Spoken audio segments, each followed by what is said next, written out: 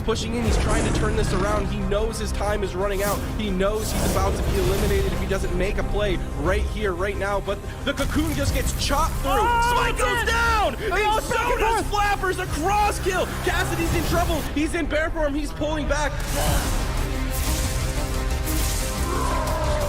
Big Mix is in trouble though, full cheap on the board. But the silence into the cheap shot, and they knock him down. Gators back are absolutely back, proving everyone wrong. He gets blink counterspelled by Calvin. On match point, I cannot believe it. Calvin blinks in. Everybody dogpiling on top of WizK, landing those lockouts, and he's completely shut down. Pen and paper, the dark horse of the tournament. They said they were going to do their best. Drill's in trouble. Stundo Trinket. Cedar, the smoke bomb. Is he in the bomb with him? He has to cancel him. He's dead anyway. My God. That's the dogs do it. 3-0. This is True Shot Aura, however. They gotta be careful. Trill is so He has to fake counterspell. He has to fake counterspell. He can't. He's just dead. He gets counterspell and Gators back. Close it out. Freezing trap again. He triggers it into a fear. Fades the fear. He still gets feared. Borg is MVP. Mercy is in trouble. He's trying to get the cross kill. Can he get one more? Swamp to drink us up. One more Shadowburn. One more. Hello, everybody. Welcome to Championship Sunday of the third and final cup of Season 1 of Midnight. My name is Aya. I'm here with Zico Chan, and Super Tees will, of course, be joined with Vedriki just a little bit later, but we've got a lot to cover. We've had EU games, we've had NA games, we've got 4 teams left in both regions, and we can take a look at the journey that the teams have been going through this season and that they're not quite done with yet. As you can see, Cups 1 through 3, we are at the end of that. Then if they didn't make the top 2, they will be going, top 3, they will be going into the Gauntlet. Then we've got the Season 1 finals, and then we have that cross-region show match. If you are in third place for EU and NA, only one team will win that, but the team that does win that will qualify for BlizzCon. As you can see, we have 5 teams from EU and NA, and then 1 team from China will be joining us September 12th through 13th, and we are all so excited for that, and I have to imagine the players are as well. But Zupatees, let's catch everybody up. We had, of course, the North American games yesterday. If people missed it, what did we miss? Catch us up.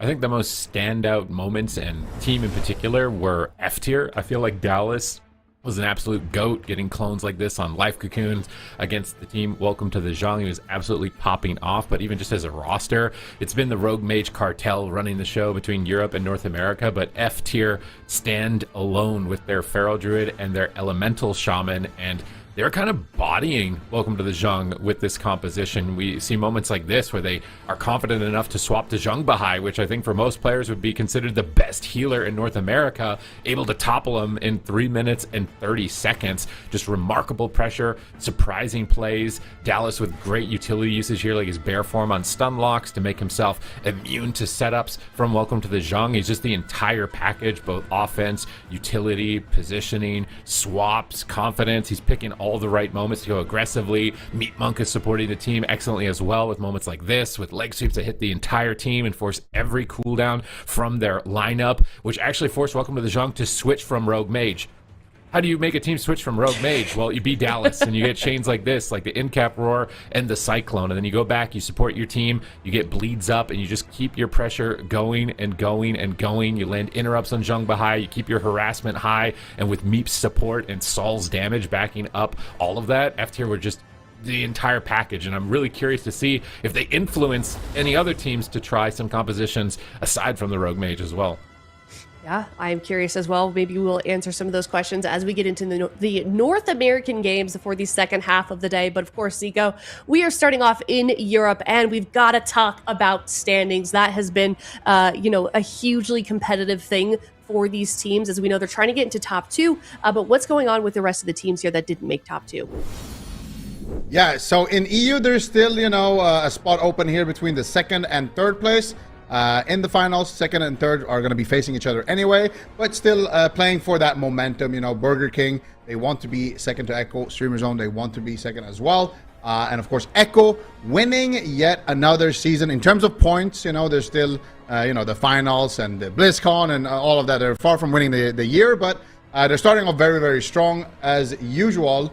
HABOS BABOS has managed to sneak into the gauntlet here. I don't think they're going to be able to actually get any higher seeding in the gauntlet, but still wreaking a lot of havoc, being a dark horse in this tournament. Giant Slayers, I would say, and they're looking extremely deadly, especially with Dex finally tagged in on that Resto Druid, who has been just an MVP on the Druid. Now that it's meta, he's looking good. The rest of the top 8 is locked in with Specialty, Last Dance, Dobob, and Stop Nerf Mistweaver. Definitely. We'll keep everybody updated as we go along with the standings, as well as the bracket, of course. Chan, we've got 4 teams left in the EU region. Talk to me about these matches that we're going to be seeing today. Yes, and the RM Rogue Mage cartel is extremely strong. You know, the 4 last teams left in the European AWC all are, I'm expecting to play Rogue Mage in this last cup. I specifically want to call out HABOS BABOS, as Zico mentioned. They actually knocked down BORGIR King 3-0 the other day and are now facing up against Echo. And I've heard that this team is actually the strongest Rogue Mage in that mirror. So I'm very, very excited to see how they actually match up against Echo in that upper bracket. Down in the lower bracket, we have BORGIR King going down from the losers bracket after getting knocked down by HABOS BABOS. And Streamer Zone as well, having to overcome Dobob to face up against BORGIR King. And both these teams, they're extremely good. I mean, Streamer Zone won Cup 2, and BORGIR King has names like Maro, Blizzo, Zepai, and Lontar. You know, a top 2 contender for the European region. So the lower bracket right here it's going to be a bloodbath. Yeah, it definitely is. But Super Tees, if you had to look at the matches that we're seeing today in EU, or maybe some of the matches that could potentially happen, what are you most looking forward to? I think it's both upper bracket rounds. I mean, Chan just described, I'm really excited to see Echo be tested. I feel like it's not very often that we see these #1 seeds for North America and Europe really be tested. It's usually every time they're playing, put all your channel points on them, 3-0, we're good to go. But I don't think that's the case in Europe or North America right now. So if you're making your bets with your channel points, you might want to be a bit hesitant with your commitments there, because this could be a wild ride this weekend. Yeah, it certainly could. But speaking of channel points, speaking of predictions, let's take a look at the prediction leaderboard in just a bit. I mean, you know, Chan, you're splitting with D Machine. How do you feel about your prediction, your placement? I mean, I'm in 3rd place right now with D Machine. That's pretty good. I'm pulling some heavy weight. You got to remember that he's pulling me down, but I'm still in 3rd place over here. Zico's at the top. Chat's right behind him. I'm sorry, Chat, but you guys are just lucking out a little bit, but I'm in a good place. You are. Okay, Zico, come on, what are you doing, man? Chat is so close. I just noticed. Yeah. I mean, I did give away one prediction yesterday. I did the mistake yesterday of voting with my heart. I didn't get to where I am on this prediction leaderboard by voting with my heart. So that's never gonna happen again from now on, because I need to maintain my position here, because otherwise I feel like this is my identity, right? So everything rides on Championship Sunday today to finish out strong here. All right, Chad, I'm going to say it to you again. Lock in. You are only 1 point away from them from catching up with Zico. So I believe in you, Chad. You can do it. And we'll, of course, keep everybody updated with the predictions. But get your predictions in for the first series. We've got Echo versus HABOS BABOS coming up first. And I could not be more excited for this series, Zico. I feel like HABOS BABOS, we obviously haven't been able to see much of them yet on the top 8 on the actual broadcast.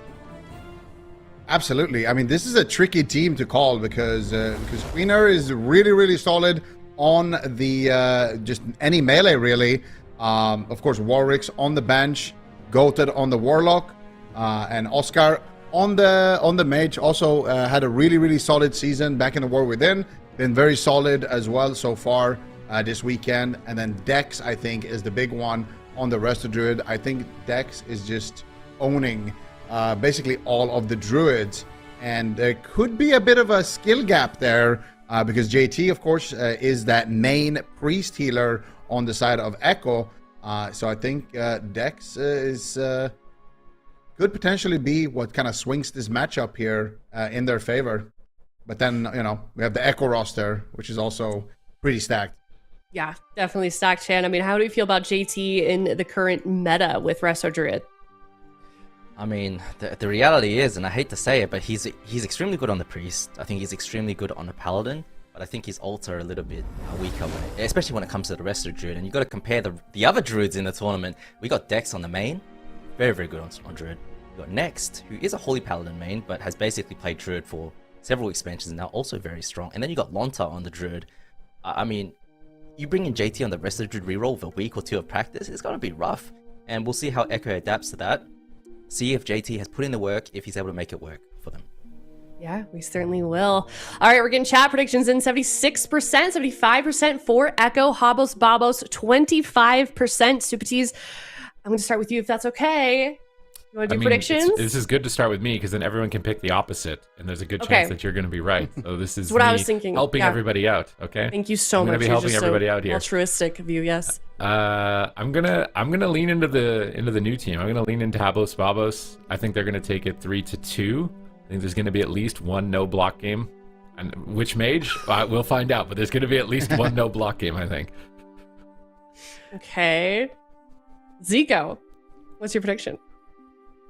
This is a hard one because I could go the coward route, right? And I just go with Echo. And that way, like, it's a win-win. You guys are never catching up to me, and that way I'm still beating the chat. But you know what? I'm a philanthropist. What is it called? Philanthropist? Person who likes to give. Altruistic? Philanthropic? Yeah. Oh, Yeah, what Sid said. Yeah, exactly that. So I'm going to give the chat one chance here. Catch up. He's baiting. I'm going to go with Habos Babos. This is bait. No.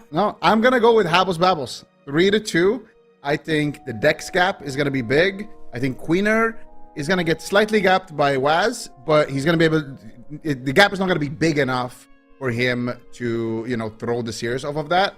I think he's going to be able to hold his own, defend his position.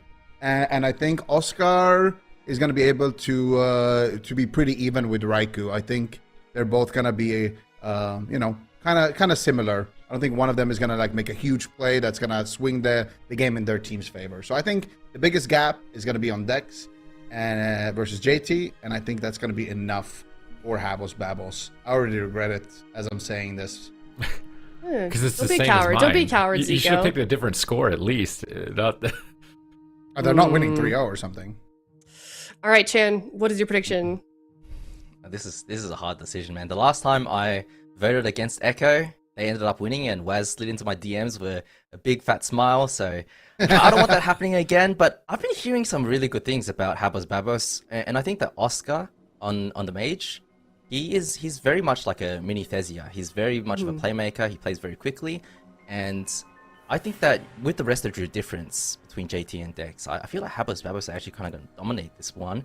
But we'll have to see. Echo always shows up when it matters, but 3-0 for Habos Babos. Wow. Okay. What? 3-0. You really don't think the Echo's going to get a single game off of Habos Babos? It's Echo. You can never count them out. When their backs are against the wall, they always have the lower bracket opportunity to run it back, right? So yeah. We've seen them get bombed out. I think this is reverse psychology. Lower bracket. Chan is trying to rile Waz up. Chan is trying to rile Waz up. Oh, maybe. He's trying to rile him up to play better by saying he's going to lose 0-3. I think this is reverse psychology. All right, I'm going to go. It sounds like the queue is popped, so go ahead. I was just going to say, this guy said that D-Machine is tanking his predictions, and then he goes and does this. It's crazy. YOLO, dude. All right, I'm going to go 3-2 Echo. I think. I feel like every time I vote against Echo, I get burned, so I'm glad Ben is at least with me. But wow, 3-0. All right, we'll have to see. It looks like the game is going to be starting soon here. It is Echo versus Habos Babos. Already started, game number 1. All right. I'm excited, man. Let's see what happens. Yeah, let's see it. Got the first game here, double RMD as we kind of expected. And Queener already taking a lot of damage here in the opener to try to get his Cloak of Shadows. We saw him coming out. Nice Cyclone there onto Waz. Dex already making some big moves there with a defensive Nature Swiftness Cyclone, which is not something we typically see too much. Queener now also caught up in a Cyclone from JT, also with Nature Swiftness here. So both rogues getting kind of controlled. And this is Queener's Adrenaline Rush, actually. So Queener not getting a lot of work done with that one. And Waz here not. comes the smoke bomb onto Waz. Big damage potential, but it looks like Waz is going to be able to shrug that off. And Waz not having to use his trinket, not having to use his cloak, not having to use anything is a great sign here for Echo in this opening stage. JT also sitting through a blind there without having to use anything. HABOS BABOS not really getting too much work done here, and they've already spent some major offensive cooldowns. Look at Waz now, they're full into the cheap shot. JT gets put into the main by Dex. This is the rest of the difference we're talking about earlier. Dex pushing in, but he gets put into a kidney shot by Waz. Nice counter CC from Waz, reading the situation. He should be able to get away. Does have Bark Skin, does have Meld. Raikou has to go into the block. Oh my god. Jesus, what an opening here. HABOS BABOS really with a lot of offensive pressure. Oscar getting some work done. Full sheep coming out here onto Oscar now. Raikou trying to slow things down for a moment, but they can push for that second ice block. That's going to be the big thing. Raikou can just kind of kite and play defensively until he has that rotating back up. It's not going to be the end of the world here. Mana is in favor of Dex. Dex now once again pushing in, gets it, and Nature Swift the Cyclone onto JT. JT though with a nice in-cap roar there to avoid the follow-up stun. Now ducks into that broccoli form and starts spamming out the heals. Waz though is falling behind.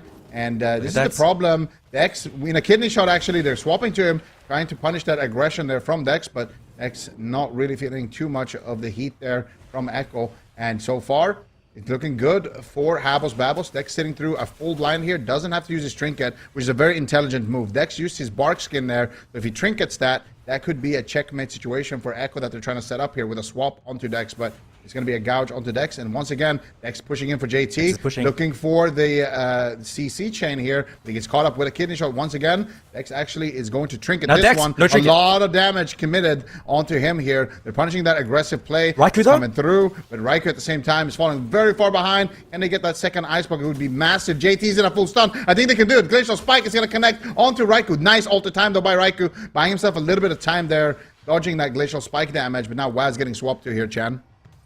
Yeah, I actually really like the strat from HABOS BABOS. They're rotating between Raikou and Waz, making it really difficult for the rest of Drew to heal both targets. You can only put Lycan on one target. Big damage on the Queen though. Will leave the stun, should be able to feint and be okay. Might have to commit the Cloak of Shadows. Whereas Echo is trying to go after Dex and prevent him from pushing in. Trying to shut down that playmaker on HABOS BABOS. So interesting strategy difference between the two teams. But right now, HABOS BABOS definitely in the driving seat. Yeah. And right now, Waz sitting through that kidney shot. Might have the cloak. There it is. Cloak is going to come out. Full blind onto JT. No trinket. And they get any follow-up. It doesn't look like it. Dex going to have that trinket rotating back up a little bit sooner as well. Dex with a nice tranquility here right before the Cyclone. But now Queener in a Cyclone as well. Oscar falling behind. Alter time for Oscar. Did it get purged? I think it did. Oscar forced into that ice block here. Catches a big heal though and should recover. Raikou is going to have that second ice block basically rotating back up. So Raikou been doing a better job than Oscar, I would say, defensively here. And also on the damage. Is basically tied with Oscar, but here comes the setup onto Waz. Ray of Frost is going to connect. Do they have a restun? It doesn't look like it. Nice defensive ring, though, from Raikou is going to slow down the setup. Beautiful work there by Raikou. Dropping that Ring of Frost in that position is what ultimately saved Waz there, I think. Nice place here from Raikou, just playing a great game so far for his team, but they're going to need more. And JT is feeling confident here, pushing in for a full stun onto Dex. Can they get the Ring of Frost? Doesn't look like it. It's going to be a polymorph, actually, by Oscar. He snipes it onto JT when he's going for crowd control, and this could turn the tides of the fight here, Chan. Yeah, this is a crazy game, but notice that Raiku's block has actually rotated back up. HABOS BABOS deciding to spend some time hitting Waz, realizing he had no Cloak of Shadows earlier, trying to get a smoke bomb go on him, doesn't really materialize into anything. Full blind onto Dex though, is able to sit, so very nice from HABOS BABOS. Maim onto JT, can he follow that up with any CC? Waz instantly there to play bodyguard. Raikou though, might have to go into a second block. Yeah, Raikou dropping low here. There's just so much pressure, but at the same time, Dex is getting pressured heavily. Raikou forced into the ice block, though, so Waz not going to be able to commit too much damage there, but they're swapping to Queener. Queener's taking a lot of damage here. He's got no Cloak of Shadows. What is he going to do? It's a rogue versus rogue situation in the midfield, and Raikou is going to be the one who pulls ahead there with the damage, taking him down, and Echo is going to lead first game of the series here. It was looking a little sketchy there towards the end, but they found a way. I mean, this game, it started off fantastic for Echo, you know. They got the opener onto Queener, the cheap shot into the kidney shot, into the disarm, shut down the adrenaline rush. But then HABOS BABOS really took the pressure onto Raikou and started forcing cooldowns, getting some nice CC chains on Dex. But I think, you know, a huge reason for why this game turned around is because every single time that Dex pushed onto JT, leapt in there in cap form, trying to go for a maim, an in-cap roll into an NS clone or something, Waz is there. Look at this situation. He was trying to CC JT, Waz is there, lands a cheap shot on him, gouges him. Despite Raikou having a block, sets up a kidney go onto Quina, who doesn't have trinket, and then it's JT's turn to go on Dex. And Quina, of course, leaving that kidney shot, isn't able to stop JT from CCing his healer. Dex has the trinket, doesn't have the Cloak of Shadows on Quina, ends up going down. Very, very nice punish, but this is what Waz is always so good at doing, and he did the exact same thing when they faced BORGIR KING. Let the enemy's healer go for a CC, come in, do their go, and then counter go yourself. Yeah. It's you get a lot more value when you do it like that. So it really does set it up nicely. But also, I feel like Raikou had a really good game here on the mage too, absorbing a lot of that pressure, not afraid to trade out his ice book in that situation, knowing that they're going to do a big hit here onto Queener towards the end of that. And also that Ring of Frost here in this moment where Waz is actually in very real trouble. Look at Raikou. He drops the Ring of Frost right here and it hits Queener, and that kind of leaves the gap here for Waz to get out of that smoke bomb and actually start getting some heals. So I think Raikou had a good game defensively and offensively in this position as well. He knows they're setting up for the rogue, goes into the ice block. They get the setup stun, gouge into the follow-up stun, roar, and Raikou has enough damage pulled up as well with that frozen orb to actually take him down. So good game from Echo, but a close one for sure. I think HABOS BABOS did have a good game as well. So I think based off of this first game, it's going to be a close series. What do you think, Chen? I mean, yeah, it was back and forth, right? HABOS BABOS had definitely like windows of opportunity where they did force cooldowns, and it was looking a bit sketchy for Echo. I feel like they really need to find a way to shut Waz down from stopping Dex. Perhaps going for a clone first onto Waz and then pushing in order to prevent Waz from stopping Dex from CCing JT. That could be a start, or maybe a polymorph, a Dragon's Breath, really anything. Because as it stands, every single time Dex went in, it was just too hard for him to play the game. And I think that's the right move for Echo, right? And Waz is very, very good at this. He understands, and he's covering JT from that Druid. Yeah. It's gonna come down to that. But you're somebody who's played a lot of games with Waz, and in those situations, is he the one who is calling that what the enemy healer is gonna do and how to counter it, or like how is the communication like in those moments? Yeah, exactly. I mean, Raikou, I'll be honest, Raiku's probably just sitting there chilling, just tanking the Outlaw Rogue and the Mage, and Waz is talking about the next go that's going to happen, and how it's going to get stopped. Of course, if Waz does get CC'd, he'll scream that he can't stop the go, and then someone else needs to make a play. But seeing as he's not really controlled in these setups, and Dex is just blindly going for the setup onto JT, Waz is just there every single time, a cheap shot, a gouge, just to break it up. Give JT those globals, give JT that space to get away from Dex, and that opens them up to do a counter go of their own. Of course, when Dex leaps in like that, he's losing time on his hots, he's also exposing himself positionally, and Echo is able to punish that, as they did at the end there. Absolutely. And do you think that, I mean, so far, based on what we're seeing from JT, is what we kind of expected to see holding true here? I mean, it's just one game so far, but how do you think he performed as the Resto Druid there? Because I was personally expecting a big gap coming in from Dex, but with Waz kind of offsetting a lot of that, I feel like JT actually did a decent job there, better than I expected. What do you think? I mean, I agree, and I think my prediction is kind of troll now, because you got Waz there to back you up as your bodyguard. You're going to look good. And the reality is, I didn't really see JT do anything too much offensively to help his team, like Dex was doing, and that's kind of the main Druid gap, right? When you're on a main class, you're very, very comfortable, you can make these plays. JT, of course, more of a defensive player, but with Waz, they're backing him up. He didn't look weak at all in this matchup. It was good. Yeah, all right, we'll see if we can continue with that performance. 1-0 right now. This is EU upper final. You can see it on our beautiful overlay at the very top. And you can also see how many points each team has up there. But game number 2, Ashamane's Fall, RMD mirror all the way through. And we're going to see who actually pulls out ahead. JT with a nice interrupt there, actually. Actually, he got stunned, but Dex got blinded there. So Dex sitting through the first blind here, and Queener now still has his blind here for JT. Let's see if HABOS BABOS can make something happen with that cooldown. Try to force out a trinket from either Waz or from JT. Yep, going for the Ring of Frost on JT. Oscar unfortunately misses it.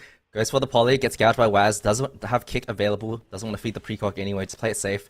Big Ray of Frost. Counter Ray of Frost from Raikou. Nice play from him. And clone onto Queener to shut it down. Yeah, and we're going to see here set up onto Queener, but Waz gets caught up in the Cyclone. Now Raikou is going to be taking a decent amount of damage here from Oscar, but so far both Druids doing a great job just staying out of crowd control. And Waz almost has his blind back up. Finally, Queener, I was just about to say, Queener hasn't used his blind just yet, but there he finally did. But JT sits through it. Waz sits through the stun as well. So Queener really waiting a lot there to use his first blind. Waz is going to have his second blind up in just 20 seconds here. So I feel like Queener trying to be very patient and use it at the perfect time there, but still not getting any cooldowns. And here comes the setup now on the Queener. He's caught up in a cheap shot. There's the kidney shot as well. Big damage connecting here, but Queener managing to sit through it. Good defensive coordination between Queener and Dex there. Dex gives him the iron bark and says, you are going to be completely fine. And they trust that call, and they sit through it. Beautiful. Dex pushes in right there, gets cheap shot by Waz into a counter clone from JT, and he has an in-cap roll out of that if he needs. Of course, follows that up. Queener now, though, looking like he might be in trouble, gets the kidney shot onto Waz first. Smoke bomb comes down. I think Waz is going to be okay. Does have the trinket, does have the cloak available. HABOS BABOS go, though, gets disarmed, basically, by that play from Waz. Yeah, Waz is just all over the map here, just playing bodyguard for his healer, doing a great job just giving JT these free setups, but look at the Raikou, could be forced into the ice block here. Raikou taking a lot of damage in that position, but it looks like JT is going to be able to heal him back up. Oscar moving in offensively on top of JT here. Maybe looking for some crowd control. Glacial Spike is going to be casted onto Raikou. Queener now in a cheap shot as well. Can they cleave him down? It does look like they're going to be able to connect too much damage in that situation, but JT pushing in for crowd control. Dex is going to get maim stunned by JT. JT gets caught up in a cheap shot as well. It's a 2v2 right now. Queener's the one falling behind. Does have the blind there onto JT. JT's going to trinket out of the blind. Both rogues holding onto their cloak. Both rogues. No, as I say that, Queener had to use his Cloak of Shadows in that exchange. So JT trinketing the blind. Queener, no Cloak of Shadows. This could be an opening here for Echo. Not looking good for HABOS BABOS though. I feel like Queener is just getting shut down. Look at the damage difference. Game 1, Waz was gapping him on damage. Game 2, it's the same story again. Oscar, of course, doing a little bit more damage than Raikou, but Queener having a difficult game. He's just not, he doesn't have the kind of pressure on Raikou that Waz does onto Oscar. Yeah, and Waz once again sitting through that kidney shot, but Oscar not able to connect any damage. And now here comes the counter go. Look at Dex though. Nice beautiful in-cap roar onto Waz during the stun. Allows Queener to get that extra global, hit him with the dismantle, and remove his weapons. Oscar, though, gets swapped to, forced into the ice block there. Raikou's doing a lot of damage in this moment here. He is completely powered up, and Oscar leaves the ice block a little bit early. He's still in a lot of trouble here. Ring of Frost coming out. JT, though, in a gouge. They're looking for crowd control onto Dex, and they find it. Looks like Dex is going to get caught up in the Dragon's Breath. Raikou looking for the polymorph. Not able to find it in that position. That was a nice mass invis there coming out from Oscar to save the day. And Oscar is going to be able potentially to stay alive, at least long enough for his second ice block. The hypothermia is fading in just a short second here for him. And he does get topped now. It could become a game of mana here, but at the same time, if they can force that second ice block from Oscar, they're still pushing for it on the side of Echo. If they can force it, it's going to make the game completely wide open. Big setup on the Queener. He trinkets out of the smoke bomb. And Echo with another major defensive cooldown forced. Yeah, blind onto Dex, but it just instantly breaks because they were stacked. The Frost Mage Cleave, unfortunately breaking that for Echo. Waz blaming Raikou for that one a little bit. Should have held some damage, unfortunately. But this is looking really, really good for Echo, I feel like. I mean, what they're doing is they're cloning Queener and they're stunning him out and just making it so that the Outlaw Rogue has very, very little uptime. And Outlaw Rogue, of course, is a bit of a ramp class. The more uptime you have, the more damage you do, the more resets you get, and the more percentage damage buff you get, right? And right now, Queener put into the kidney shot. No trinket. Has cloak available if he comes out of that. Queener, Dex trinket for him. He has the cloak. He's not using it. Oh my goodness, that was such a close call. Dex gets counterspelled here as well. That was an insane play coming out from JT, actually. And Oscar in 1% HP. Dex is in full cyclone. JT's popping off on the rest of Druid here. He actually roared Dex Trinket in that position and now gets the full cyclone as well. They force the second ice block. Things are falling down here for HABOS BABOS. It's not looking good at all. Now they have no cooldowns on their rogue. They have no cooldowns on their mage. Oscar might just fall down. Raikou with the Ray of Frost. There's the smoke bomb, though, onto Waz in desperation, trying to force something, but he doesn't even trinket that one. Waz doesn't even cloak. They're feeling confident to just keep pushing for the win here. Raikou, though, could be forced into an ice block, catches a big heal there from JT in the back line. Raikou now is going to be feeling confident to play aggressively. There's the kidney shot. Gouge, combo onto Dex. Here comes Echo. Big damage coming out, but it's going to be Raikou on the back foot. They don't have the damage onto Oscar there as they would have liked, but there's a full blind onto Dex. Can they take him down? Queener is going to use the ice block here, or the Cloak of Shadows, sorry. And Raikou once again just casting the Glacial Spike trying to topple Oscar in this position. He's down to 50% HP. Can he do it? Raikou is looking deadly here, but they're swapping to Waz, and Queener also taking a lot of damage here. Dex is just struggling, 27% dampening. His mana is getting taxed, but somehow, some way, HABOS, BABOS, hold on. I mean, this is not looking good for HABOS, BABOS, and JT is pushing in, gets NS cloned, Trinkets NS cloned onto Dex. What can they do? Queener gets in the kidney shot. No Cloak of Shadows. Can they follow this up? In-cap roll onto Dex. Queener solo though, he's wrapping around the corner. Can he get to him? Dex, you have to do so much work to top Queener right now. Is able to survive, but very, very nice push from Echo. JT does trade out his Trinket for that. As goes down. Queener goes down. Queener did such a good job kiting there, but it's just too much dampening. They're just too far behind here. Dex couldn't keep him back up. There's just too much damage coming out from the Frost Mage in that position. Because Dex got crowd controlled there. Queener did a great job kiting around the pillar during that crowd control, and then he met up with his healer in midfield. He gouged Waz, and then he's like, okay, I'm going to be fine now. I bought myself enough time to survive this situation, but no, you have not. Because Raikou's damage is just endless, it seems. And he does go down there. JT comes in. Dex NS clones him before he gets NS cloned. JT trinkets for the NS clone onto Dex for the setup onto Queener. Doesn't have the cloak. And that just leads into the rest of the game. And Queener actually just dies to raw damage. But a beautiful play from JT pushing in there. And Z, we were talking about this earlier. Is JT good enough on the Resto Druid compared to Dex? Compared to the other Resto Druids in this tournament? I want to be honest with you. He's owning. He's completely owning. He is owning. He's cloning up Queener. They're stunning Queener out of this. They're completely shutting him down and making it so hard for him to get anything going. And because of that, Echo's in the driving seat. And at the end, he's the one who makes this, starts this play, this NS clone onto Dex, and wins them the game, really. Yeah. I mean, even prior to this, also, when they forced Queener's cooldowns, it was off of the back of a play from JT where he got a Cyclone onto Dex, and then he roared him on his Trinket. And you know how devastating it is when you get crowd control on your Trinket before you get a global off. It just adds too much CC at a very crucial time. And JT was able to do that at multiple moments in this game. So JT definitely having a great go. And here you can see what I was talking about. Running around that pillar full lap, then gets the gouge onto Waz. Thinks he's going to be fine. Dex, not enough healing for his rogue in that position. Echo, looking deadly. 2-0 up in the upper finals here in RMD Mirrors. And I feel like if JT can keep up this level of performance, they're going to be looking very good today, because I think in EU, this is the menu. the cartel, the cabal, whatever you want to call it. I think this is going to be the menu. I mean, this is what's waiting from the other teams that are still in the tournament as well. So I think today is going to be a battle of RMD, who is the best team in the mirrors. And I wanted to quickly talk to you about the meta also, because in North America, we are seeing a lot of Prez Evokers coming out in these mirrors.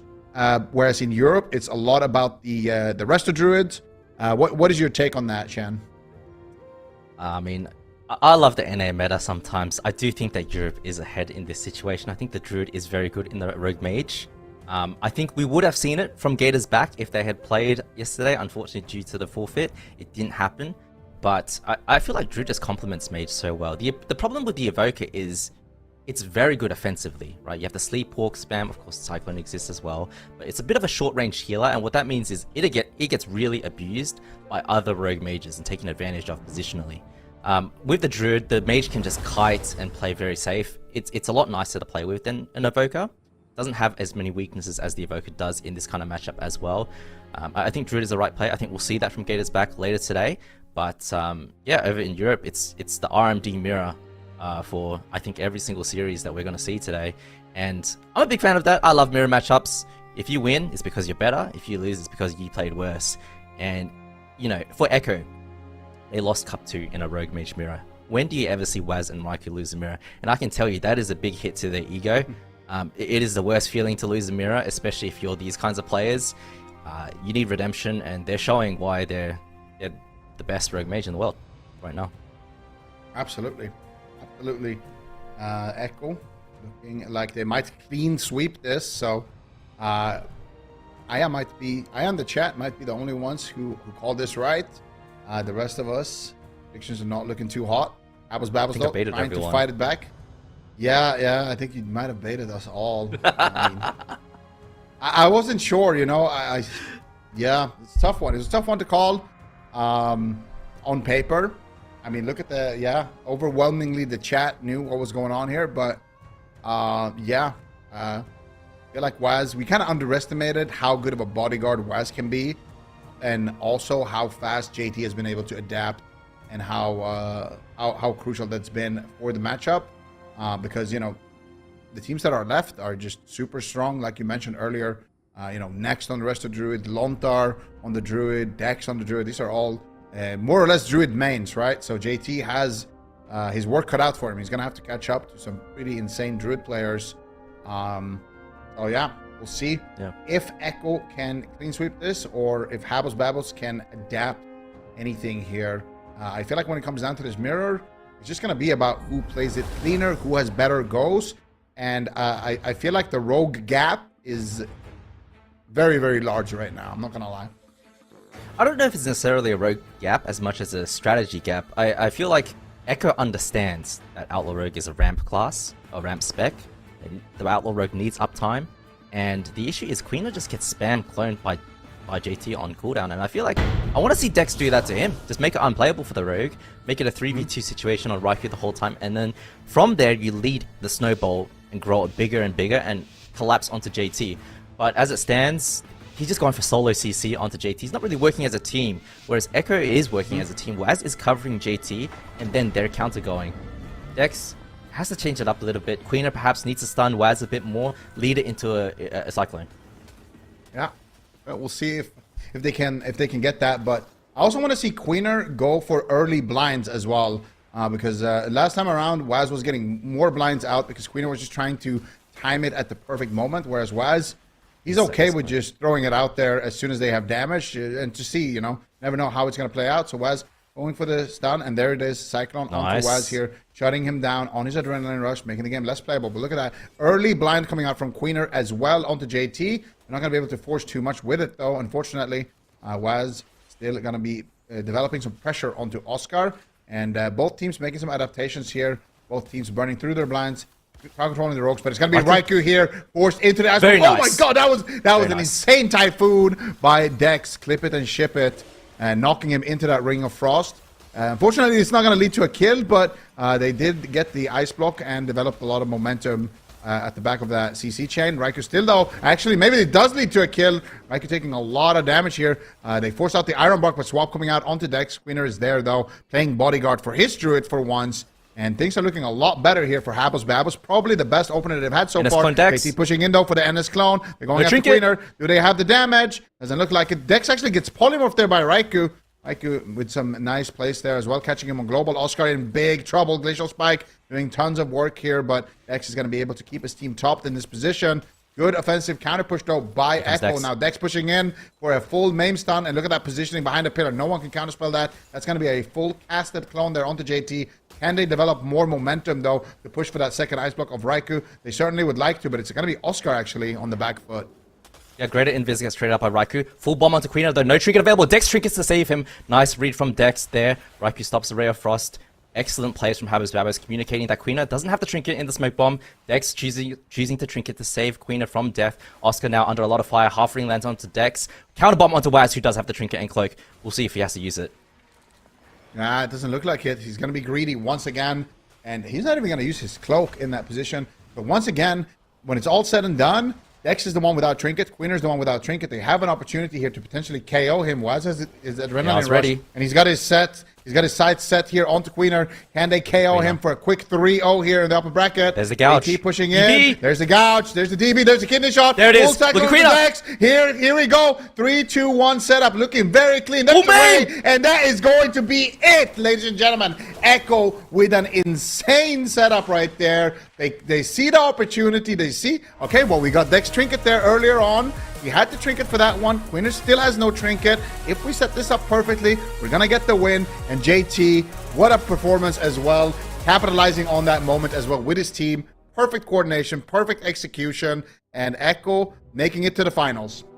You hate to see it. I'm about to get a message from Waz with a big smiley again, but what a beautiful setup at the end there, man. He gouges Dex, right? Dragon's Breath onto Queener, prevent any pre-feint from happening, and then he grappling hooks over into the kidney shot, and Oscar's so desperate, he tries to DB Waz on the hook, actually gets it, but it's unfortunately a DR DB because he was cloned earlier. Look at this. Lands a kidney shot, clone onto Dex from JT, doesn't end his clone, and he goes back into the full cheeky maim. Queener gets re-cheap shot, Ray of Frost comes through. I mean, beautiful setup from Echo. Start of this game was good, I feel like. Habos Babos were doing the right thing, CCing Waz, but Echo just took over after that, really. They shut down Queener, they had better momentum onto Oscar, and developed cooldown, getting cooldowns from Queener and Dex, and were able to punish him at the end there. Yeah, they just know how to close out games on the side of Echo, but also look at JT here. This is so cheeky what he does. So many. He actually trinkets. He trinkets out offensively. Can we rewind that? Can we do the rewind tech that we just saw a couple of days ago here on the replay? That was Oh, look at that. Look at a little bit more. She's got a little bit more. When look at JT here, he gets crowd control. He actually trinkets out offensively. So a little bit further back, and right here he trinkets out of that ring. He gets a cyclone. Then he goes in, gets a couple of bleeds on Queener, and then he goes back with the combo points and gets the full stun onto Dex. I mean, the way JT plays that is so beautiful because they start off the CC chain at the back of JT. Then he gets a little bit of extra damage, just squeezing in a little bit, and then he goes back with those combo points to follow up the CC chain to make sure that there are no gaps, to make sure that they get the kill. And at the very, very end of that replay, he lobs in a Star Surge as well, just for good measure. It doesn't hit, I think. Queener dies before it hits, but just as an extra kind of safety measure, you can see it here right towards the end.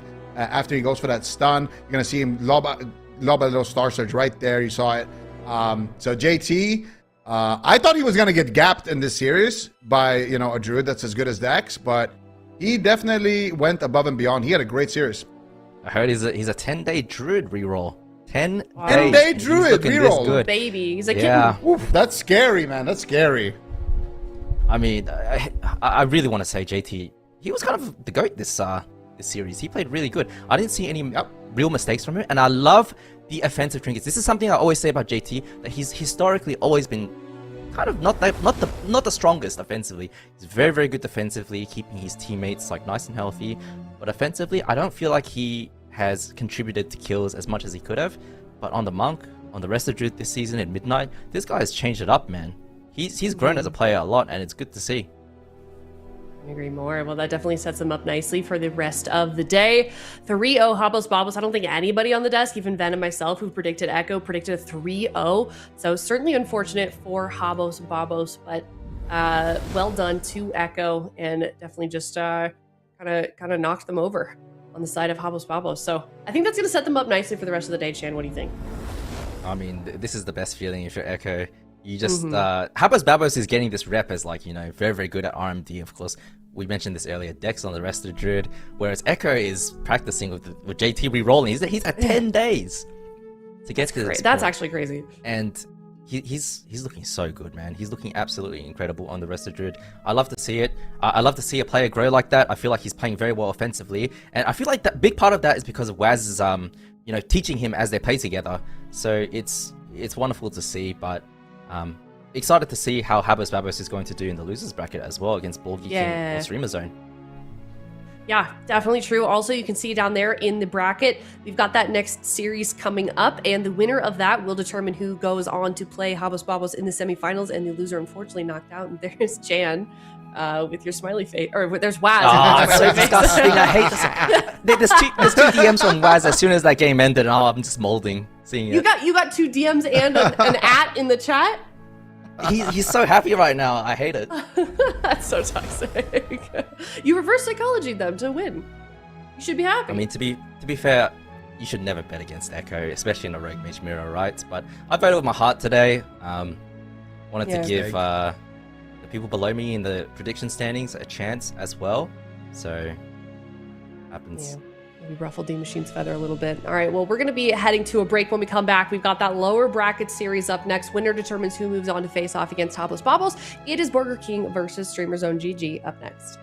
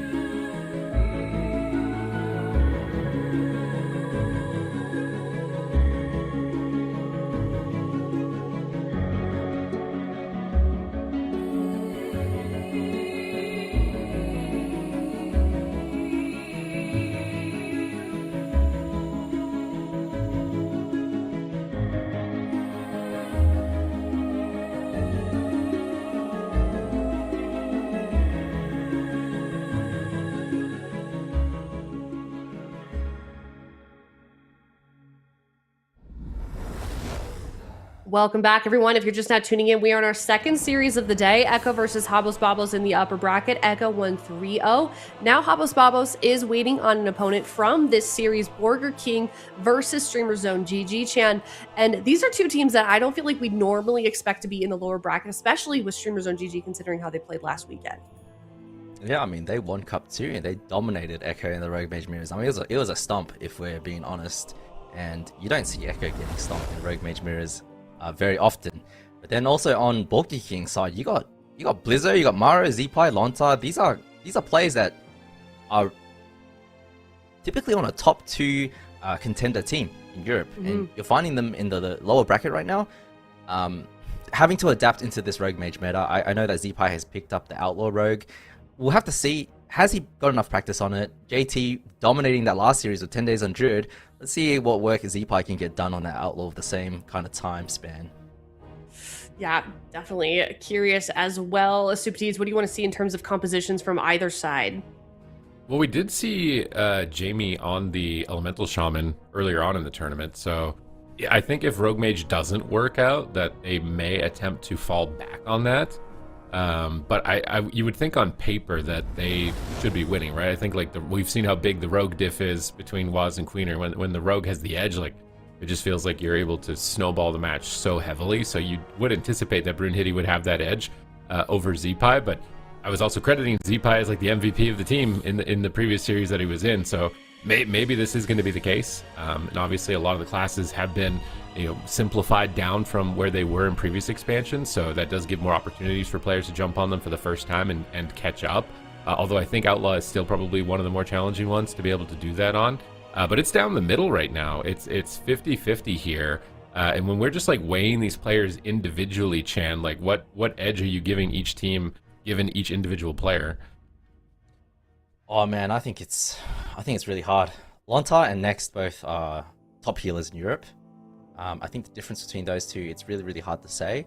But Pilimac, man, this guy is kind of a prodigy. I feel like he every single time I face him, whether it's in solo shuffle or arena or AWC, he's always kind of impressed me. And I feel like he's one of those up and coming players that is going to become one of the best someday, if not already. I feel like he has the potential. Mara, of course, we know him from many, many years ago, but he's kind of coming back.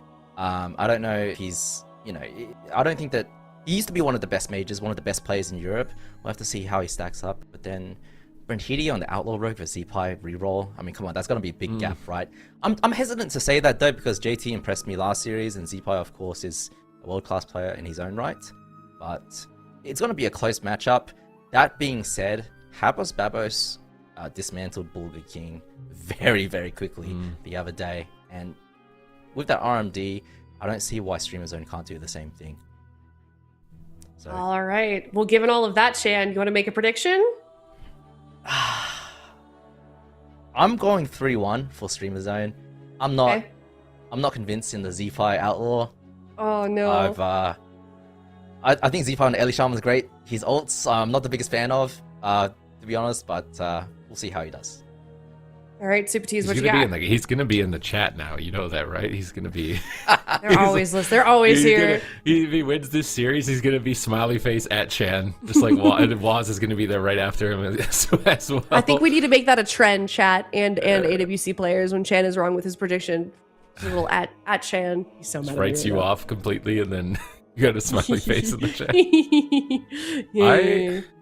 I think I'm doing the same. I just feel like the track record in the Rogue Mage Druid Mirror is not looking that good for BORGIR King, so I'm leaning into Streamer Zone here as well. I think it'll be 3-0 though, in favor of Streamer Zone.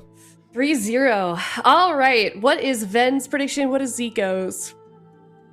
3. Ooh. Oh no. I think I'm also gonna go 3-1 in favor of Streamer Zone, which is so weird that a team like BORGIR King is like considered the underdog, Supatis. Like, I would have thought that we would at least be split. I don't know where chat is right now, but you've got like these big names and no one seems to think they can win this. Yeah, I mean, I think it's just that they don't have a main rogue. They have Blizzo, which if it was a Windwalker or Warrior meta, I would be more willing to bet on their side, but they've got to level Zeepai up a lot right now in Yeah. such a little amount of time. So that's where the big question. And they don't have somebody to kind of guide them through it either. He's going to have to just figure that out on his own. There's not going to be any sort of speed run catch up arc for him. Some hyperbolic time chamber training or something that doesn't exist. He's going to have to do it this montage. the slow grind way for Zeepai to get there. Chat's starting to lean a little bit away from Burger King, but I'm excited to see. Maybe they don't even play Rogue Mage Druid. Maybe. You never know. We could see anything happen in AWC, especially on the last cup of the first 3 in Midnight Season 1. Burger King versus Streamer Zone GG kicking off now game number 1, Chan. Yeah, I'm expecting a little Arm E vs RMD. We'll see what we get. RMD mirror, Lonta on the rest of Druid. Alright. I love to see it. I love to see the mirrors. Team that wins is indeed better at the game, so ego's on the line, and that's the best part about PvP is that, you know, when you beat the other team and you can rub it in their face, right? So we'll see how Zeepai's going to do on this Outlaw Rogue. I heard he does a lot of damage on the Outlaw. He's kind of scary with it. But Brunhilde, you know, a bit more of a control player. Cheap shot onto Zeepai. Big damage onto Maro. See what happens. Maro and P-Make just trading shatter combos on each other in the midfield right here. Now some pressure swap to Brunhilde. He's got evasion up, though, and it looks like he was actually going after Lontar. We see a little bit of pressure towards the Druids. I think it's important to kind of poke the Druid a bit in the matchup to keep him threatened and keep him, you know, conservative with keeping hots on himself as well. They commit blind very early on here from Brunhilde, but they're not really getting Lontar's trinket. They gouge him. They really, if they don't get a trinket on a blind, and they drop a bomb. Yes. That was a bomb and a blind. I feel like Burger King are in a great position as a result of that. They cheap shot Brunhilde. Grapple over to next for a kidney shot, and this is what I mean, the Druid swaps. Just poke the Druid a little bit, make him commit globals and mana towards putting up hots, and then maybe winning in the late game with mana. Brunhilde is falling behind, Maro is falling behind, Lontar uses Iron Bark to restabilize. Next is struggling. His entire team is just below 50% health, and Brunhilde is stunned now in a maim. Big barriers activate with that Voidstone embellishment to be able to sustain themselves throughout that attack. P-Make shatter combos coming through, gets low. Can next sustain him? He should be able to. He's got some options here. Nature Swiftness available for both Druids. We haven't seen either Druid really kind of make a push on each other just yet. They're just playing catch up with the damage and playing conservatively in the back at the moment. Yeah, Brunhilde having a really hard time getting soloed, put into the maim, and then into the full clone. Not able to play the game as much, but right now turning it around onto Pilimac. Nice fake from him. See if he can get a follow-up ring. The Cyclone does land onto Lonta. See if he will take the Ring of Frost. Isn't able to, unfortunately. Next, the target for BORGIR King. Doesn't have the trinket available. Has to trade out the Bark Skin, but Maro right now in a bit of trouble. Doesn't have the Void Shield available to him either. Does Ice Barrier. Looks like he's going to be okay. We need to see a lot of CC on the Rogues to shut them down. Let's see what they can do. Yeah, Cyclone and Brunhilde here. Yeah, the Cyclones, Frost Novas, and Polymorphs and stuns. So they need to just crowd control Rogue as much as possible. Zeepai's in Polymorphs. Brunhilde is getting stunned and knocked away as well in Polymorphs. Whoever can control the Rogue better is going to put their team ahead for the late game. Maro has a significant damage lead. That is something that could enable their team a lot of success. And I feel like these swaps on Druid right here onto next are actually leaving a lot of options on the table for themselves as long as they don't get too overboard. We see Lontar stunned up, Maro interrupted, so they're going on Zeepai. No, they polymorph him, they switch back onto Maro. Lontar will just trinket his blind, not to fall too far behind. He's lining it up with the Adrenaline Rush from Brunhilde in this position, so that should be a fair trade on his side. Zeepai now has Adrenaline Rush available. Where is he going to go with it? Next has Barkskin, so I don't think that's going to be the target. It's going to be either Mage or Brunhilde possibly. At the moment, it looks like he's just kind of getting kited. He's going for a Vanish. Does he want to make a swap? He actually gets caught on his Vanish and pulled out his Stealth, and now he's caught getting bursted, but Brunhilde does get put into a Cyclone. Mana is still even at this point, and honestly, as BORGIR King with Zeepai on the Rogue here in his debut, not looking too bad. Yeah, I like that. When Zeepai got stunned, Lonta and his clone Brunhilde just shutting it down on the stun DRs. Of course, during those stuns, the Rogue wants to do damage, wants to develop that into something. Zeepai right now onto next. Maro under a lot of fire as well. Ray of Frost onto Zeepai, instant CS from Maro. Beautiful read by him, which she'll trade it out by Zeepai, and it looks like he's going back onto Brunhilde. But I don't know. It feels like it's going to be a bit of a longer game. Perhaps mana will be a win condition in this game, Sid. It seemed to be a bit more passive. I don't really blame Zeepai's team, considering, this is going to be a new composition for them. Zeepai is so fresh to it. Honestly, they probably want the game played like this, where it's a little bit slower and they can rely on Lontar's strength as a healer to get their team into the late game. So I kind of feel like it's up to Streamer Zone to try and push the pace as far as setups. And here comes a smoke bomb. He chooses to disrespect it. He trinkets into a kidney shot. It was a beautiful timed kidney shot by Zeepai in that position to punish. However, not enough damage to finish. His Cloak of Shadows will immune the attacks. They're polymorphing him, abandoning that assault, grappling sheep flies to the sky towards Zeepai. Now he's into a smoke bomb with no trinket. Lone Star Tranquilities. Do they have a way to interrupt it? They do have the counter spell. It's a bit late. Maybe it's still good though. Can they finish him through evasion? Lone Star's counter spell ends in a second. He has Iron Bark if he needs to, but he will stabilize throughout that. Close call, back and forth. Definitely the smoke bomb, I think, was a bit more terrifying from Brunhilde onto Zeepai in that position. They're switching back on Morrow now. I think the swaps are important. That's how you're going to win on mana. Lone Star is crossing map here in cat form. What does he want to do? He's just going to pull away. Also, Star Surges. I feel like that Druid damage output is important to keep track of as well. We saw that 140,000 Star Surge yesterday. Morrow gets in-cap roared by next on his Ray. That was nicely stopped, but Zeepai is still in a stun. Lone Star doesn't trinket the blind. He manages to greet it. They gouge Brunhilde. Are they going to kidney shot him here as well? Looks like they're going to go for a cheap shot. Here comes the Adrenaline Rush. Big push by Brunhilde right now, but he gets grappled away with the Dismantle, and he manages to survive. They switch back onto Morrow. He barriers immediately as they connect, but it's a lot of damage. P-Mate goes for the Ray, and it forces an Ice Block, and they're chipping away at BORGIR King's cooldowns just one after another. Really only mana even in this place for their team. I do feel like Streamer Zone is starting to win this. They're starting to find their momentum. They're starting to find their plays, like right here. Counterspell Morrow, Ring of Frost on Lone Star. Zeepai is isolated. Next jumps into the fight as well to try and assist. The NS clones Zeepai low health, denying him from recovering. Fortunately, Lone Star didn't panic. He didn't Iron Bark at that period of time, so he still has that cooldown to be able to recover. Lone Star is doing a phenomenal job to keep his team kind of alive, get them into the late game, and then hopefully Morrow's damage will win the match. But P-Make is catching up. If P-Make can do the same, they're just winning on damage right now with one counterspell. Lone Star trinkets. Next gets stunned, but will it be enough? He's gouged with no trinket. Kidney shot. Zeepai has options here. Does he trinket Cloak on the Ray? They choose to Iron Bark instead, but now they don't have Iron Bark for Morrow, and he doesn't have any ice blocks. He's going to pop Barrier to try and absorb hits. I think this Iron Bark might end up being a mistake, as Zeepai had Cloak of Shadows. If Morrow dies here, in exchange with that cooldown, Next sits through the full blind, putting his team slightly ahead as long as they don't have to block. Looks like they're going to hold on. Star Surges just keep flying in from the Druids, trying to amplify their heal over time effects as well as add damage into the mix. But Morrow is back against the wall right now, and he can't really play confidently. He's just dead, full blind, no trinket and no block. He blinks around the corner, but there's a full ring of frost. What are you going to do, Morrow? What are you going to do? You can't do anything. It's over for you. Brunhilde, P-Make, they move in. They kept it safe at the beginning of this match, but then as we got a little bit into it, they realized some weaknesses, some things they could take advantage of, and then they were able to win it into the late game, and Streamer Zone looked good. I mean, I feel like you said, man, at the start of this game, I feel like BORGIR King was kind of in the driving seat. Just a little bit, though. It looked like they were kind of further ahead. I feel like when things really started to turn around was this first smoke bomb that Brunhilde did onto Zeepai. Pillimac was standing on top of Zeepai and went for a Ray of Frost, and Morrow 0.1 sniped the CS on Ray right before the bomb came down. And what that meant was Zeepai was able to hold all the cooldowns. And from there, it felt like Streamer Zone was kind of behind. But at some point, a few minutes into the game, it really turned around. They were just constantly swapping between Morrow, between Zeepai, and as a wrestler Druid, you can only be life between one target, right? You're really struggling to swap healing and actually topping people when there's split damage in a way. That's really tough. I really feel like when Zeepai was able to get on next early game, that was actually putting them ahead.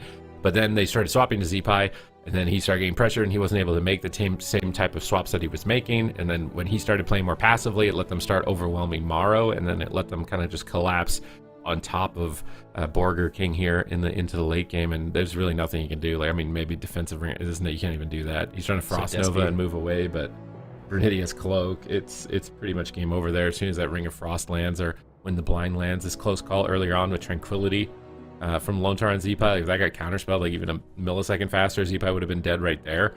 So aside from kind of like cheeky early 2 minutes into this match, I don't know if they're gonna be able to win this mirror. I mean, did they even? I think they got one block. Maybe one block, maybe a little bit close on Rogue. I'm just trying to think if there would be anything better. Like, is this just, do they have anything else that they, like, Windwalk? Like, what happened to Windwalker Mage? Like, what happened to that? Is it just because they're all Frost Mages now? I just think that with the Outlaw buffs and also the Mistweaver nerfs, it's not possible to heal the Mage through the Outlaw damage, and so meta has kind of shifted into this Mage Druid Outlaw meta really for everyone, and you know, the difference, I think, between Zeepai and Brunhilde is probably pretty big. But it's very interesting to me, Sid, how differently this matchup is played between these two teams in the previous series. You know, I was really noticing that Next and Lone Star both were cloning up the Rogue and stunning the Rogue instead of letting their Rogue stun the Rogue, and kind of splitting the game up into a 2v2, 1v1 situation at the start. Very interesting, like, difference in strategy, but I think it's good. I think it slows down the game a lot, and it makes it more controlled. Yeah, I mean, from my personal experience, which isn't super high rated on the Outlaw Rogue, but I'm most annoyed when I'm crowd controlled. And it feels like you can actually contain an Outlaw Rogue, because if they're committing their vanishes a lot, they want to vanish to stun. So if you make them have to vanish a root, then they can't do their ideal stun lock chains either. So allocating your crowd control on the Outlaw Rogue is probably your only option to deal with how strong it is at the moment. So teaming together as the mage and the druid and using mage druid synergy as opposed to going after the healer, you can just contain the rogue, lock them down. I think that's even more important for Zeepai's team, because Brunhilde, I think, is going to gab Zeepai. So they have to just crowd control Brunhilde as much as possible, take him out of the game, see if they can make him kind of like rage cloak, where he uses cloak to get out of crowd control, and then maybe set up a swap to him later on. Because if he's able to just get uptime, it seems like he's going to outpace Zeepai overall in the match. They go to Dalaran Sewers, which is an interesting pick. In Rogue Mage Mirror, we usually see them go to like large maps or medium-sized maps, and not a map like this. Yeah, I mean, I think ultimately the map won't matter as much. Dalaran is a bit chaotic because it's a bit smaller. A lot of random line of sight, but overall the map is very small. You can't kite big in circles. Maro defensively is very, very good when he does have the large map. I think this is going to be a little bit more in Pilimax's favor. He's a bit more of a playmaker. Full kitty onto next though, choosing to go onto him from Streamer Zone. Nice NS clone onto Zeepai, leaving that immediately. And I like that. Just trade every NS to clone the rogue and shut them down and develop pressure. All right, both druids sitting through the opener there, but Next used Ironbark and Barkskin, so I think Next is likely going to get pressured a bit more in this matchup. They get P-Make low here, but he's got Alter Time. Reverses back, looking for polymorphs, trying to fake interrupts, spamming polymorphs, so he gets interrupted. He goes for the Void Stone barrier. That embellishment is so strong on a mage. Like, if you just get locked on Frost, you can pop that barrier and absorb basically an entire setup on it. It's a very important tool. It's actually getting nerfed pretty hard on Tuesday, but Smoke Bomb comes in, they knock him out of the bomb. I don't know about that. They had a really good bomb there. Lone Tower just typhooned like, here you go, Brittany. Here you go. Next, you can heal him. I don't need the bomb. Oh, Next, is it no a power basket. play? They just kill the healer out of nowhere on a swap, and Zeepai gets caught. Bomb. And this is what I was talking about. Zeepai likes attacking the healer, but now he's Did he being restun? punished for it. Ooh, this gap. But he pre-void barriered in between the stuns there, and that embellishment is so important in the matchup. But he's low. There's Lone Tower. I think Lone Tower might be tilted from the Typhoon a little bit as he's trying to recover here, because that basically meant the bomb meant nothing. You just passed Brunhilde back to his healer. Here comes a Ray with a stun. Good combo. It's Brunhilde down to about 50% health. No major play here. I really think if there's no adrenaline rush, that momentum is likely going to slow down a bit here, especially if there's no Ray of Frost. Yeah, absolutely. I do want to see more CC on the rogues though, and then just having a controlled game. I feel like that is the specialty, but nice kidney onto Next. Instant counter kidney from Brunhilde onto Zeepai, pressuring him, trying to force the Cloak Shadows. Does get it, doesn't have the Void Shield. Used that last setup. Beautiful. I mean, this is very WAS-like, right? Let the enemy team do a go on your healer, start a setup, and then counter go yourself, and just shut them down. Oh, here comes a Ray of Frost. Maro has the ice block on the bottom side. I think they're trying to go Druid maybe to leave Maro more open. Is the goal? But they're just dying, man. Full blind. It breaks to the AoE from the Ray, but they're still low on health. Lone Tower is struggling. P-Make fakes an interrupt. Spamming polymorphs. The Cyclone Zeepai at low health. Lone Tower won't get a guaranteed. Oh, he should be able to a tree form out of this. He gets cheap shot though. Here it is. Big setup. There's the bash from Lone Tower. Next is moving in. I think pushing. he wants to go for a clone. He gets the in-cap roar. He goes into the rake stun. Does he get the Cyclone behind the pillar? Zeepai is there. Nice He kitty. shuts it down. Good shutdown, but Brunhilde is there as well. It's a bit of a race on Zeepai and Next. Who's going to fall first Zeepai's in still this in trouble. position? Are they going to be able to close it out? Lone Tower jumps back to Maro to avoid crowd control. Zeepai's peeling away from the pillar. He doesn't want to line of sight Lone Tower, but he's getting caught in polymorphs, having a tough time moving around. He's going to go for a blind, setting up on P-Make, trying to go for an ice block, but he's got barrier to absorb the attacks, and that will be completely shut down. They switch back on Zeepai into a cheap shot, but Lone Tower is able to recover him. Lone Tower slightly behind on mana. They're behind on one ice block. Defense is also pretty solid on Brunhilde. Not a great position for BORGIR King right now. Yep, Lone Tower goes for a meme onto Next. Doesn't have the NS available. Scared to cast a Cyclone. Doesn't want to get stopped on that. And just wants to recover Maro right now. Pressure, though, really in favor of Streamers. And I love their setups in this game. Looking very, very clean. All right, dismantle on both rogues here. Brunhilde evasion available, though. Zeepai. Here comes a counter spell. Oh, CS no, Lone Tower. this might just be it for Zeepai. No cloak, no He's cloak. grappling back to the pillar. P-Make fakes an interrupt. Full blind, no trinket. He goes for kidney shot on the Druid when he's almost dead. He's just trying to go after the healer the whole time. He's got Barkskin. He gouges out. He does manage to survive in that position, and I mean, maybe when dampening is higher, one of these swaps to Next could possibly catch him, but it It's not paying off just yet. Brunhilde finally getting cycloned by Lontar. Star Surges are flying in onto P-Make. He's going to pop a barrier as well. Next recovers him with the Tree of Life in the back right corner. Following Z-Pi, he's stun locked at the moment. And here comes a Ray of Frost straight to the face. He's choosing not to Trinket Cloak. He wants to line that up with the Smoke Bomb, but Lontar is struggling, falling more and more behind. Next is there for the Mame Stun. Z-Pi has the Cloak now. He goes for the Kidney Shot on the Druid, but Next bear forms it. That bear form from Next is just so well timed right there. They're going to get no momentum, and it just feels like BORGIR KING are inevitably falling apart. Just a death by 1,000 cuts at this point. Z-Pi stuck in a Frost Nova, can't connect. Maro is trying to solo P-Make. If Z-Pi could actually get there, this route feels like forever. Now into a Polymorph. He's trying to get over there. Now he's dismantled. He just can't get anything going. He scrambles in. He lands a kick on Poly. Maybe they can get something going here, but he's got barrier. Here it is. Big pressure on this Kidney Shot, but Lontar jumps in for a bash, peeling him and setting up on a Brunhilde. And what is this damage suddenly on Brunhilde? They get an Ice Block, and it's Clone. Lontar carries the game. In that one moment of time, Lontar puts his team back in the game. Yeah, Next has no Trinket either. They have a win condition now. Brunhilde, even if he trinkets, he has no Cloak of Shadows, no evasion available to him. He is a possible kill target for BORGIR KING. Let's see what they can do. They need to force this somehow. Big pressure onto Maro at the moment from Brunhilde. But I want to see a swap onto Z-Pi. I want to see them stun Z-Pi into clones and just shut it down. Big damage to Maro. Blind onto Lontar. Lontar instantly trinkets. Z-Pi, no Cloak of Shadows. He's trying to kite. Just play safe. Cheap shot lands onto Lontar. Can Pillimac find the Ring of Frost? Isn't able to get it. All right, P-Make blinking around, trying to avoid the attacks here of the Rogue. Maro gets kicked on his Polymorph. P-Make is trying to set up Frost Bolts. He's got full Icicles, looking for Polymorphs. He's trying to get control. Smoke Bomb on Z-Pi. Choosing not to Trinket. He saved his Trinket. He saved his Trinket for so long, and he's still not going to use it on the Smoke Bomb. Has evasion available. He's greeting. He's trusting Lontar. But now he's cloned low health on his Iron Bar. They need to CC Lontar. This is going to be so tough to recover. If they get anything on Lontar, I don't think they have anything, though. The Z-Pi should be able to recover. He blinds Next, but Brunhilde was cloned. They can't attack P-Mate. That blind from Z-Pi there got nothing. It's really unfortunate because they're actually in a spot where they might be able to win with a strong blind. Smoke Bomb gets nothing either. They got pre-Iron Bar. His blind does nothing. His bomb does nothing. This is so bad. Now Maro is falling behind. He might just die to damage. The Alter Times. Z-Pi's in a Kidney Shot. Cloak just came off cooldown. Lontar's running low on mana, but he's got that Tree of Life. He's tossing in the Star Surges, blasting down Brunhilde, trying to make something happen in these deep stages of dampening. As they're evenly matched on mana, cooldown's in a similar situation, but momentum in favor of Streamer Zone as Maro is pressured. The tempo is leading out of control. P-Make Frostbolt spamming in the middle. Star Surges from Lontar. Next into a Kidney Shot. Z-Pi is trying to go after the healer by himself. He gets the Bark Skin, but it's not going to be anything more than that, and Innervate here from Next is getting big value.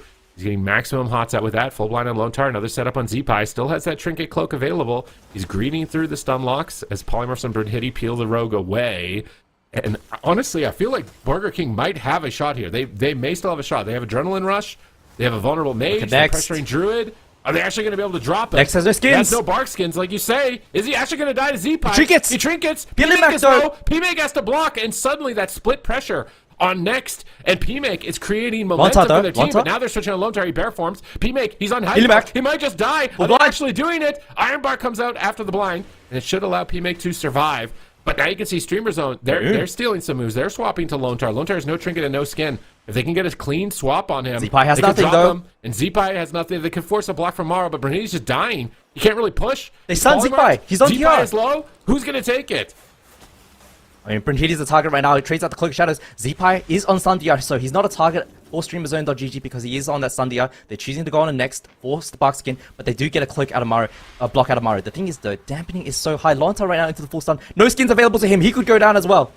He jumps away. The wild charge at 10%. Can Lontar be the MVP? The Ring of Frost! Can Lontar do it? Can Lontar stay alive? He's completely out of mana. He's at 20%, just hovering. Anything hits him, and he's going to fall over. He procs a Tree of Life from the Swiftman. He's spamming Wrath. It's the only spell he can use. He's completely out of mana. His team is rotting down. Next is out of mana. No Ice Blocks on P-Make. Maro still has one. Z-Pi evasions preemptively to avoid damage. He knows Lontar can heal. They need to end this game right now. It's going to be over. There's the Kidney Shot, and they're actually doing it. P-Make is being toppled at this point, and BORGIR KING, they hold on, but Lontar is out of mana. He's got Iron Bark. I think he's good. Full Mame Stun. It doesn't look like Brunhilde can get there. I don't think it's happened. I think Lontar has done it. I think Lontar has done it. He has actually done it.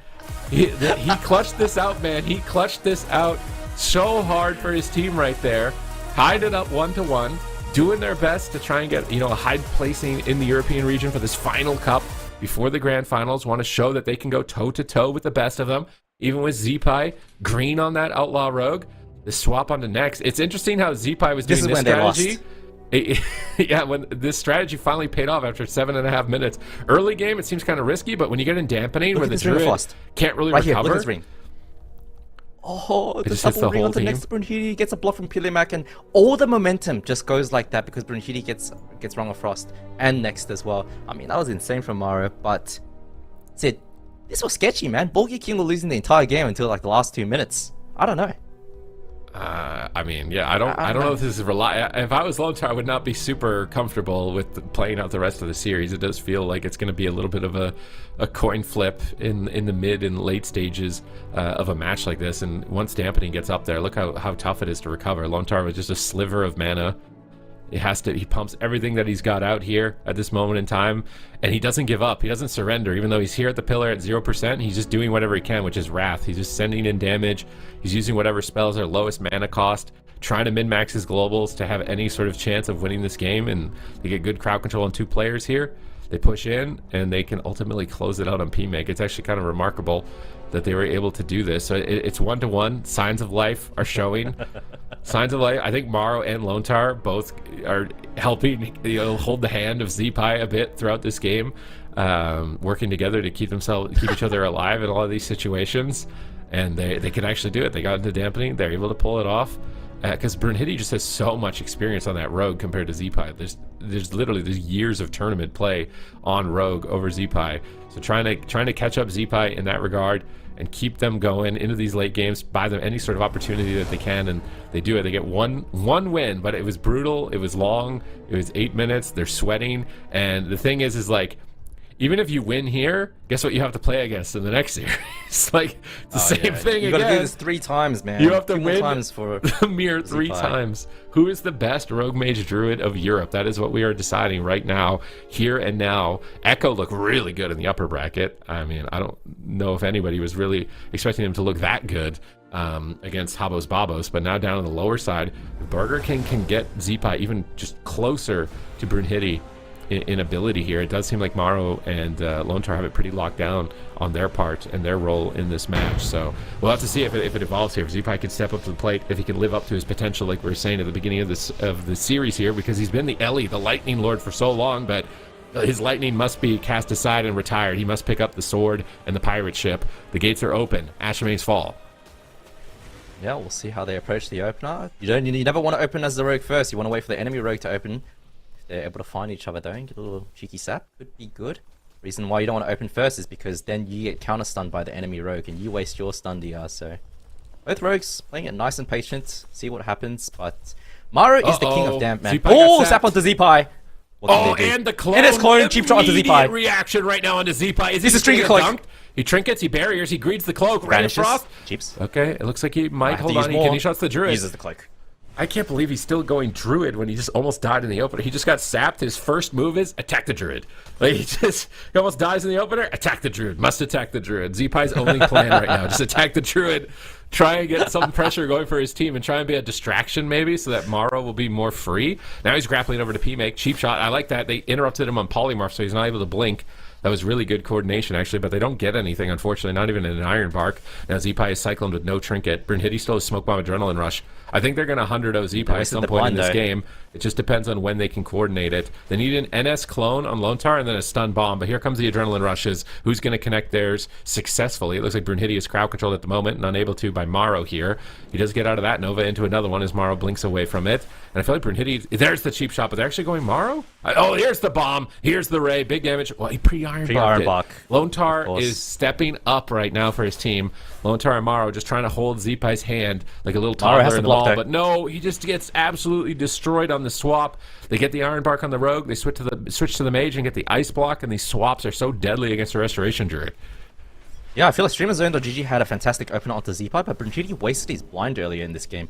Blind gouge onto Lontar, didn't really commit into anything. I think he was trying to bait the Iron Bark. Brunhilde now into the bash. Might have the trinket, does have the cloak available. Next is there to back him up. Should be okay. Gets NS cloned by Lontar though to shut it all down. And I love this, man. I love the clones on the Rogue to just slow everything down. That's what you need to do. And I want to see it more from both these teams. Can you shot on Lontar? Going after Maro. PMake fakes an interrupt, but he's dying. He Dragon's Breath. Big heal from next. Gets PMake back into the fight. They cyclone Zeepai. Looking for a polymorph out, I think, here. He polymorphs, he's not able to get it just yet, it looks like. Kidney shot on next. Another swap from Zeepai. Druid, target acquired. Druid just got to go healer, Zug. Zeepai's trying to mix it up and throw some volatility into the matchup. And every time that he does, it opens up opportunities like this. I really like that Zeepai's doing that. If he can't keep up in the like standard play of Rogue Mage, just throwing this curveball, just going after the Druid whenever he's got a stun, is kind of mixing up the matchup and catching Streamer Zone off guard. Yep, kidney shot onto Zeepai, looking for the blind on Lontar, lands it. Lontar instantly trinkets, sees that opportunity. Zeepai counter bombs onto Brunhilde, has trinket and cloak available. Doesn't look like he'll have to use it, just hooks out of there. Nice play from Brunhilde, just being calm and patient, not panicking with it. Sheep onto Zeepai though when he goes for the kidney on next. Nice counterplay from Pilimac there as well. So back and forth. Morrow low. Oh, second ice block. That, I mean, not so close anymore. That is a significant deficit. Down 2 blocks and your Druid has no trinket, and Brunhilde is right there waiting to finish you. Morrow's still not completely topped off. Next. Down at 50%. P-Make is channeling up the Ray. They gouge it to disrupt it, but the Star Surge comes in as well. Will Morrow fall at this point in time in game number 3? He's going for the Spike Ray himself, but he gets cloned, or he gets interrupted on it. He's looking for polymorphs. They go on Brunhilde with the kidney shot, trying to take the rogue out of the match, but P-Make is absolutely slaughtering right now, top of the damage meter by almost 2 million at this point. It is going to be a snowball. Look at this, just the damage is massive. It's like an overall 4 million or 5 million damage lead in favor of Streamer Zone, and you can see that in the cooldowns represented at the moment on Morrow. Counterspell on Lontar, setting up damage on Morrow, trying to kill him before his ice block comes up in 15 seconds. But P-Make is getting low. DV. Oh, is he going to drop here? Zeepai's tearing in. He interrupts the polymorph. He gets Frost Nova'd. Doesn't look like he's got Escape Artist. Polymorph out of that. Dispelled by Lontar off to the side. They're pushing on to Morrow. Brunhilde's getting uptime. Morrow blinks away. He's going for a Ray with that NS clone to prevent the interrupt, but he's going to fake it just in case he gets counterspelled. Another polymorph on Brunhilde. Now they kidney shot him. Good control on Brunhilde. Stalling the game for their ice block. Good positioning. They get pressure on Brunhilde as well. They're leading on mana, even though the damage gap is in favor of Streamer Zone. Yeah, I mean, this game is so back and forth. I feel like there is opportunities for BORGIR King to win as well. But Streamer Zone on Tomorrow is absolutely brutal. He does have one ice block coming back up. They're doing a push right now. Blind onto next. Doesn't have trinket. Lontar though, choosing to trinket the blind from Brunhilde. It looks like they're able to disconnect. But Zeepai right now, it's put into the kidney shot and the bomb. Does have Cloak available, gets re-maim stunned. Cloak before the maim is able to land next, leaving a bit of a gap there. Counter go onto Brunhilde and instant clone onto Zeepai to shut it down. Beautiful play there from next. Vortex pitting Brunhilde. I really like the teamwork from Lontar and Morrow and Brunhilde. They're just focusing on him, getting control, Zeepai trying to lock him down, but Zeepai is starting to look pretty shaky at the moment. Full cheap shot. Ironbark from Lontar. Will he die through it? It's a lot of damage. Manages to hold on, but now he's cloned low health. They switch back on Morrow. He counterspells the Ray. Morrow's trying to reposition, but it looks like Brunhilde can't connect. Good polymorph usage here from Morrow during that counterspell on the Ray, and then they clone the Rogue as well. They switch on next with a kidney shot. P-Make is there to back him up. Zeepai moves back in line of sight, so Lontar can dispel the polymorph. That was a good move. Morrow's pulling Brunhilde behind the pillar here during the kidney shot. Ice Novaing him, but P-Make gets a Ring of Frost. This is good. In a stun. It's a big push. They get a block. I think Morrow's just respecting it. He knows more crowd control is coming, but now they switch back onto Zeepai. He cheap shots the Rogue Brunhilde to try and get away here behind the pillar. Lontar's there, but he has to heal 2 players. They cycle on Zeepai, and Morrow is still struggling. Dampening now at 27%. He's dropping a defensive Ring of Frost, trying to reposition away from Brunhilde. Dismantle on Brunhilde. He's rolling the bones, hoping to get a jackpot at the end of this dismantle. He dismantles Zeepai in response. Morrow blinks away. Lontar jumps on the blind, trying to break his blind with AoE. Unfortunately, it doesn't break. Ray of Frost are coming through. Now a blind onto next. Kidney shot on Lontar. Morrow is still trying to retreat with no ice block for 30 seconds. Here comes Brunhilde with the blade rush around the corner. P-Make repositioning, but next gets intercepted. They do manage to pull Barkskin from next here. Maybe it wasn't necessary. Morrow is kind of hovering away in the corner, cowering in the corner there. Morrow and Zeepai both 60% health, and Lontar once again has to be the MVP. He has to step up. He has to somehow keep his team alive for probably at least another 2 minutes. Full main onto Zeepai though, but Brunhilde instantly gets NS con. But the issue is Streamer Zone is just pulling them apart. Brunhilde is getting uptime on Morrow, and Zeepai is getting bullied left in CC. Look at this. He's in a full sheep. Gets dispelled, gets re-sheeps from Pilimac. Pilimac's looking for it, isn't able to get it. Next, though, is able to clone Zeepai, and they're just forcing this game and making it so awkward. Full kidney shot onto Lontar, isn't able to land the Ring of Frost. Nice gouge. NS clone onto Lontar from next. Nice play. Morrow, though, gets gouged. Brunhilde kicking over that and giving him precog. Not too sure what that was about, but Lontar has to do a ton of work to recover his team. Gets put into the full sheep now. They Z-Pi? triggered it. Oh, big swap on Z-Pi. He's so greedy. He's so greedy. He's so greedy. Cloak and Void Barrier and Evasion. Now he has to pop everything. He greeted it all and had to use everything anyways. And now Next is moving in. He gets a Maimstone. Z-Pi's trying to chase him away and protect him from Clone. He bombs him defensively to stop the Polymorph, knowing that he has no trinket. But now they're caught in a double Dragon's Breath, and Morrow is in trouble. Will Lontar be able to stabilize him? So far into dampening at 37%, but they bash Next. They turn it around. They clone Brunhilde. They isolate PMake, and suddenly they flip the table. And PMake is forced into the ice block. Such an insane recovery. Quick reactions from Z-Pi with that smoke bomb to deny the crowd control chain when his Druid had nothing. He goes for a blind on Next. Kidney shot on Brunhilde with no trinket. Will he be able to get dunked here? Glacial Spike comes in from Morrow, but Z-Pi is getting controlled. Morrow is getting controlled. Z-Pi into a kidney shot smoke bomb. Big play. Z-Pi trinkets. He moves over to the mage. PMake fakes the interrupt. He's spamming Polymorphs. Lontar into a stun. Can Next follow it up? They do. They get the blind. Z-Pi has nothing in game 3. How is he going to survive here? He's trying to kick the Polymorph, but they get the full ring, and Z-Pi will be crushed. Streamer zone. Pull it back. Keep it clean. Don't panic. And move to match point. Oh my god, it's disgusting when the dampening ramps up to about 30%. You can notice how hard it is for Lontar for Next to heal up their teammates, and that just opens up all these opportunities. Every single time one of these guys is off stun DR, it's an opportunity, and it just gets harder and harder for the healers to top them back up. And you saw that at the end there. Lontar had to do so much work healing his friends, and you know, Z-Pi eventually going down in that setup from Streamer Zone. Really good setup there at the end of this, and they were still ahead of block, honestly. I feel like Streamer Zone, like, what is it really going to take as far as blunders on their part? Like, just leaving Brunhilde and crowd control too much, maybe in a corner or something? Because it just feels like these setups, like these moments, like the entire team is just on top of them. Morrow's counterspelled, can't help. Feels like they really, they pick their moment. They kind of take it a bit more safe in the early game. They're more comfortable in the mirror, and I mean, that's just going to come down to reps. And so honestly, if you're Burger King, you just really want to keep getting more games. To have more opportunities to get more reps and more experience in the matchup, and seeing how the targeting plays out, and seeing when you can be greedy and when you shouldn't be greedy, and just getting valuable intel from experience. But unfortunately now, one more win and Streamer Zone will knock them out of the competition. And they're just looking so good. Look at Next in tree form, just gattling in those wraths, just like just wrath. Like, I know this is over, it's toast. I'm going for the win at this point. And I like the adaptation from the Druids like that, to know when to go aggressive, when to play passive. It's just a very important component. It's not like previous iterations, I think, of Druid, where you could just sit 80 yards the whole game and not participate into the match. I think it's very important you're participating, but not at the wrong times, because if you go in at the wrong time, you might lose the game for your team. So all these teams, all these Druids playing at the highest level. Really clean setup from Streamer Zone in these final moments to isolate Z-Pi and prevent any assistance. And now it's match point, and you can see a clear difference in strategy, though. You were saying you don't think the maps matter very much, but I think Z-Pi's team are going to prefer smaller maps. I think it's because it creates more hecticness for the Druid. They get them, yeah, and they're going to go to hook point. I think the map actually plays a little bit of a factor here. They like the volatility of the small map. They like the ability to pressure Next and get close to him and try to create more chaos, because if they can't create chaos, then just on paper, Streamer Zone are going to outperform them. We saw that represented in the damage meter and the cooldown situation. Yeah, I mean, it also goes both ways, right? The more chaotic it is when you have Z-Pi on the alt rogue, the faster it crumbles as well. So we'll see how it does play out. I do want to add on to what you said about the damage difference between the two teams.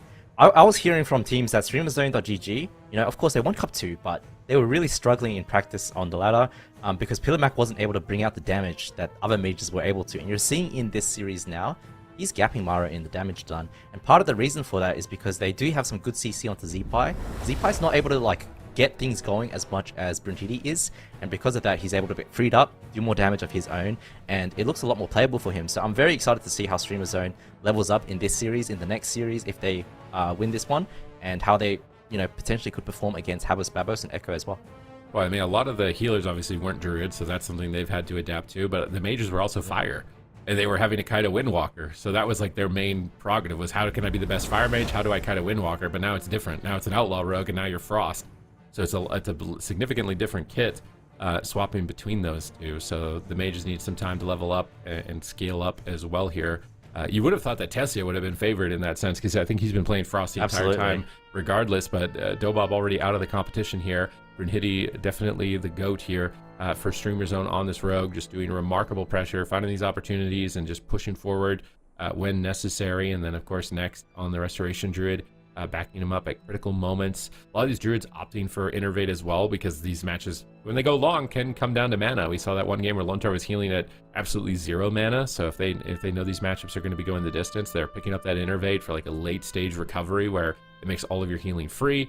So even if you're at 0 mana, you'll be able to heal for a few seconds and get hots on your team to give you one last push, and it's been vital in the late game stages of this matchup.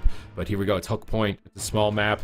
BORGIR KING are trying to sow some chaos into this series to try to just crawl their way and claw their way to a game 5, because otherwise I think they're looking a little bit outmatched here. Potentially we'll be able to reverse psychology them into trying harder. This is a very interesting shot of Boralis right here. I didn't know we had this B-roll. This is very nice arena map entry for the map here, the Kultiran. So just straight from the live map here. I like this zoning in here. Miss BFA, man. Miss the Mage Lock days. Reminds me of those. The gates are gonna open. Chaos Absolutely. I think that Zipai wants a small map so that he can get caught a little less. I can see him complaining about that. I know Zipai is that kind of player. Bit of an emotional player, but very, very good. Let's see what he can do. Kidney shot onto Nexus started off, but Brunhilde there. Gouge onto Zipai, and they're going to set up. Instant NS clone onto Brunhilde. Prevents the stun onto Zipai. Nice play from Lonta. He didn't use Adrenaline Rush, though. So Nature Swiftness is down, and he still has Adrenaline Rush. He could get some big pressure with that, whereas Zipai used Adrenaline Rush and didn't get anything with it. So now we see Adrenaline Rush from Brunhilde, cheap shots, he's swapping on Lontar, but he's met by a Rake Stun. That's a cheeky catch from Lontar with the Shadow Meld, but Maro's being pressured at the same moment. Zipai's into a Cyclone, Brunhilde into Polymorph. They're focusing their control on the Rogue, like we've been analyzing throughout the series. Maro interrupted. Whoever can lock these Rogues down better is going to be in a solid position. Lontar opts to Trinket the Blind here, even though no cooldowns committed in that push, so his medallion will be down. In the meantime, Zipai swaps to Nex, try to burst him around the corner. Can Brunhilde save him? He gets a kidney shot into a smoke bomb, punishing Zipai. Nex jumps into tree form and recovers. Zipai will survive the bomb. Maybe not, though. A counterspell onto Lontar. It's match point for BORGIR KIng. Are they going to just lose right here? Counter bomb. Jump down a smoke bomb and go after Brunhilde with a full blind. Oh, he canceled the Ray. Frost, but he didn't want to get counterspell there, but I don't even know if PMake had a counterspell. So he might have made a misplay there. That bomb could have been clutch as far as getting Brunhilde's Trinket in that position. Lontar restabilizing the team with Iron Bark, but still with having no medallion on him is susceptible to crowd control. Yeah, they really need to CC up the Rogues. Lontar getting Vortex on his push. Next, knows that it's coming. Nice read from him. Kidney shot onto Zipai. Brunhilde, though, off stun DR. Looks like he'll go kidney shot by Zipai now. Looks like both teams are going to be okay, just recovering for now. But Lontar's Trinket is rotating back up. Maro the one behind in this exchange.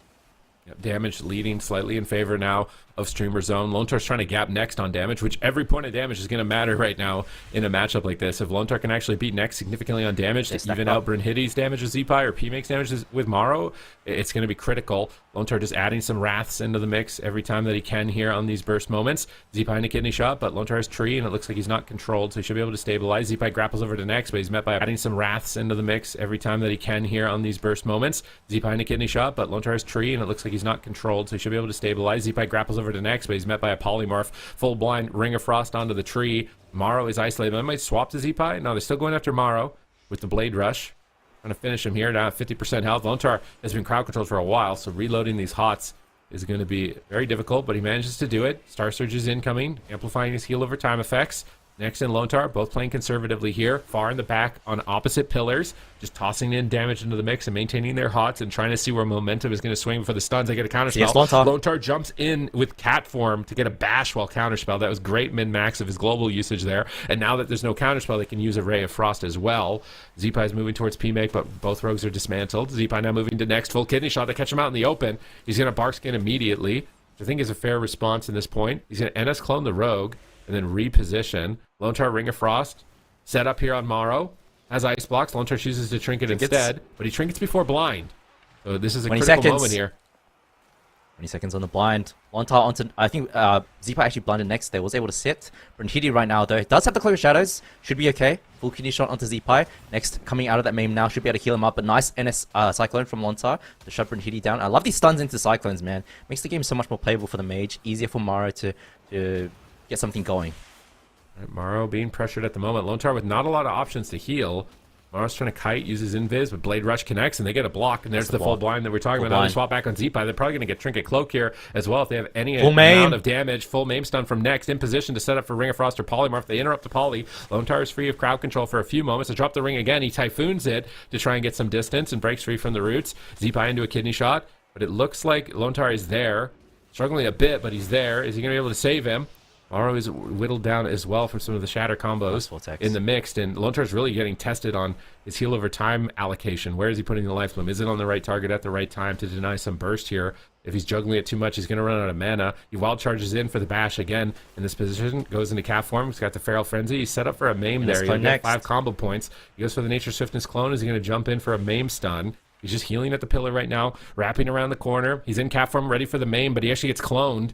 He's met by that with Nature Swiftness. Maro getting pressured, looking to force that final ice block. Adrenaline Rush is up. Lone Tar Iron Barks are for the kidney shot. They swap on Zeepai, but he evasions it. He has Cloak as well. He's just dying through it. He pops his Void Stone barrier to absorb hits. He should be able to re-stabilize in this position. They swap back on Brunhilde with the Maim stun. They bomb it. They're really trying to get his Trinket, but Tranquility from Next is off in the corner there, just healing him through that line of sight effect. Brunhilde grapples to Maro.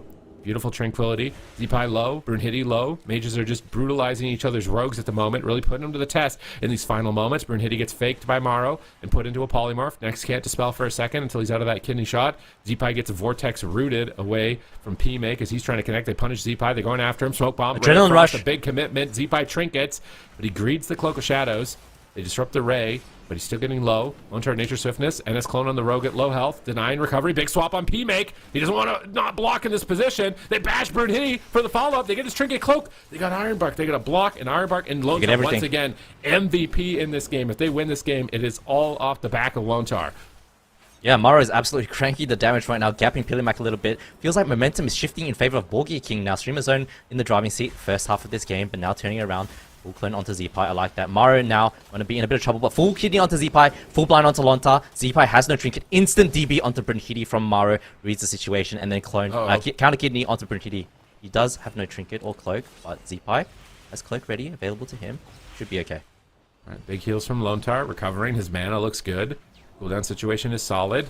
They have Kidney Shot coming up in about 10 though for Brunhilde, and they're probably going to go Zeepai with it as the mage has 2 blocks. They're trying to get one right now, but Maro, this is the first time that BORGIR King I feel like have an advantage in the matchup, and if they can maintain this, they should be able to close it. But here's the Kidney Shot. Lone Tar's ready. He NS clones the Rogue, denying any damage, and Nature Swiftness is almost exclusively used for Cyclone on Druid right now in Midnight. The regrowth healing is just very minor relative to the amount of control you get with the Cyclone. So he gets that before he gets put in control, but now he's struggling to recover. Zeepai? They get Cloak anyways. It's Adrenaline Rush at least, and so half NS clone up with that. That's not very good value from Next. We're starting to see some holes in their play, but Maro is still being pressured. Cheap shot for engagement. They cut through the barrier on Maro. He's counterspelled now as well. Brunhilde's making his way to him. P-Make blinks around the corner. Zeepai can't get there. He's stuck in Poly. Here comes the setup on Brunhilde. Pilimac has nothing. I mean, Brunhilde has nothing. Channeled. Will they be able to finish? Evasion is up. Maro has to kill him by himself. Can he do it? Maro is so close. He's done it. Lone Tar is there with the clone, and Maro leads with the damage. And BORGIR King actually take this to a game 5, and this was their best game. This was their I mean, they're looking kind of good. The damage meter, a lot more even than we've seen. The setups, a lot better than what we've seen. This is a significant improvement in game 4, which is making this game 5 really tough to call.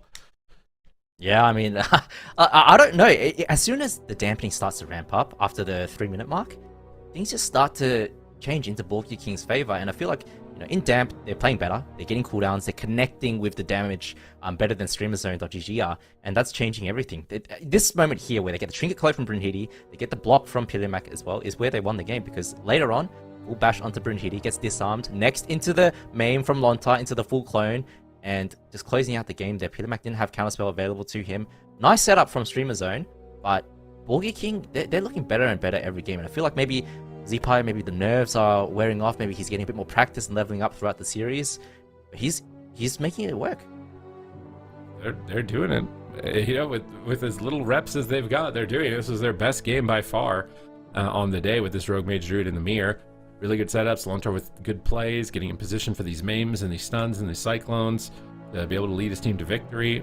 And so Maro and Lone Tar can finish it out here with magic damage to go through that evasion, while Zeepai is just like, I'm helping. Well, he's disarmed and invasion is up. He's just running around sidestepping like, thank you guys, thank you dad, thank you daddy, Lontar for the carry in this match right here. As Lontar moves in and gets him through, this is really well done from Maro and Lontar. And the fact that Lontar and Maro are playing so well with like a little bit of a handicap, I feel like once Zeepai actually gets fully online, that they could be a monster of a team.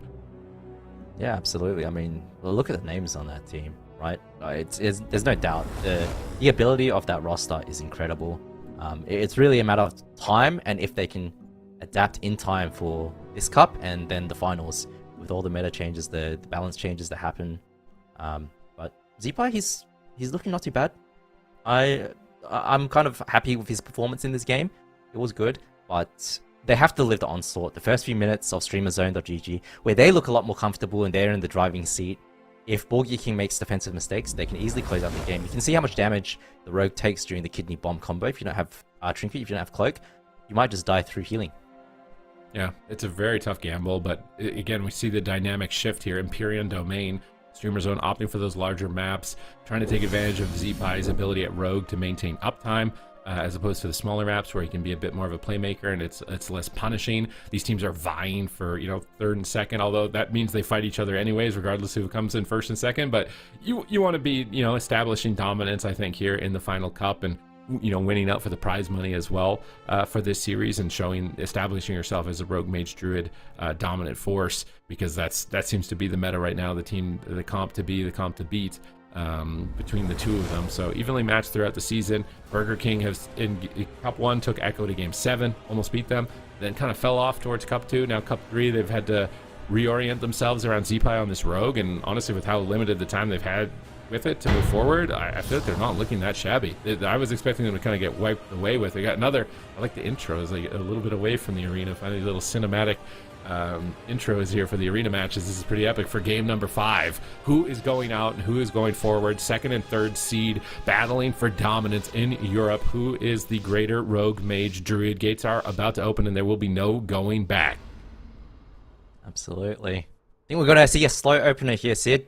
Wait for the rogues to just suss it out, and a few frostbolts casted on each mage as they try to get in position and close to the enemy healer. Zeepai choosing to pull the trigger first. Kidney shot onto next, big damage onto Maro. Kidney shot onto Zeepai though with a smoke bomb. Let's see if he has to use anything. Brunhilde playing very aggressively. NS clone onto him. Or yeah, NS clone onto him after that, just slowing it down, but not achieving too much. Ray of Frost set up on Brunhilde. Next in a blind, big play on Brunhilde. It's match point. Next responds with Tranquility around the corner. Restabilizing with Tree of Life. They're not caught too off guard there, but the bombs have been blown very early. I think that they're realizing, like, early game, the only chance of winning is probably like a very cheesy smoke bomb with a bunch of cooldowns stacked up. So they're just kind of launching those and seeing if anyone makes a misplay. And then they're going to go save that bomb for later on. But Zeepai is low. Oh no, to battle so hard, to get so far in this series, and to just go down like this. Cloak of Shadows trades, and he manages to recover, and Lontar is still trying to get aggressive, even without his medallion to escape crowd control. He gets a stun. He can't get the Cyclone, though. Next, re-stealths to avoid it. Ray of Frost on Brunhilde. He gets interrupted by he gets interrupted also by Brunhilde as he's looking to reconnect. P-Make is blinking out into the middle of the map. Beside next here, trying to pull the rogue out in the open. P-Make does recover with the Voidstone barrier, blinking towards Lontar, getting ready for the Ring of Frost, I think. Next is Zeepai now. Here it is. And it's clone. He gets it. Zeepai stun. That's it. GG. Stun lock. Is he going to be it? No, they don't get another stun. They actually clone next. He trinkets for roar. Cap roar. That's such an aggressive play from next. If they win off this, it's insane. They get the MAME stun, and Zeepai gets clocked in Streamer Zone. Close it out with aggression. Next gambles it with an aggressive trinket, chaining the crowd control and allowing them to bulldoze Zeepai. I mean, really well done to Streamer Zone, but I feel so bad for BORGIR KING after their last game. It felt like maybe there's going to be some hope here, and it just got snuffed out so fast. I mean, it's so unfortunate, Zeepai. He really didn't participate in this game. Having to overlap that Trinket and that Cloak of Shadows early in the game. Void Shield as well. Lontar trinketed something, got full maimed, and Zeepai had to commit too many cooldowns. And then, even though Zeepai had the Trinket for the next go, he didn't have a Vanish, right? Look at this. The pre-gouge into the kidney shot, and then next is pushing full clone. Lontar, of course, doesn't have Trinket. Zeepai gets cheap shot onto his, and then next is there. Instantly trinkets into a Roar, into a DB, into a full maim. I mean, this is all next setting this up for his team. Yep. Next was like, all right, commentator, stop talking about Lontar. Pay attention to me. With the play at the end of this game, he really had an all-star moment. for control. He got the cloak earlier on with this main stun, was able to get combo points and keep his team alive at the same time, which is easier said than done, especially at this level of play against these types of compositions. And he picked his moment. This is where I was saying, like, I feel like Streamer Zone's advantaged when it should be advantaged when it comes to aggression and setups. And it was proven right here in game 5 because they just got into the mix and immediately wiped the floor with Z-Pi. There's no way for him to assist with these dismantles. Brunhilde pre-evasioned the kidney shot also, I think. He could have trinketed it if he wanted to, but he pre-evasioned the kidney shot to immune it. So just everything went perfectly for them right at that point in time.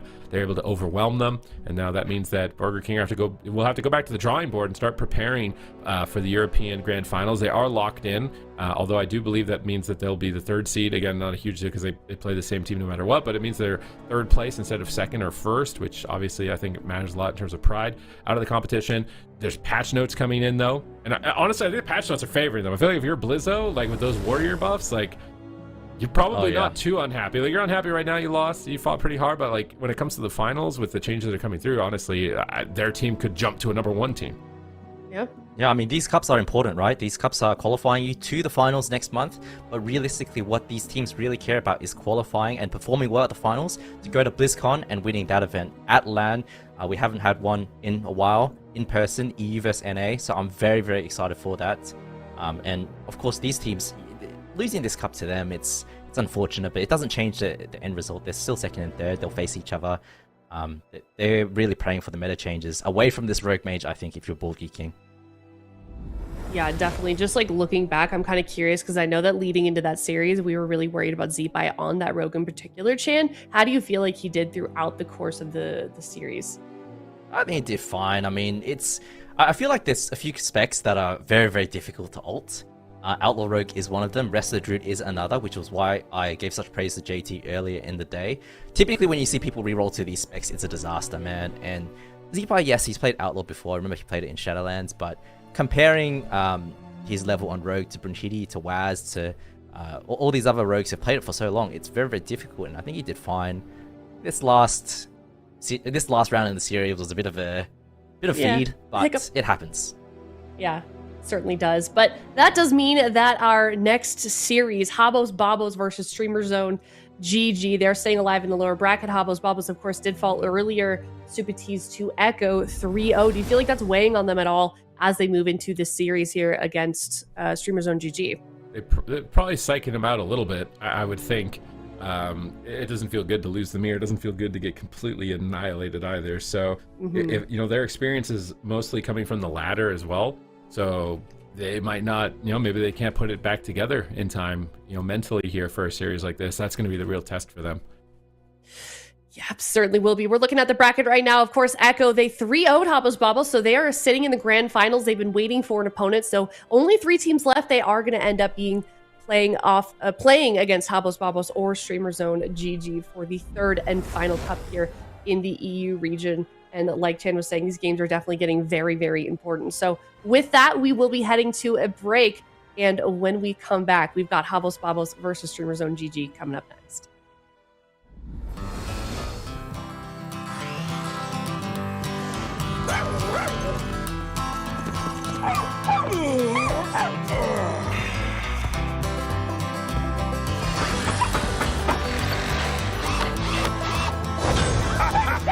Not bad at all. No, not a chance.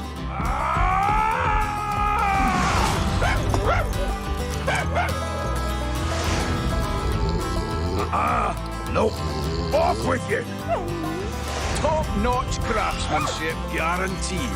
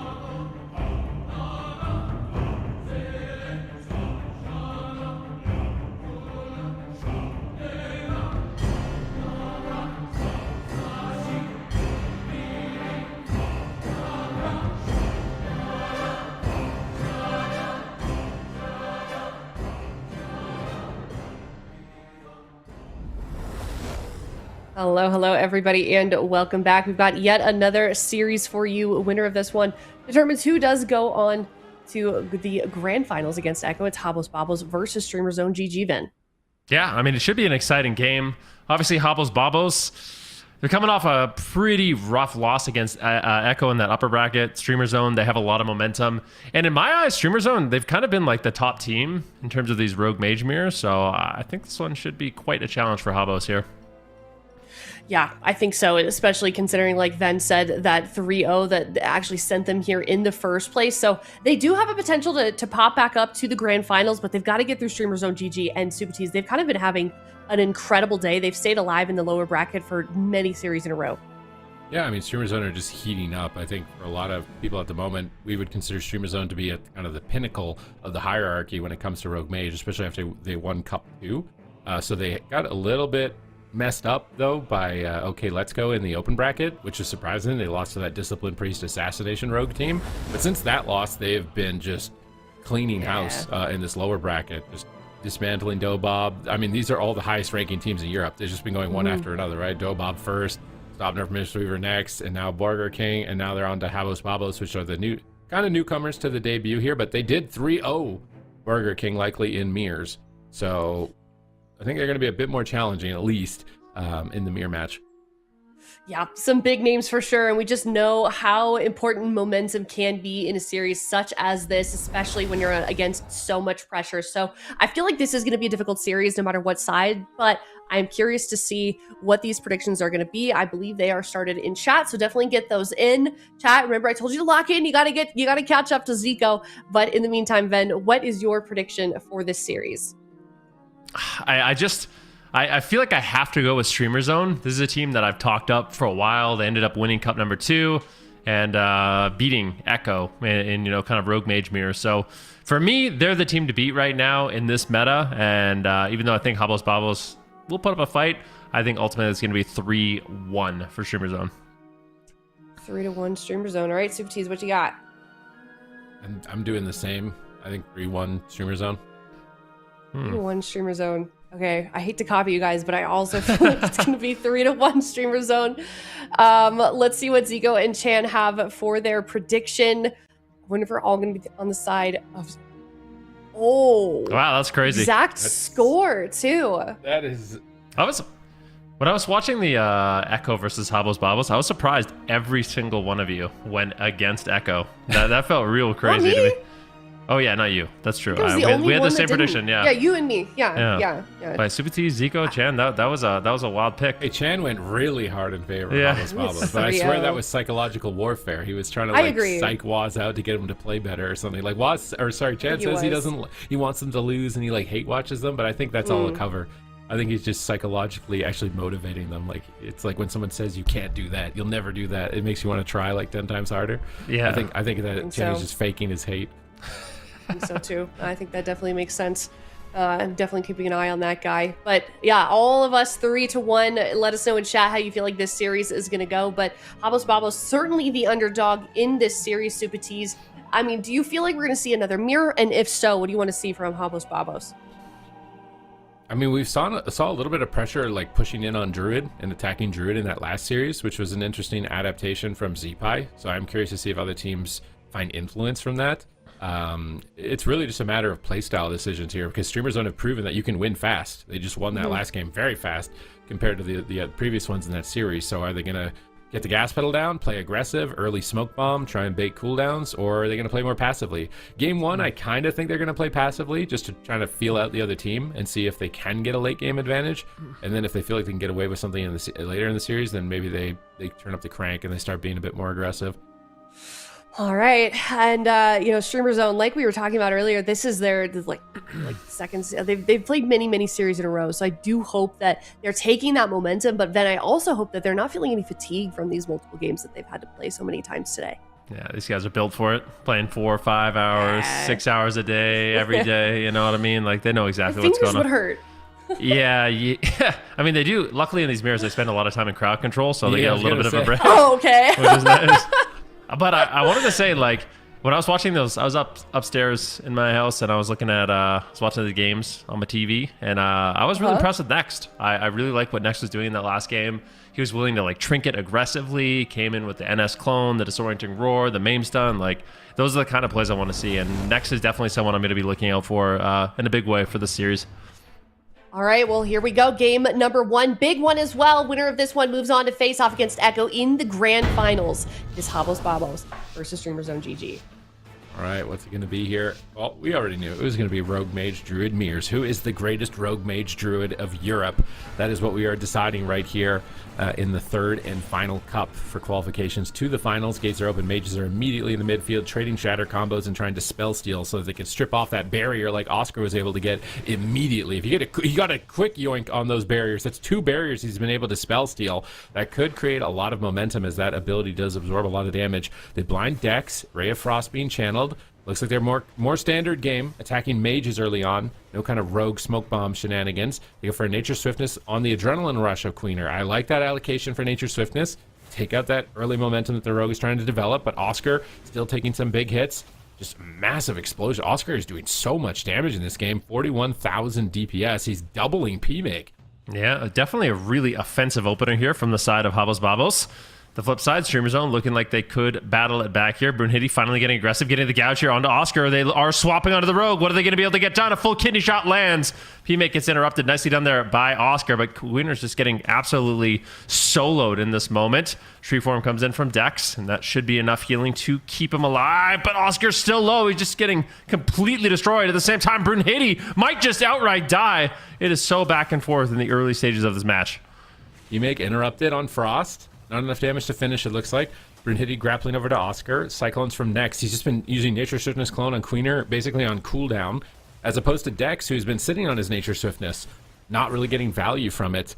And even despite that, though, I think that actually might be why Brunhilde is falling behind on damage. Whoa. Big push there. Just one rake stun and they get a block. I mean, their damage differential right now, the damage gap is huge.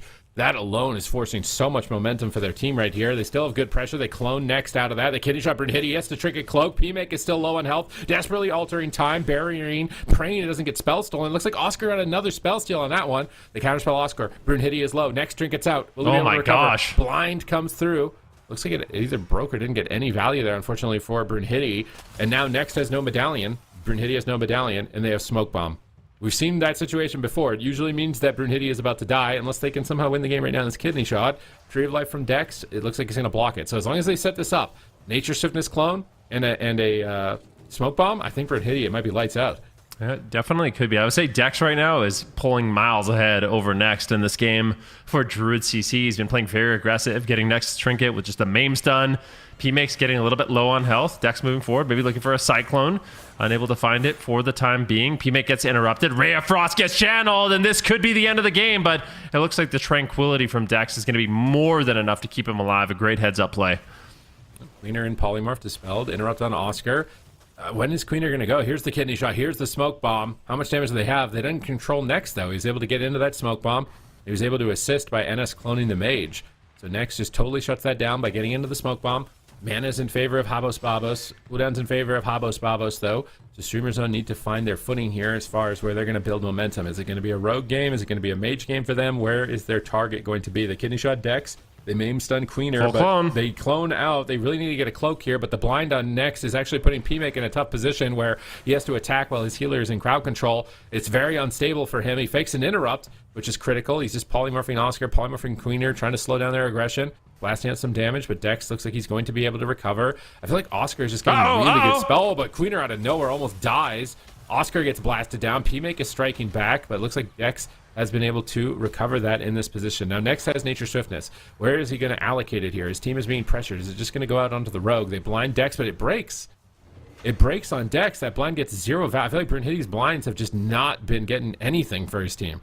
Yeah, it hasn't been looking good so far. Kidney shot onto Queener. Let's see what they can do. Dragon's Breath on Oscar. Just all out damage. Dex is a little bit ahead on mana. I don't know if it'll come down to that, but just something to pay attention to. P-Make now faking out an interrupt, going for a big glacial spike. Can he get the raid? Doesn't look like he's going to commit it just yet. And he's going to hold on to that cooldown. Oscar getting a little bit low on health, but these mages... Oh no! P-Make has to go into the ice block. A huge hit of damage incoming as Next got caught into the Ring of Frost. A great push there by the side of HABOS BABOS. All right, cheap shot on Brunhilde. Ray of Frost into a kidney shot. Enough to dunk him. Enough to force Cloak. Doesn't look like it. Maybe he's getting bursted down even more. They do manage to pull Cloak of Shadows. So the issue now for their team is that Next has to worry about him. He has to have Hots on Mage and Rogue, which is going to stress his mana bar even more that he's falling behind on. He clones the Adrenaline Rush with Nature Swiftness. We still see Next keeping to that strategy. Just Nature Swiftness clone the Rogue on his cooldowns or his kidneys. But he gets caught in a polymorph. This is a major blunder that HABOS BABOS want to capitalize on, but they just can't. They can't get to the target. We're following Oscar. He's getting polymorphed. Rogues are dismantled and unable to attack. Oscar's trying to get away from Brunhilde here and get some crowd control out with those Novas. Repositioning. Frostbolting while Brunhilde isn't nearby and Shatter comboing as well. Ray of Frost. He realizes Brunhilde's out of the game right now in a root. They polymorph it. They set up on Queener. Big hit of damage onto Queener. Dex gets incapped on his trinket by Next as he is trying to reposition. And Streamer Zone are trying to put themselves back into the game. The Rogue is looking very... Oh, but Oscar out of nowhere just gets absolutely eradicated. You don't even have time to really discuss what's going on as far as strategy before it's suddenly flipped. And suddenly, what is going on? Oscar has to block to nothing. Queener is falling over, and Streamer Zone are back in the game. Yeah, they get a lot of cooldowns there. Dex gets interrupted. Uh-oh, they can continue the momentum. Oscar Queener could be in trouble. NS clone coming in, and Dex is just getting controlled up, but the damage just is not there. Brunhilde and P-Make cannot find the damage. Full kitty shot now into Dex. Cheap shot on Queener. Can they take him down? He's got the Cloak of Shadows. Might have to make the trade, but seems to be more than okay. Oscar, though, is likely going to fall. The damage is overwhelming. Dex gets out of crowd control. Can they keep him alive? It gets interrupted, and somehow he holds on. I can't believe it. At the same time, Brunhilde now is under fire. What a back and forth game. He was about to die 1 second until his hypothermia wore off, which prevents him from using a second ice block. He manages to stay alive there. Now a maim stun on Next. closest call I think we've seen in this game right now. P-Make is getting blasted. You might have to ice block at any moment. He trades it as Next goes into Tree of Life, but dampening is now at 31%. It'll be quite difficult to recover. Nice Nature Swiftness Cyclone. Next is adapting his Nature Swiftness play. Sometimes going after Dex, sometimes going after Rogue. Now they're pressuring Oscar. Polymorph on Rogue. Dampening is high. Blind, no trinket. No blocks remaining. They're desperate. They Dragon's Breath defensively. Brunhilde trinkets out to go for the win. Nice but he shoots ring. on his trinket by Queener into the gouge.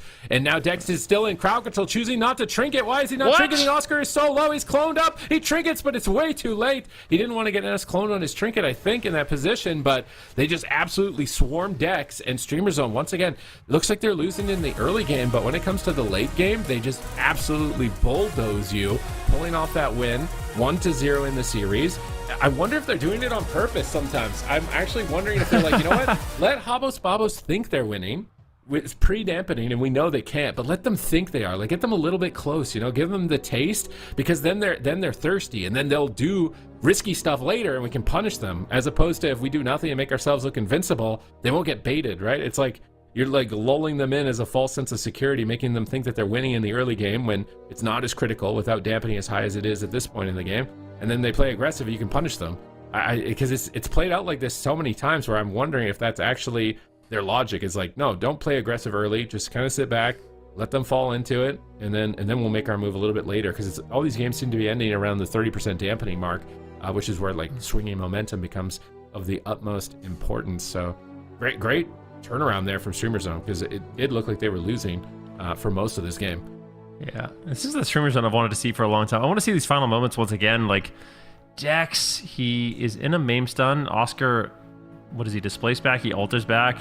Dex gets cloned, and just a little bit too much hesitation there. Druid does have like a few seconds. One of the awkward things about a Resto Druid is you have a few globals before you heal. So like in that situation, he has to Iron Bark, which doesn't really do any healing.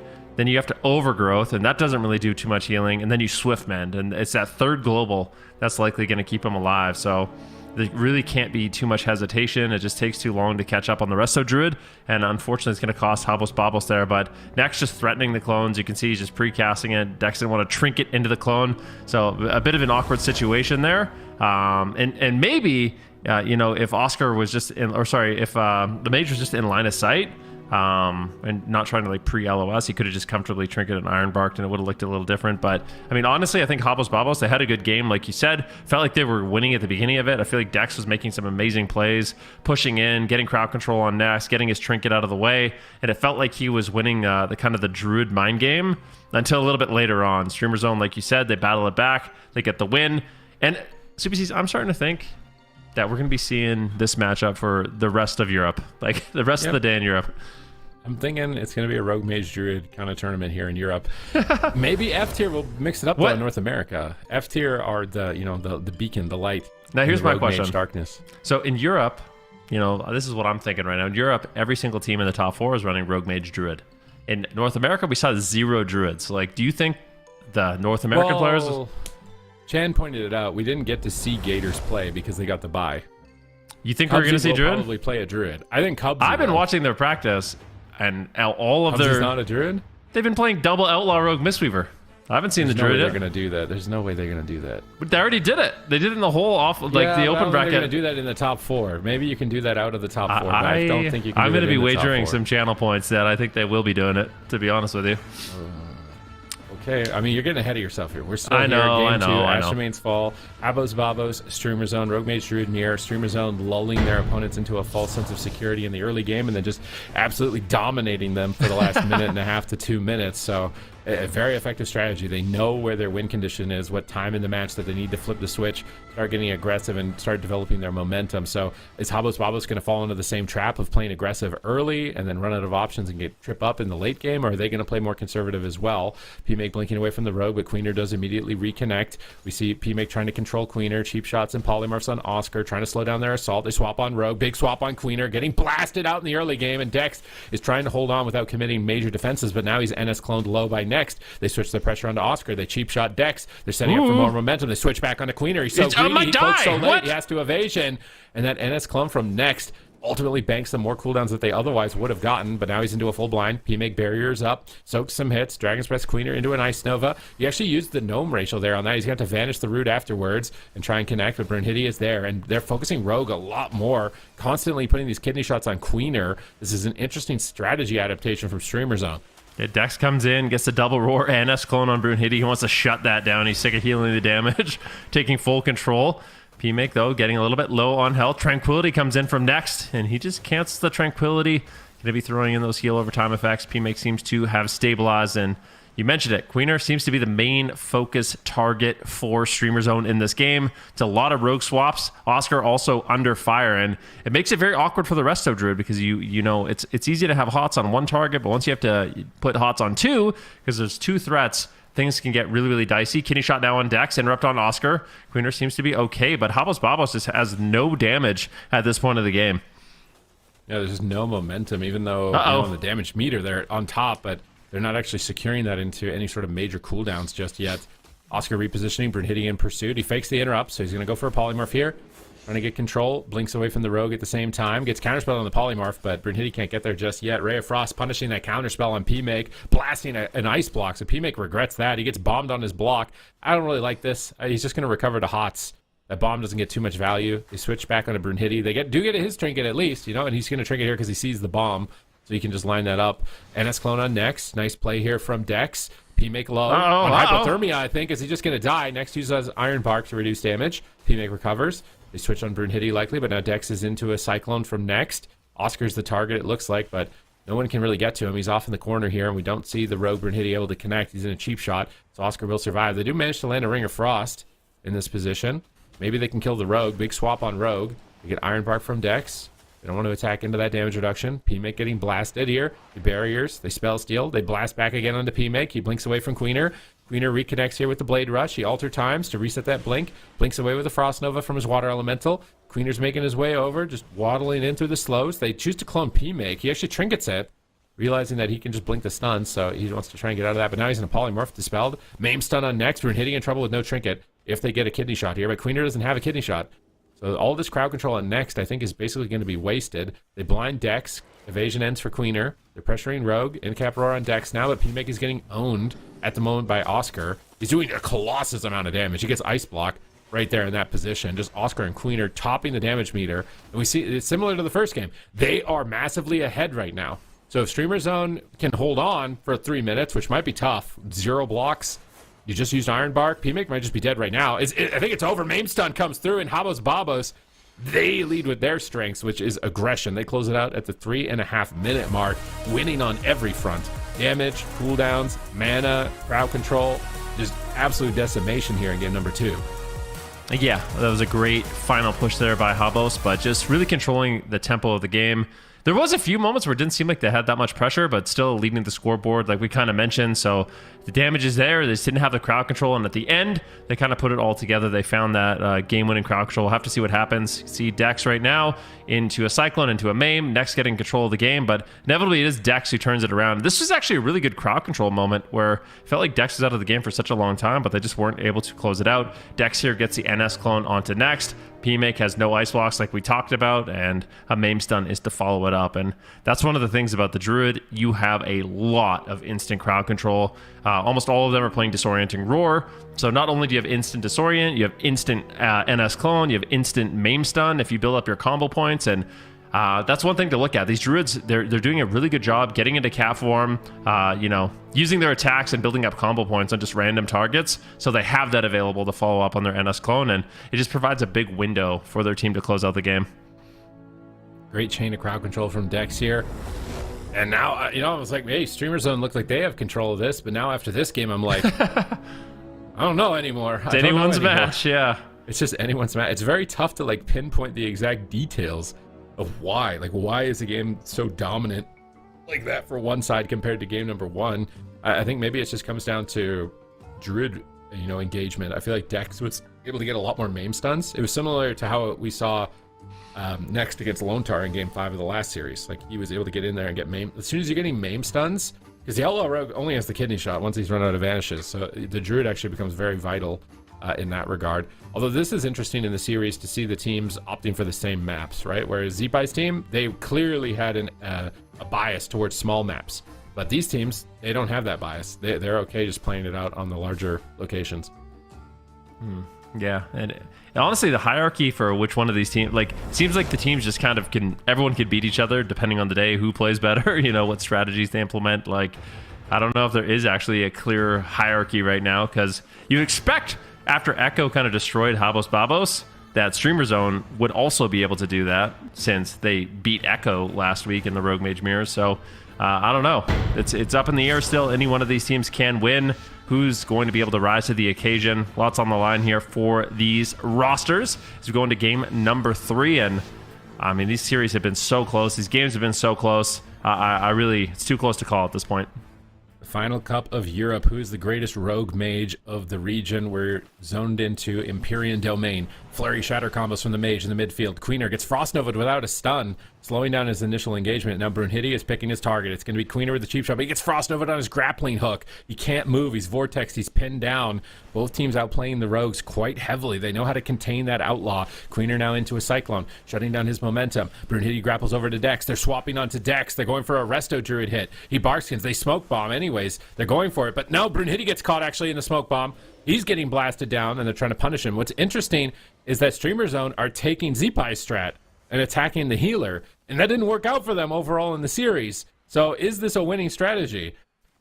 I don't know. Maybe we'd have to like look at their gear. Maybe Dex is playing really, really low versatility or something like that, and it's giving them some insight. Ooh. Oscar might just die.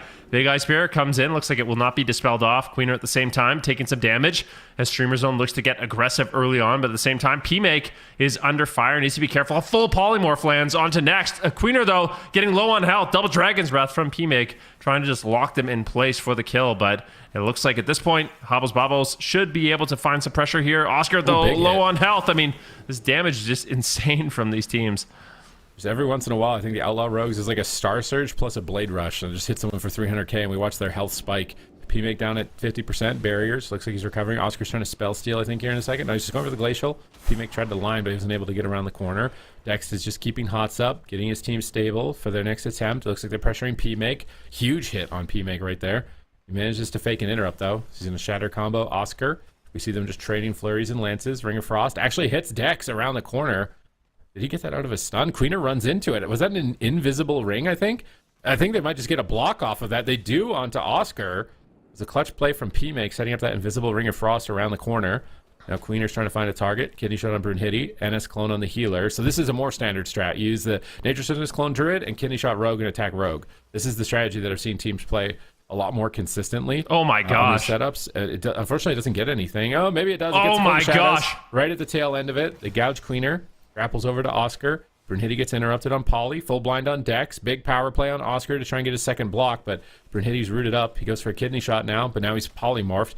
He grapples over with that Blade Rush. That's a big connection of damage, and they're just going to, oh my god, almost finish him. They get the second block. And now suddenly it's like Streamer Zone. They're the better RMD. Like, we're just one game. I'm like, HABOS BABOS is farming you. Like, what is this? If they do that 3 times, it's over. But now here in game 3, Streamer Zone have complete control. Oh my gosh. Setting up damage onto Queener, keeping their momentum going. And it seems like Streamer Zone are answering aggression with aggression. Yeah, Dex just had an amazing play. We need a replay of about like a minute ago where he knocked Next out of line of sight for him to get a clone, but Oscar getting low on health, and that play might not matter as Streamer Zone has a lot of momentum right now in this match. Oscar with no ice blocks left, a full kidney shot on Dex, and this game is looking like it could go in favor of Streamer Zone. Oscar doing what he can to survive. He fakes out the interrupt. What's he going to do with it, though? Glacial Spike incoming. P-Make seems to be completely fine for the time being, and Oscar still just on the back foot. Dex cannot keep him alive. This damage is completely overwhelming. Finally, Dex is able to get the Swift Mend and top him off, but what a close call that was. Maim stun on Tree over here. It doesn't have Ring of Frost, so he'll come out of this and be able to heal. They're going Brunhilde to try and put themselves back into the match here. Queener evasions a bit aggressively to stop himself from being disarmed, I think. He doesn't want to get peeled on his adrenaline rush, so he's committing cooldowns, maybe also to bait them off of the mage at the same time. So I actually like that tactically from Queener in this position. His adrenaline rush, though, has faded, and now Brunhilde has his as well as blind. So this kidney shot blind play is going to be very important from Brunhilde. He gets Dragon's Breath on it. They do go for the blind. They're committing it, but Dex actually breaks out. I think he jumped in to the fray there, and it actually broke the AoE, but he's still just dying. It's so much damage on Oscar. A completely different streamer zone here in game number 3. They're gonna have to wait for that Iron Bark to subside before pushing in for the final nail in the coffin. Oscar repositioning to center field, going for a Ray of Frost. Brunhilde grapples over to gouge it. Double Dragon's Breath, double Ring of Frost attempt from P-Make. It gets counterspelled and removed from play. Dex is looking for Cyclones, but if he gets counterspelled, it could be game over, and he did get counterspelled. Oscar, why did he trinket the clone while Dex is counterspelled? They go back onto Queener in the kidney shot, trying to really pressure Dex Hots locate his allocation and trying to pressure the target as less Hots. They go into Brunhilde now. Big pressure. Local Shadows will be forced from him. He's just trying to stay on target. But Oscar actually has a block available again, so they don't have as much of an advantage as they did just a few moments ago. Dex in the tree. Next, moving forward. P-Make gets low. Big blast of damage from Dex with that Star Surge. He wraps around the corner here, off to the right. Brunhilde's looking to make his way in on top of Oscar, who just alter timed. So he's going to absorb this damage and get a free blink in a second. Brunhilde's moving forward towards Dex. Wants to go for a cheap shot. I don't think they're going to be able to get crowd control, and P-Make is in trouble. He gets counterspelled. They Iron Bark him. They go rogue with no trinket. They disarm out a kidney shot, slowing down his aggression. Trying to blink away as well to get some pressure out here. They have blind available on Queener. Blind coming up from Brunhilde. Oscar is low. Dex Iron Barks. That should allow Oscar to recover. Brunhilde gets caught in kidney. Dex next trinkets out. Was for the blind though. He's maimed on his trinket. Dex clutches out with a maim. Can they chain that into anything? Brunhilde will be over for him. Into the end cap roar, and Dex once again securing the win with crowd control for his team. And this game can just flip. It feels like you know what's going on. It feels like this team is winning, and then in the final moments it goes completely the other direction. You cannot anticipate who is going to take this whatsoever. HABOS BABOS move to match point. Yeah, Dex is a monster. I mean, he had a play in the mid game. I hope we got a replay. I don't know if we did or not, but he did something so cool that I've never seen. He got like a disorient into a maim, and then he typhooned the druid into a position where he could use the pillar to get a line of sight cyclone that P-Make couldn't counterspell. It was amazing. And this is why I talked about Dex so much on Friday, because he really is that playmaker resto druid. He's very comfortable with pushing in at the right time, landing the stuns, the roars, the clones, and it can just turn the game around so fast. Next trinket's out. Dex is there, getting the combo points, gets the maim out of that, disorient at the last second, and there's really just nothing at that point they're able to do. And HABOS BABOS, they're looking real threatening. And then Streamer Zone's on match point. I mean, they're number 2 seed. They want to contest with Echo, right, as the dominant team in Europe. But if they go out here in 3rd place, they're not going to get that opportunity. And it's funny how this, like, I swear that Streamer Zone looked like HABOS BABOS did in game 1, where Streamer Zone are really aggressive, but then they lose the late game. Like, it's like it's flipped. It's like each team is like, no, the strat they did, we need to copy that because we lost. But then they copy it and then they lose, and then they do something entirely different, and then that works out, and it's just so crazy as far as the outcome of the match. But I will say the druid control matters so much.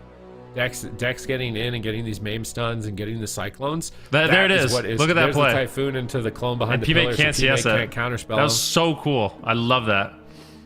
And it gets the cloak as a result. I think the druid definitely can carry this matchup. The mage is just all about limiting uptime from the rogue, and then the rogues are just about shutting down each other and keeping as much damage out as possible. They're evenly matched though. This scoreboard is it's tightening up match to match. But there's no second chances here for Streamer Zone, and you gotta wonder if you're possibly getting fatigued, because I can only imagine playing against the best rogue mage druids in the region back to back every single game. At some point you're just gonna be like, man, I can't, like, something's gonna get you. Like, you're gonna get counterspelled on something you're not expecting. Like, if you're asleep at the wheel at all or getting fatigued at all, like, it's gonna be over. You can see the kill condition, and Dex added a huge amount of damage in this moment. He got both the Feral Frenzy, which is the new Heart of the Wild mechanic, and he got a Star Surge. So not only did Dex CC the healer with the stun end cap with no trinket, he also did like a significant portion of the damage, more than the rogue, in order to win the game. So Dex is stepping up here. Dex wants that rematch against Echo, wants to go head-to-head with JT in that best-of-7. Teams are locking in. They're not backing down on their compositions. We're not seeing Jamie, desperately coming in here for some Ellie Outlaw. They're just going to have to win it in the mirror. Can next level up here in potentially his final game of the tournament in the final cup for Europe. Oh my gosh, it's so brutal. And I feel like when you're in that situation in like a druid versus druid battle, it's like it's extra annoying, you know, when the enemy druid's pushing in and maiming and disorienting you and NS cloning you, and it's been back and forth. Like Next has done it to Dex has done it to Next, but it just adds that extra element of stress where you have this really threatening Resto druid pushing in. See, Dex actually is playing a decent amount of haste, so he's playing a lot of mastery, pretty high versatility, and then also weaving in a little bit of haste for his build. But Druid right now, I swear, it's really fun. You have a lot of control. The healing can be a bit sketchy, but when you're playing with, you know, really durable classes like a Frost Mage and an Outlaw Rogue that can bring that extra control, the Resto Druid is definitely a really good complement to that, especially because you highlighted it, right? Like the Outlaw Rogue doesn't have as many stuns as like a Subtlety Rogue, and that's where the Druid can really help out and assist with that extra control. Yeah, there's a lot more synergy, I think, with the Druid in this particular matchup with the Outlaw. And the Mage durability and snares lowers the volatility of the Druid that you might experience in like Solo Shuffle, where you got random comps that don't have the same type of durability and coordination. So it's perfect storm of synergies together. Here it is. It's the final game possibly for Streamer Zone. Are they going to be able to overcome adversity here and come back in this series? Because HABOS BABOS looks so good. Dex wants that rematch. PMake is already taking tremendous damage in the opener.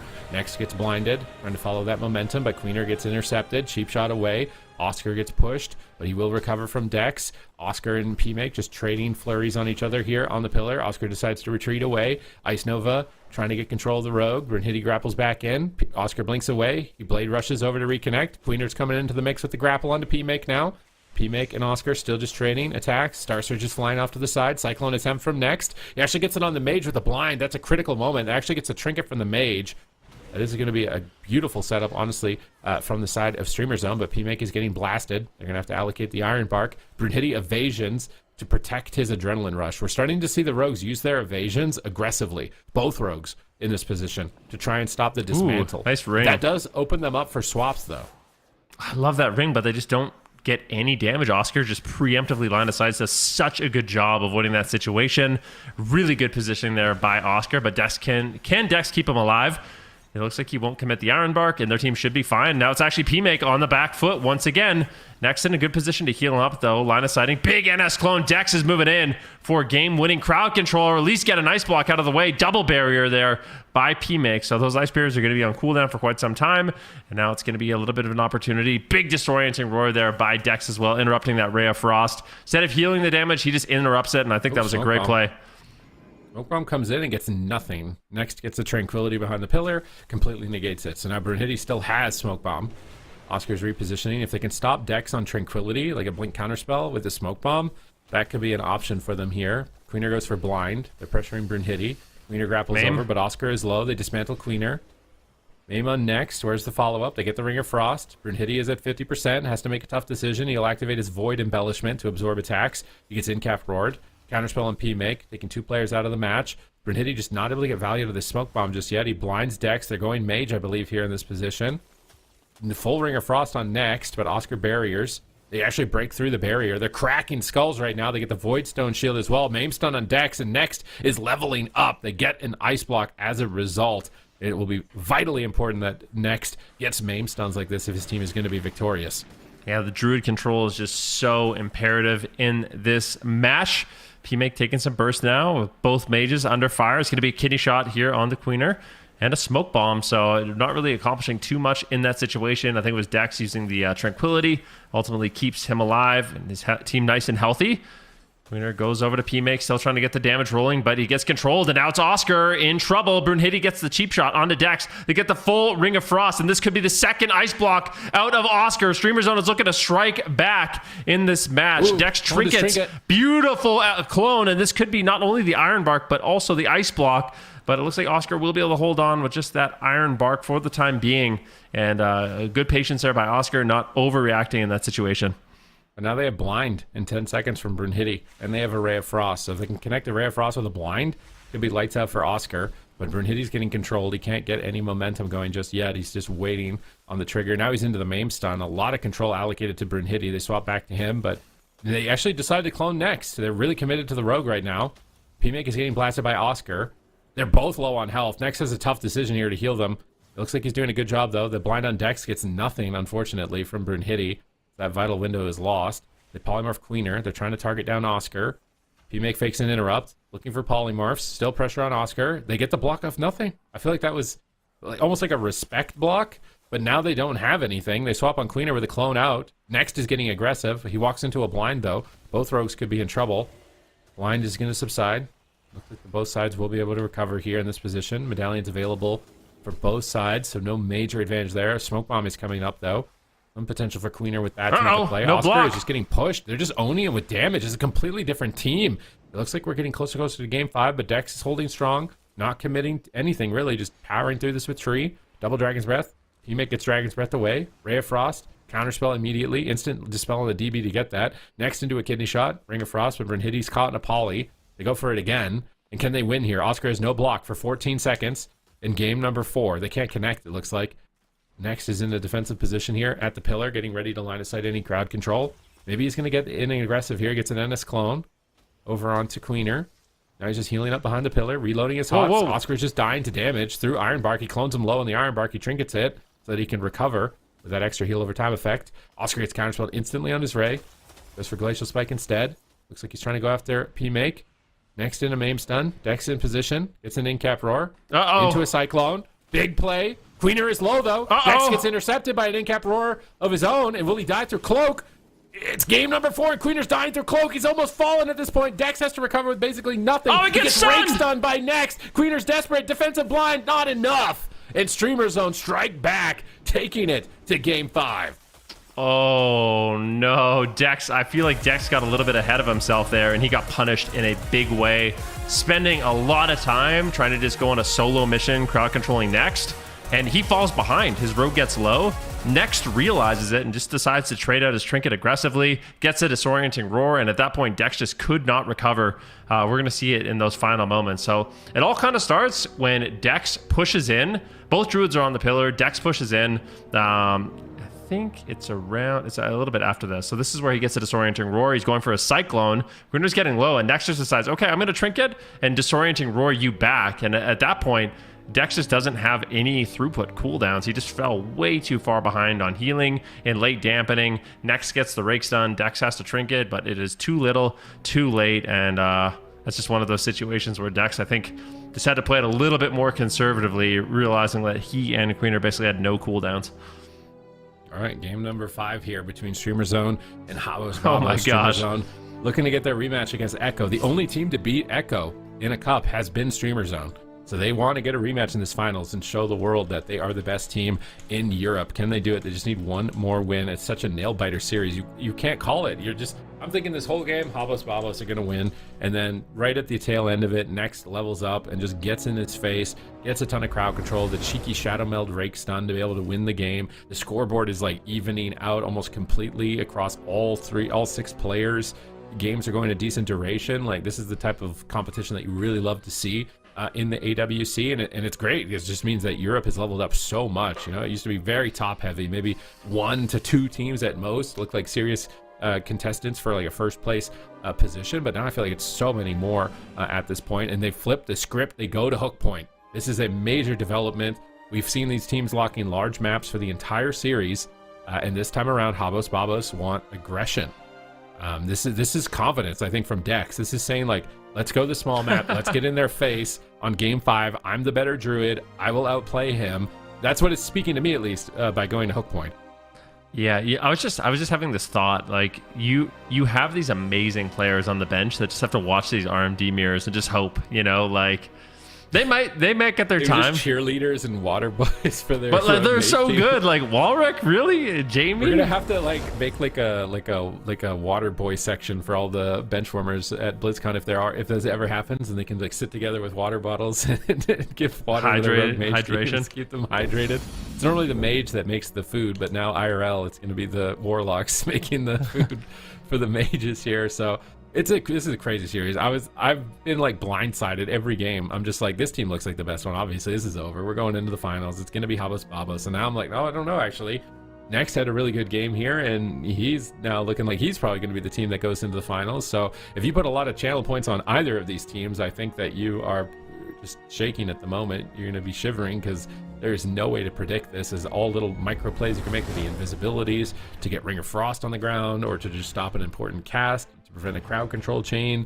there's so many small decisions that can add up over time in a matchup like this. And if you pick the right one at the right time and swing momentum, you just win the game early.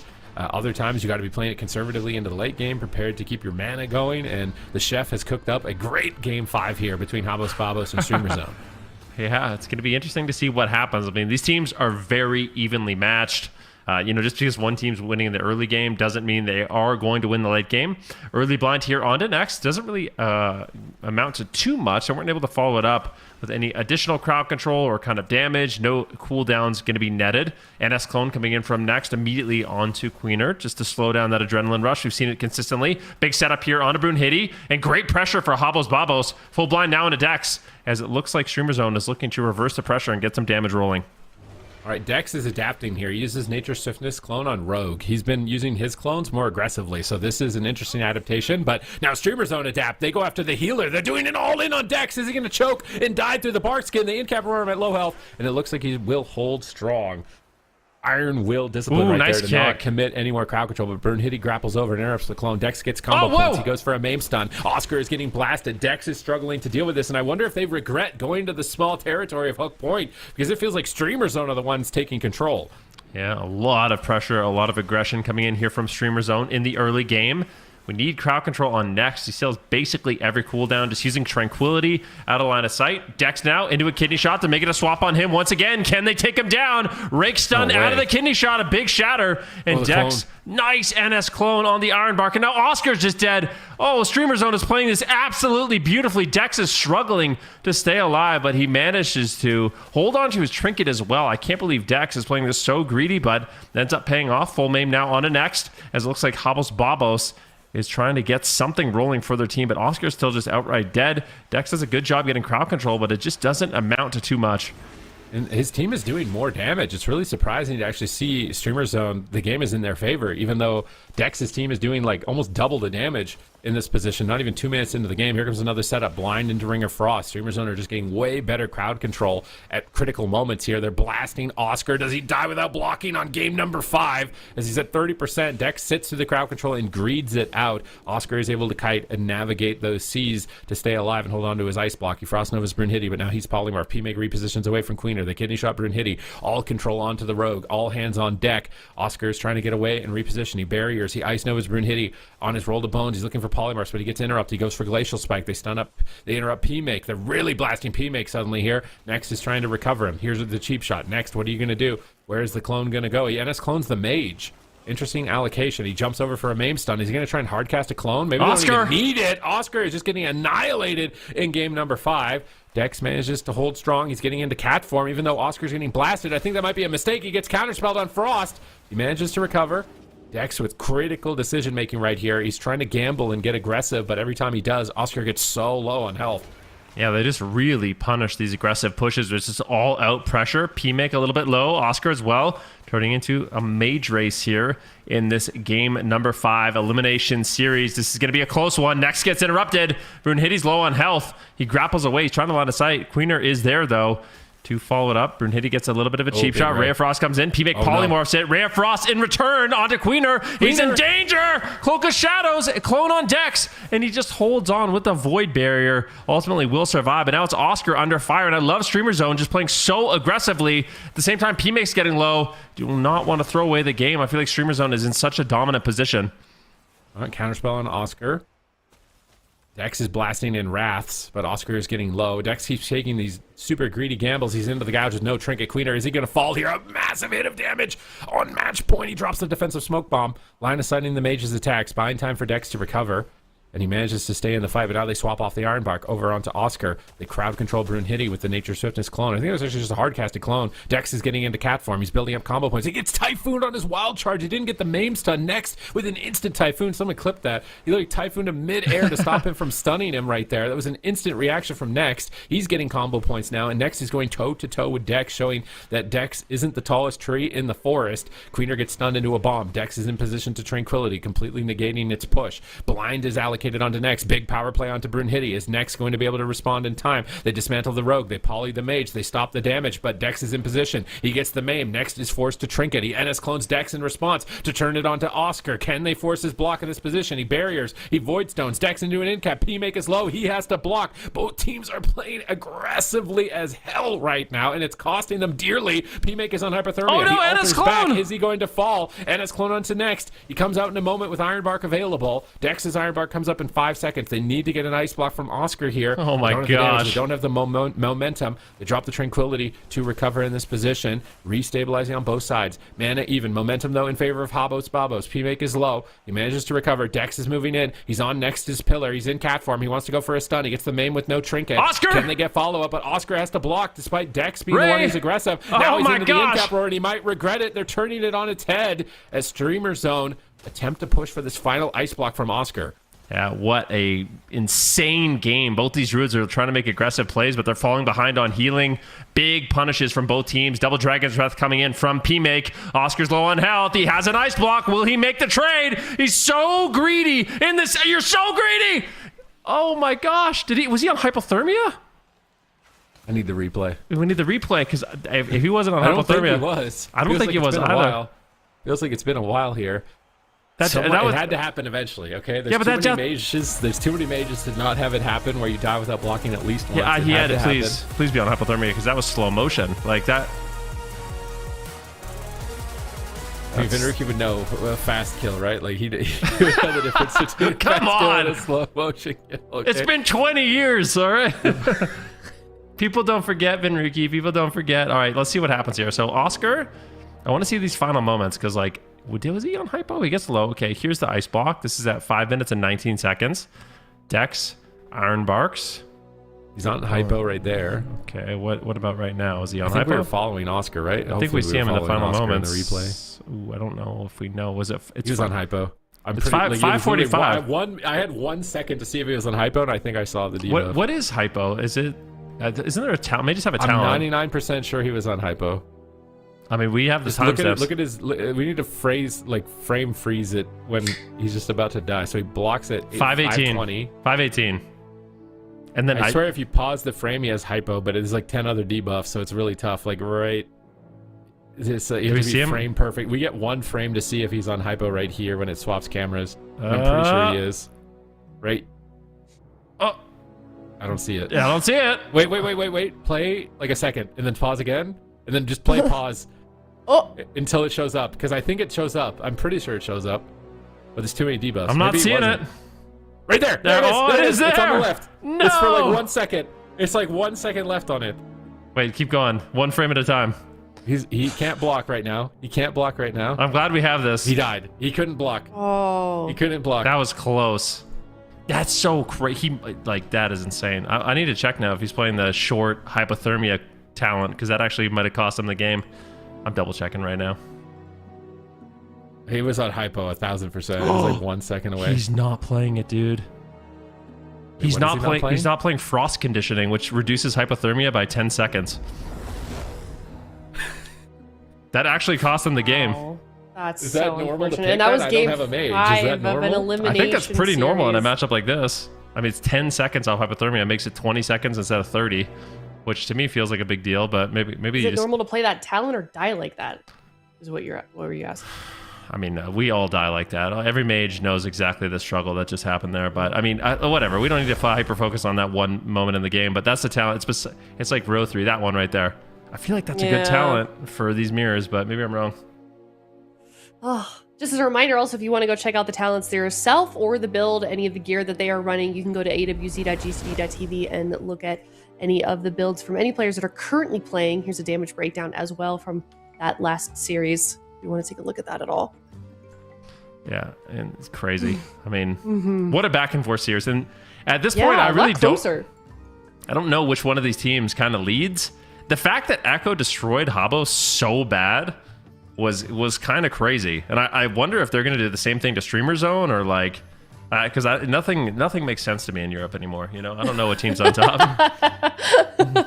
Yeah, I mean, really, like you already said, so back and forth. Really, the entire day has been back and forth as well. Streamer Zone GG, now they're going to be up into the grand finals. They're going to have a rematch of that series against Echo. We've seen this before. We've seen this many times, and I couldn't agree more with the sentiment, Elliot, that I have no idea what's going on anymore. I don't know.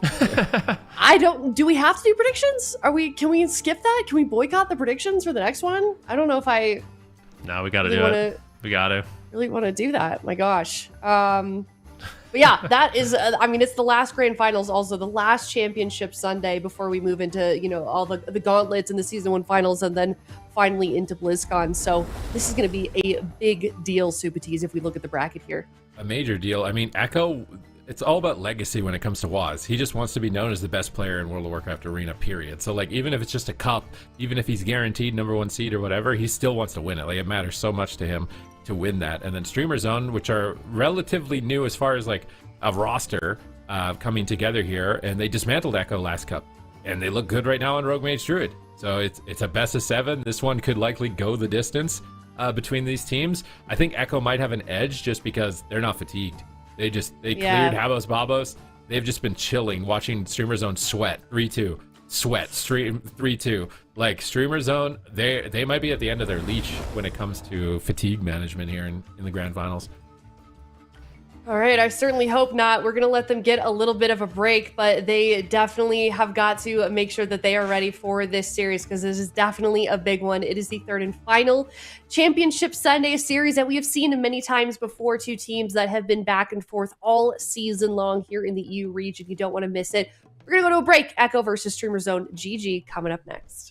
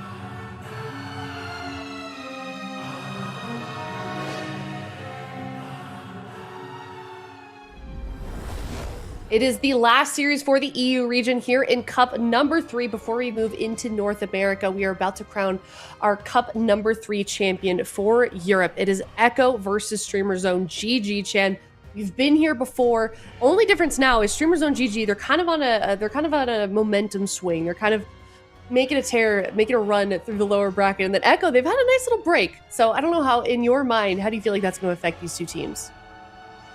I think if you're Echo, even though you're going in from the upper bracket, it's actually kind of bad for momentum because you've been sitting there marinating, watching the 2 series happen, and you go cold from that, right? Whereas Streamer Zone, the GG, yeah, they had a grueling lower bracket run to get back to the finals, but they're coming off hot. They look good. I think they've improved over the day, and I think Nex was playing out of his mind. He was typhooning the every time Dex was pushing onto him, and it was sick to see. So I don't know. I believe in StreamerZone.gg. I think they have a good chance. I don't think it's an Echo stomp, even though they did super well in the upper bracket. I think Streamer Zone, they showed that they have the potential last cup. I think this cup, they're looking good. Yeah, and for people that maybe missed the finals, Zico, last cup for Cup number 2 between these two teams, do you feel like there's going to be any difference between us seeing them now and us seeing them last time? Because we've seen some changes to the game and their gameplay. Well, yeah, now it's going to be a healer difference compared to last time, and we've already seen it kind of play out throughout the day. We're for sure seeing the RMD coming out, so it's going to be a lot about how these druids adapt. From what we saw with JT, he adapted really, really well in their upper bracket game, and so far Next also just now looked incredible. So I think it's going to be hard to say which team is adapting better, but I do feel like Echo, they lost pretty convincingly last time. Like Streamer Zone, I think they took a bit of their ego and crushed it. And if you do that to Echo, I think they are looking for revenge. They seem hungry. So yeah, I think they've successfully pissed off Echo. I think so, and we know how they play under those circumstances as well. Chan, you would know better than anyone. I know that you were kind of talking about it before we went into, or during the break actually. So now I want to hear your opinions. What is your prediction on this series? Do you think that Echo can come back from last week, their last cup? The last time I voted against Echo, they kind of stomped it. I think this time I got to vote for them. And I think it's a safe pick. I think Echo they should be the best rogue mage in the world. But there is a bit of an asterisk over their head with JT and the rest of Druid, but I think he performed great. I'm going to go 4-2 for Echo this time. I think Raikou has the potential to die pre-block, as always. But I also think StreamerZone.gg is not going to go down without a fight. Had to throw it in there. So, 4-2. Just every single day. I love it. All right, Zico, what is your prediction for the series? I'm going to go 4-1 in favor of Echo. I don't think Raikou is going to die pre-block. I feel like Raikou has been performing today. I feel like I was impressed with how he played in their first series. So I think Raikou is he's going to be owning. I think there's going to be one game where maybe Waz dies. But yeah, I think overwhelmingly Echo, they look coordinated. They look like a well-oiled machine. And maybe the first game, they're going to be a little bit shaky, but I think they got this. I've been going with the safe predictions this entire time, but I feel like I want to go with Streamer Zone today. I don't know. I know that they're probably getting a little bit fatigued because this is like, I don't know how they're whatever series in a row. So I think I'm gonna go 4-3 Streamer Zone. We'll see. I might live to regret this, but sounds like the queue is popped. The series is ready to go. This is best of 7 as well. This is our third and final cut before we start heading into season 1 finals, then into BlizzCon. So this is a big deal. This is two powerhouse teams here in the EU region now facing off in the finals for Cup number 3. It's Echo versus Streamer Zone GG. game number 1, Zico. All right, let's see it. Gates are open on the Grand Arena. There's not going to be any surprises whatsoever. Both teams rocking the Rogue Mage Druid with the Outlaw and the Frost. And we're already seeing Raikou pushing in towards PMake. Actually, double Dragon's Breath, double Ring. PMake going for a bit of a cheeky play there in the opener, but he gets the counterspell of Raikou already. Both rogues still in stealth. This could be a way for them to set up. If Brunhilde wants to, he could try to cheap shot JT to set up that Ring of Frost. Let's see if they do it. The gouge Waz into a sheep. There it is. Sheep shot into Ring of Frost onto JT. And now they're going after Waz. He's got no pre-feint. And they force out JT's trinket immediately. Streamer Zone capitalizing heavily off of that individual play that PMake made. But they're doing a great swap here onto Next. And they force out the trinket though. Next being greedy with it. And it pays off. Yep, just gets the box skin from Next. NS clone onto Waz just to slow it down afterwards. But big mistake from Raikou. CSing the Ring of Frost early. Probably should have DB'd it or done something else. Ended up forcing JT's trinket, and Brunhilde has this big blind opportunity onto JT. So what they're looking for is a CC on... Here it is. Kidney onto Waz, blind onto JT. Waz might have the trinket cloak here. Ends up breaking. Oh no. Oh, that is brutal that it broke right there. If it didn't, I think they could have pushed for Waz's trinket, and then that would have opened up the situation where they get the smoke bomb attempt there. So they would still have had that smoke bomb. So they did get the cloak, which is a huge cooldown. No vanish on the Waz as well. So there's still an opportunity here to take Waz down. They're probably going to send a smoke bomb onto Waz on the side of Streamer Zone. And so far in this game, it's been just Streamer Zone controlling the tempo. They're going to sheep Waz, and they want to re-sheep Waz. He wants to pre-feint here. They need to get some offensive pressure. Brunhilde pushing forward. There it is. Kidney shot onto Waz, but PMake gets counterspelled on the Ray. Look at Raikou taking control over the situation. He's going to use the Ray of his own, but it gets interrupted there by PMake. Both mages mirroring each other in this position. Raikou doubling PMake's damage so far, but he has been kind of left open in this matchup, whereas PMake has been trying to do these setups onto Waz, and Waz knows it. He is the target of choice here. JT has his trinket rotated back up, so Waz doesn't need to be too scared right now, but with no Cloak of Shadows, they definitely want to try to punish that on the side of Streamer Zone.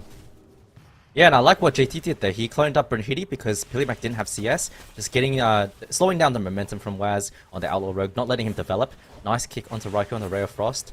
Both teams, though, quite neck and neck. Nothing really going on. Full blind now onto JT. Let's see what they can develop from that. Instant kidney shot onto Brunhilde from Waz, though. Waz reading the situation beautifully. Clone does land onto Brunhilde and defensive Ring of Frost, really. Let's look at Next now. He does have the bark skin available to him. Waz is targeting him. He should be okay.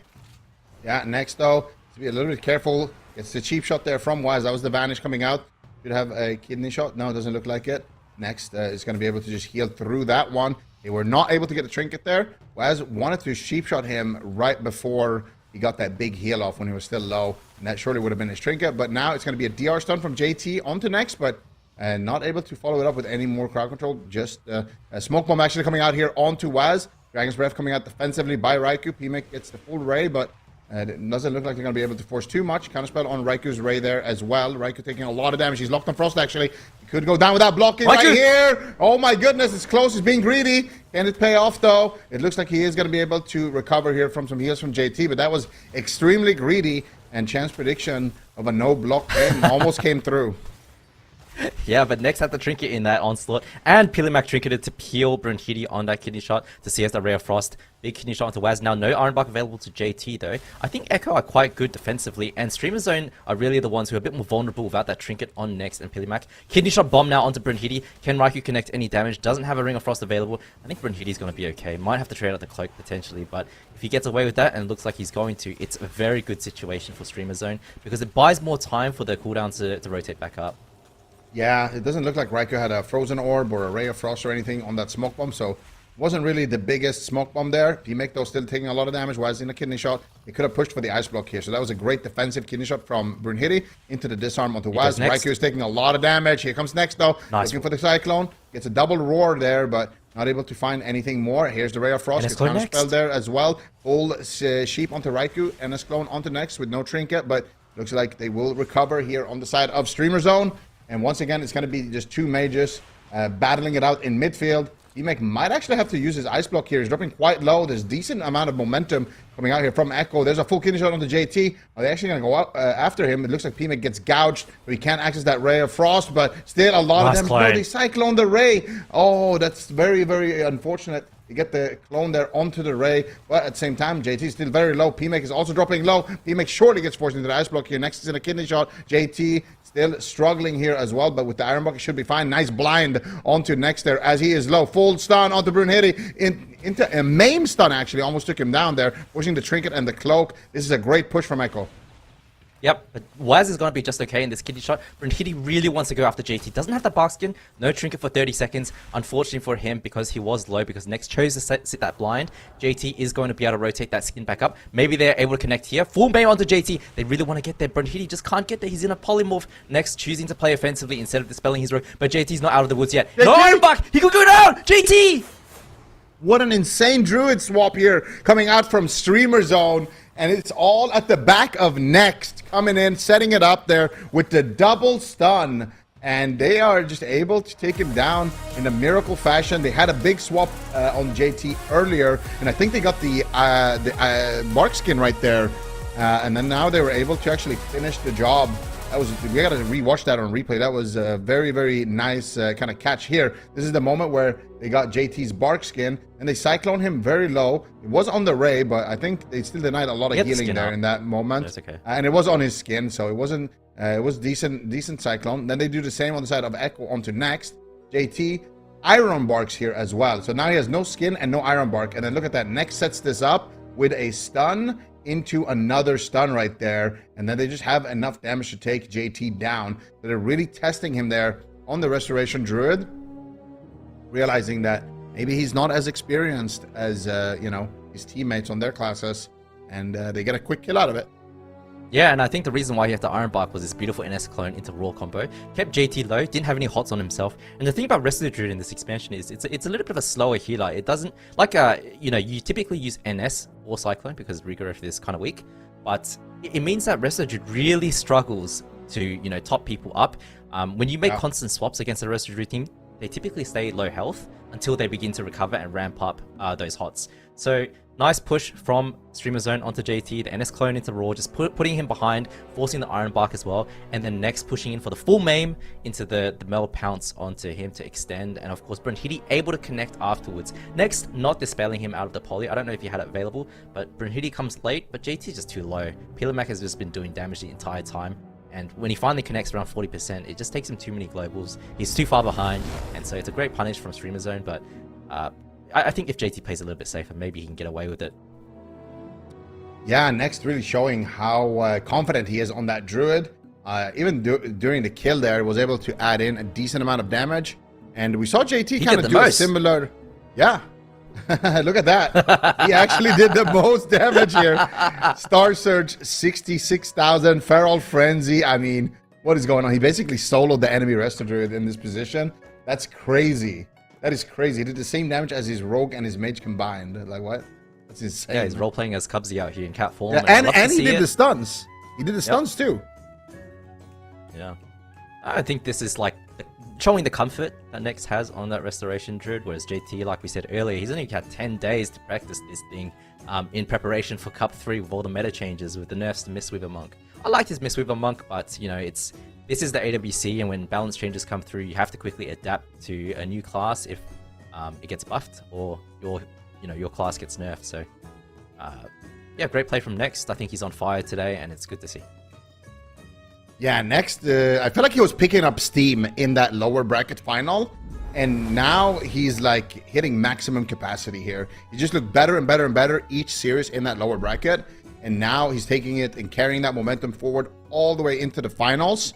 And Chan, as somebody who's been in this position yourself many, many times, if you are the team where Echo is right now, you've been in the upper bracket, marinating, waiting for 2 hours to play, and a team is coming from the lower bracket, they're picking up wins, they're having close Game 5 series, but they're winning and they're getting that momentum. On which side would you rather be? I'd rather be on the lower bracket side. I mean, it's the Echo special where you get knocked down, you kind of like lose the upper bracket series in a bit of a stomp, but then you go into the lower bracket, you recover, and you get all this momentum, and you're hot by the time you get back to the finals. And the team that won in the upper bracket is just fully marinating. They need to re-up on the caffeine, the energy drinks. They're a little bit dampened in real life, you know, and it does make you perform worse. I think I always want to be on the side of you know, where Streamer Zone is right now, where they're coming from the lower bracket. Because yes, it's tiring, but the adrenaline keeps you going, and they're full of adrenaline right now, whereas Echo is still ramping back up, and you know, that's potentially the reason why they ended up losing the first game. Yeah, and in a mirror match like this, how important would you say losing the first game is? Like for the confidence levels, like does it matter more than losing the second or third game? You know, for momentum. It can be very difficult, and it's from team to team. I will say, as Echo, there's some big heads on that team, and losing a mirror man, not good for the vibes. Sometimes the team comm sounds a bit sus and really chaotic, right, when you lose this mirror. And we always talk about Waz and Raikou being the best rogue mage in the world. You can't be losing a mirror if you're those guys. You know, it's bad for the mental, but they have to press on and recover from it. Yeah, let's see if they can. Right now, Streamer Zone looking to take the second cup win here in a row. What an insane season it has been for these guys. Finally coming together and finding a way to work with this Rogue Mage Druid. JT interrupting PMEC there on his crowd control attempt. It's going to be a full blind, though, over onto JT. Waz going to be the target of choice. Ring of Frost to follow it up from PMEC. Ray of Frost being channeled by both mages, but Waz is going to be completely fine. I think, actually, might have the cloak. Oh, the cloak. Does have the cloak. Huge pressure coming in there from PMEC. Finding that follow-up Ring of Frost is crucial. And now Waz gets NS cloned. Raikou is taking a tremendous amount of damage. That is going to be the Iron Bark coming out from JT as well. And now Waz gets smoke bomb. Second Ray as well, but it gets interrupted instantly by Raikou. And I do think that's going to be enough here to kind of shut down the storm. Now they're going after next on the side of Echo, but they're not really getting much done with that. Raikou in the meantime, in block range, surely he's going to use it. They have no Iron Bark. Raikou's taking so much damage. Look at the next. He's doing so much work. Oh, there it is. There it is. Surely he had to block there. I just said it. And there it's the Chan cackle coming through. There is no way we go down like that. 1 minute and 20 seconds into the map, and we have a complete stomp. Streamer Zone is all over the place. I mean, look at this replay. This was a dominating start from Streamer Zone. They got the opener they wanted. They forced the cloak from Waz. Yeah, the bomb onto him was a bit sus. The kidney onto next. But then look at this turnaround and the pressure onto Raikou. This was so important for them. And then eventually, they end up going for a CC on JT. Look at this. Kidney shot onto JT.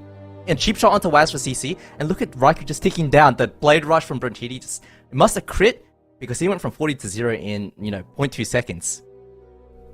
Yeah, that's crazy. That is a crazy amount of damage. Like, Jesus. This is the Outlaw Rogue for you against a cloth target. We saw double Outlaw yesterday against Arc on the Rep Alley. Now it's an Outlaw Rogue on a mage, on a cloth. Look how much damage they can do. And this is a really bad situation for Echo now. We talked about, they do have big heads. They have big egos. They're the best rogue mage in the world. Now you're getting... Oh my God. Kind of got gapped in this round, right? In the mirror. And it's a brutal position to be in because now the vibes are worse. You're down 0-2 in the grand finals against a team that stomped you last cup. You gotta reset here, take a break, and just treat game 3 as a new game.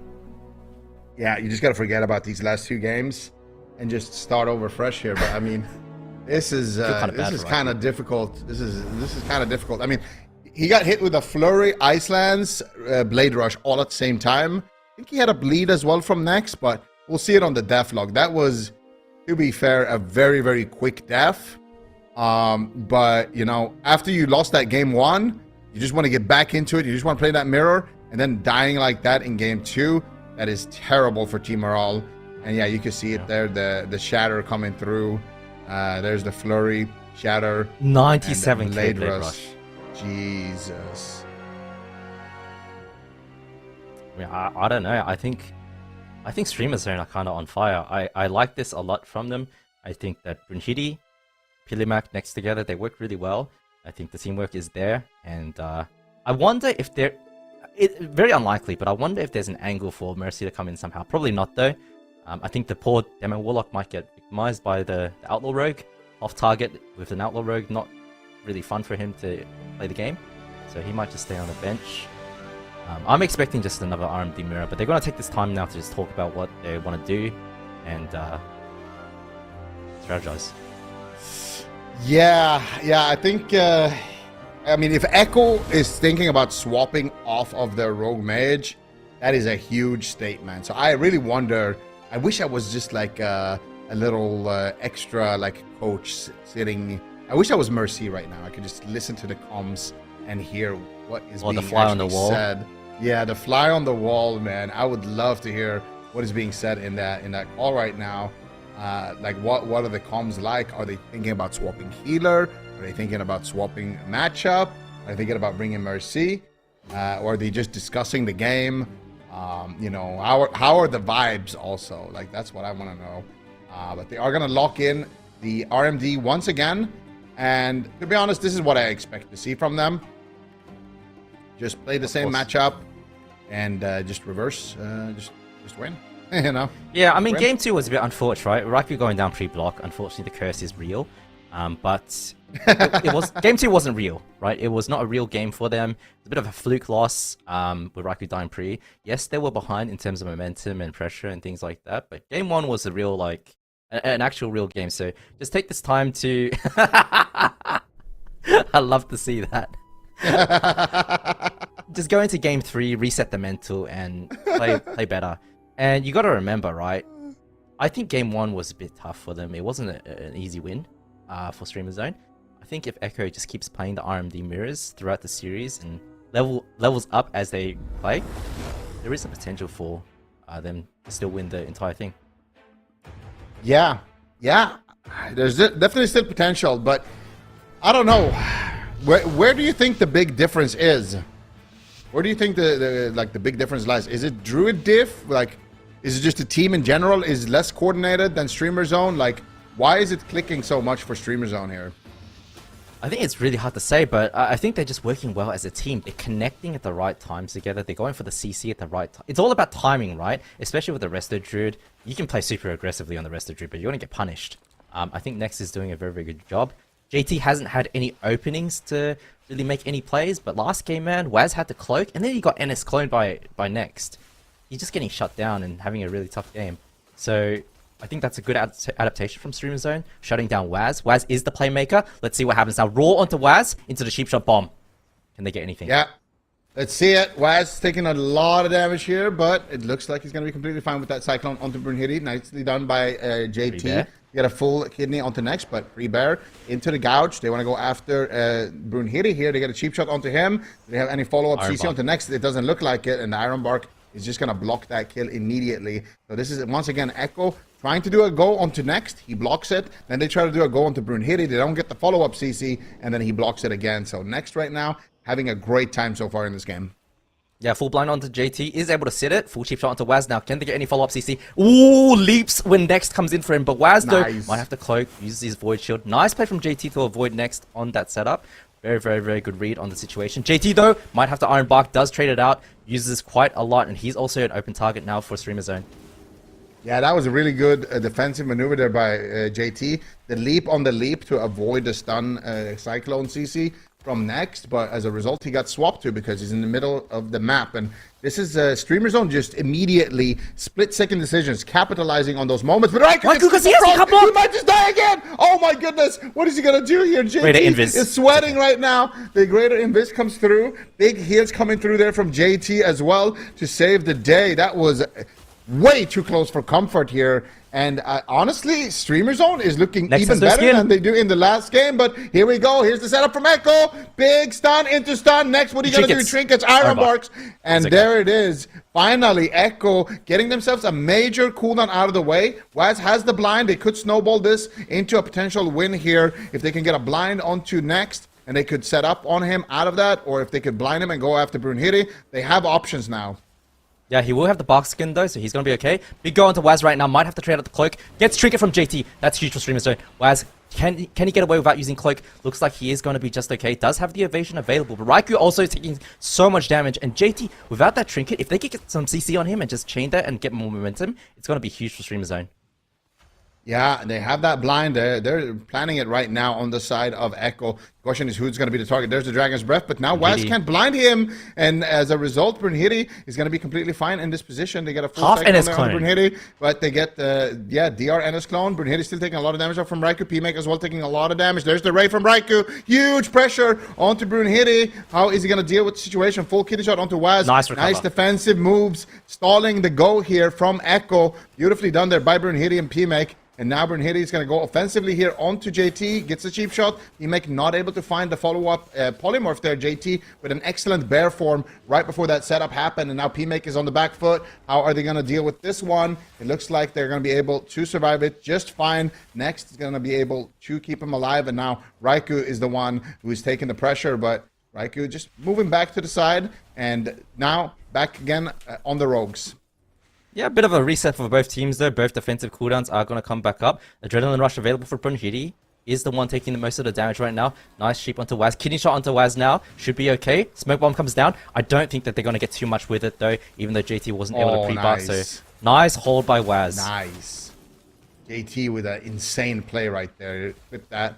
The NS clone next trinket, and then he roars his trinket. Then he knocks him away to deny the entire CC and force the enemy druid's trinket. And now they got P-Make's ice block as well. So really, really insane stuff here from JT. JT works best when he's in these defensive positions, and he just has to deal with another druid coming into him. They might just kill P-Make though right now. Big damage being lobbed in as well. P-Make on hypothermia at this point. Next is getting crowd control by Waz. There's the gouge. There's the kidney shot. Are they going to go after next? Actually, they are. Raikou with big damage from the back line. Don't have more stuns though. P-Make gets cycled. He trinkets out. He's looking for the sheep. JT just tanks that sheep. Feel like he could have avoided that one, but Raikou still going to be completely fine in this position. P-Make with the defensive Dragon's Breath, and here's the stun onto JT. They're setting up out of that polymorph. Big damage is going to connect with the Ray, but P-Make does get counterspelled in that situation. Raikou's going to be the target once again. JT with no bark skin though, but next with no trinket and no bark skin. Next could go down on the next setup. Yeah, here it comes. Right Kidney now. shot. Can Raikou connect? Raikou, he gets gouged on it. No, they don't have the restun. JT gets roared. Restun the restun. Raikou gets free, and they are able to take him down. Beautiful work here coming out from Echo. They see the opportunity, and they capitalize on it. And all of it, I will say, is thanks to JT. I will say it. Yeah, I mean- I said it during the cast. Clip that. That was the moment where they forced next trinket. It was single-handedly by JT, and then they set up this kill. Waz goes in with the hook, gets the kidney shot, and they managed to capitalize on it and turn it into a win in that window where he had no defensive cooldowns. And we can see it but right this was here. a much better game as well from Echo. Offensively, they were doing things much more. They were further ahead the entire game, and that makes a big difference because then there's more windows of opportunity. And right now, this full kidney shot onto next. I mean, beautiful gouge onto Raikou. Heals from Brunhilde. Cheap shot onto Waz. Waz trinkets though. Gets disarmed, but it's not enough. And as the rest of the druid, if you don't have skin, no iron bark or trinket, it just takes too long to recover yourself when you do leave that stun. So unfortunately for next, he will go down, but it was from a bit of an over-aggressive play, right? Like trinketing offensively. I don't think that they were close to a kill when he went for that trinket play. I think he did it to try and force cooldowns, but got completely outplayed by JT. Yeah, I mean, it was just beautiful. When they got next trinket there, that was the moment that kind of snowballed this game into Echo's win. And it was all at the back of JT. He got that NS clone with next pushing in on him to get the crowd control. And after that, he got the roar on his trinket to avoid the crowd control. Then he knocked him away with the Typhoon. And then after that, they had this big window where next has no trinket now. They go on him. They get his bark skin. And then after that, it's easy kill. They just get the stun into the restun. And that is it. Can't do anything about it. Despite excellent peels here from Brunhilde, they get the gouge. They get the stun onto Waz. Waz trinkets out. Raikou comes out. And they send it. Yeah, I would have JT liked, comes if I in could at the end as criticize well. something though, I would have liked to see the offensive block. Like, as an offensive block enjoyer myself, Oh, yeah. I would have liked to see it. I would have liked to see it on the gouge, just full confidence. But, you know, they get the kill regardless, and they get the win. Yeah, this was the all-in go, and potentially Raikou might not have had any damage, no orb, no flurry. Maybe that's why he didn't block, because, you know, swapping as a mage, if you don't have orb or flurry, or ray, you actually don't really do any damage. Flurry. But, oh, he came in with the flurry and the shadow, okay. So, Yeah, that's probably could have blocked that gouge and just closed it out a little bit quicker, but JT trinketed something to make sure that he landed the maim and also the star surge at the end, so I like that from JT, man. I like to see him grow as a player and actually like contribute offensively in these setups with Waz. I think it's what Echo needs in these setup comps that they play, especially as Rogue Mage. And it basically gives you like win cons outside of just winning through defensive, slow, methodical play. Yeah. I mean, I like that, but I feel like when your entire team is all inning, you gotta commit to it as well. So Echo, they're picking up an important win here. They got it done, but I feel like this is a very close series because Next has carried some games. Now JT carries one game as well, and I feel like it's, as a Druid especially, it seems so difficult. Like I feel like you have to be so good on the Druid in this matchup because you can do so much defensively by shutting down the Rogue, just by getting, by not letting him play the game basically. But you can also set up crowd control on the enemy healer. You have so much damage during the Ghost. You have stuns for the Ghost. And you can deny, the enemy Druid from getting Ghosts at you. Like there's just so many things you can do here. Pre-bear forming the setups, the swaps as well. And in the previous mirrors, before we watched this lower bracket game, there wasn't really that much action happening on the Druid. Even on Friday, we didn't really see too many teams actually going after the Druid. We saw some teams hit the Druid, but never, like a full commit like that.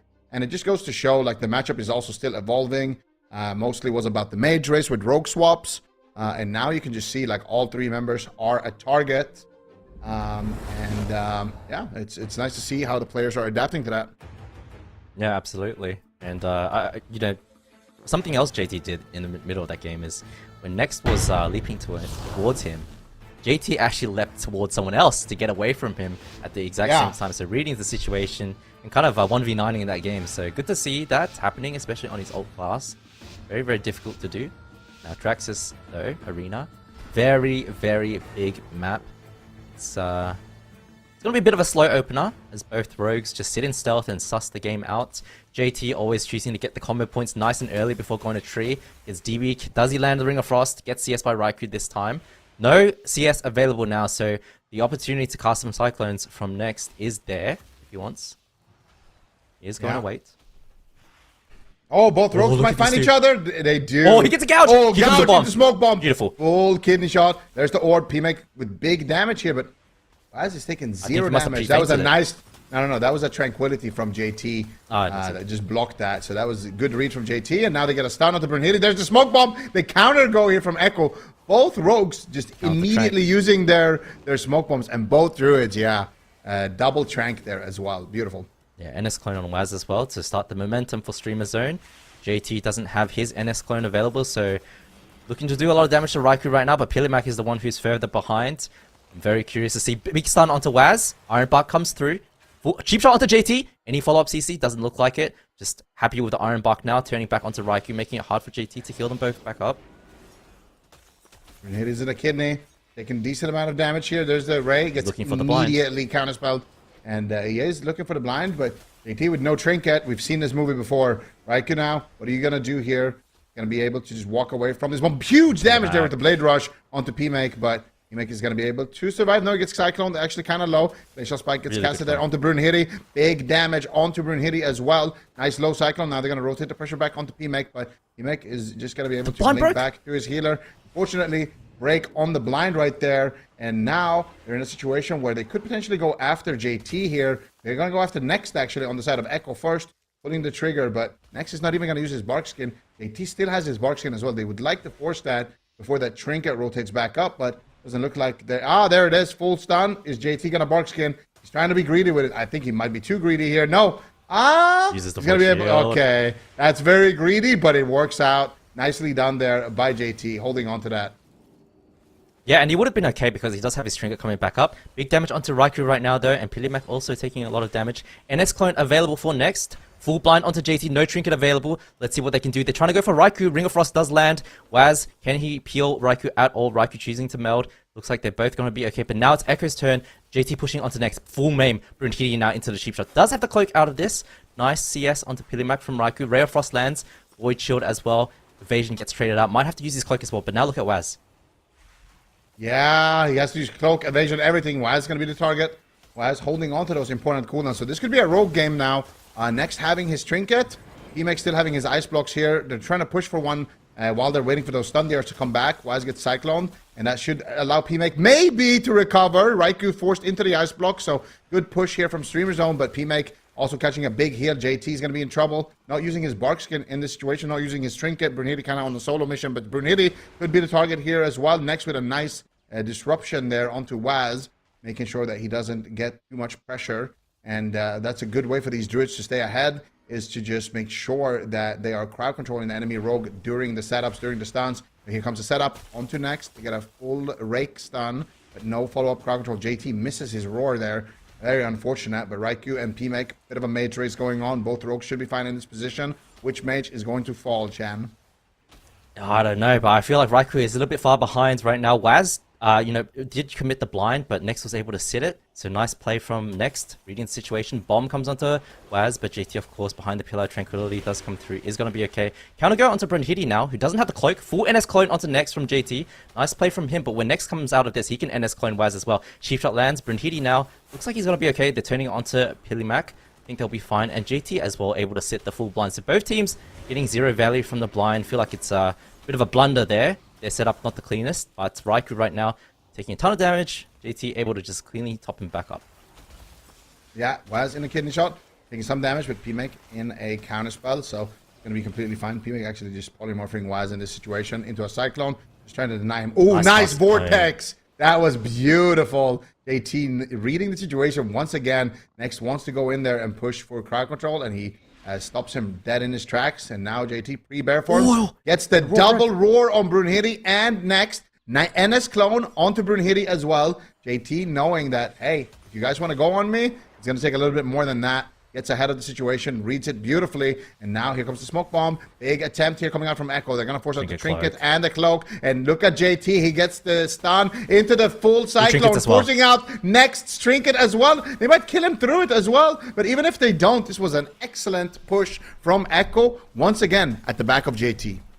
Yeah, and they get the double trinket with this. The next go is the win. Waz is calling for it. He sees the opportunity. Pilimac taking a lot of damage. Brunhilde, no trinket. Next, no trinket. They have to make it clean. They need a pre-DB or sheep onto Brunhilde, and then CC Next so that he can't save Brunhilde on the go. Let's see how they do it. Yeah, let's see it. And I think Brunhilde is a better target here than Next, because Next has that bark skin still. So let's see if they can actually set that up. No pre-feint required here on the Brunhilde. Waz is fishing for it. There it is. He blind Brunhilde for setup. Oh, NS clone. He's dead. 3 blinds. NS clone. There it is. No, Raikou gets counterspelled. He's not gonna die. I don't think they have enough damage. Raikou. Can he cheat? Maybe if they can extend the CC chain. No.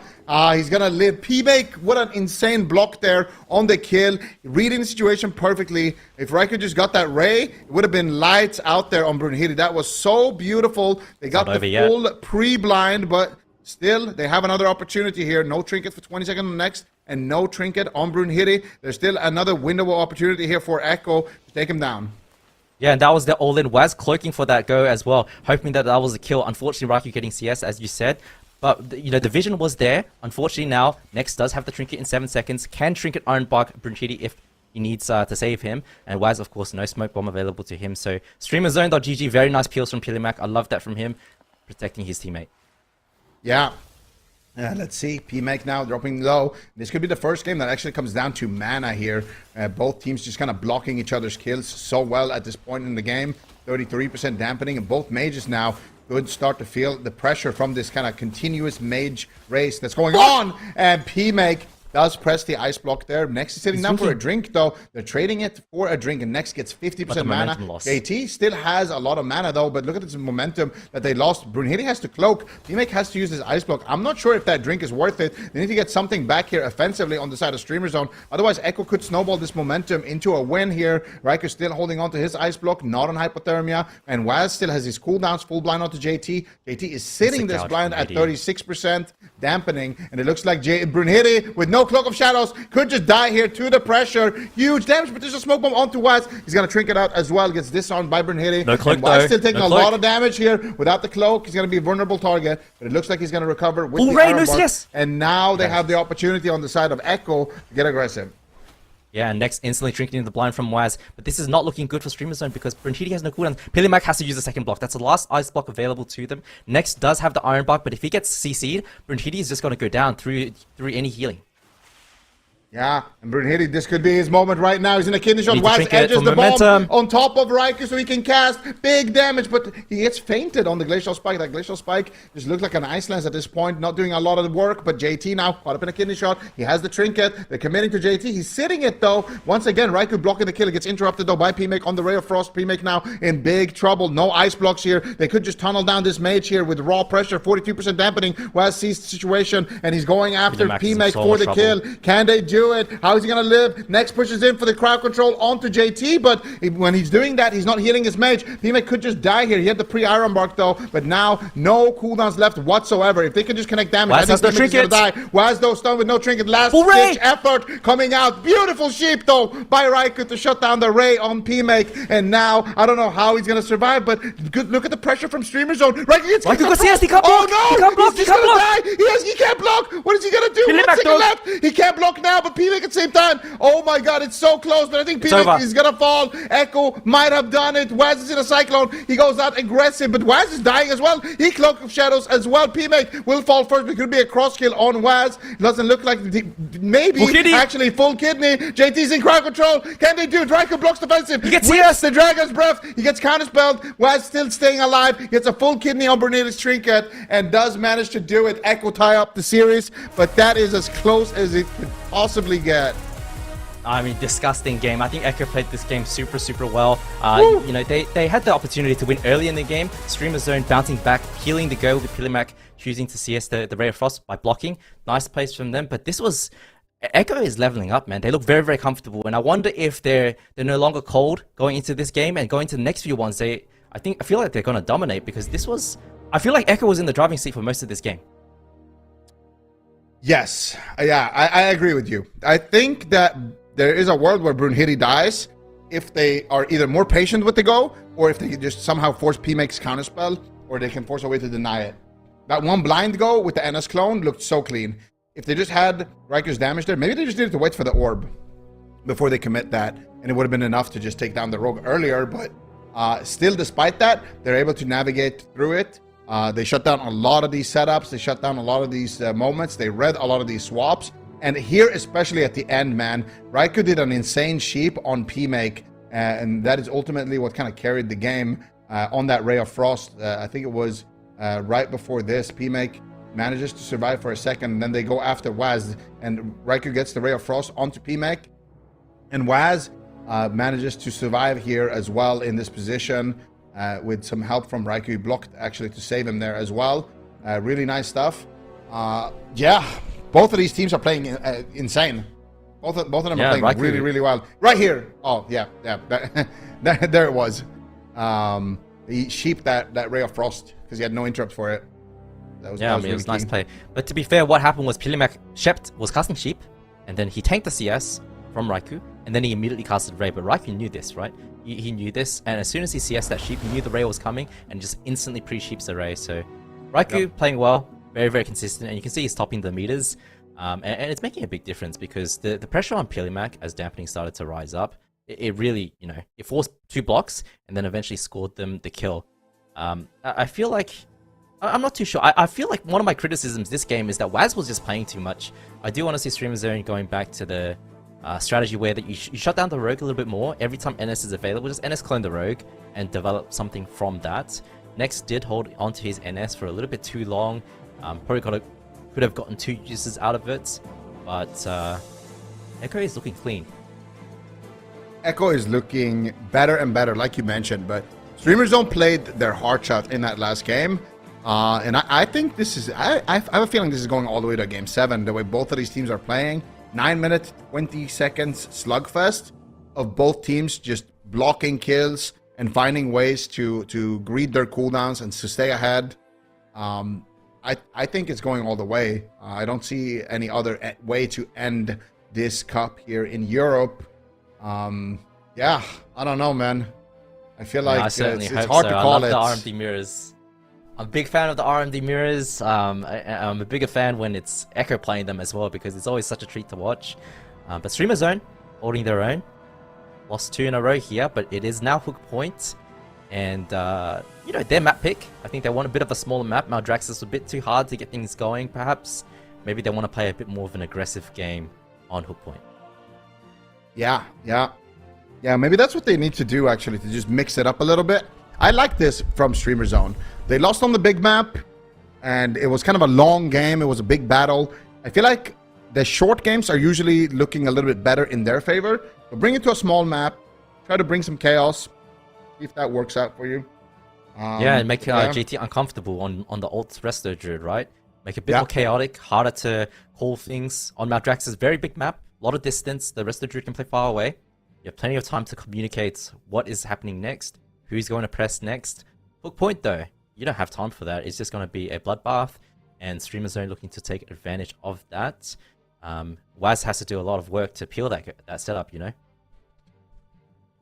Yeah, absolutely. I think also what I want to see from Streamer Zone is them picking the Cage of Carnage. This is a map that Echo has had some issues on in the past. This was a strat. I mean, you're familiar with this, Chan. You were on Echo when the Cage was first introduced.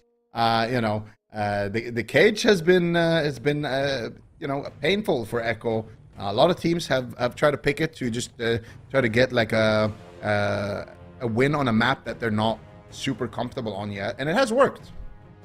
Yeah, and I think Raikou, it plays to his play style is a consistent, you know, efficient player, right? He is not really a big flashy guy. He is not the Thesia of mages, but he is very good at being very consistent, apart from the times when he dies pre-block. When you give him a hook point, a Crucible of Carnage, that's when Raikou does, you know, that is one of his vulnerabilities, I feel like. The question is, can Echo slow the hook point game down enough for JT on the defensive style healer to, you know, rotate cooldowns and communicate properly, or is it going to be too much pressure? Yeah, that's a good question.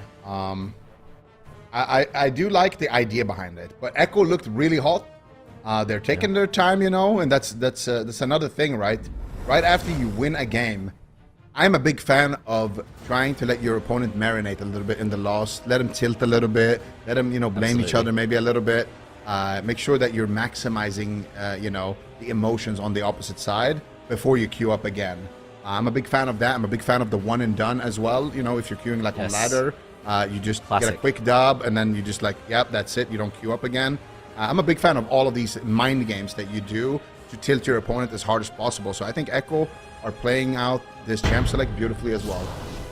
Or this map select, sorry. Yeah, and I'm looking forward to hook point. Waz is on the gnome, whereas Brunhilde is on the night elf. Oh, no, never mind, just a bug. They're both gnomes. Thought it was an interesting adaptation from Brunhilde. Not one I really agree with, but turns out they're playing the same thing. Let's see what happens in the opener. Yeah, it's going to be both mages once again. Raikou committing the orb. They use the blind there onto next as well, but Emek is going to be completely happy with this. I feel like it's almost a waste to commit cooldowns onto the mage this early on, but they're going to go after next here. And once again, it's going to just be peels onto Waz. Waz gets disarmed. Waz gets NS clone. Now JT is in trouble. Emek gets a Ring of Frost actually onto JT. They're swapping back onto Raikou. He can clone out. Teams. Oh, they get a full cyclone there onto JT as well. But where's the damage? Who's the target? Raiku's going to be the target, but JT's already out of crowd control. Now Brunhilde gets smoke bombed. Early smoke bombs from Waz here. And now it's going to be JT, potential threat again. Next, actually, in a kidney shot, this could be the first real go here. They get the gouge onto Waz. I mean, look how these teams are playing. They're just stopping each other every single step of the way. But JT, they do get the bark skin. He doesn't have the box skin. He might have to shrink it. Does he have a restun? Gets sheep shot by Waz onto Brunhilde. Nice DB to marinate him though. Sheep follow up into the NS clone. Brunhilde of course doesn't want to shrink it so early into the game because then that opens him up to dying later on. JT getting out of there. Had no box skin available, so nice peels from Echo to protect the healer. Yeah, and we're going to see once again P-Make under heavy fire. Raikou also taking a decent beating here in this position, but it looks like next is going to be, once again, I mean, just look at that. It's so beautiful. Every single time Waz goes for a stun onto next, he gets stunned by Brunhilde. He gets roared by next. Next gets gouged by Waz. These players are not skipping a single beat here. AT is able to keep Raikou alive in this position right now. P-Make is going to be the target.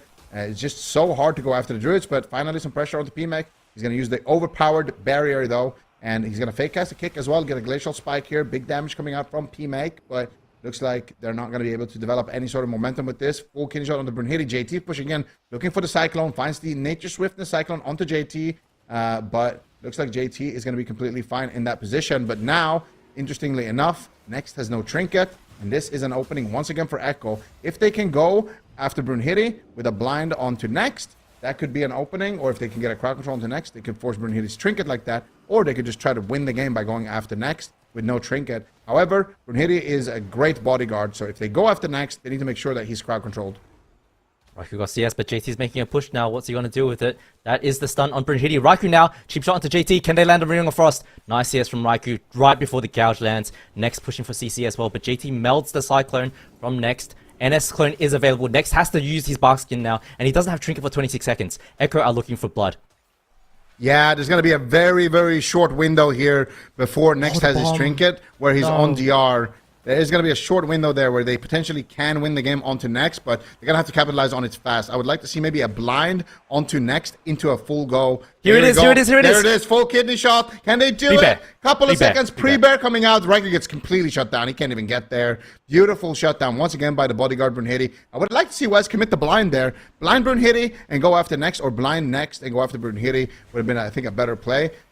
They did force the bark skin, so blinding Brunhilde there would have at least netted them maybe his Trinket, but now it's going to be big trouble onto Waz.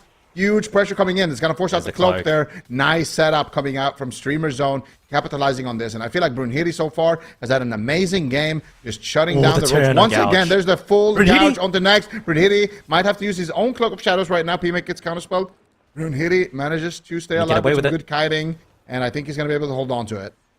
Yeah, but I think Next was just NS clone Waz out of that cloak because they ended up getting his Trinket because he got blinded. And then, you know, it just makes it so scary for Brunhilde. He still has that NS available to him. I want to see him just send it, just shut down Waz and make it hard for him to play.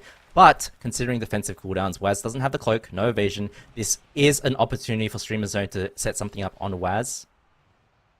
Yeah, let's see. Here we go. This is a setup. Full kidney shot onto Waz, but no crowd control onto JT. He's going to be able to just keep him healed. Next, though, with no Trinket, he pre-Iron Barks here onto Brunhilde. They cyclone the Iron Barks. Pre-aligns the NS. Really, really nice, but I would like to see them... Oh, my God! Woo! That was crazy. I was going to say, I would have liked to see... Wait. Raikou as well. He's trying to hold on to the Ice Block. Greater Invis and Iron Bark is going to be enough. Brunhilde might have the cloak here as well. The damage is just endless right now. There's the blind onto JT. But Brunhilde holding onto the cloak here, reversing the pressure back onto Raikou. There's the Dragon's Breath into a sheep onto Brunhilde. There's the stun, but the Glacial Spike gets casted onto PMake, but they stun up Brunhilde. I feel like they're all over the place, but PMake might actually be a good target right now. Only has one more Ice Block, JT in a kidney shot as well. Brunhilde now in a cheap shot. I feel like Echo are a little bit uncoordinated. Raikou's hitting PMake, and Waz is hitting Brunhilde. Everyone is hitting different targets at this point, but it could be Raikou who falls, could be PMake who falls. We're back to the mage race. Yeah, finally NS clone lands onto GT though, who chooses Trinket out of that. Pillarmac taking a ton of damage. Brunhilde, look at this window. 44 seconds on the blind available. And JT, no skin, no Trinket now. If they can connect, they should all in. They have triple Trinket available to Streamer Zone. This is a win con. If they notice it. Here it is. Look at JT. Gouge for setup. Yeah. Can they connect? Pillarmac is trying to get there. He's there. Kidney shot. They need a restun onto JT now, and he's got to go down. There it is. Half lane. Beautiful. Insane setup from Streamer Zone. And this is exactly what they need to do. Punish JT on the smaller maps. They have found a good way to turn the game into their favor, and this was just a phenomenal performance. I mean, they got the, like you said, they got the Trinket, they got the bark skin, and then they got there in time. They gouge him for the setup, and I love when rogues do this because a lot of rogues, the marination gouge. a lot of rogues, they're just immediately sending it, you know, without preheating the oven. They're just, you know, counting their chickens. You let the hots fall off. You let the hots fall off. You bring time for your teammates to connect. Pillarmac was getting CC'd. Next was walking in. You know, positionally, it's hard to get there, right? He's hiding behind the fence. But it buys them time. Look at this. The pre-marination gouge. Pillarmac DBs the DPS, gets DB'd. And the next connects, and they just all in with instants and end up killing him. Brunhilde 0.1 trinketing the kidney shot. Beautiful read of the situation. But I also want to criticize Next, man. You're holding on to your NS for Christmas, man. Just press the NS clone on Waz. Shut it down. He had NS at 3:35 and he didn't press until like 4:30. Like, come on, just press the button. You get 2 uses out of it. You completely shut down Echo's go. And it just, the momentum rolls in your favor, but he's holding it for, you know, the next day at this point. Yeah, it's crazy. But I really love that gouge. Before they go, get the double DB, give PMake time to get there. And look at PMake here. This is so nice. The Ray of Frost, 1 tick cancel, gets the precognition there. It's so nice. It's so nice. Off. You don't need the full Ray. You just do a little tick, you know, just a 1 tick Get a little cancel. fingers frost proc as well. Just get a little proc, send a little lance, you know. Get a little bit of extra damage there, and you give yourself the precog so you can't get you know, crowd control. So it's just beautiful to see how these guys are playing. Both of these teams really just so evenly matched in this mirror, and JT just gets caught up in a terrible spot here, terrible position, and they're all on the same page. These are the moments where if somebody calls the all-in, this is our kill, you have to all be on the same page. You have to send the block offensive. You have to send the trinkets offensive. You pop cloak offensive. You pop everything. This is your kill. You have to commit to it, because the worst part is if like 1 or 2 members commit to it and the guy barely survives, then all of a sudden you're in a terrible, terrible situation. So good teamwork from Streamer Zone, good execution, and they're going to get themselves that win. Now we're going to Empyrean Domain. So it seems we're starting to see a pattern here. Echo preferring the large maps, Streamer Zone preferring the chaos. Yeah, absolutely. And you also have to consider the angle, Zico, where Echo is the Titans of Europe, right? It's risky, man, to go for these all-in plays. But for StreamerZone.gg, these guys, yeah, they've been competing for a while, but they haven't won AWC several times like Echo does. So for them to play more aggressively and make these plays where you just trinket offensively, it's a lot less to lose. Whereas on Echo's side, man, if you get double trinket and someone doesn't commit, it's hard for Raikou to make the decision, to block offensively. But still, Empyrean Domain, like you said, coming out from Echo, they want the slower game, and I think that plays perfectly into the style of JT on the healer. He wants the game to be slower. He wants to be able to win methodically because that's his style. And StreamerZone.gg, a lot more aggressive, I think.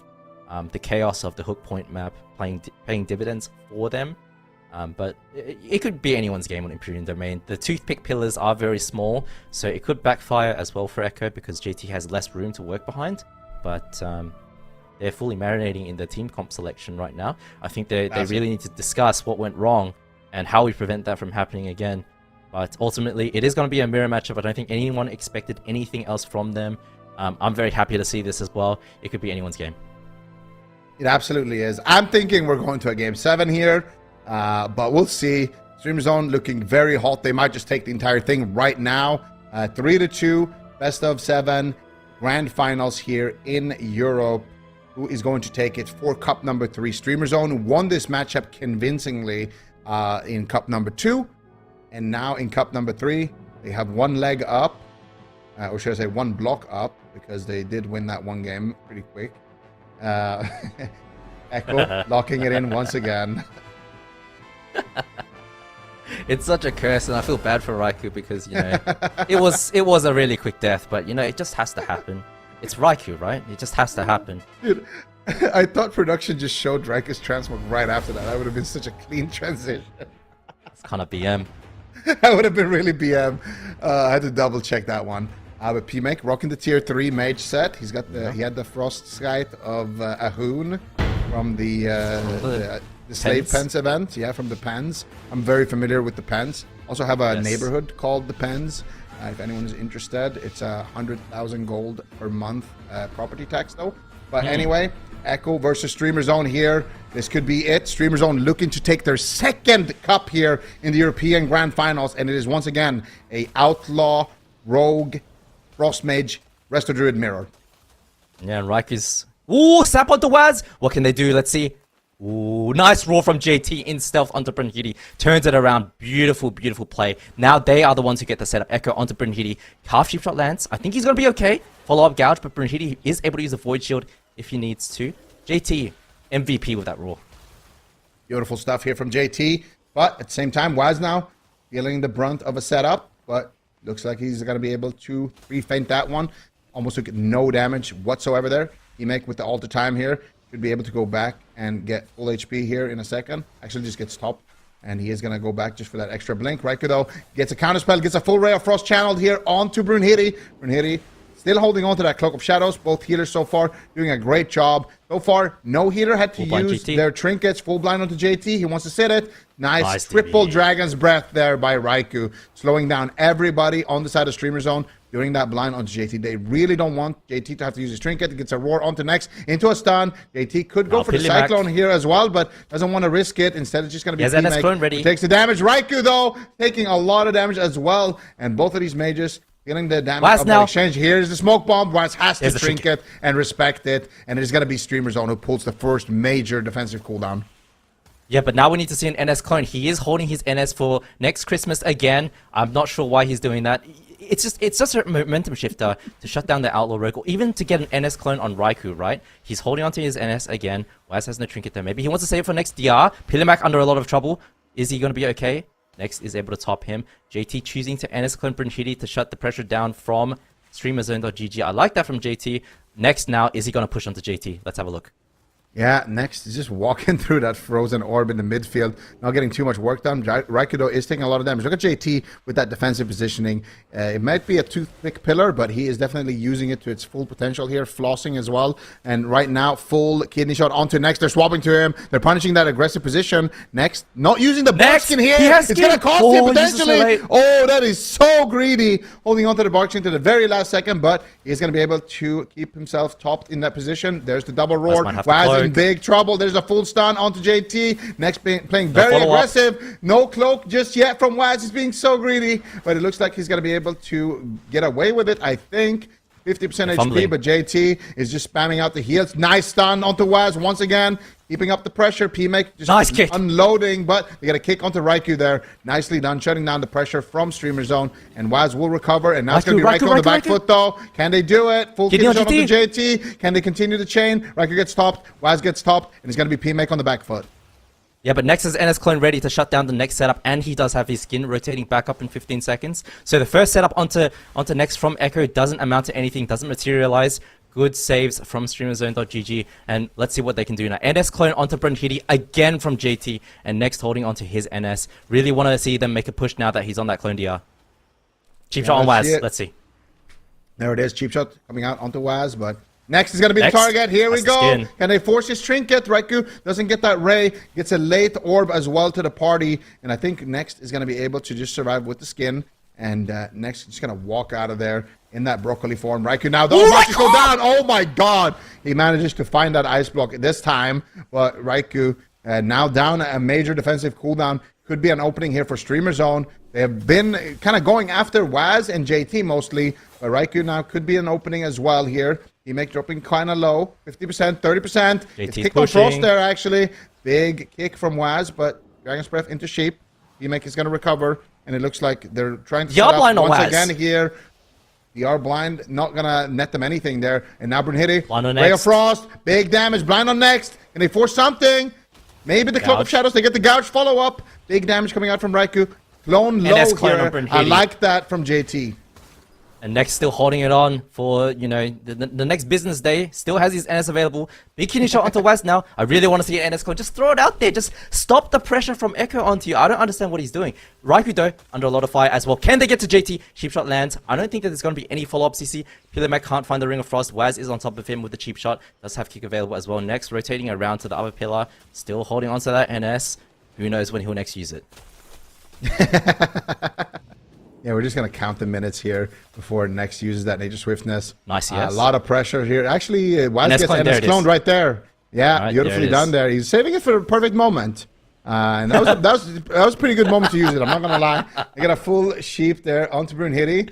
Waz now looking just just drinking up a little bit. Actually got a decent amount of mana out of that. 18 a cheap shot. And they get the full Ring of Frost. P-Make gets gouged on it. Waz is all over that, making sure that his healer is not in any crowd control. Waz now in a kidney shot. There's the full ray. Nice NS clone though coming out from JT onto Brunhilde. P-Make forced into the ice block. Now they're going after next. Ring of Frost gets casted by Raikou. He doesn't find it though. Next is just going to take some damage, but not going to commit the bark skin in that position. Now both mages down a block. Raikou almost has a second block back up, full blind. Can he get the follow-up? No. P-Make gets interrupted once again. Waz making sure that the crowd control does not land. Raikou so close to getting that second block. And once again, 28% damp Chan. Waz Could be a again mage has the race. trinket cloak. Waz has the trinket. He has the trinket cloak. This is huge. Now I want to see NS clone onto Waz for the setup. Get some CC onto JT. Just get the hot stuff fall off. Put them behind. And Streamer Zone can just ride the momentum because they have the massive mana lead. Bomb onto Brunhilde. Does have the trinket and cloak available. Next getting CS, I think, on the Tranquility. Nice read from Raikou. Brunhilde trades out his cloak of shadows and should be okay. But next is NS clone. Let's see what they're going to do with it. I feel like Waz is the target now. Full clone onto him. Throws the NS clone onto Waz while he's already in a sheep. Bit of a waste. But Waz, no trinket, no evasion, no cloak of shadows. Raikou though, taking a lot of damage as well. JT, NS clones Brunhilde. Yeah, but Raikou has 2 ice blocks at this point. Here's the setup onto Brunhilde. Big damage, no cloak. Waz also no cloak, no trinket. Both rogues very exposed at this position. Who is going to fall first? Here's the kidney shot onto Waz. There's the Ray. Big damage gets interrupted though by Raikou. Unfortunately for PMake. Big heals coming out there as well. And here's the counter ray onto PMake actually. I don't know if I like that. I feel like the rogues are the target at this point. Echo going after the mage still. I don't know. I guess PMake does have only 1 block, but still gets interrupted. Full sheep. Full sheep onto JT, who's going to be the target. Brunhilde is in a full kidney shot. Nice NS clone coming out there from next row, shutting it down. Beautifully done. Chan is excited about that one. It came during the summer and not Christmas. Yep, absolutely. And that's exactly what you want to do on the rest of the truth, to shut it down. Finally getting use out of the NS. JT does have his available, so the next time that Waz is in trouble, I'm expecting full blind onto him now. Kidney shot onto Waz. JT instantly trinket. NS clones Brunhilde. Just like that. I mean, that's exactly what you need to be doing. Nexus missed 3-4 NS clones this game because he's holding onto it. But JT reads the situation. Yeah, but JT had to use his trinket here, so he's an open target. Waz is an open target. Right now, Streamer Zone pushing for the win here, and it's going to be up to Raikou to stop the kill and make something happen himself. How is he going to navigate these final moments in the game potentially here? Elimination, Streamer Zone, potentially pushing for the win. There's the full blind onto Next. Next is going to actually breaks. He trinkets out, but Brunhilde no cloak. He might just die to the pressure. Huge damage from Raikou. But now it's going to be Streamer Zone getting aggressive here. They're going after Raikou. Could force him into an ice block. All the time is going to be good. He blinks back in the midfield. He gets polymorphed. Here's the Ray of Frost. Here's the damage onto Waz. He could just go down right now. He has Cloak of Shadows actually. Rotated back up. There's the NS clone onto JT. Offensively from Next. But now PMake, what is he gonna do? He's taking a lot of damage as well. Next, full kidney into full sheep. PMake forced into the ice block. Can he get the resheep? Raikou finds the resheep. JT, can he find any more crowd control? Doesn't look like it. Next, he's gonna come out of CC. But now PMake on hypothermia. They could rush him down. Brunhilde, trinket. He could die through. He's running. Beautiful NS clone coming out onto Next from JT. JT now in a kidney shot. Brunhilde trying to reverse the pressure. Big Ray of Frost from PMake. Raikou blink counterspells it. Brunhilde still very low though. It's gonna be a race. Raikou could have forced into the ice block there. Brunhilde also going to be a target. JT also going to be a target. Anyone can fall. But they keep switching targets, and Waz has Trinket Cloak available to him. They need to go back onto JT. Waz, Trinket Cloaks. He's so low. Full blind onto JT. He does have the Trinket, though. JT choosing to hold. Will he Trinket? Trinket's so late for Waz. I think he's going to be okay, but Brunhilde has no cooldowns now. Full kidney shot onto him. Can Raikou land the Ray of Frost? No CS available. If he just sends it onto Brunhilde, he could be in so much trouble. Yeah, but JT got CC'd on his trinket there. He got polyed. Nice snipe by PMake, but now they're forcing PMake away here. Big damage onto him, but Next is there. JT has nothing. JT has nothing. Here comes the setup. Big setup onto JT. Can he do it? For the win. Nice defensive smoke bomb, but the Ray of Frost is ticking. Waz is there to interrupt the JT, ducking around the corner. They're gonna do it. Shoot by Raikou. Can they do it? Can they hold on? JT and Broccoli force defiantly. Huge peels coming out from Waz. And now Echo and Brunhilde. Brunhilde's in trouble. Turning it back onto Brunhilde. Defensive smoke bomb number 2. Next, trying to keep him alive with the heals, and he manages to do it. Both of these teams playing to the absolute edge of these competitions. He's gonna block. He's gonna block. He has to block, and now he's got nothing. Nobody on the map has nothing. Both healers have no mana. Both teams one setup away from taking Waz is dead. Waz is dead. Waz. One stun onto Waz, and it is over. He evasions the kidney. He's cloned. He evasions the kidney. Beautiful play by Waz, and now it could be Brunhilde falling. Raiku's looking for an opening. JT has a stun loaded up. It could be Raikou who falls as well. Full sheep on the Brunhilde. Waz gets stunned by Next. They're stalling it up. There's the Ray. Double Ray. This could be a 2v2. PMake could go down. Raikou with the Frost Mage action right now. Big Ice Lance is going to connect. There's the Blade Rush. Echo tying it up potentially. It could be a 2v2. Brunhilde is still trying to kick down. Waz can he do it? If they can just connect a little bit more damage, Waz could go down. Still has the vanish though, but I'm not feeling too confident. There's the cheap shot. It's still he has blinded one. He's fine. One more second. Waz is going to be able to survive. I think they've done it on the side of Echo. I really, really hope on the replay we can see the moment where JT got swapped to when he was 1%, because I think with any other rogue and his mage on his team, he's dead there. That was an insane save coming out. That was an insane save. Like, that was crazy. I don't know how...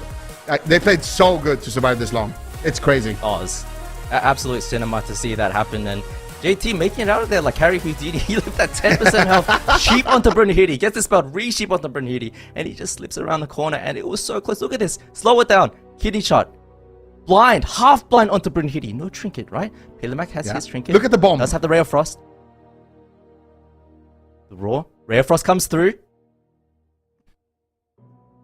Gets stopped because Waz hooks over and kicks him. Makes it though. But JT going into bear form. Brunhilde gets shept. Gets the spell by next right here into a resheep. No one can stop the resheep. JT slips away. Iron Bar comes through. Tree of Life comes through. Is able to top himself. But what a back and forth game. I thought Streamer Zone was screwed. And then they found this opening. I can't believe that they lived as well. Yes. Disgusting. Right after that, I thought for sure, okay, well, now Echo have won the game. But then Brunhilde drops the defensive smoke bomb and survives because of it as well, like on this pillar right here. And then eventually they find a kill onto PMEC. But this was insane. Like here, like look at Waz. Goes over and smoke bombs the mage. So PMEC has to blink out to get in range there. And then he hooks over, he gets faked on the raid, but he still interrupts it. And then Riker with the double sheep, like you mentioned. AT ducks around the corner. The clip as well. Right here, right before this. Can we get some rewind tech for like 5 seconds before this? Waz actually wins them the game right here as well, second time.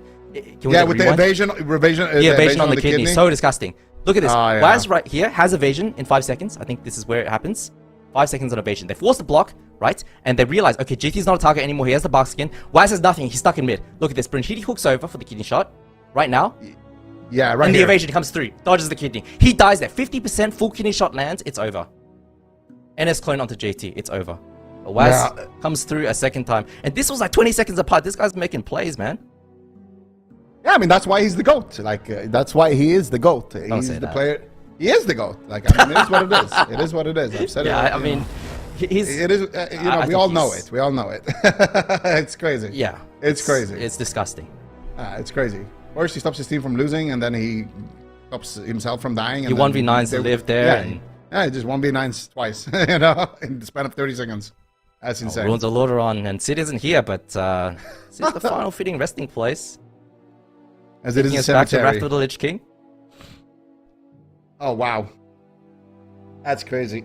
I told you we're going to Game 7. Who knows what's going to happen here? I didn't believe after Game 2. Knows? I thought Echo were in the dumps. I thought it was Jova, but they're looking really good right now, man. This is not over yet, though. Echo is not, you know, undisputed champions of this Game 7. I think Streamer Zone is playing very, very well. There's been so many back and forth moments, and I want this to be a good one. I don't want to see any pre-block deaths here. I want to see a back and forth, and whoever wins deserves it. I mean, just both teams to making it to this point, it's just hats off to them there. All 6 players on the screen right now just playing out of their minds. But there's only going to be one champion here for this last cup. Streamer Zone having an insane year, though. Like, I feel like they have really risen up to their potential. Like, their first cup, they looked very, very sketchy. But second cup, they looked amazing. And this cup so far as well. They had a bit of a blunder early on in the open bracket. But they have just been picking up steam. They've been playing absolutely crazy today. Taking Echo to Game 7 here in the Grand Finals. And I don't know. I mean, we both predicted Echo to win. Do you still feel confident about that? I don't know who to believe in anymore, man. I feel like it's... you never find yourself in this situation where Echo is being matched in the mirror. Yes, we see them lose here and there. It happens in the mirror, right? But it's a consistent storyline that Echo wins every single Rogue Mage mirror. Or just, you know, any Rogue caster mirror in general, because they have Waz. He's the best rogue in the world. He's been the best rogue in the world for a long time now. As much as I hate saying that, it's true. And Raikou on the mage as well. He's been consistently the best mage in the world. Now they have JT backing them up. It's just too much individual skill in the rogue mage combo. It's very, very difficult to overcome. But Streamer Zone are looking really, really good, being able to match and overcome that. So I love seeing Echo getting challenged. But what I love more is that, you know, it's not just a challenge. It's last last cup it was a stomp, and this It's a one they're rivalry. making them really fight for it. Yeah, absolutely. And that's the cool thing as well, because PMake has been a mage that we've been talking about for a while now. He's kind of been brewing as this newer player, kind of coming to the scene. I would say like since the Dragonflight or so, he started, you know, like making big waves, maybe even in Shadowlands. But compared to the level of, you know, somebody like Maru, who's been, you know, to the biggest stage in the world, someone like Raikou who has done everything that you can do in the game, there's still, you know, a little bit to be desired there. And he's been looking better and better and better. He's been consistently one of the highest rated players on the ladder. And we've been talking about him as, when is his time to come in a competitive season? When is he actually gonna kind of reach his potential? But I feel like with this roster, he's got a phenomenal healer. He's got a phenomenal rogue, and Jamie on the bench as well. One of the best shamans that you could wish for. So he's got a great roster, and he's making the most of it. Game 7, grand finals here in Europe. Echo versus Streamer Zone. Who is going to take it, Chan? I don't know, man, but Big Go on to next is able to get away with it just with the bark skin. But I love this setup from Echo. You know, it's actually cheap shotted, but JT just NS cloning Brunhilde, just slowing it down. So nice counter plays from them. Blind into Roth onto JT now. What is Streamer Zone going to do with this? Looks like they want the rest of the Druid. Next, of course, no bark skin. Now forcing JT's bark skin, and both Druids are looking extremely juicy for the Rogue Mages. That was a really nice play by Raikou. He fake casts, he makes counterspell, and then sheeped him. Oh my god.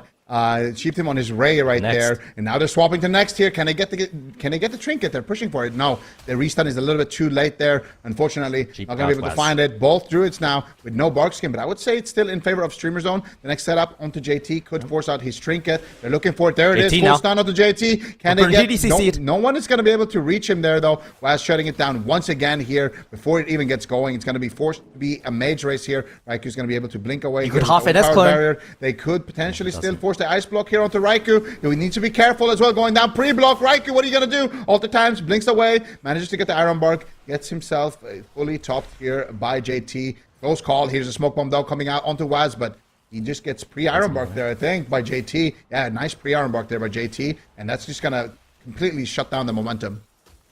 Yeah, but next again, holding on to his NS for Christmas. He's had this one since 45 seconds into the game, choosing to hold on to it. I feel like he could do something with it. Maybe NS clone Waz, slow it down, make his team just, you know, pull further and further ahead. And Brunhilde now taking a ton of damage because he's choosing not to. But on the flip side, now he has an NS clone opportunity for JT after this gouge. Is he going to do it? There it is.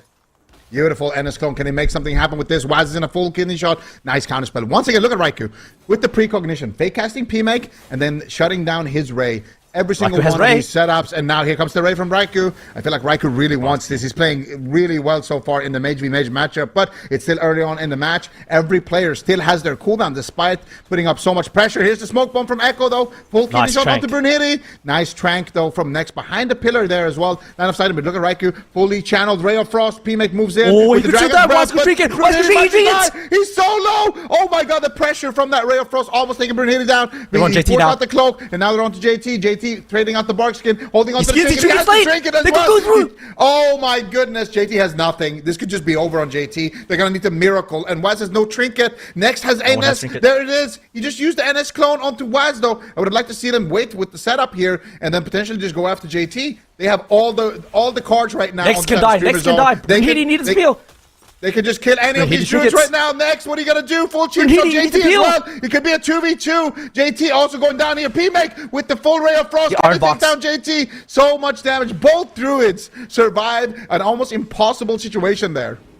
Yeah, but JT does have his skin coming up in 20 seconds, so there is still an opportunity to kill him on Streamer Zone side if they want to. Next has his trinket coming back in 40 seconds. Brunhilde actually trinketed to save Next there, but not able to kill JT. Not enough damage perhaps. Raikou doing a good job healing the setup. Both teams sort of resetting right now with both bark skins available to them. Yeah, but now the best thing they can do is go after the rogues, because now you have Waz blind in 10 seconds. He could easily blind next and go after Brunhilde. He's got no cloak, and I think that's what they're trying to do here. Can they do it? They just need to pre-sheep Brunhilde or Dragon's Breath. They need to do something onto Brunhilde so he can't pre-feint it. And look at this, JT's pushing in. Brunhilde goes to the gouge onto JT, the NS clone Waz. But look at that, JT with the defensive roar there onto Brunhilde, shutting it down before he gets going. Now in broccoli form. Full blind Brunhilde onto Brunhilde. There's the NS clone. Brunhilde's dead. Here it is, setup. here it is, here it He is. might just die right now. Huge damage. There's the He trinket start of the boxed next, but he gets his okay. trinket back up, and he manages to save him with the trinket bark. But now JT goes into the blind, is able to sit the full blind into the in-cap roll. Who are they going after? Waz looks like full pounce onto JT. Nice cross CC. Waz has no trinket, no cloak. So every stuns his trinket. Waz in so much trouble. Void shield comes out, but Waz still under so much trouble. Pillamac could block, goes into the ice block. Waz running away. Looks like JT is able to top him with the iron box. So nice saves from Echo there, getting the ice block out of streamer zone. Yeah, they got PMX ice block in the middle of that. Waz somehow surviving. 30 seconds on his cloak. Does have the trinket. Brunhilde with no trinket. Next with no trinket. NS clone available in 10 seconds for JT. It's a narrow window. They could potentially take down Brunhilde or Next. I would like Waz. to see... Oh, Waz though. Needs to be careful here. Vanishes. Vanishes away. Full cheap shot onto Next. I don't know if I like this cheap Waz, shot. He's Waz, be very Waz. careful here. There's the defensive kidney shot. They get his full Brunhilde, cheap no onto trinket. Next. That was an Brunhilde, insane no cheap trinket. shot. They might just win the game off of it. And they do it. Echo with an insane turnaround. I had no idea what he was doing with that. I was like, wait, do I like this cheap shot? Is he going after the druid right now? But it was a couple of short seconds there before they had the trinket coming back up. And they do it. They find the tiniest win condition and they get the perfect setup. Cheap shot into sheep, the good old classic. And then they get the full do it. They find the tiniest win condition and they get the perfect setup. Cheap shot into sheep, the good old classic. And then they get the full kidney shot and turn it around. The NS clone. I mean, we got to see that on the replay. That was ice cold from Waz. That was ice cold from Waz right there. Yeah, I mean, look at JT as well. Earlier in the game, you can tell that both teams are panicking a little bit because the cooldown usage is not clean. Here, Brunhilde should have stunned Waz, I think, to save, but choosing to go offensive, Next getting away sort of with murder there, is able to survive on JT's side, but at the end, Waz... I thought Waz was finished, you know, no cloak. Yeah. This is the block from Pillamac. Is able to get away though, and then let's see when it comes. Here. Keep shot onto Next. He's so low. Brunhilde here could have pre-cloaked. No way. Yeah, but I mean, that's so hard. It's hard to say. I want to rewatch. I want to replay that end. Yeah, I want to replay the ending. We can watch through this part again as well with the druid surviving. But right here, actually no, this is before that. So let's rewatch this part with the druid surviving here. I feel like there was a world where the druids could die here. Both of them. This could have easily been a rogue mage 2v2 here if they executed a little bit better. But here, Waz survives, PMake blocks, and then the next part here. Actually, if we can rewind it a little bit on the next part. Right here, yeah, if we can get a rewind on this part, right here when he goes for the vanish, that's what I want to see from when Waz goes for the vanish here to get that cheap shot into the kidney. That part is crazy because they're doing a full setup there on Waz. They get him down to 10% HP, and it looks like a defensive vanish, and then he just waits for a second or two. Then he goes in and turns it around with a setup. And during the commentary, I was thinking, what is he doing? Why is he going after the druid? He's dead. Like, he's just gonna die while he's attacking the druid, but he turns it around beautifully, and they find that kidney shot win condition. And if you look at during the kill, Brunhilde's trinket, look at it, look at that. It's 7 seconds. Like they kill him with 1 second left on his trinket. Yeah, and the sheep into the NS clone just to seal the deal. I mean, I think this last round, man, Zico, this could have gone either way. I don't think that, you know, even though Echo won, it wasn't a clean win. It was very, very close. And I want to commend StreamerZone.gg, of course, putting up that fight in the RMD mirror against Echo, man. It's not easy to do that. It's not easy to do that against Waz, Raikou, JT, but of course, hats off to Echo because they came ahead in this series, and they came ahead from down 0-2, by the way, off a Raikou pre-block death. So showing that they have the resilience to power on through despite the, you know, honestly terrible start to the series. Yeah, that's crazy. After that no block game, I was thinking this could be a 4-0 right now, but it just shows as well like the resilience of these players, you know, how badly they want it and how badly they can kind of refocus in that situation and just lock in. They took like a little bit of a break there, just like kind of let the timer for like you know, comp selection drag out to the max, and then they just focused in and whatever. Remember, Chan, when I said I would love to be a fly on the wall, I would love to be Mercy just sitting in the call. That was the moment. That was the moment it all turned for Echo. So I wonder what they actually said at that point. Put it this way, whatever happened after that, they just started winning. It's funny in the moment, you know, to look back on those moments when you're a fly on the wall. But at the time, man, it's a bit Monka-esque. It's like it's rough vibes because you're down 0-2 off a Raikou pre-block death, right? And it's the grand finals. And of course, for this team, if you don't come first, it's a failure to them, right? That's how Echo feels about tournaments. They have historically won. They've gotten first place in everything, for the most part. So it's a difficult position to be in because it's not a position that they find themselves in all too often. I mean, if I had Chan cackling at me, I'd probably lock in too. I mean, I'm mic muted when that happened, you know. The Discord comms sounded a bit like some big arguments, but they never let it affect them too much. As soon as the next game starts, they bounce back. Yeah, I mean, do you think that's like a credit to them as individuals, or just the fact that they've had so much experience being in situations like that, Chan? I mean, it's a bit of both, right? They've been competing together for such a long time. I mean, especially Waz Raikou, which are the two bickering.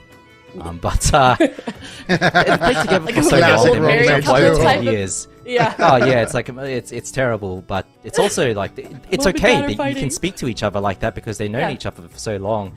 Whereas other teams, maybe you have to soften what you're saying.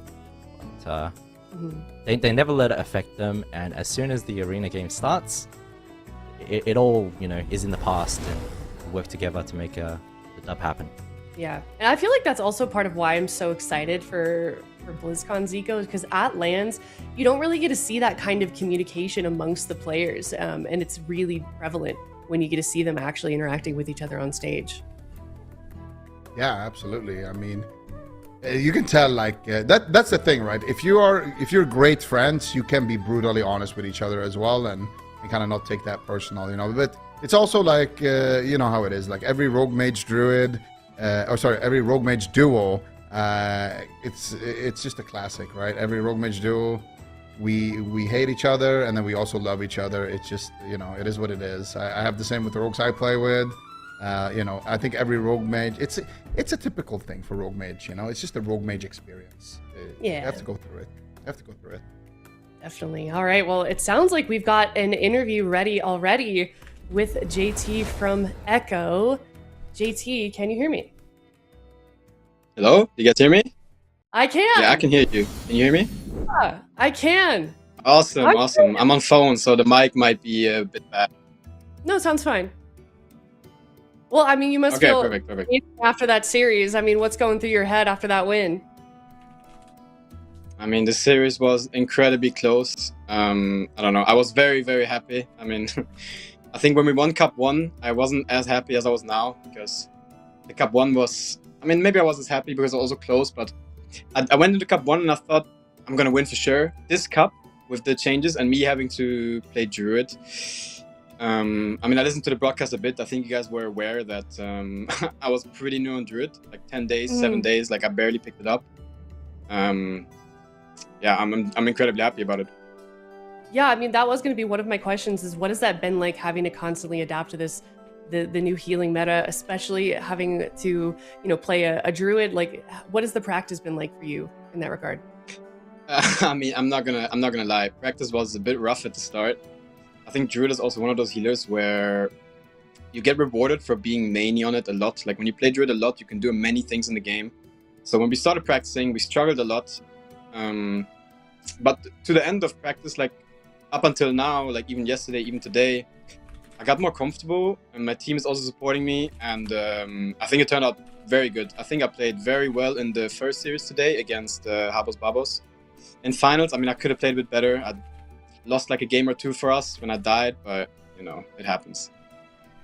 Yeah, and I don't know how much you were listening to the comms of the casters after that series, but you guys kind of, it seemed like you just like turned a switch on mid-series after the, you know, the first two losses. How did you guys sort of refocus and then start to win? I mean, the first two losses were very unfortunate. I mean, to us, it was a win. Like both games, we were kind of winning in our eyes. The first game, I just did like a really bad sequence where I ended up trinketing something, or I don't remember exactly, but I was caught with no skin, no trinket. So enemy team realized, it was smart by them. They realized that they can just kill me, and then they just killed me. And the game was kind of good for us. So it wasn't like it wasn't like tilt or anything. We were just like, I was just saying, yeah, I mean, it was my bad. And then the second game, obviously, Raikou dies 6-0. I mean, there was nothing said. I mean, just go next game. So it is what it is. But we bounced back good. Yeah. And then looking back towards the beginning of the season, did you have any personal goals or did your team have any personal goals? What were kind of your expectations with that? I mean, this season is very rough. I think whoever knows me in the game knows I'm not a Mistweaver or a Druid player. So having to pick up those two classes from scratch was a bit rough. But I mean, I was open to it. My team helped me get better at it. We both reviewed a lot, obviously improved together. And I mean, I think it's exciting. Like the fact that I won Cup 1 on Mistweaver, when I was fresh on Mistweaver, the fact that I now win Cup 3 on my Druid. I mean, you know, I don't want to pat myself on the shoulder, but I think it goes to show, you know, you can do anything if you put your mind to it. Yeah, we're just never gonna see you get to play your main, I guess, this season. Yeah, but sadly. moving forward, I mean, I would love a priest meta. I think we would for sure. But moving forward for the season 1 finals, you know, and just like in your, you know, after Cup 3, what are your plans? Gonna take a break, practice more? What's going on? I mean, we saw the changes, so I'm probably just gonna keep playing Druids. Healers didn't really get changed much. Probably gonna make 2 more Druids on ladders, sadly, but you know, it's okay. We're getting better at Druids, so you know, it is what it is. We're just gonna keep playing, try some other comms, see what we can cook for finals, and prepare as good as we can. All right. Well, that's kind of all I have for you. Do you have anything you want to add? Any shout outs, anything like that? I mean, big shout out to my team for dealing with my Druid the first few days. They played amazing. The constant like help, reaffirmation, you know, even if things go sideways, even if there's a bit of tilt, you know, it's like sticking through, helping each other is what matters the most. Everything in good spirits, you know. Shout out everybody else, shout out my family, my girlfriend, you know, everybody that supported me. It's like, it means a lot to me, like everybody in chat cheering for us, like all the support, all the messages, everything in the world. I just appreciate it a lot, so that's that. That's amazing. All right, well, congrats, and we will see you soon, and have a great rest of your day. Thank you, you too. Bye-bye. That was JT of Echo. Congratulations once again to them, and we will see them, sure, I am certain. But that means Echo in first, Streamer Zone in second, and BABOS in third for the third and final cup of the season. But that is not all we've got for today. We are going to be hopping over to North America. And before we do that, we can take a look at the bracket, of course. We have got every team except for the Gauntlet winner. That means Echo has to wait for the Gauntlet to conclude. Only one team can make it out alive from that, and we'll be moving on into the quarterfinals of Season 1 finals to face off against Echo. You can see how that works here. There's multiple rounds. For Last Dance versus Specialty will be in the first one, and then the winner of that moves on up to HABOS BABOS. Winner of that moves on to Dobob. Winner of that moves on to Stop, Nerf, Mistweaver, and Chan. From previous Gauntlets, it's brutal. Oh yeah, it's absolutely horrible, man. You've got to sit there and you have to practice against so many different teams. You don't know who's, you know, if you're at the head of the gauntlet, you know, you don't know who you're going to face. You don't know who's going to make it through that gauntlet to get to you. So you have to do so much prep work, and it's really tough. But you also have to remember the teams in the gauntlet. For me, I mean, seeing Thesia, a player like Thesia in the gauntlet, seeing HABOS BABOS, they came into the AWC a little bit late, but they had a great performance this cup. It's not easy, and you also have a little bit of an advantage, right? Coming from the gauntlet, you might have had some bad placements in Cup 1, 2, 3, but you know, with balance changes, meta changes, and the fact that you can prepare, you know you're facing the first seed, it can change the dynamic of the tournament a lot. Definitely can. All right, well, we are going to head to a break. We're going to go over to North America. It is Gators back versus F tier, starting first for NA. We'll be right back.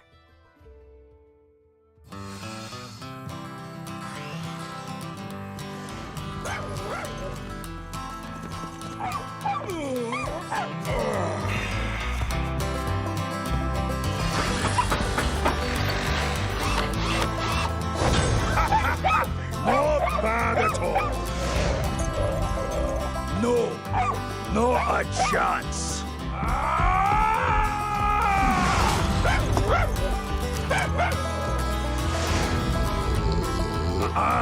Nope. Off with you. Top-notch craftsmanship guaranteed.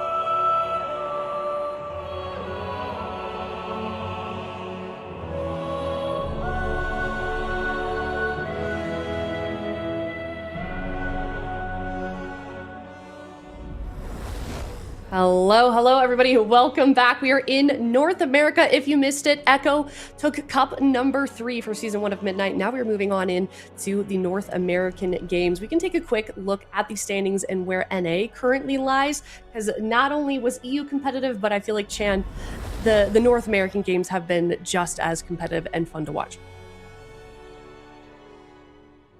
No, it's muted. Oh, sorry. Can you hear me? We can hear you. I don't know if broadcast coming in clear. Yeah, you're back. Yeah, I mean, I'm personally a big fan of RMD mirrors. I love mirrors. I talked about it earlier. It's about who's best wins, right? And if you lose, the reality is there's no comp difference to blame. It's all about skill. So I love that. But on NA, I'm excited to see what's going to happen. At the top of the standings, we've got Gators back against Welcome to the Jung. Of course, the question is, has Welcome to the Jung been taken over as the Kings of NA? Are Gators back consistently able to take those, top placements and knock Welcome to the Jung down to 2nd place? We're going to see that from this cup. But also, the fight is for 3rd place and who's able to dodge that gauntlet. So F-Tier and Direwolves still in the running to claim that 3rd place spot and avoid that gauntlet. Direwolves, previous BlizzCon champions, but F-Tier, they look consistently better and better every single season. And I'm very, very excited to see how that is going to play out. Yeah, I am excited as well. We can look at the bracket for the teams that are still remaining in North America. We've got 4 teams left here, and there's some big names and some big matches lined up then. Yeah, I mean, it's going to be really exciting. In the upper bracket, of course, we've got Gators back going up against F-Tier. For me, we already talked about it. Gators back, they want to have a 1st place seed, so they need to get through F-Tier, make it into the finals, and potentially win that. But for F-Tier, they finally beat Welcome to the Jung, and I feel like in North America, it's been kind of a 2-horse race for quite some time between Welcome to the Jung and Gators back. F-Tier is breaking in. They want that top 3. They want to solidify their position. If they could beat Gators back, that not only be huge for them making the top 3 guaranteed pretty much, but also it would be great for momentum moving into the finals. And then, of course, for Direwolves, no pun intended, they find themselves in a dire situation. They have not done well into Welcome to the Jung. That's been like their main opponent. You can see earlier in the tournament, Welcome to the Jung sent them to the lower bracket and kind of a brutal 3-0. So I feel like for Direwolves, they need to like really lock in this matchup, but it's not going to be easy for them. Yeah, certainly will not. But out of the 2 matches that we've already got set up today, or Chan, any potential matches that we might have today in North America, what are you most looking forward to? I'm going to go with 2 of them. I'm going to take a little bit more time here, sorry. Gators back versus F-Tier. I want to see this happen. We didn't get to see the Gators yesterday. I've said this before. Cubsy is the best Druid in the world, Resto Druid. He has been for a long time whenever he's been playing it, and complementing Calvish on the Mage and Daze on the Outlaw is going to be amazing to watch. I wanted to see it on, yesterday. Unfortunately, we weren't able to, but I want to see how they do into F-Tier, because F-Tier gave Welcome to the Jung a very hard time. So the 2 teams to beat in NA, it's Welcome to the Jung and Gators back. They've taken down 1, F-Tier, and now they have to take down the Gators. So very curious to see how that's going to play out. And then secondly, I want to see how Gators back potentially does into Welcome to the Jung, if we're able to see that, because, it's the 2 best teams in North America, head to head, and that's going to be a Rogue Mage mirror. You really do like mirrors, huh? It's all about the ego, man. And we're playing PvP, we're watching PvP. Whenever you lose a mirror, it's the most soul-crushing feeling in the world. You never want to lose a mirror. I remember when I was competing and I lost mirrors, I would just feel... I couldn't sleep, man. It was terrible. Yeah. I'm getting a little off topic, but did you like playing the mirrors when you were a competitor? Oh, absolutely, because when you win, you know that they're just full down bad, and you're sitting there with a smile, you get to shake their hands afterwards. Oh my gosh.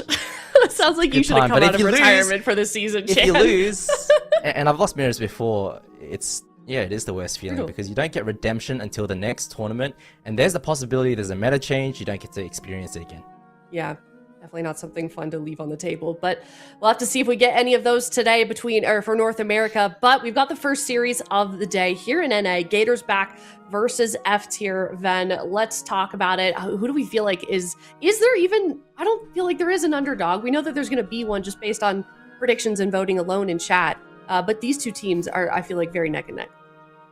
Definitely. And I'm not 100% convinced we're going to see Cubsy on the Druid. I haven't seen that. Like, I've been watching a lot of what Gators back has been doing on the ladder and in the open bracket. It hasn't been Druid. It's been... That feels ironic. I mean, kind of. Considering They the day also we've like. had. Okay, so when we were watching North America earlier this week, we were seeing a lot of double outlaw, and Yeah. you know, there's one thing to be like you have Saul and Dallas playing double outlaw, you know, that's one thing. But when you have Dazed and you have Calvish playing double outlaw, that's an entirely different ballgame. I mean, these are some of the best rogues in North America, if not the best rogues, playing these specializations. So it becomes very difficult. I've seen Cubsy play the Mistweaver Monk a lot, which makes sense because you're basically bringing 15% additional damage to both rogues on your team. So they do have the option. They could, of course, play RMD, take a page from the European book, but I feel like they'll also, there's a good chance they could play double outlaw. I highly doubt F tier wants to go into a mirror match there. So I don't know. Because more than likely F tier is going to be playing some sort of cleave. If we saw them lock in the Elemental Shaman Feral Druid, and that looked incredibly good. But I just wonder how that will do against, you know, Dazed and Calvish if they end up playing, you know, the double rogue.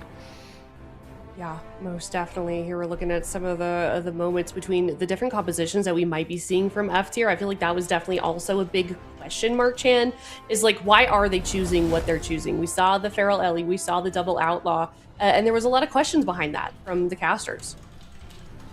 Yeah, I mean, I think it's really hard to say. It's a 12.0.5 just released not too long ago, about a week and a half ago. There's been some adaptation, some changes in the meta. As things evolve, you know, people's opinions change. But on paper, double outlaw on a Frost Mage sounds like a fun time, a very fun time. But in reality, what ended up happening was when we saw them play into Welcome to the Jung, Nick on that Frost Mage was able to kite. He was able to get CC onto Meat Monk, and they were able to just close out the games, and it looked terrible. We almost, like, when I was watching it, I thought they were semi-trolling. But again, on paper, double outlaw does sound good into a cloth target. All right, well, we've got predictions coming in from chat. 76% on the side of Gators back, and then we've got F tier. Then, do you feel like 24% is representative? What is your predictions for this series? I think so. Like, F tier for me is definitely a bit of an underdog in this one. However, they did just beat Welcome to the Jung. It was close, but I also feel like they kind of trolled their first couple losses where they were playing like some weird compositions. Once they played the Feral Elemental Shaman, things looked really good, and I would expect F tier to kind of lead with that. However, I think Gators back is going to win with their double rogue. I think that's what's going to happen. They're going to play double rogue Mistweaver in the opener, and I think they're going to win a very decisive victory, 3-0. That's my prediction. I don't think this would happen, but what if we get a double rogue mirror? Then I think Gators back will win 3-0 again. That would be so silly. Have we ever gotten a double, like a stacked class mirror in ever? Shadowlands, right? Did we? I think Double so. But like, if you're Saul, are you feeling confident going into Calvish or Dazed? Like, Dazed has been like the outlaw rogue, you know? Like, it's just, that's a tough one. See it just for funsies. A little bit of whimsy in AWC, you know? All right, Chan, what is your prediction? I want to say 3-0 for the Gators. I'm not sold on this double rogue thing. I think it's cheesy. I think it can be good. I think the damage is ridiculous, but it's also a bit squishy, right? I think that historically, Mage Druid has been an excellent pick into Mistweaver Monk. I feel like Cubsy on the Resto Druid is just too good to pass up here. I can see the Rogue Mage doing well into that, but at the same time, man, Resto Druid healing AoE damage from the Feral Ellie, I don't know. Okay, all right, let's see. 3-0 though for Gators. 3-0 Gators. Okay, let's see. Zigo and Supatee's predictions. My gosh. All right, last time I went against the grain, I got burned, so I will go 3-2 for Gators back. I do hope it's a very close series and a good series. I definitely never want to see a blowout, but we will have to see. Sounds like the game is ready to go. Game number 1 here in North America on Championship Sunday. Gators back versus F tier starting now, Ben. Oh, you were right. It is going to be the Rogue Mage Druid Gators back, taking a page from Europe. This is actually the first time we've seen this composition in North America, I do believe, this season. So, I mean, it makes sense to me. Like you said, Cubsy phenomenal on that Restoration Druid, especially when he can be enabled to play aggressive. And he really knows how to pick that timing well. Good initial blast of damage on Cubsy, but he's probably going to be okay here. And I think it's going to be Meep that does end up getting controlled a lot in this matchup. However, the damage from F tier in the opening stages is not bad. Yeah, the Incandescent is forcing quite a lot of healing from Cubsy. Gets the Bark Skin, the Iron Bark. But ultimately, RMD should be okay. Full NS clone onto Meat Monk. No wall available on Soul. Do they have any follow-up? Ring of Frost comes down. Does he have the Typhoon into it? There it is from Cubsy. Beautiful. Soul though. Nature's Guardian also very, very, very strong in this current meta. Heals for a ton. Sits the full NS clone into Ring of Frost. Gosh. Doesn't really have to use anything. Cubsy just completely destroying Dallas. Roars into rake stuns into potential clone. I think Saul actually grounded it. And finally, a little bit of damage coming in here. Nice mass invis. Cubsy, yeah, nicely done there by Calvish denying the Cyclone. Now it's going to be Meep, Dallas. and Dallas is low on health. A great push here by Gators back. This team is looking extremely threatening with this composition, and Cubsy's been enabled a lot in the match, but you do not want to fall behind on healing as the Resto Druid. Calvish getting low on health. Cyclone on Cubsy. This could be a nice block, but Calvish is opting to greed. He's so greedy. He gets interrupted on Frost. I can't believe he went for that Glacial Spike. Calvish, what are you doing? Alter back. Is it going to be enough to survive? Ring of Peace. He somehow lives. I mean, that is just insane. There's the greater invis, but the blind lands now onto Meat Monk. Soul gets away with it. No Cocoon. Does have the wall back. F tier looking quite good, and Gators back actually taking a ton of damage. A lot more than I thought they would. Interestingly enough, they're mainly going after the Elemental Shaman. I feel like Dallas is a fantastic target on the Feral Druid. Full kidney onto Meat Monk now. Soul in a lot of trouble. Does have the wall available. Nice stop from Dallas on the Ring of Frost. Gouge comes through from Daze, reading the situation, knowing Calvish can't get the Wrath. Soul has to just trade the wall from pure damage. No Cocoon available on Meat Monk. Yep, back and forth so far, but I would say Gators back seems to have a little bit more threatening setups so far. There's been a few close calls on Calvish, however, and he is getting absolutely owned. He needs to be careful. Cyclone on Cubsy. Calvish, is he really going to greet it? He goes for the Dragons, but Calvish, I mean, this is insane. But, I mean, really pushing the limits of his health. Daze is also getting low. Cubsy's falling behind on healing. This is amazing pressure for F tier. If they could win this game number 1, that would be incredible. Meep's doing well on his mana, and I don't know. F tier is making a real case for themselves with this composition so far, but Saul's low on health. No real defensive cooldowns. It's going to be line of sighting for the time being. Meep has the life cocoon, but plays it safe. Doesn't opt to trade it out, and it looks like F tier will survive. Yeah, but, you know, Gators back are playing super aggressively, just playing on top of their pillar, and look at Cubsy's positioning. He's also playing super aggressively, so they want to close this game out pretty quickly. Full kidney now onto Meat Monk. Looks like they want to set up on Soul or Dallas. Dallas is the target. No Trinket, does have the Park Skin available. Meat Monk able to port and just avoid any CC. I feel like FTR actually, yeah, like you said, are doing actually quite good. Daze now does have the evasion and cloak, but Cubsy is going to top him back off. RMD, I don't know. I feel like the Feral Ellie is just doing so much damage. I mean, look at details. Yeah, Dallas is shredding on that Feral Druid right now. Polymorph on the Meat Monk. Saul still looking fairly durable. And that's one of the things about the Elemental Shaman and the Feral Druid is you are pretty tanky. We'll see, though. As soon as I say that, Saul in lethal pressure. There will be a Life Cocoon that trades out from Meat Monk. I do think he has some Manatee that he can use right now, and that's going to be even. Calvish low. He blinks out of the stun, but getting low on health, and you play it that greedy at low health too many times, we all know what happens. Cubsy now getting swapped to. Big Maim stun coming in. Cubsy getting destroyed. As you can see, Dallas is just putting out immense pressure on that Feral Druid. This is very impressive. Full sheep now. Full sheep lands. Saul has to trade out his wall. No Cocoon available. Revival is available on Meat Monk if he does choose the Trinket. Nice stop from Saul on the Cyclone. Isn't able to get the follow-up. Kidney shot lands. Cubsy doesn't have NS, so Meat Monk will have some globals to top Saul off, depending on how much healing he has with the Shaylins, but Saul under a lot of trouble right now, and Calvish is running at him. Yeah, Saul has the Ascendance. He pulls the trigger. He's got a lot of damage, but can he survive? He has to trade the Trinket. He burrows on his offensive cooldowns. A little bit of a nightmare. Gets out of that as fast as humanly possible. He wants to get the damage rolling. The smoke bomb from Daze is so annoying. Not allowing Saul to connect damage, but decent damage incoming. Saul, because he's going to fall at the same time. Dazed and Calvish are forced defensive. Saul might die, though, and it looks like he will fall. And Gators back just throw caution to the wind. They play this very unafraid. They're just on top of F tier the entire game, spamming out crowd control, and I mean, it ended up working out, but there was a few close calls.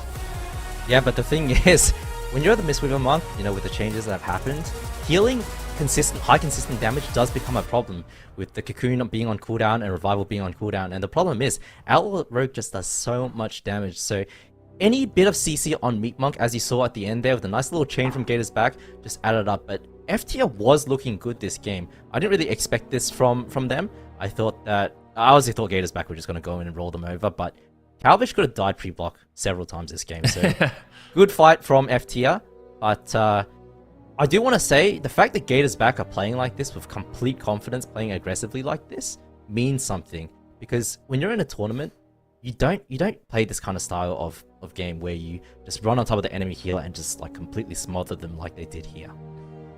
I feel like it's like something Calvish loves to do. I think Absolutely, and it's a confidence thing.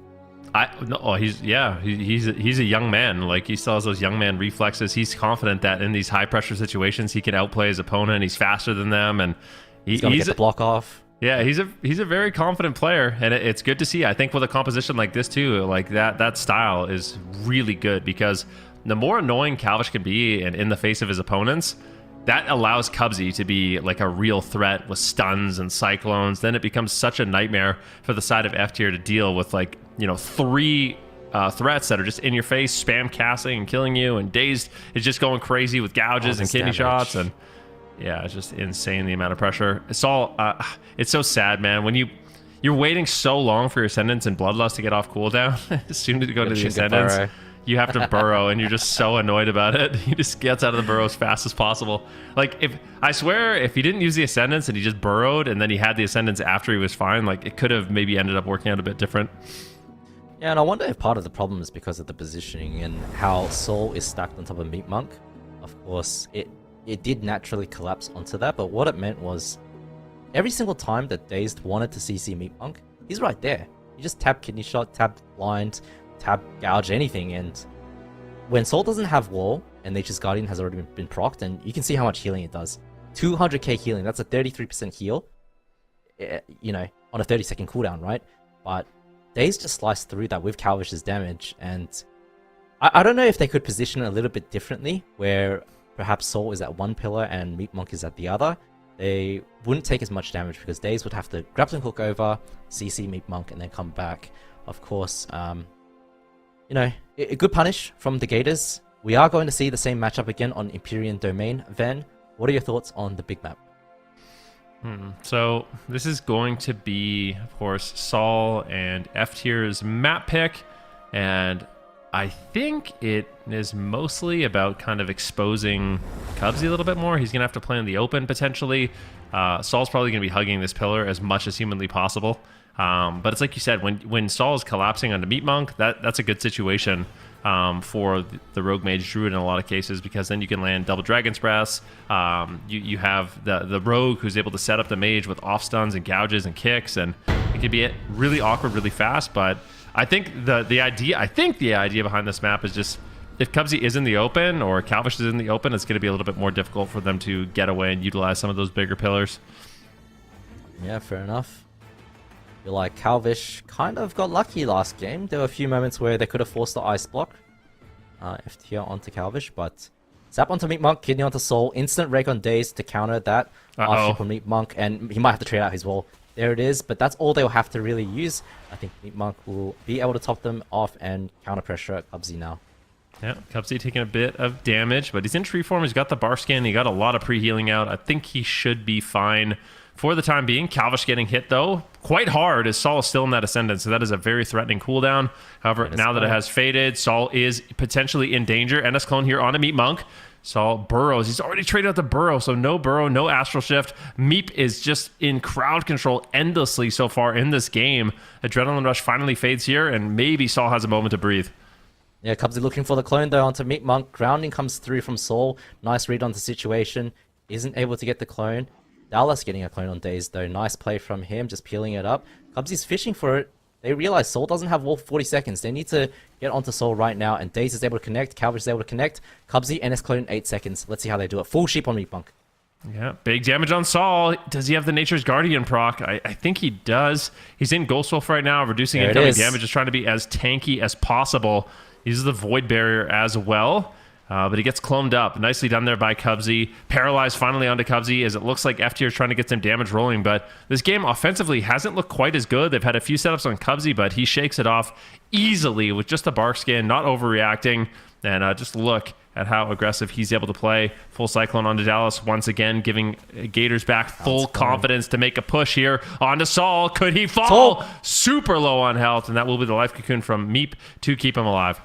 They crack it though, and Soul's in so much trouble. The next time that Daze and Calvish are able to connect on him, they're going to force the wall, and then it's a revival, and after that, they have nothing left. Meatmonk can't actually heal this, even if he doesn't get CC'd, if they keep up the offensive onslaught onto Soul, and Daze realizes this. He has the kidney shot available in 5 seconds for Meatmonk. Full Sheep does land from Calvish, nice play from him. Soul does have grounding for the follow-up if he needs to, choosing to save it for now, preventing Cubsy from, wanting to prevent Cubsy from coming in with any Cyclones, but Talus is the target, does have skin, he's going to be okay.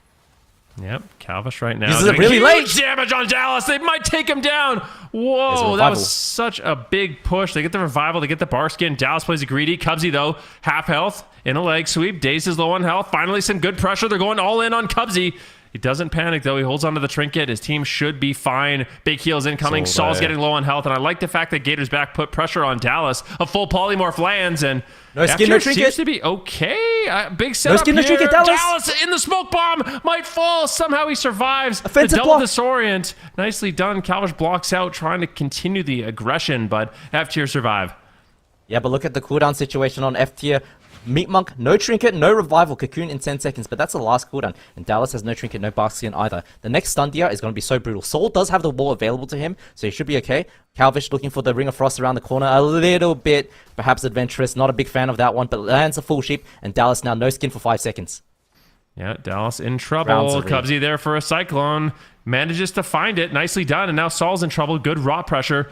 How's Meatmonk going to respond? He does have the life cocoon available, but opting not to trade it. Stun now on Cubsy. Cubsy's burned through a decent amount of mana. It's at least even at this point between the two healers, as dampening has ramped up to about 15%.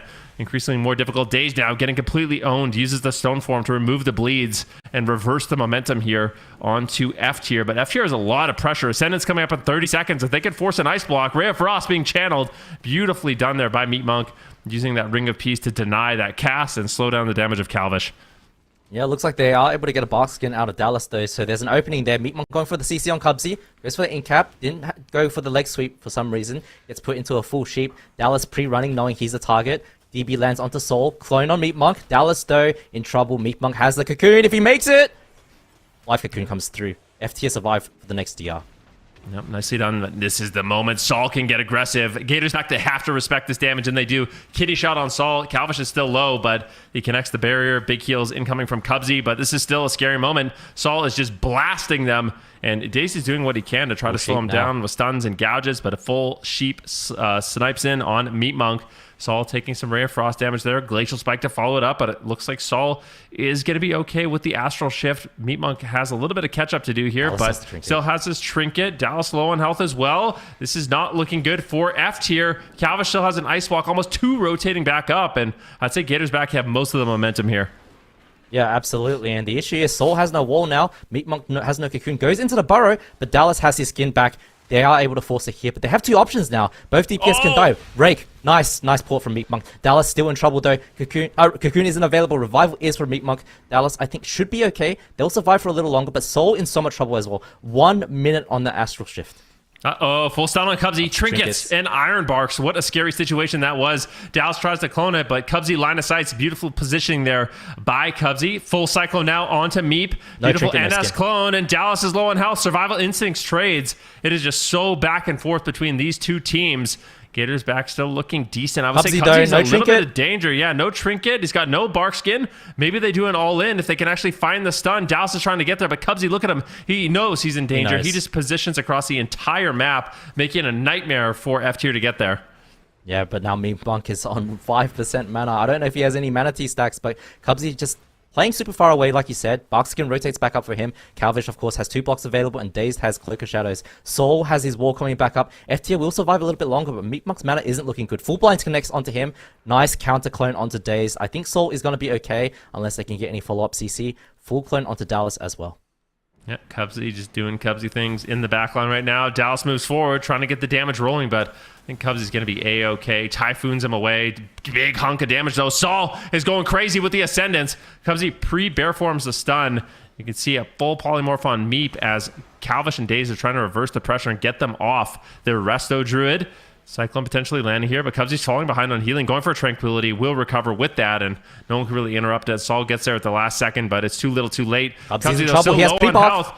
He does bark pre-box. himself. Nicely done. He has Trinket coming up in just 1 second, but can they just shred through the Iron Bark? Cubsy is in danger. They just kill him through Iron Bark. Are you kidding me? What an all-in there by F tier. I can't believe Cubsy fell in that situation.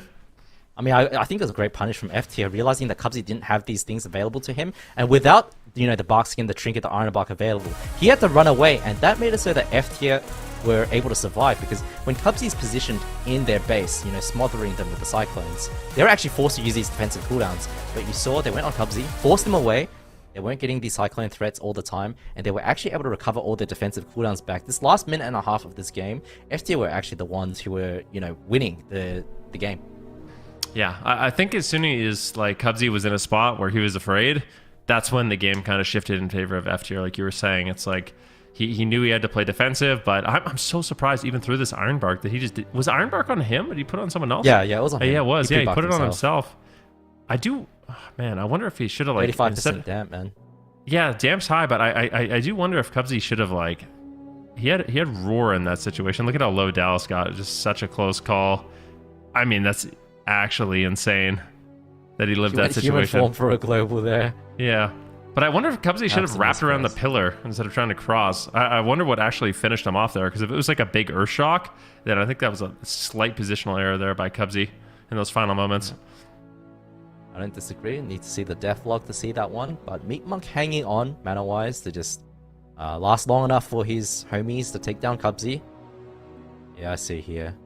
Big lava burst. I mean, it was the Ascendance combo from Soul to force the cooldowns. And then Dallas came in afterwards with the Incarnation, right, to finish the job off. So, nice layering of cooldowns, offensive cooldowns from F tier to get the kill onto Cubsy. But, yeah, I want to see the death log. I want to see what killed him.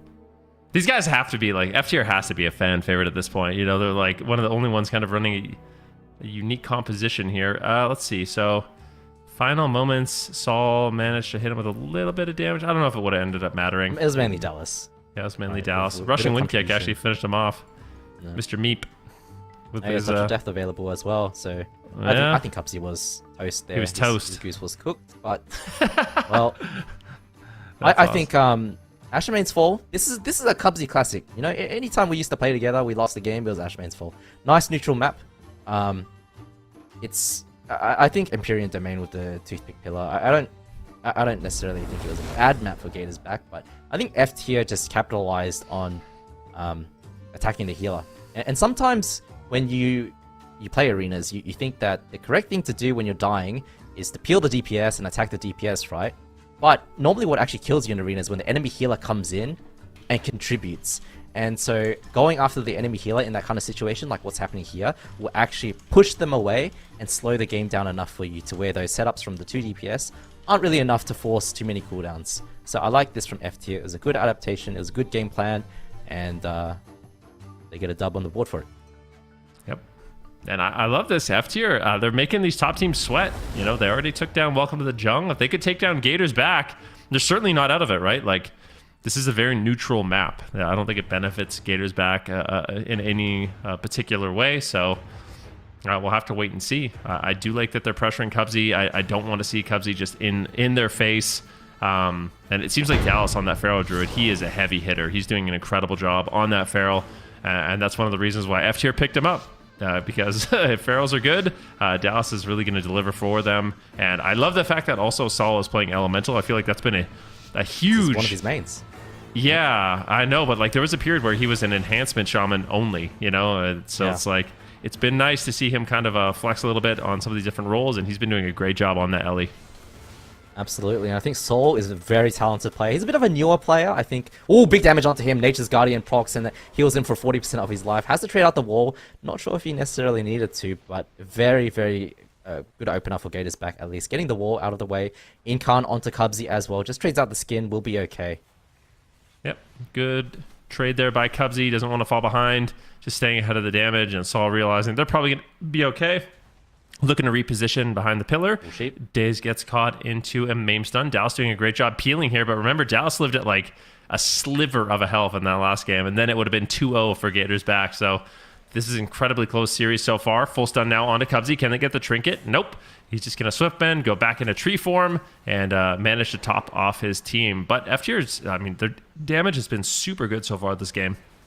Yeah, absolutely. Dallas not having as much fun as he was able to in game 1, though. Calvin taking so much. Oh my god! The earth shot from Soul takes him out pre-block. Wow.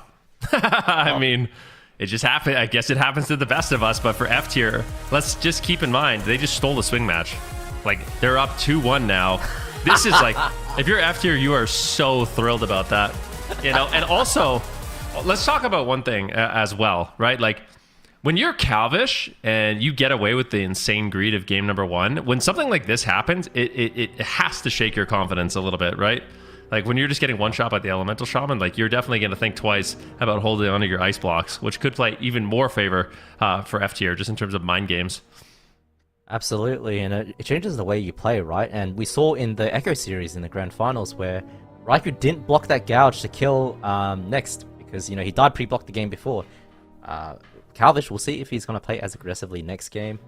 You know, this is a bit of a fluke win for F-Tier. Of course, they'll take it, but that is... I feel like anytime a mage dies pre-block, it's so commonly an Ellie Shaman. You think so? Yeah, the procs. Yeah. And also, Earthshock has no travel time, so... like, Lava Burst, it lands, and the Earthshock at the same time. Just look at him, he's like 40%, gets bitten. Boom, it's an Earthshock, just gets Omega one-shot. And the Ellie Shamans everywhere rejoicing that the mages are falling here.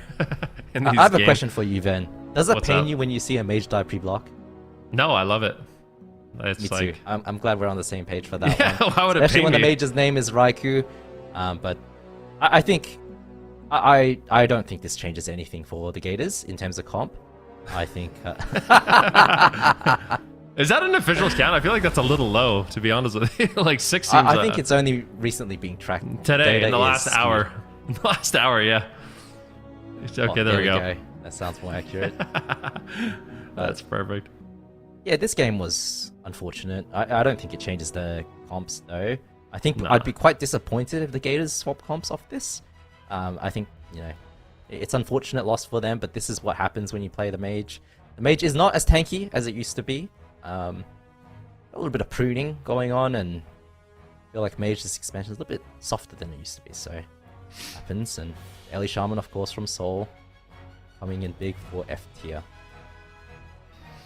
Yeah, Mage is all about, like, it's all about the, like, avoiding damage with just spamming out invises, and your barrier is really strong. But once you get through those, you do take quite a hit of damage, which we saw though in those final moments. Saul able to put up quite a bit of damage, 84,000 Earthshock, kind of crushing them. And for Gators back, is that going to shake their confidence? Are they going to play a different composition? Are they going to confidently lock in the Rogue Mage Druid? Because they just lost 2 in a row. And let's not pretend, I mean, the first game was kind of close too. I mean, I would say the first game was probably the best for Gators back, not only because they won, but just the overall game looked the best. But F-Tier seems like they're kind of heating up in this match, and it's definitely not looking too bad for them. I feel like they could definitely win this series. Yeah, absolutely. I feel like, I don't know, like you said, man, FT is a fan favorite team. I feel like I'm becoming slowly more and more of a fan of them myself. I am, for I'll sure. tell you, if I was still competing and I was facing a team like FT, I hate it because they're running these off-meta comps, man. Like, how do you practice against this? You can't find a player on, you know, it's very hard to get practice against this kind of thing, typically. Of course, Welcome to the Jung could theoretically run this as well. I bet they're watching this and taking some notes because this doesn't look too bad, right? And of course, Previ, Drake, and Zhang are all very, very good on these classes as well. We've seen them play the Ellie Feral in previous AWCs. Oh, but, yeah. I feel like the off-meta comps Oh, from they're FT doing it! They're doing it! Oh, no, man. But what if, like, I kind of feel like this will win. Like, this is what I thought they would lock in game number 1. I feel like this is what you do when your backs are against the wall and you're super desperate. This is a big red button. The Yeah, desperation. I mean, we've seen this from the Gators before, where they lose 2 games and they're down, and they just comp swap to something crazy. I really feel like if they locked in RMD, they would potentially win. Like, if they just had confidence. I think so too. I think they're very good at it. I think that game was just a fluke. I think Empyrean was very, very close. Like I said, man, they were in the driving seat for the first 4 or 5 minutes, and then it took over from F tier once they started going on Cubsy with the cooldowns, but it's not an unwinnable matchup. I think bringing in the double rogue, it's a good experiment in the upper bracket, I will say that much. They can always do a lower bracket run, and they don't mind a lower bracket run. We've seen them come from the lower bracket after losing Welcome to the Jung and just blitz through that lower bracket and win the whole thing. So experiment while you're in the upper bracket, I get it. But I also think it's a bit of a YOLO pick. Stick to RMD, you know it works, you know you can win. But I mean, to be fair, this is actually what I thought they were going to lock in the blind pick, so I can't be too disappointed with this. Because I do kind of think they're going to win.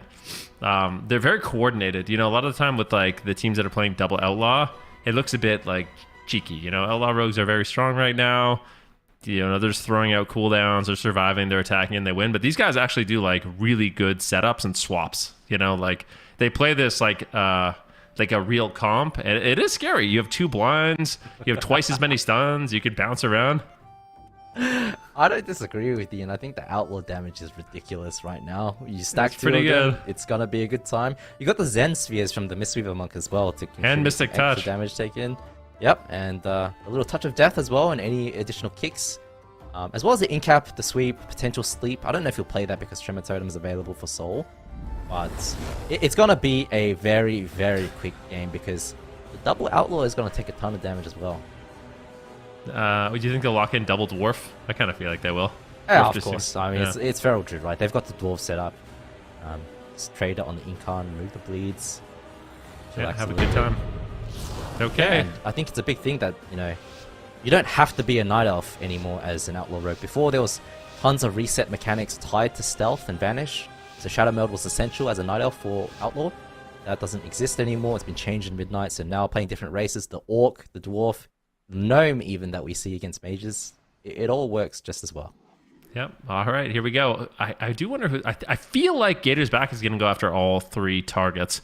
We have a Sap on Meep, and they're playing it safe. So Daze is just going to be controlling on Meep, likely throwing out a blind after this. So they get a lot of initial pressure here, good crowd control. Oh, the static Nice field. static there by Saul. Really nicely done, bringing in some tech here against the double rogue to give himself some breathing room. Yep, going on to Dallas now, but are they able to force the Bark Skin? Looks like they are able to get the Astral Shit from Soul as well, so it's Christmas for the double Outlaw Rogue, getting both big defensive cooldowns. Meat Monk, of course, still has his. Cubsy now gets put into the stun, but look at Soul. Cubsy just instantly ports out of there. Mistweaver Monk is so nice when you get stunned up. Yeah, I mean, definitely being able to just get out of there as fast as possible. Meat Monk now in a paralyze, and that does mean they could go after Meat potentially too, but they're just controlling him. Saul is getting completely destroyed so far in this game, and that will be a smoke bomb that drops down. And keep in mind, they do have 2, so Calvish still has his available that they're going to have to deal with, and Saul really has no defensive the life cocoon cooldowns. soon. He's getting kind of owned so far in this game. Yeah, absolutely. And Soul no Astral Shift. Meat Monk only has the cocoon to top him, so the next time they're able to connect onto Soul, the next stun that comes down is going to be very scary, and Soul is, of course, coming off that stun DR very shortly. See if they have any follow-up CC onto Meat Monk. Incap available for Cubsy if he's able to push up for that. Kidney onto Dallas. Catches in human form, stopping the Cyclone. Very nice plays. Does have the Bark Skin rotating back up. They need to get back onto Soul, though, if your Gator's back. Full Kidney onto Meat Monk. And Daze looks like he's going to go solo the Monk. Yeah, solo here comes mission. Calvish. Calvish is there. Do they have the follow-up? Double leg sweep, though. Nicely done there by Meep. Doesn't panic, doesn't overreact. Manages to get out the double stun and just cross the map. He's away from his portal now, so next time he does get stunned up, however, he does get blinded. Like you mentioned, Saul right now in a little bit of danger in terms of mana. Meep is way behind. I mean, Calvish and Daze are putting out a ton of pressure. Saul might just outright die. This is insane. Meat Monk does look like he's going to be able to top him off. Yeah, this is actually crazy right now. Mame goes out onto Kazi, but I don't think Dallas is going to be able to find a Cyclone with Calvish and Dazed all over him. Yeah, and I feel like I'm scared for Dazed. Every single time he goes cat form, if the double Outlaw Rogue hits him, it's actually super, super scary. You can't sit in bear form the whole time as a Feral Druid, of course. Now they go onto Soul. Stunning Dallas on the Bloodlust from Soul, so nice defensive and offensive play from the double Outlaw Rogue. Going on to Dallas now, this is what I'm talking about, man. When the Feral Druid is attacked, if you sit in bear form, you do 0 damage, right? And Meat Monk, he's not looking good on mana. No, they're actually just dampening them. They're just bringing the game to the late game right now, potentially just winning on mana here in this match. Meep gets caught into a blind. Is he going to trinket? He has Trinket and Life Cocoon, but greeting it out. Saul just trying to tank through the damage. Here's his big hit of damage with the Ascendants. This is an opportunity for them to get aggressive, looking for a Hex, looking for a Stormkeeper. Where is the damage? Cubsy does get Hex, but Calvish is just on the run. He's behind the pillar. Immediately, all 3 members of Gators back are just out of there, and Saul just cannot connect damage. Yeah, Dallas pushes in, but he's the one who's in trouble now. The double outlaw just 2v1ing him behind the pillar. Saul, of course, no Astral Shift for 45 seconds. Meat Monk gets CC'd with a kidney shot from Calvish. Nice follow-up. Nature's Guardian procs onto Saul. I think he's going to be okay with the Life Cocoon. Revival, of course, available for Meat Monk as well. But this is almost the last cooldown for F tier. Yeah, the double Outlaw Rogue not looking bad. F tier burning through cooldowns rapidly here. They managed to destroy the Life Cocoon, but Saul doing a good job just camping in Ghost Wolf before the damage comes, reducing a lot of that incoming damage. And now Calvish is actually in danger. Finally, Dallas and Saul are getting something going onto Calvish and Daze. Cubsy kind of struggling here, but he does have cooldowns. He has the Revival if he needs it, of course, as well as that Life Cocoon. So Cubsy can keep his team alive. Calvish, no! Nice oh no, he DC'd! The Vortex DC'd him! To the Vortex. Oh no. Dave's got to keep him alive. He goes for the Gouge. They need to stay alive. They do have the Life Cocoon. They do have the Revival, but Calvish needs to get back in the game as fast as possible. There's the Revival. There's the Life Cocoon. Yeah. Defensive Smoke Bomb comes through. Cubsy has to do so much work. He has the Trinket available to him, at least. So, he might be able to save Calvish, but here comes Meat Monk. In cap onto him. Calvish surely is going to go down here. I think when you go below a certain percent, you automatically use Cloak of Shadows. He loads back into the game. He might be back. There it is. The Fate. He's back. All right, Calvish uses the evasion to stay alive. This is match point, so I mean, at the same time, Gators back had to use a lot to secure Calvish surviving in that situation, but he still has the cloak. Full blind now onto Meep, and Saul could be in danger. Gators back might be able to turn it around here. Calvish, though, needs to be very careful. He has the Adrenaline Rush. He has the Smoke Bomb if he needs it. He's got the Cloak of Shadows, and they're just going for it. Meep is not doing well on mana here. Yeah, but the next Incarn is coming in 5 seconds. Dallas has no Trinket available. I want to see a blind from Dazed onto the Incarn right away because Calvish, no evasion. Does have the Dwarf in 17 seconds, but there's this massive gap where he's going to be in tons of trouble. Here comes the Incarn. Dazed doesn't have blind for it. Uh-oh. Meep portals away. They might just make a swap here on Meep. They might just kill him. He can't get away, and Gators back. They do it with the double Outlaw Rogue. Calvish gets back in the game, and they close it out. They tie it up here. And now, what do you think about this? Because this is actually what I thought they were going to run when I predicted by 3-0.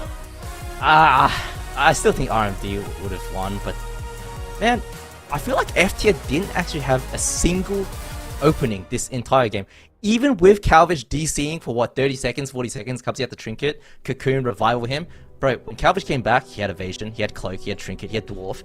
They were chilling so hard. They were so far ahead mana-wise. They were ahead win condition-wise on every single front. There wasn't a single moment in this game where I felt like F tier could have won, apart from the DC. I mean, yeah, it felt like that to me too. Like where is the opening? And I honestly feel like they could go on Meat Monk more, like just hit him more in the stuns. He's like, so squishy. Yeah, he is very vulnerable to double outlaw, and of course he can portal in stuns. But I mean, they literally swapped him once, and he just flopped through his portal. Unfortunately, it was a vortex on the grappling hook that DC'd him. Yeah. What? Comes back in. Probably had no arena frames, but still able to execute and take down Meat Monk. I almost wonder, like, are they going to just win this tournament with double Outlaw Monk? I kind of feel like I'm a believer now. I'm kind of becoming a believer now.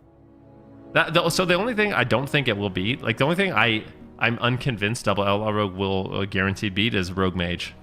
Like, double Outlaw seems good into pretty much everything except Rogue Mage. So, yeah. I definitely... I mean, to be fair, I don't know if we've seen Gators back double Outlaw. This is 2 main rogues. You guys remember that Calvish, he plays a mage for this team. I know. But he's a rogue main, and he was one of the best rogues, if not the best in a rogue.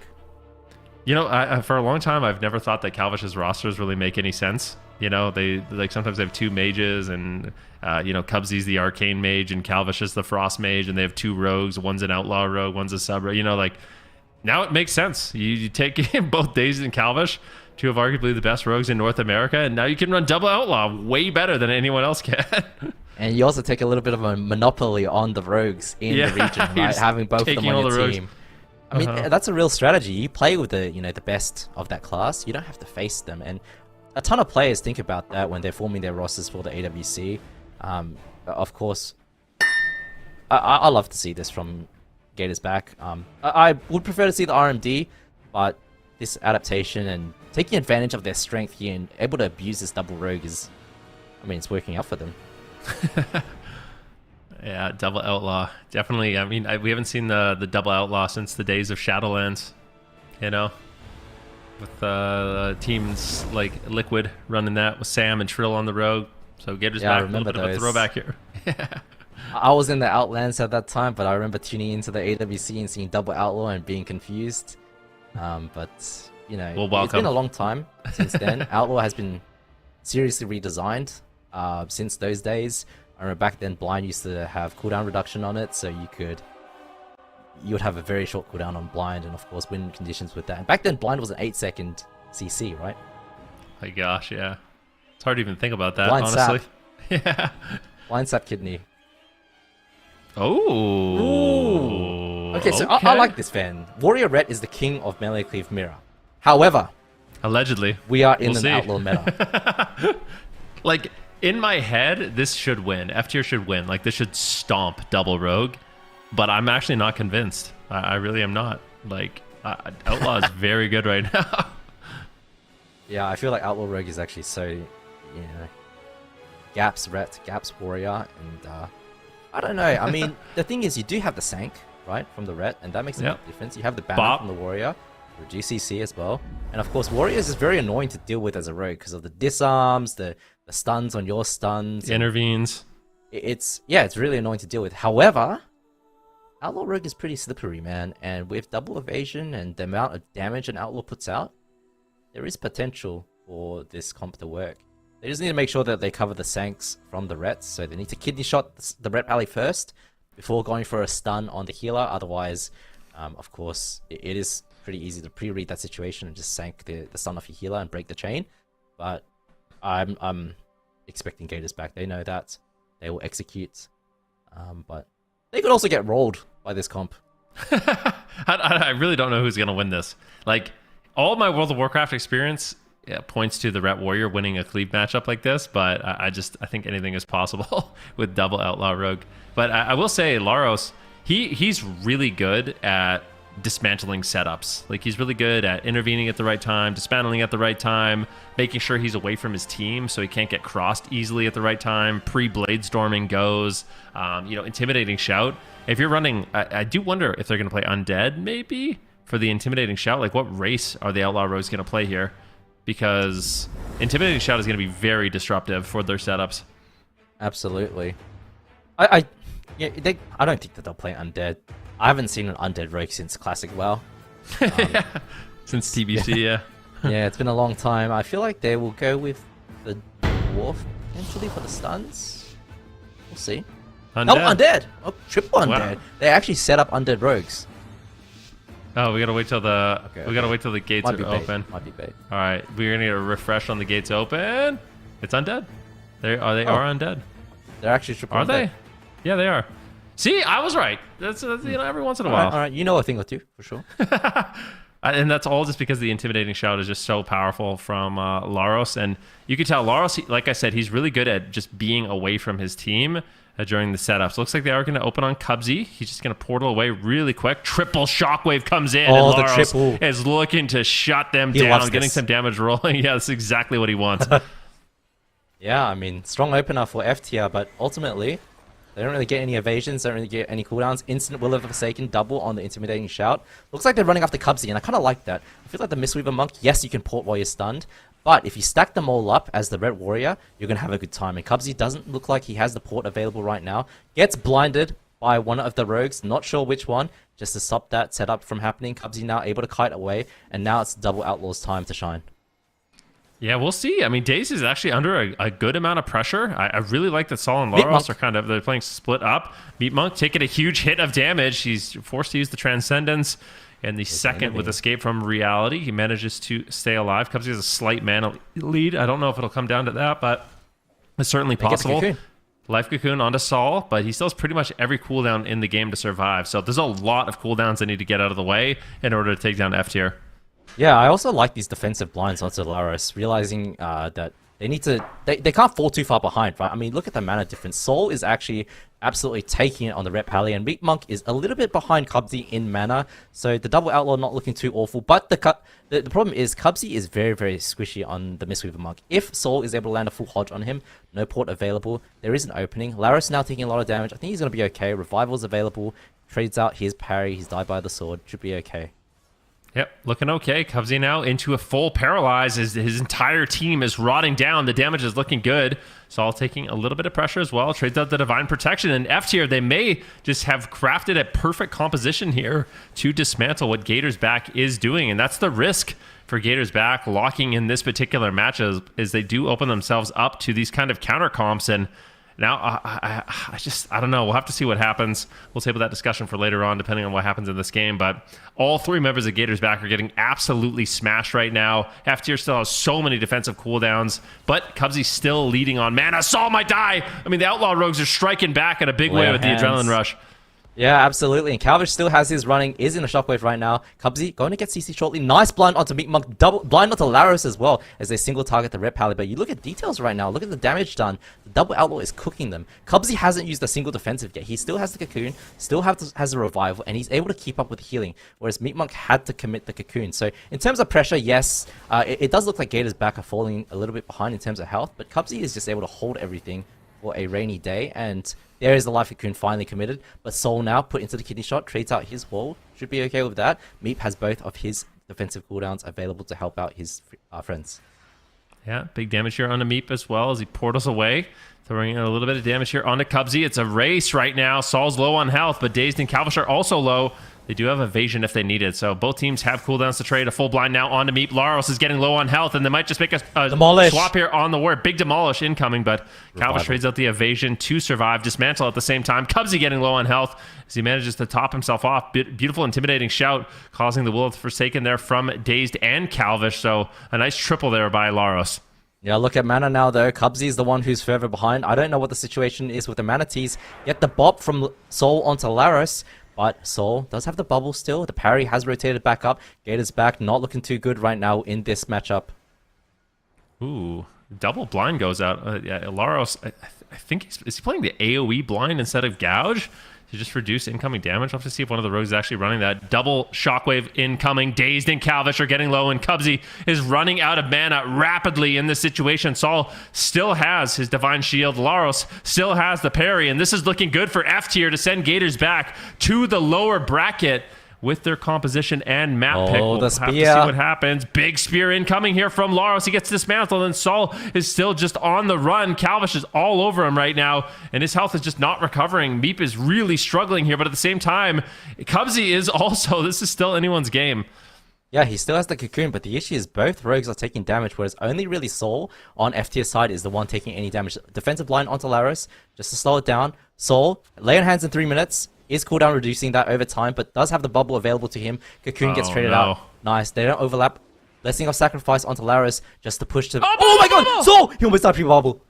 Oh my god, that would have been so scary. Triple intimidating shout incoming. Shockwave, and it looks like Gators Back has ran out of time, but Laros caught into a kidney shot. Dazed and Calvish are flailing to survive, and Dazed has nothing left as he grapples across the map, just trying to survive. Saul's low on health. Saul might just die! He does! Gators Back somehow wins the cleave matchup as double rogue, and F tier can't believe it.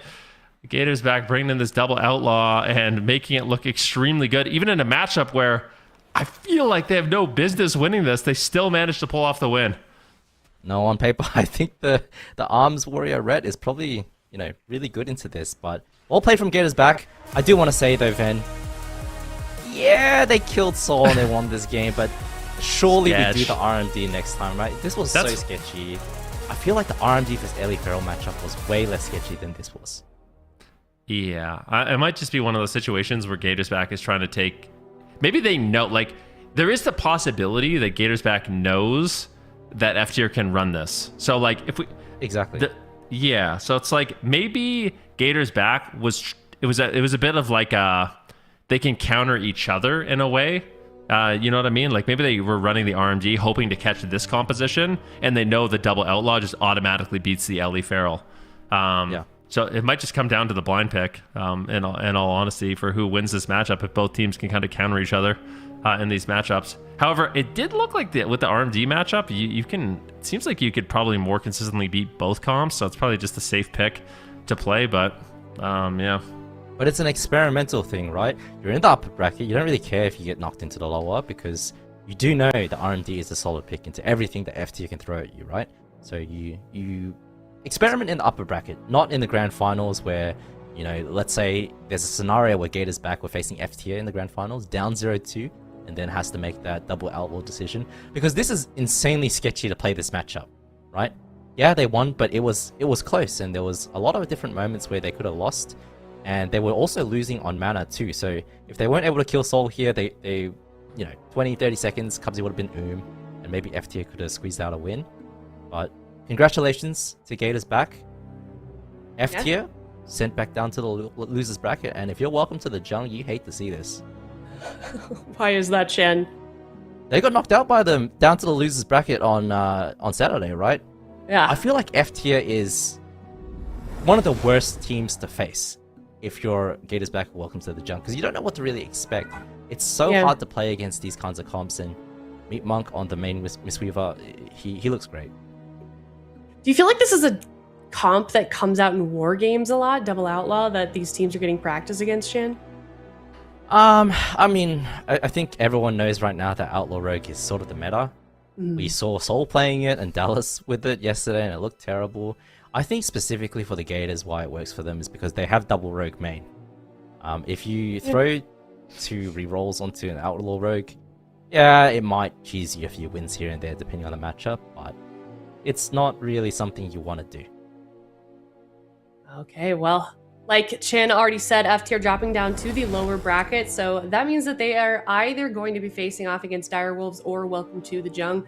So very excited to see what they do bring out in terms of compositions against either of those teams. But Welcome to the Jung, down in the lower bracket versus Direwolves, some of the biggest names in AWC, and we're not going to see one of the teams make it to grand finals. And I feel like North America has just been that story time and time again, then, where these teams that we expect to go super far are getting knocked out or having the potential to get knocked out super early. I mean, it's a competitive season. We kind of say it every single season. Competition's getting more and more difficult, and I feel like this year is going to be really tough for these teams, especially if they want to win BlizzCon, right? It's a long road from this point forward, and you're basically fighting all-star teams all the way through. So I feel like, you know, for these teams that are in the lower bracket, welcome to the Jung and Direwolves.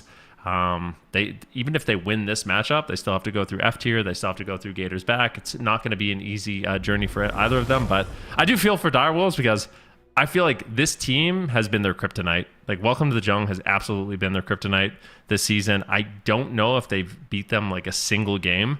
I was trying to look at the stats for that, but it's been really, really tough for them. But Direwolves is a really good team, you know, champions in their own right, and we'll see what they can do. They have Mez on the bench. They have lots of different compositions they could run, and they might have a surprise in store for us. They certainly do, and we are, you know, kind of expect that, I feel like, from Direwolves at this point. They're always bringing out fun compositions for us, but we'll have to see. We're going to head to a break. When we come back, we've got that series in the lower semis up next. Direwolves facing off against Welcome to the Jung. You definitely don't want to miss this one. We'll be right back.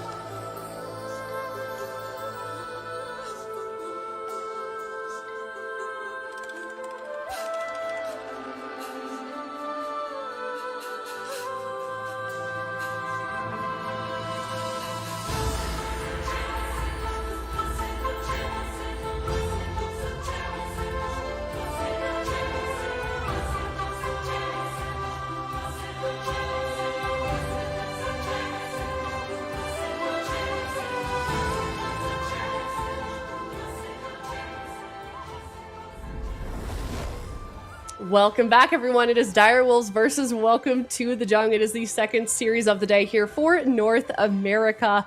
And I am excited for this one. And believe it or not, we are down in the lower bracket. We have not even made it to the lower semifinals. And one of these teams is unfortunately going to be going home.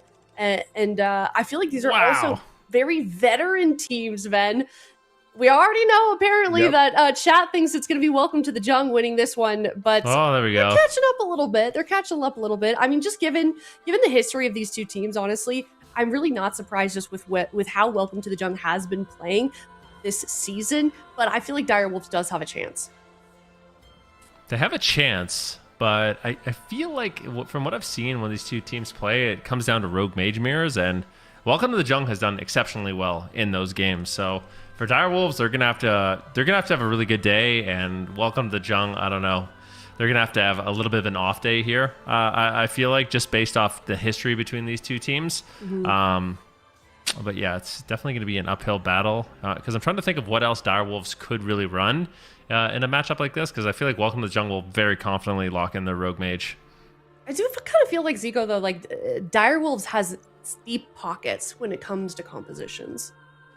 Oh, absolutely. I mean, Cedo can play any healer, but I do agree with Van. I do think I think it's highly unlikely. As much as I'm a big fan of Lord Maz, I think it's highly unlikely that we see him, and I think we are going to see the Rogue Mage mirrors, where Welcome to the Jung has been kind of the team that pulls ahead. Honestly, in any mirrors, I feel like it's been Welcome to the Jung pulling out ahead in this matchup. They've kind of been the kryptonite of the Wolves. So yeah, I think it's going to be a tough one for the Wolves.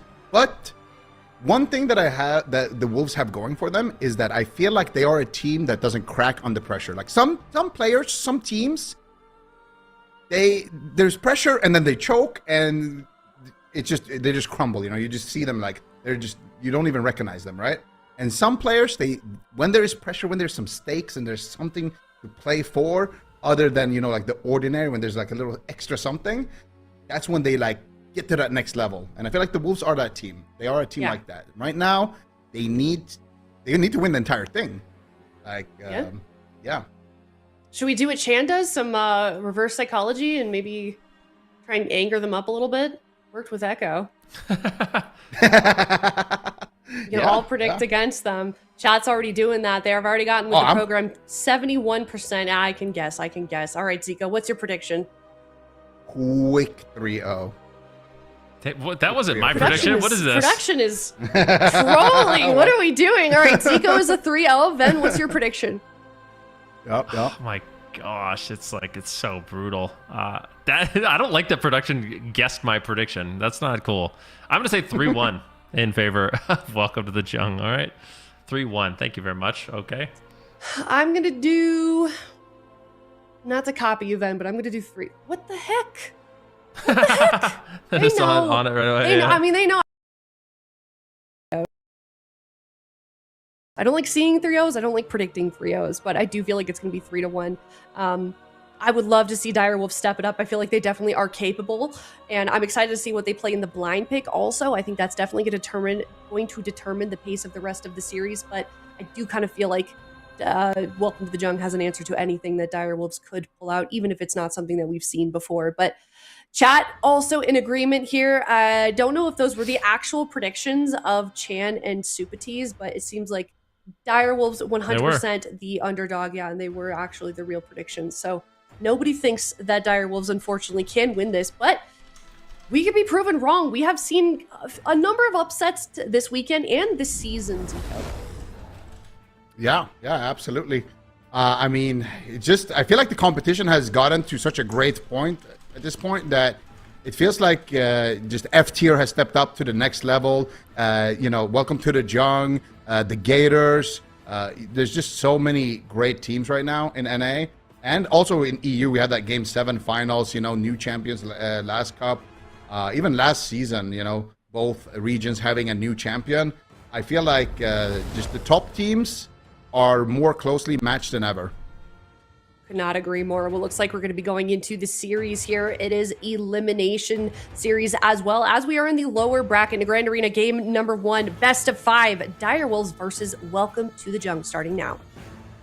I wouldn't even be surprised. I'm curious if Welcome to the Jung does something. Nope, it's going to be Rogue Mage Mirrors. The only difference here is Sidu is playing his Evoker, so he will be playing the Evoker, which is, I would say, Sidu's kind of comfort pick at this point. Ever since the Evoker was introduced in Dragonflight, he has been one of the best healers to play it. So I'm curious what they can do here against Jung Bahai. Jung Bahai, of course, going to be playing that Mistweaver Monk, and I really want to see Direwolves get aggressive, keep Jung Bahai on the back foot with Sleepwalks and Polys, and that will be their ticket to winning. Yeah, let's see if they can do it. The Mistweaver versus the Prez. Sidu already in a kidney shot, taking a decent amount of damage here. They're going to blind him up, actually, and go after Sam I Am. Big pressure coming out there, but Sidu manages to keep him alive there. Nice alter time as well from Sam. And Trill now going to be the target maybe potentially here. No, they're going to just go for the polymorphs. Trill looking for Nick here. Bit of a mage race. When we watched this matchup with Druids, it was more of a Druid / Rogue kind of swapping in between them. But maybe they can go after that Prez Evoker here as well. But so far, big mage race onto Sam I Am. He might have to use the Ice Block here. Sidu coming out of the crowd control. Actually gets full sheep. There's the Ray. Gets interrupted though. Sam, how is he going to be able to survive? Second polymorph coming out. Sidu needs a little bit more time here. Should be able to pick Sam back up after that. Great attempt though from Welcome to the Jung. Oh, Sam might just die. I mean, insane push there. And Nick, one thing I will say about Nick is he is one of the only mages I see consistently interrupting Evokers. Like, a lot of people don't even try interrupting Evokers outside of Sleepwalk, but if you can lock them on a Dream Breath, it's not an easy thing to do. But if you do, they fall behind really quick. Sam I Am taking some pressure here. This might just be the end of the game. He's still on Hypothermia. He's getting completely owned in this matchup. Welcome to the Jung, making a super aggressive push here. Ray of Frost from Sam, getting a little damage on Nick, but Jung behind just such a good position. He's out of line of sight, and Sam once again, I cannot believe the amount of damage he's taking so far. Yeah, and right now Drake in a sleepwalk here. Nick taking a decent amount of damage as well, and it looks like there is no real opening onto any of the rogues. Jung Bahai sitting through a blind. Sam I Am could be a victim in this position as well. He do sitting through that kidney shot, but it's going to be Jung Bahai once again now in a kidney shot. Can they get the follow-up crowd control? They're looking for it. Gets interrupted there. Nicely done by Nick, but that means Sam is open to do frost damage. Gets interrupted by that as well. Drake doing a great job. Sam dropping to 50% HP. Sidu on the Prez Evoker struggling right now. Full sheep onto Drake. Sidu repositioning here on the outside of the map. Trying to get away from the engagement a little bit, adding in decent amount of damage as well. Here's the cheap shot, Ring of Frost being casted. Is he going to connect it? He connects it, and Sam I Am now on the run. Song of GG gets casted as well. Does he snipe that? Oh, that's a beautiful song right there that Jung Bahai is singing. And they sing it all the way to an ice block, though. Sam, with the overpowered barrier, is going to survive. That was the Emerald Communion as well that came out from Sidu. Yeah, Sam gets interrupted once again. Ray of Frost rotating up here soon. Sam will have some burst. He blinks into the middle of the map. Looks like they, once again, just cannot really find the pressure. Who are they going to go after? Nick is just out of line of sight, and it seems like Direwolves don't know what to do. They had everyone crowd control, but just no available damage. Full kidney shot now onto Sidu. Can they take him down? The smoke bomb drops, and Sidu is forced to trade out the trinket. He doesn't want to fall behind. He's making the trades, but now with no trinket, as well as no Emerald Communion, he's going to be in a really tough situation here, Zico. Yeah, absolutely. Sam, Ray of Frost gets casted. Big damage. Sam, nice blink there. Outranges it with that. And now counter Ray coming out onto Nick.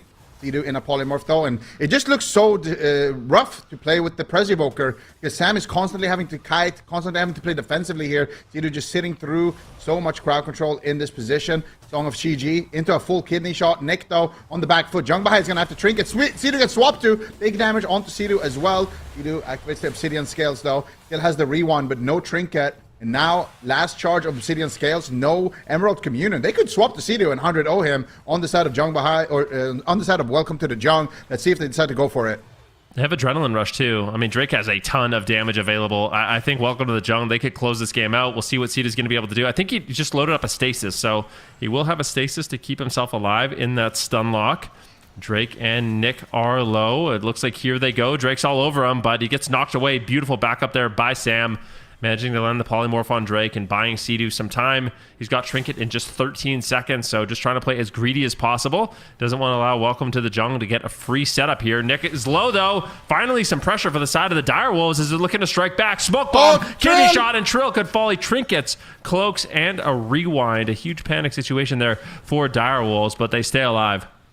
Yeah, big panic there, but they managed to survive for this one. But Sam I Am now under trouble. But, oh, huge Ray coming out there from Nick. pushing the ice block, but still it's gonna have another ice block in the back pocket. I do think that Trill is a better target here if they can connect. But right now they're going after Sea-Doo actually. Big pressure potentially.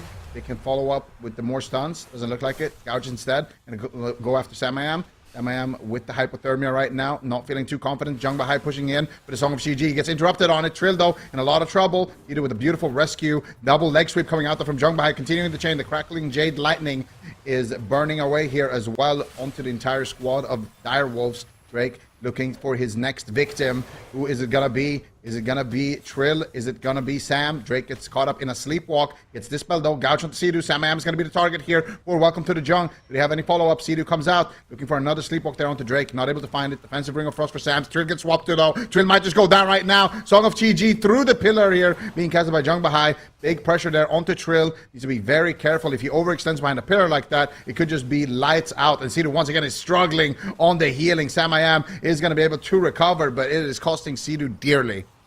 Yeah, I mean, it definitely is. This is looking like a rough situation for the side of Direwolves. However, at least Sam has one ice block. Nick, of course, will be getting stunned up here. It's still a mage race, but Jungle High just trades out the life cocoon, making Nick feel very comfortable in this matchup. Full blind on Sea-Doo. And Sam gets interrupted and almost just dies, exploding with a huge amount of burst, going down to 5% health, but he manages to find the ice block and stay alive. Great work there by Sam. I am reacting quickly to that situation, but still not out of it yet. A full Ray of Frost is channeling, and Sam I am might outright die. Beautiful ultra time. He stays alive, but this is not looking good for Direwolves. Drake, Nick, and Zheng Bahai are swarming Sam. He cannot get away. Sea-Doo gets interrupted, and they drop. Welcome to the Jungle with a dominant push there at the end.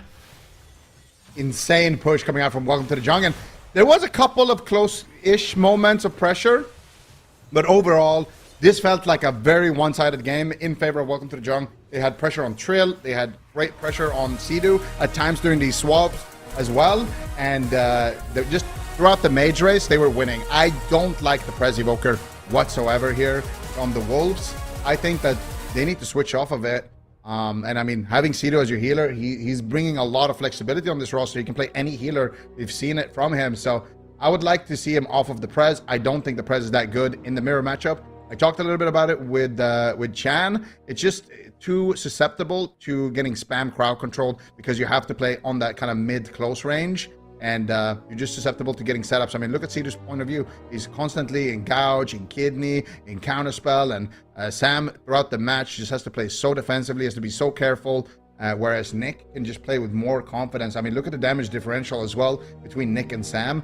That's because Sam is constantly having to run, do defensive Ring of Frosts, do defensive plays, just to stay alive in these positions. I mean, that's great all the time from Sam. He's doing a good job kind of kiting defensively here. I feel like he's in great shape, but yeah, just not too much you can do when your healer is, in such a long crowd control chain here. And eventually, Welcome to the Jung, going to be able to capitalize with the damage, with the Blade Rush, with the Ice Lances, with the race, and take him down. I think Nick just keeps interrupting Dream Breath too, which is like all the healing. It's really not an easy thing to do. Evokers have such a fast cast time with the way their class works. So interrupting that Dream Breath can be absolutely lethal, and it's been very punishing here.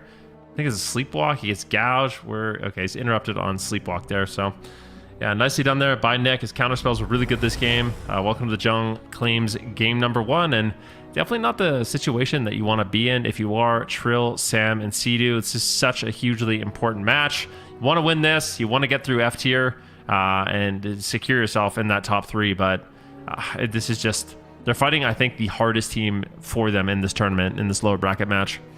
Yeah, I mean, throughout the seasons, this kind of has been the kryptonite of the Wolves here. Let's see what they decide to do though with the healer pick. But yeah, that game 1 was definitely convincing. Going to the Coliseum, big map. So maybe that will change things. I'm not sure though. We did see Sea-Doo play the Mistweaver in cup number 1, I believe it was. So he does have it under his belt, prepped and ready to go.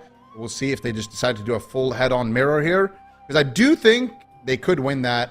I mean, if I had to bet on my channel points, I probably would still go for Welcome to the Jung, but I think with the Wolves, they could outplay and win that. Anything can happen in a mirror. It just comes down to who shows up better on the day. And I mean, I think Welcome to the Jung has better teamwork, but individually, Direwolf has some fantastic players who can definitely make it happen. What are they going to do? Is it going to be Rogue Mage once again? Are they going to lock in the Evoker? Sidu playing some interesting talents on his Prez Evoker that I thought was at least worth mentioning. He's playing Dream Simulacrum, which increases your Verdant Embrace healing, but it makes it so you don't leap to your target with your Verdant Embrace anymore. But you drop having 2 charges of Verdant Embrace, and Verdant Embrace is what gives you your Nullifying Shroud. So I feel like he's having access to Nullifying Shroud far less often than he normally would by playing that talent. So for me, that was like very surprising to play that, because that's like the only way you keep yourself out of crowd control, right? Is by using your Nullifying Shroud PvP talent with your Verdant Embrace. And with this talent, it allows you to play a little bit more at range, but you're just not immune to crowd control nearly as much. So I wonder if this is the right decision.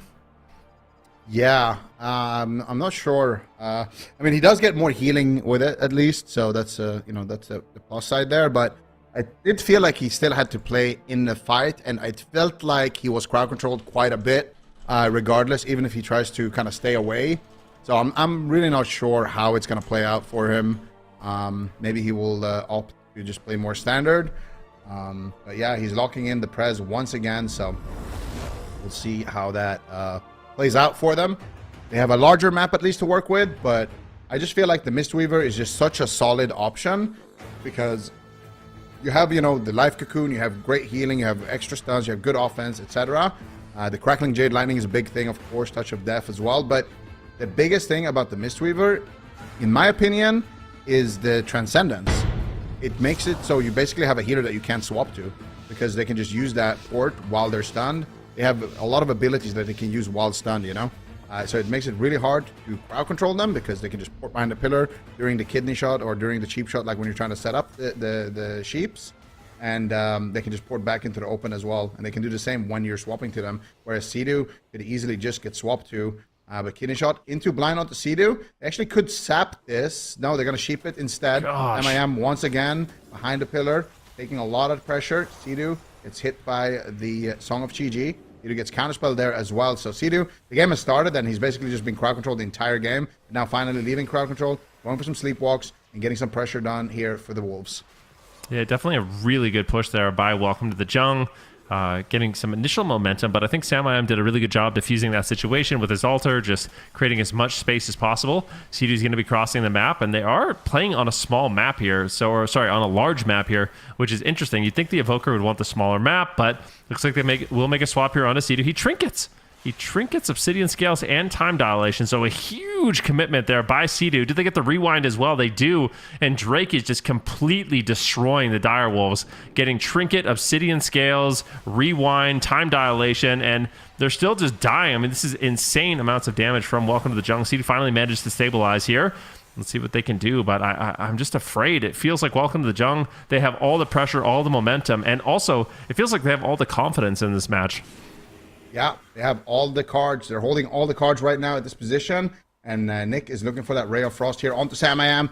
Dropping quite low. Sidu in a kidney shot once again. Look at that paralyze as well. And again, it's just the Prez Evoker. He's still crowd controlled. We might actually be able to kill him through this CC chain. No, they're actually swapping to Sidu here. Kick on the Dream Breath. Beautiful, beautiful kick there from Drake. And now Sidu is really sweating in this position. Samayam just set a entire ice block. Now another counterspell on Sidu. Samayam could actually die on this hyper right now. Big pressure coming out from Welcome to the Jung. Finally a kidney shot to slow Drake down, but Sidu is in a polymorph, and I mean, so far Sam has to play so defensively. Now Sidu's getting swapped to. I feel like for the last minute I've been looking at Sidu's frame, and he just can't play the game. He's either kicked, he's counterspelled, or he's blinded, stunned, or sheeped. He just can't move. And now finally he's getting some heals out, he's getting some sleepwalks, but Samayam, I mean, he just has to use this map and just keep kiting. The win condition for the Wolves has got to be to just kind of get a bit more dampening and then just try to take somebody down out of position. Maybe Drake out of position with a Ray of Frost or something like that.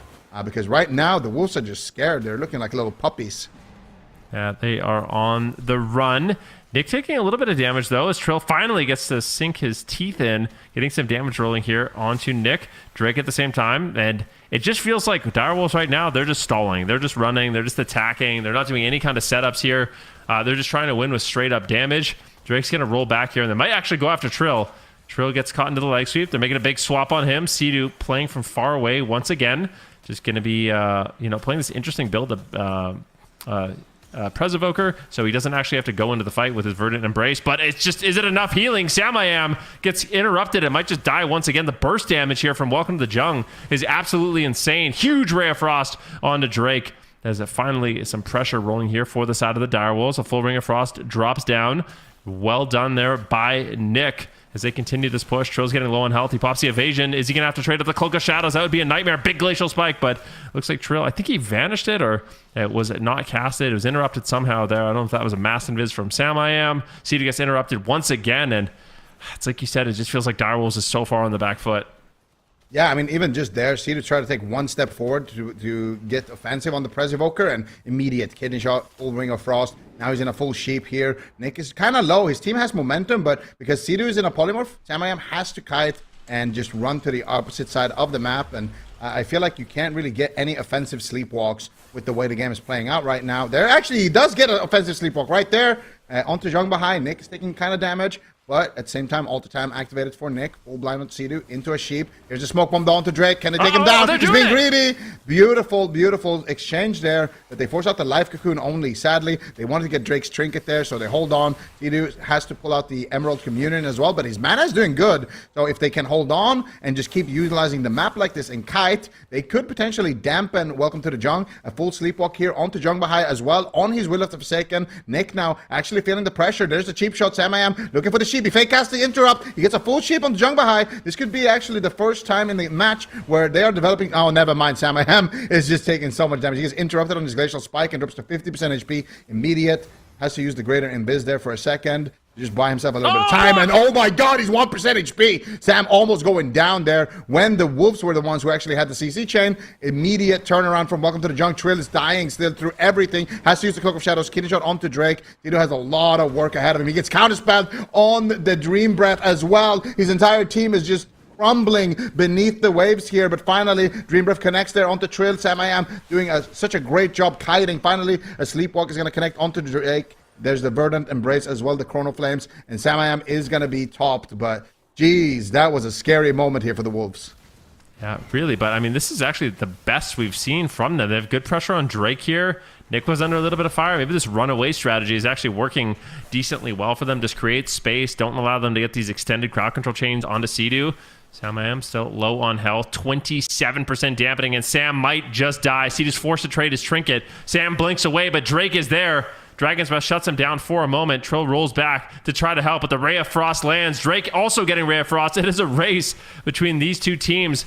Drake gets the life cocoon, and he continues his push as Sam is just blinking. He's altering, he's blinking, he's altering, and now Nick is kind of left behind. I love this. This is actually working well. Allow Trill to just do Trill things, get out as much damage as possible, and just get gaps in the crowd control chain. They're actually winning on mana, like you mentioned. This is a potential game-winning strategy. They get an ice block here. Sea-Doo, though, in danger. Can they kill him? Sea-Doo's so low on health, he needs to survive to get the ice block from Nick, and this is the closest we've seen for the Direwolves. They pick this large map, they run away as much as possible, and they're finally getting some pressure, and they might just win. Nick might just die. They're doing it. Sea-Doo's there. Disintegrate, and he crushes them.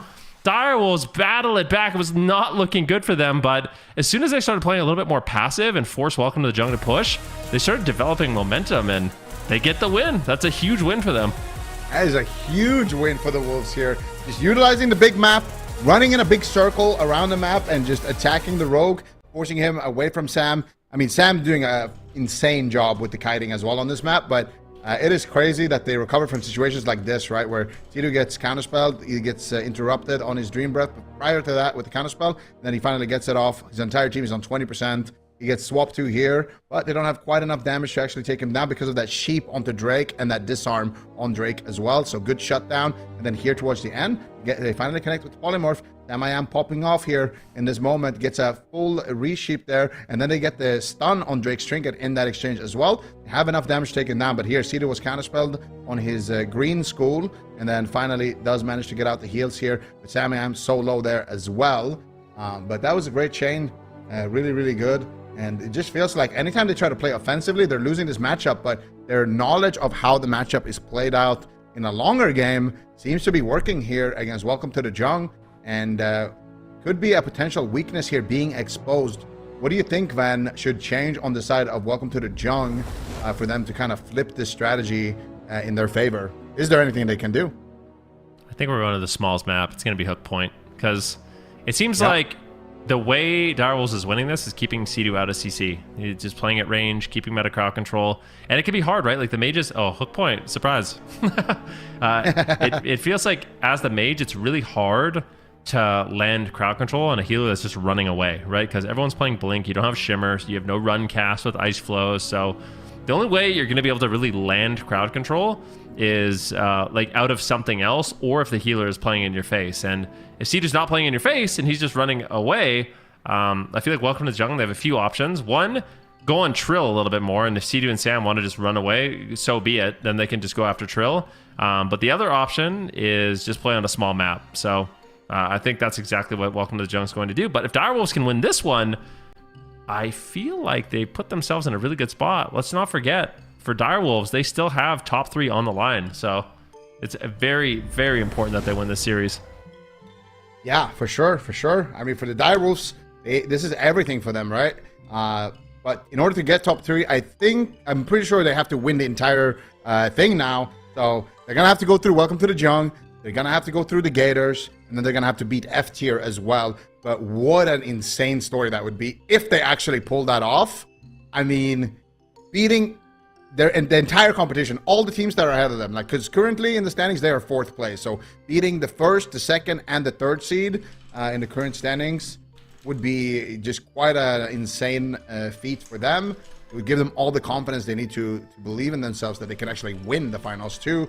So Direwolves here picking up an important win, but like you mentioned, we are on Hook Point, and this is a map where Evokers, they might be walking the planks. So there's nowhere where Sam I Am can kind of kite around and drag the rogues away. There's no funny business going on here.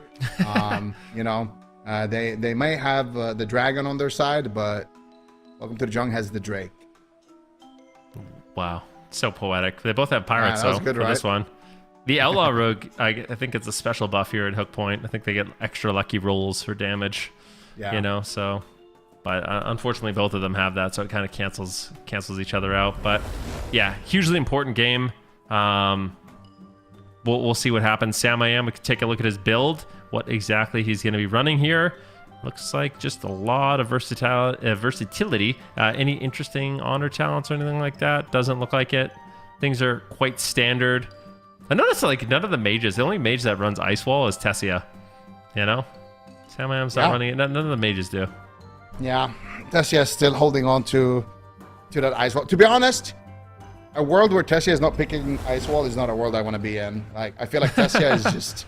Tessia, that ability was made for Tessia, you know? He's making crazy plays with it. So I think it's kind of his signature move. But if we're talking about strictly efficiency, might not be the most efficient ability in the current meta. It's, like a lot of these matchups kind of revolve around the rogue setting up the kills and not so much the mage. But we'll see here. Young behind in a cheap shot.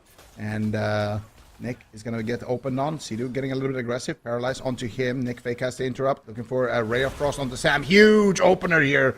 Beautiful pressure coming out from Welcome to the Jung. Yep, great job. I do like that Direwolves is not playing overly cautious here at the beginning of the game, but the reason they did win is because they were playing safe. I love these sleepwalks from Sea-Doo. Drake is getting controlled a lot more in this match. They're spam sleepwalking Drake. They're spam polymorphing Drake. And as a result, they are getting pressure. They get the life cocoon. Drake still hasn't really been able to connect too much damage so far this game. Yeah, let's see. Sea-Doo now in a sleepwalk, but appears to have broken there as well, but he gets kidney shot into a sheep as well. Trill is taking so much damage. Trill might just die if Jung Bahai can connect there with the touch of death potentially. Not in range just yet, but still they get his evasion, they get his Cloak of Shadows. He does have the trinket though, at least for that smoke bomb, but still insane pressure coming in here, and you can see they have to play offensively here on the side of the Wolves. They have to stay in. Sea-Doo gets blinded. Is he in a frozen orb? I think it's Sam's orb actually. No, full alter time there from Sam I Am. It's going to reset his HP for a second, and he continues to kite. He needs to be careful casting Frost here. He's going to probably have to go into the ice block. No, Sea-Doo comes out of crowd control and saves the day for now. Yep, nicely done. It's still Sam under pressure right now and a little bit of danger. I do like the fact that Welcome to the Jung is punishing Trill more for the way Direwolves is playing this matchup. Jung behind now into a kidney shot. He tops off. Sam still low, blinking away, potentially looking for a Frostbolt, but is just going to be faking that cast. Still low on health behind this little gradient here, making it a little bit difficult for Sea-Doo to connect damage. Emerald Communion will trade. Sea-Doo not messing around, just trades it out, but a big Glacial Spike lands, and Sam is still low on health. It's been a few close calls on Sam so far this game. Sea-Doo gets interrupted on Dream Breath once again. These kicks on Sea-Doo are insane from Nick and Drake. Very impressive. I mean, I'm telling you, as a Preservoker, you do not get interrupted on that spell as often as I'm seeing in this match. It's a very rare, such a fast cast, but now it's actually Nick forced into the ice block, and Direwolves strike back. They tie it up. Right now, Nick is in danger. Look at this damage. Drake is dead. Zhang Bahai is dead. He's got a lot of work ahead of him here. Yeah, and if they win this, they can always go back to large maps here. This is the swing map for the Wolves. Can they do it against the Titans of North America? Sam though, behind the pillar. He's alone. He's isolated with Drake. He's forced into his ice block here. A beautiful exchange coming in from Welcome to the Jung. They're striking back. And now, Sam, what are you going to do here? Sea-Doo still has his trinket and his rewind. The polymorph breaks on Sea-Doo there. That was beautiful positioning from Sea-Doo. And making sure that he's stacking with Sam so he gets cleaved. Full kidney shot onto Sea-Doo. Sam still in trouble. Trill gets paralyzed. Beautiful 3v1 isolation here coming out from Welcome to the Jung. They're trying to finish him, but Sea-Doo comes out of crowd control. Sam gets counterspelled. Sleepwalk gets casted by Sea-Doo. He connects it onto Jung Bahai. Nick, second ice block maybe on the table. No, it is going to be the trinket life cocoon from Jung Bahai, but he gets polyed on his trinket. Maybe they can set up a stun onto him. No, it's going to be the Ray of Frost. Sam dodging the Ray of Frost there from Nick. But they pull a major defensive objective there from Jung Bahai, and now all they have left is just that last ice block of Nick, and then they could potentially do it on the side of the Wolves. Sam still has his block, and Sea-Doo still has his trinket and rewind, so they're actually ahead on the matrix. Yeah, it's looking good here. Sam taking some pressure. He gets paralyzed. Looks like he will blink away. Sam's positioning has been really good this game, running as soon as Sea-Doo is in crowd control, avoiding a lot of that incoming damage. A full blind now onto Zhang Bahai. Kidney shot onto Drake. Nick is isolated completely. He does have an ice block, but is he going to have to make the trade? Both Sam and Nick are low. Beautiful interrupt there by Nick, slowing down that Ray of Frost, denying huge damage potential from Sam. Big deep breath from Sea-Doo, avoiding crowd control and setting up his team for a potential win.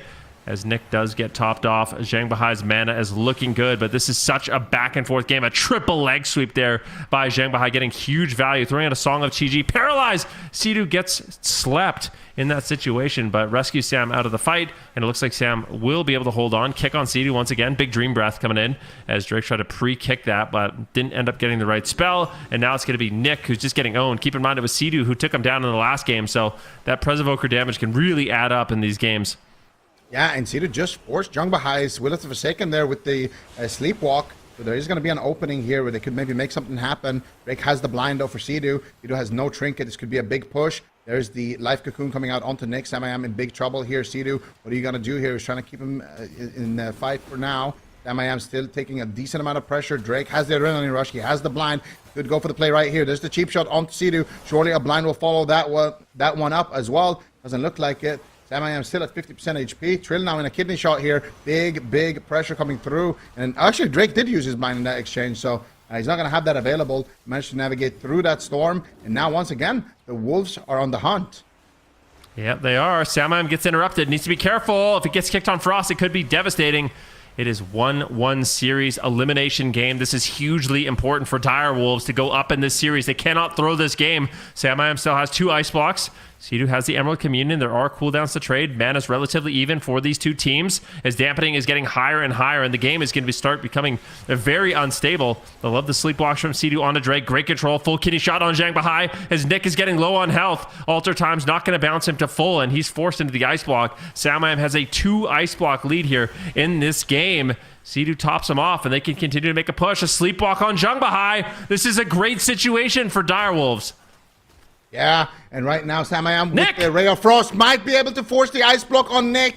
Can he do it, Sam? Sam! 50%. Oh my God, Sam! Needs to block, maybe. No, they're holding on. The Emerald Communion, they're being so greedy, and it pays off. The Emerald Communion, great teamwork and coordination there from the Wolves. Not panicking, but still, Sam is not out of the woods yet. Sea-Doo's in a full polymorph. He trinkets out. Beautiful rescue coming out there. Zhang Bahai is in a full poly. What can they do here with this? They force the ice block of Nick. That is it. Nick has no more ice blocks. There is no trinket on Zhang Bahai. How can they do it? the Wolves are just one setup away from potentially winning the game. Sam still has 2 ice blocks. Might have to pull one right now. Smoke bomb coming out onto Nick. Can they do it? Trill is looking to finish the game. He's so low. The overpowered barrier coming out for Nick. Looking for the polymorph defensively onto Trill. Ray of Frost onto Sam. He has to block this surely. No, Sidu still keeping him alive in the position, but so much damage coming out from Jung behind. It is going to force out the ice block. Defensive cheap shot onto Drake. There's the sleepwalk. Drake trinkets out. Full kidney onto Sidu, but Nick is nowhere there. He's just stalling for his ice block, but it's still a long stall left. No life cocoon. There's the full kidney shot. Can they do it? The Wolves are swarming their opponent around the corner. Beautiful Ring of Frost gets sniped around the corner, but it breaks. But still, a lot of pressure here on the Wolves. Trill 50%. Sam has to duck defensively with the blink, and Trill is getting cleaved. Trill has no cloak of shadows. There's the full blind onto Jung behind. Trill trying to carry the game. Can he do it? Sam I am. Sheep's Drake in the back line. They don't have a follow-up CC for the blind, though. They dropped the ball, but still, no mana left on Sidu. It's do or die, man. They have to kill him now.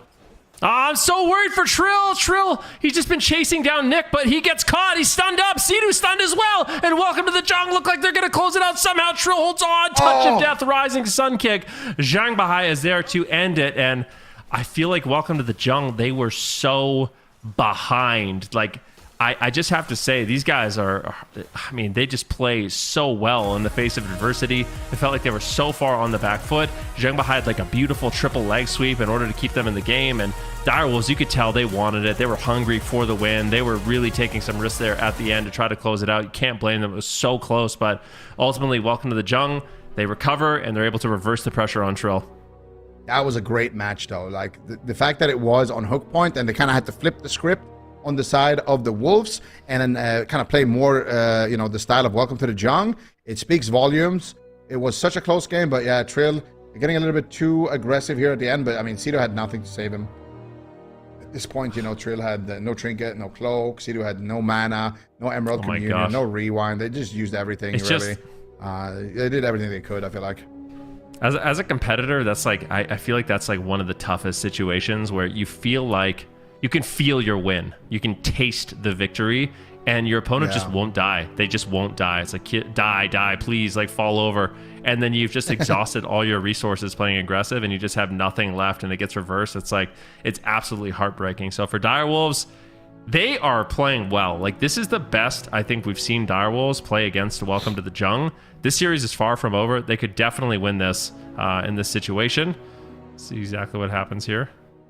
Sidu doing some stuff. He's deep breathing. I think I missed the zoom in there. What exactly? I think this was the Emerald Communion, like, block hold. I think it was just really, he was just really low HP, I think, was the situation. But yeah, I mean, like, to your point, Van, like, yeah, it's very mentally taxing, right, when you play that good. But I feel like it can have one of two effects. It can motivate you, like, that was our game, guys, come on, like, we play like this exactly again, the next game we're gonna win it, you know. It can have that effect, or it can be like, kind of like, well, if we don't win this game, like, how are we gonna win, you know? So I think it comes down to mentality here. It comes down to just you know, how much discipline you have, because it's a mental game. I always say it, PvP is a mental game. You know, it's more so a mental game than anything else. And I feel like the moment you lose the mental game, that's the moment you lose the actual game. So I think the Direwolves looked good. They already picked up one win. They have their map pick now. They can take this to game number 5, and then at game number 5, if they have another performance like they did on Hook Point, could easily go their way. It's crazy. This is crazy. Honestly, Direwolves is far surpassing my expectations. You know, I said it was going to be a 3-1 for Welcome to the Jung, but I feel like Direwolves could win this. We go to a big map. They play that same strategy where they play kind of passive and run away. They bait them into the open. There's some stats here. Direwolves is 1-7 against Welcome to the Jung in their all-time record. That's series, not matchups. But so when these two teams meet head-to-head, Welcome to the Jung has won 7 out of 8 times. So when we're talking about like their kryptonite, this is what I'm talking about. Yeah, that's a tough statistic. I mean, that's a really tough statistic.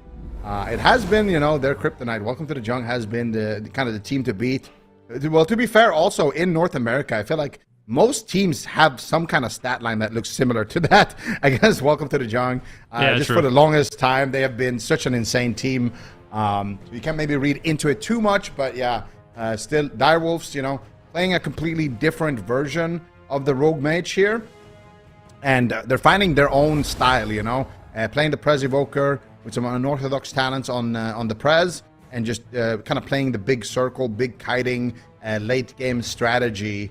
So it's interesting to see how it develops, how the meta keeps developing, and how teams keep figuring out ways to beat each other.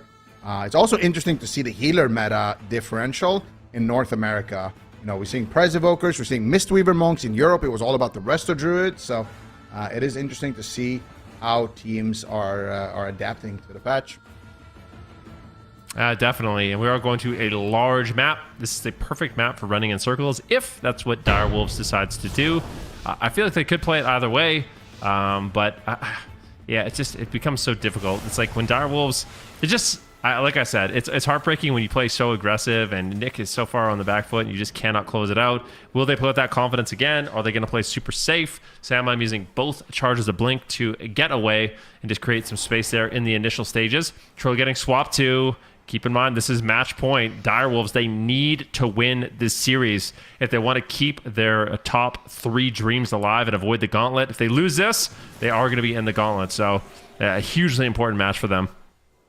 Yeah, let's see if they can do it. Drake's in a kidney shot. Cedar gets instantaneously counterspelled. Sam already taking so much damage, but he goes for the Ray of Frost. Gets healed by Sidu. No one using any major defensives as of yet. Actually, Jung Bahai did commit there. But still, Sam kind of moving away. You can see already the strategy here of the Wolves. You can see already they're dragging Drake away. They're doing the sleepwalks onto Drake. And now I am curious to see how Jung Bahai and the rest of Welcome to the Jung is going to adapt to this strategy, because we're seeing the exact same thing that we saw in Maldraxxus. Sam playing a wide circle around the map with his Prez Evoker, dragging Drake away. Cedar, though, gets caught up behind. He gets left behind. Sam has to pull back to him. Polymorphs Drake, though, but still taking a lot of damage here. Nick is pushing for it to get the Emerald Communion, so good punish coming out here from Welcome to the Jung. And we saw a little bit of a strategy adaptation there. They rooted Sidu. As soon as Sam Am blinks away, they root Sidu and leave him behind, and then they crowd control him there, so Sam can't do that big circle. Instead, he kind of is forced to run back to his healer, which is not how he wants this matchup to go. Definitely not. Sam throwing in some polymorphs, getting control of Drake, trying to make space. Full blind here onto Sidu, though, and Sam is in a little bit of danger. Still, he fakes out the polymorph. That's really nicely done, getting the precog. Now getting control onto Drake, allowing Trill to get some damage rolling onto Nick. And now Sam I Am is deciding to make a push. He wants to get aggressive. They get a kidney shot onto Drake, and that forces out not only the trinket, but I think the life cocoon as well. No, just the trinket and Cloak of Shadows. So Drake trades in a huge way to stay alive in that situation. Yeah, and now Sidu caught up in a kidney shot. Sam I Am, what are you going to do? He polymorphs Drake, buying some time there. Counterspelling Nick as well. Nick looking for the polymorphs. Sidu doing a good job avoiding here. Just dispelling trade. Oh, nice counterspell. Immediate punish there on that one. Sam I Am just so scared in the matchup, but I feel like they are using... Oh, wait, hold up. Drake taking a lot of damage here. No Cloak of Shadows. Needs to be careful. Looks like Jung Bahai is going to be able to keep him alive, but Jung Bahai had to use his trinket. What I was going to say is they're using a lot of their interrupts onto Sidu, which is nice offensively, but it can also cost them dearly defensively in situations like this, because if you're using a counterspell on Sidu to develop pressure on Sam and you don't force him to ice block or you don't get anything out of it, well, that means Sam can cast Sheeps, he can cast Ray of Frost, he can do a lot of offensive work here, and that's what we're starting to see. Yeah, definitely. Full sleep here on Nick. Sidu just spamming out the sleepwalks. You love to see it. It's one of the best things about the Evoker. Nick taking some damage right now. Zhang Bahai has no trinket. Do they have any crowd control? Beautiful deep breath incoming from Sidu. Muting a lot of crowd control, landing a full polymorph on Zhang Bahai, and Drake is on the run once again. So evasive on that rogue, but they leave Nick in the open, who's just battling it, just throwing damage on Sam I Am and forcing them to retreat. Drake opens up onto Trill now as they look to get some damage rolling, but Nick is just not getting recovered. He's forced to blink away, and Zhang Bahai is really struggling to just heal this damage. Ray of Frost, immediate counterspell. Nick is just so fast with those interrupts, shutting down Sam. Beautiful work here, but still, Welcome to the Jung. Not looking too hot in the series right now. Having to use another life cocoon there onto Drake. Drake is going to have his cooldowns rotating back up, though, so the biggest danger has kind of subsided at this position, but still Sidu in a full blind. Drake's in a full kidney shot. Full sheep onto Trill. Nick gets the follow-up Ring of Frost, but where's the pressure? They're going after Trill. Big pressure here on the Trill. He's going to trinket. But no, I don't like that smoke bomb actually from Drake. And I never criticize Drake, but I think that getting the Emerald Communion is enough in that situation. But still, Sam taking a lot of damage here as well. Sidu manages to keep him alive. I don't think you smoke bomb that Emerald Communion there. I think you're just happy to get the trinket, and then you set up with a smoke bomb for a kill later. But now they're going to get some value out of that trinket from Trill. It's like he trinketed the smoke bomb attempt on him, which is not the worst thing in the world. But still, Nick is going to be kiting defensively. Jung Bahai sitting through some crowd control there. The sleepwalk's coming in. Drake's taking a lot of damage as well here, but finally coming out of the kidney shot. Going to respond with a kidney shot onto Trill. Trill now finally out as well, and is back to the matrix. Nick, low here. The Blade Rush doing work, and Nick forced into the ice block from Mr. Warcraft. Yeah, Sam! No, Sam! Almost dying. I mean, Sam's giving me a heart attack with how low he's getting without using the block. Does get topped off, and now they're battling it back. Drake is so low on health. Cloak of Shadows trades, but can Jung Bahai keep him alive? He's got the life cocoon in 2 seconds. He can save him in 2 seconds, but Sam still low. He's on hypothermia. Can they take him down? Sidu has some cooldowns to trade, but they swap on Trill, and Trill now is in danger. That's a big rewind there by Sidu, bouncing his team to full health, and they do manage to survive. But what a back and forth game, and Welcome to the Jung has just found all this pressure and momentum kind of out of nowhere, and they're putting a lot of damage on Trill and Sam here. Yeah, and I don't know, the way this game is going, this is looking more and more like a Direwolves game. Drake has got no cooldowns left. They can just get enough damage. They might just topple him right now. Big pressure. That's going to be the life cocoon from Welcome to the Jung, and Jung Bahai pre-life more damage here in the matchup, but Sam needs to be careful. Trill taking a lot of damage. Nice interrupt there on the Ray. Sam looking for the sheeps onto Drake. Drake surely is going to be the target here. Nick has one ice block still. There it is. Kidney shot onto Drake. Big damage coming out here. Disintegrates being casted. Huge pressure. Can they topple Drake? Jung Bahai just spamming out the manatees, keeping him nicely topped there. That was the restore, although, from Jung Bahai. So yet another major defensive cooldown being used. And Drake with no vanish, with nothing except his trinket. Actually, now it does have the evasion, so at least going to have something here to deal with Trill's damage. Full paralyzed, sheep, Sam! And sleep coming out. Sam on the other side of the map as well, using the greater invis, does manage to survive throughout that CC chain. Oh, that was a really close call. Sam was so far away from his team. Sidu's looking to play aggressive, but he just got split from Sam, and Sam gets interrupted. Is he going to cast Frost? It's a dangerous situation. He's got the block. He goes for the Shadow Meld, and will also trade out the Ice Block. So 2 big cooldowns traded out of the way. A great push there by Nick. Sidu's still on a polymorph, and all of a sudden, Welcome to the Jung is in the driver's seat. However, Emerald Community and Trinket are available. Sidu might just have to trade it for mana at this point. He's almost completely tapped. Sam is so low on health. Nick, at the same time, is under pressure as Trill is trying to create some sort of damage here. A full kidney shot lands, or cheap shot onto Drake. Do they have any damage to follow it up? Sidu going for a sleepwalk. He gets interrupted, gripping Sam back to the pillar, and Direwolves are retreating. Yeah, Direwolves licking their wounds behind the pillar right now, but Sidu has the Emerald Communion. Jung Bahai has the Life Cocoon, and this is a game that's going to come down to mana. We saw what happened last time on Maldraxxus Coliseum. Drake put to sleep, and that is going to be the Life Cocoon coming out from Jung Bahai. No more cooldowns left here for Jung Bahai. He pushes in, though, offensively, gets the leg sweep, gets the Song of Shiji. It's going to hit Trill and Sidu. Trill might go down right now. No Cloak of Shadows. The Ray is fully channeled. That will be the Emerald Communion, but Sidu gets put into a polymorph. Vanish coming out from Trill, but I don't think it's going to be enough. He's getting cleaved pretty hard right now by the Frost Mage and the Rogue, taking a lot of damage here. Samayam also feeling the pressure. He has another Ice Block to fall back on, though, but the Wolves are crumbling. How is Sidu going to keep them safe here in this position? Huge damage coming out onto Trill. They might have done it. Sidu still in more crowd control. Trill is kiting around the corner. Samayam is still 50%. Sidu gets swapped in now as well. Full kidney shot onto Drake. They need offense, but Samayam gets interrupted. The Ray of Frost from downtown from Nick. Samayam is going to Ice Block it. The Smoke Bomb gets dropped defensively by Trill. And they are crumbling, but Drake at the same time could be in big trouble. There's the full blind coming out. Both healers trinketing here, and it's coming down to the wire, man.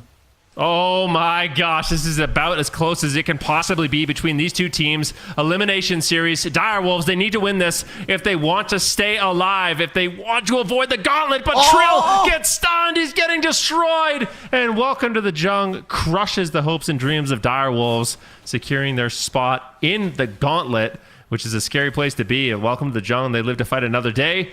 Today, exactly, but what a close game this was. And honestly, I'm impressed by Direwolves. They made the series very close. Yeah, they played really, really well, man. I'm so impressed by Samayam every time I watch him play, but his kiting was just phenomenal. It's not an easy thing to stay alive to 50% dampening with a Prez Evoker healing you. And of course, him and Sido, good communication, you know, defensively. Even managing to get some wins here against, well, one win against Welcome to the Jung. 2 close games, could have easily been wins as well if a couple of things just went their way. I mean, really close call here onto Drake, for example, earlier in the match. And here as well, again, like anytime you're a fan of the Wolves, you're going to see these situations where it's just, you're having a heart attack because you don't know, like, how are they actually going to survive. But they managed to recover. And then Jung Bahai rolls in, gets the triple, gets the Song of Chi-Ji, sets up the kill. And Jung Bahai is just so goated on that Monk.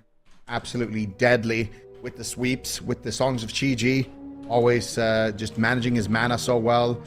He is the full package when it comes to that Mistweaver. Well, when it comes to any healer, really.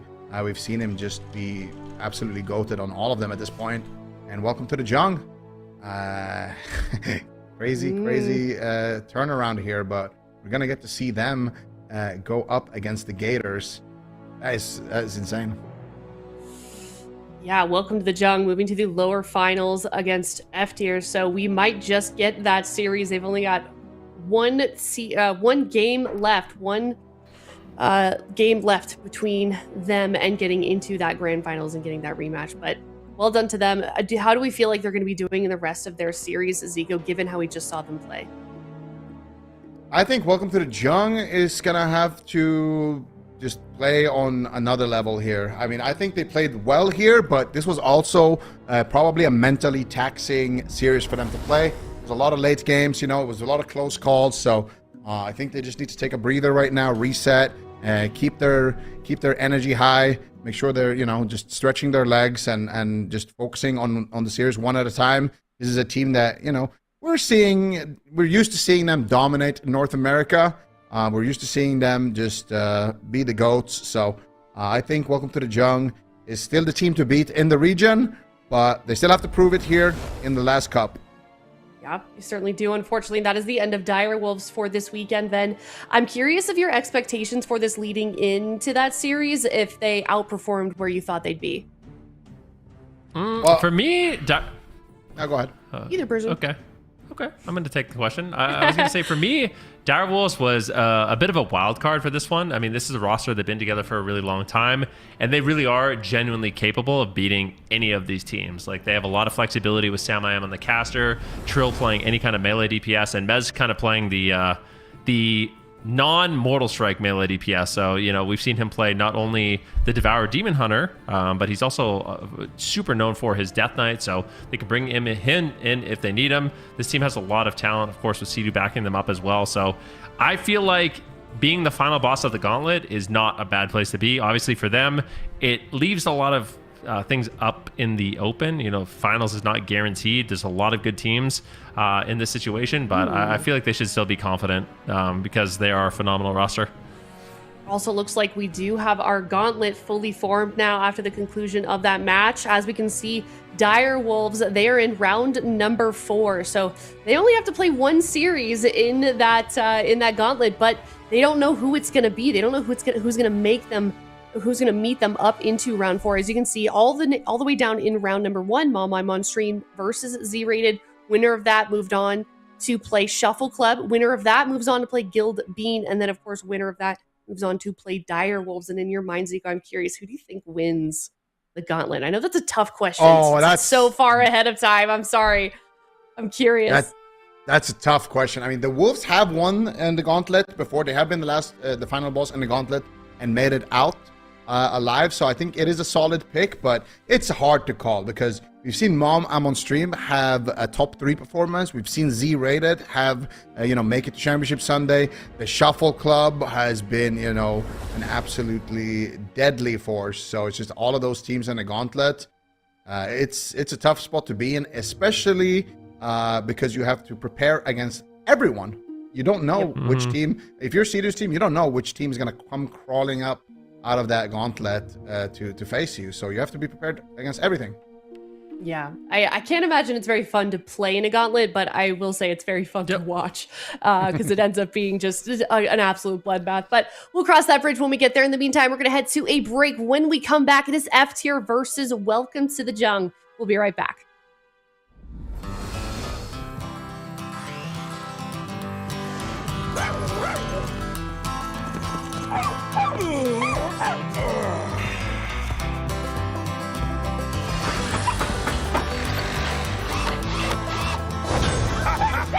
Not bad at all.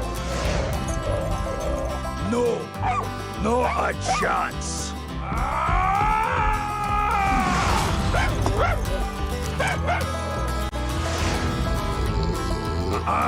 Nope. Off with you.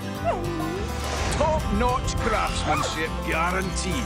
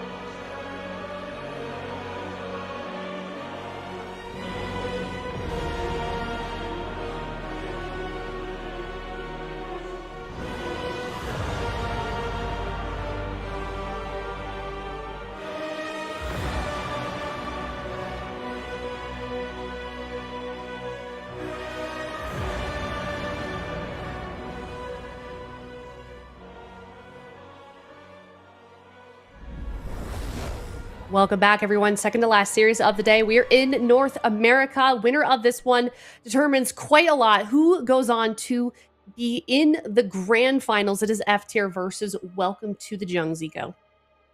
Yeah, F tier versus Welcome to the Jung. This is the team that knocked Welcome to the Jung down to the lower bracket.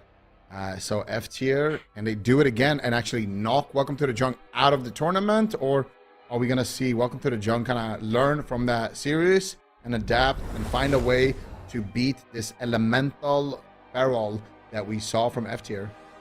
Absolutely. We've got to look at our updated standings. Also, welcome to the Jung. Super close to Gators back. As you can see, 320 points versus 300. And then Super T's all the way down. Really, it's only third, but all the way down at 160 points is F tier. And I mean, they've come close. They took Gators back to game 5. They already beat Welcome to the Jung once. It seems to me, though, with F tier is that it's going to be a blind pick type of series. They have that Ellie Farrell, which has been a phenomenal win rate into all of the rogue mages in North America. So if they blind lock Ellie Farrell and Welcome to the Jung blind lock rogue mage, likely this series should favor F tier. I would imagine. But it depends on if Welcome to the Jung have, maybe honed up something on their Ret Warrior, if they feel they shouldn't lose that matchup into the Feral Ellie, because F tier was afraid of it, right? They were locking double outlaw. They were so afraid of that matchup. So it's potential that Welcome to the Jung have learned something. If they haven't, then I think this is kind of a blind pick type of scenario, and it's going to be a lot of mind games as far as the results of this series. Yeah, I think it's a tough position to be in if you're Welcome to the Jung, because you kind of have an idea of what they're going to play. One of them you might be afraid of, but I mean, Zico, in your mind, is there something that you want to see Welcome to the Jung run if they do lock in Ellie Farrell on the side of F tier? Ret Warrior. I think Welcome to the Jung, this is my analysis of this team. This is a team that typically doesn't run a lot of different comps. They usually run 2 comps, 3 comps max per season, and they just get really, really good at them and beat everyone. So I think what is most likely to happen from Welcome to the Jung is that we're going to see them play Ret Warrior, and they stayed up all night, and they had their like little black notepad with all the secrets in it, and they just flipped the pages and they're like, oh yes, this strategy, yeah, from 5 years ago, this is our strategy. And then they tested it, and then now they came in, and they're just gonna, the ancient scripts, the ancient texts, ancient scriptures. I think they're gonna, I think they're going to bust something crazy out with the Ret Warrior and just 3-0 the series. I have a follow-up question, though, in regards to comp with a team like Welcome to the Jung. They don't play a lot of comps. Do you think that's just because they're unwilling to learn more comps, or they just don't need to because they're so good at what they already play? I mean, they can. I mean, we've seen Drake play Warrior. We've seen him play Ret. We've seen him play Feral Druid. We've seen him play Windwalker Monk. We've seen him play everything.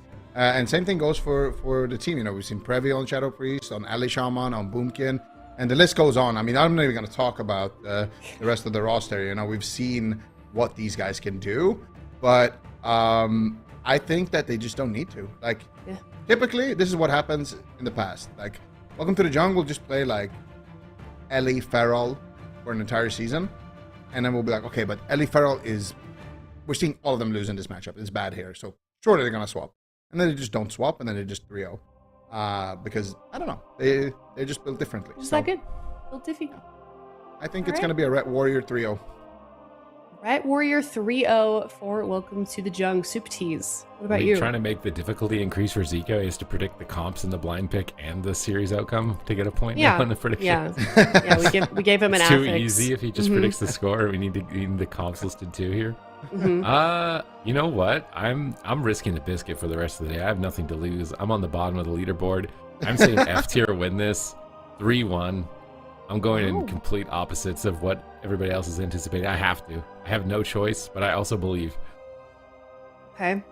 I would love to see an F tier win. I really would. I think they're capable. I love an underdog story, but I am going to go Welcome to the Jung on this one. But I'm going to go 3-1. Welcome to the Jung. So let's see what Ven and Chan predicts. I wonder if we're going to be split down the middle or we're going to be... Chan's on my side. Yeah. That might be bad news for him, though, Super Tease. You're known cursor. Yep, that is true. Actually, Chan or D-Machine, though? That's a good question. Did Chan go to sleep? I know it's really late. Well, here, if Chan gets his prediction wrong, it's D-Machine. If he gets it right, it's Chan. I see. It's a cover. I see. Yeah, exactly. Nice bit of copium on the side of the predictions. But all right, let us know in chat. I believe the predictions are going out for you guys as well. And this is your last chance, chat, to lock in, to try and catch up with Zico. I don't know where we are right now in terms of predictions, but better get this one right. I want to see you beat him.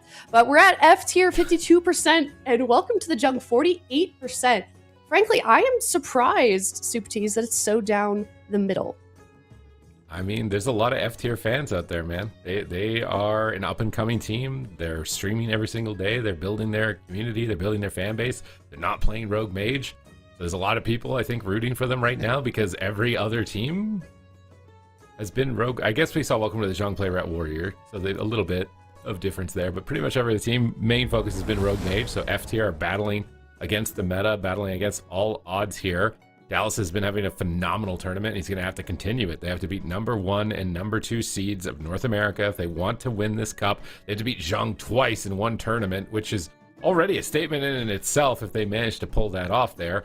And then JUNG behind, these guys are usually undefeated, like completely uncontested. But this season seems to be giving them a bit of a challenge. So I'm curious to see if they can keep their chain going. They did actually just drop a map to Direwolves, which I was not expecting whatsoever. So there's definitely some holes in their play this weekend. And if those holes are still present, then F tier will have an opportunity. Holes in their armor, Supatees, or do you feel like it's other teams stepping up as well? Perhaps a little of both? I mean, they're stepping. There's some mistakes in the series F tier. Welcome to the JUNG on Saturday. Armor, Supatees, or do you feel like it's other teams stepping up as well? Perhaps a little of both?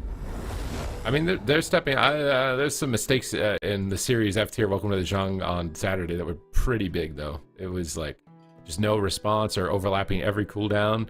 I feel like that was more so on Welcome to the JUNG to try and shore up some of the errors, because usually their win rates are really good. I mean, we can see it represented here, right? The Windwalker Fire Mage up to this point, and then the Rogue Mage and the Ret Warrior. Like, they typically have very good win rates in tournament. They don't often lose on maps. I think, honestly, what it's been is it's the healer meta shift that's causing a little bit of uncertainty for every team. I think that's why Echo is also struggling in Europe, is just that every weekend it's been, this healer is now the healer you need to learn to play, or the healer you learned is now weaker. So how do you adjust to that?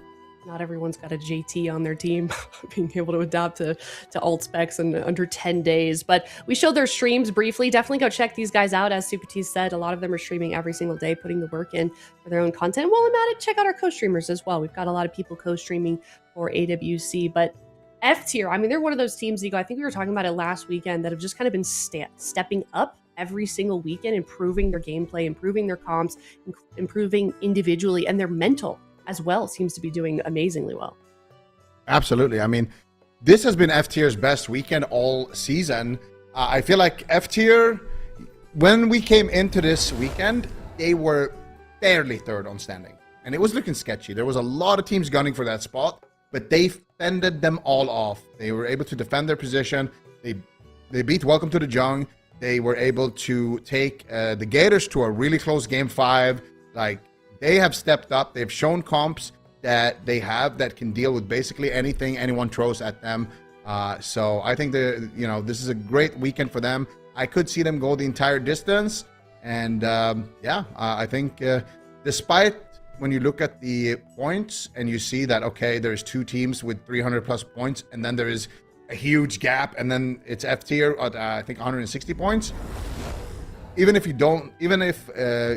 look at that, you might think it's just a 2-horse race in NA with F tier and Welcome to the JUNG and the Gators. But I think F tier is also in that race, especially having kind of peaked in this cup. Could not agree more. Well, let's see what they can do. Let's see if they can prove that they deserve to be in that top 3 spot. They're going to be up against Welcome to the JUNG. Game number 1 here in the lower bracket, kicking off between F tier and Welcome to the JUNG, Supatees. And here we go.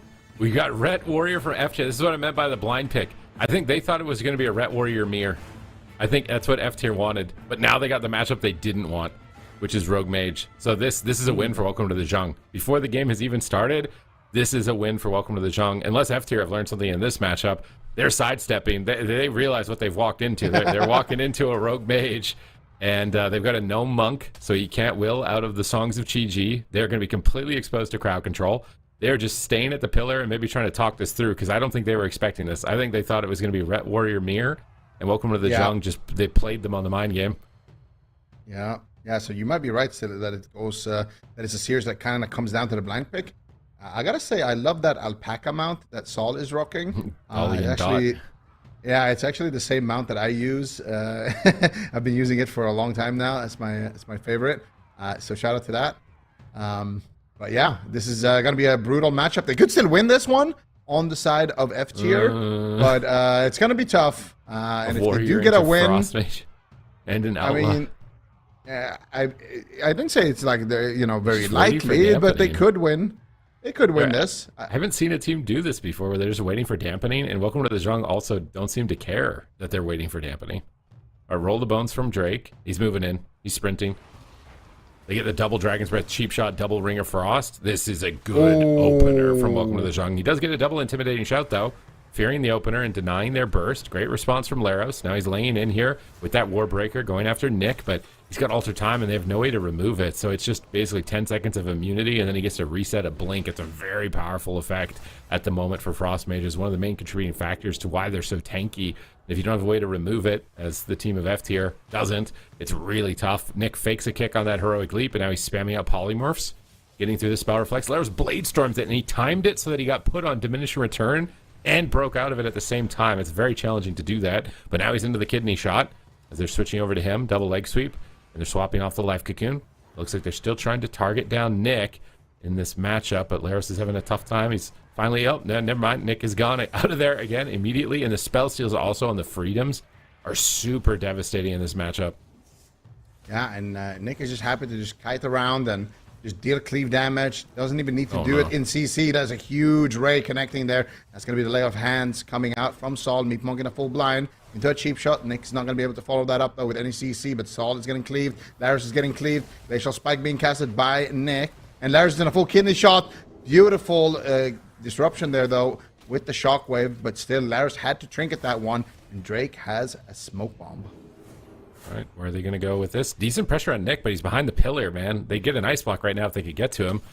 He actually alters back to the Warrior here for a second. He doesn't seem to care. Frozen Orb's down. The snares. The Warrior's just trying to run to the pillar, but Ring of Peace almost bounced him out into the open there. That Ring of Peace from Zhongbai was a little quicker. Nice triple leg sweep from Meep. Fortunately, there's a ray being channeled. Nick is just free casting off to the side, and they're just stuck on the pillar in a blizzard at the moment. They're swapping on Drake, getting Mortal Strike up with that Warbreaker, so the sharpened blade is reducing healing significantly, but Zhongbahai doesn't care. He tops Drake off through it. Spear Bastion swap on Nick. Does he manage to blink out of it? He actually has to resummon his water elemental here. Laros is taking huge damage. Saul, he's trying to split away from the rogue. He doesn't want to get cleaved by Blade Flurry and get AoE'd, but now he's just stuck in a Frost Nova, and he's watching his Warrior die.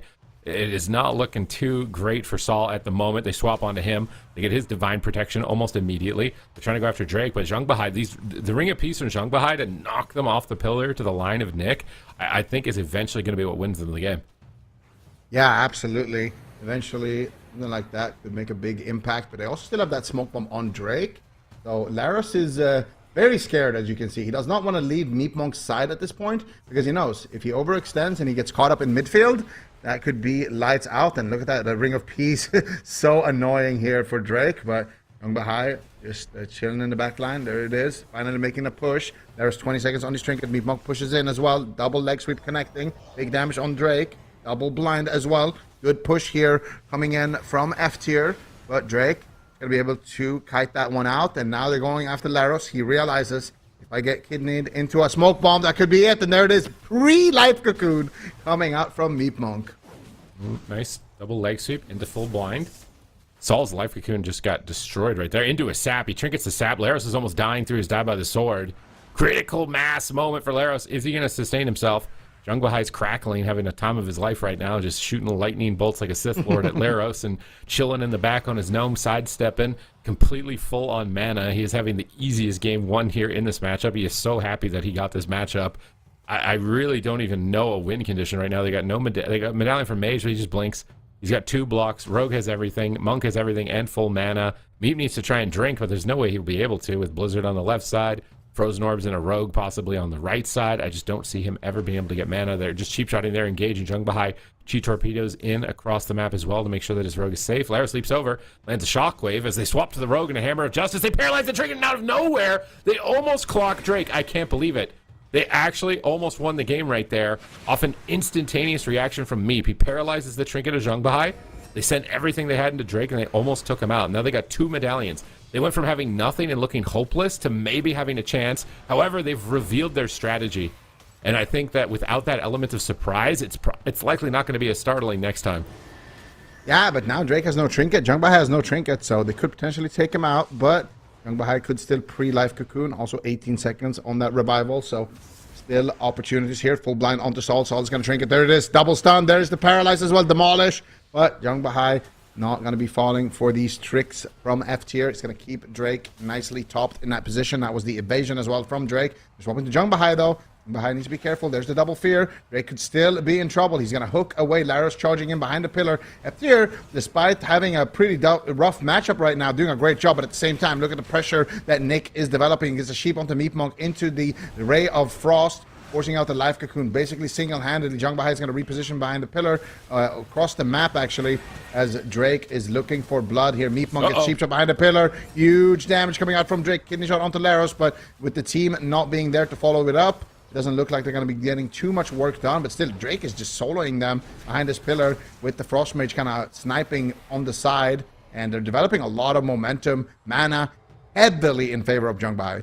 You know that meme where the one guy's like sweating and pressing his keys really fast and it's just like super hard for him to play? That's Meep right now. And Jung Bahai is the guy that's singing the song while he's just sitting in the back and he doesn't have to deal with anything. Can Meep manage to do this? Stormbolt into leg sweep, into paralyze. Does he have it? He has it, but he doesn't go for it. I'm really surprised. Now he's caught into a polymorph. They switch on Laros. Is he going to survive? They use the Sanctuary so that Laros can use Die by the Sword and recover. And this is what they're going to do. It's just pull to the pillar, line of sight, wait till you have your stuns, try and one-shot the rogue, go back to the pillar, hope that Meat Monk can keep you alive. But that Ring of Peace, I called it earlier in the match, knocking Laros around the corner there. He's managed to get back behind the pillar even still despite it. Ring of Frost on one side, Laros is charging in. He gets a double fear. Drake pre-cloaks, anticipating the damage. Jung Bahai repositions away from the crowd control, restabilizing his team, but he does get caught in a paralyze. Drake is just pushing forward. Triple Dragon's Breath from Nick, and Meep is finally tapped out on mana. He has been sweating. Too bad he can't drink his own sweat because he needs mana right now. He's caught in a polymorph. Laros, will he die with no Die by the Sword here? Saul sacrifices, redirecting damage from Laros to himself. Jung Bahai gets caught in a swap for a second here. Needs to be careful. Doesn't want to throw away the game. Repositioning away. They're struggling a bit to finish. Drake is low. Has evasion. He wants to line it up with a cooldown, but he might have to just press it. He's caught in a leg sweep. Jung Bahai gets the life cocoon. And now Laros, limited options. What's he going to do? Meep gets counterspelled. I think that's a game over. Lay on Hands just came off cooldown and tops it.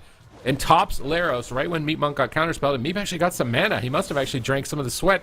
He's actually got enough mana to maybe keep this going, but they're getting cleaved. Look at this damage. It's just tremendous pressure from Welcome to the Jung. Overwhelming Meep. Will he be able to be the MVP and the hero? He's caught in a paralyze. Laros is disarmed. Meep trinkets out. Drake's in trouble. Maybe they can do this. He evasions at critically low health. FTR are doing everything possible to win game number one. Saul Divine Shields, and they have to win the blind pick. Otherwise, it's counter pick, counter pick, counter pick for the rest of the series. They have to fight against all odds. No defense left. No mana left. They still have to manage to do it, or this series is going to be a hell ride. They fear the healer. They're trying to connect, but Laros can't get there. A Ray of Frost is channeling, and Nick will close out the kill. Welcome to the Jung. Take game one. That was a sick hook by Drake there at the end, pre-dodging the spear that was going to pin him down and maybe give F tier a glimmer of hope of winning this game. But welcome to the Jung. They are coming in hot. They're coming in prepared. And yeah, just a decisive victory here against F tier. I think F tier played it about as well as you can. I mean, if you overextend and you stay in the open for too long against the Frost Mage, you are going to die. But we can see here a little bit closer. So Meepon gets counterspelled, and then look at Drake here with the kick as well. Actually, never mind. But here, right in this moment here, so Drake is about to get pinned down by the Spear of Bastion. Look at this right here. Drake is just going to hook away, and he dodges it. And that was a huge moment. Then he kidneys him, pre-kites the trinket. There's a Ring of Peace between them as well. And Drake just pre-smoke bomb himself as well. He knows, I'm the target. You guys need me. You guys need to charge me. And we're not going to make that happen. Him and Jung Bahai with that Ring of Peace grapple play that they did. And then the pre-smoke bomb to dodge the next charge. Beautiful, beautiful stuff there, because Laros, he wants to connect. He's a big, scary warrior. It's deep into dampening. He wants to press Demolish on this guy. He wants to send him. But you can't do that when Drake is being that slippery.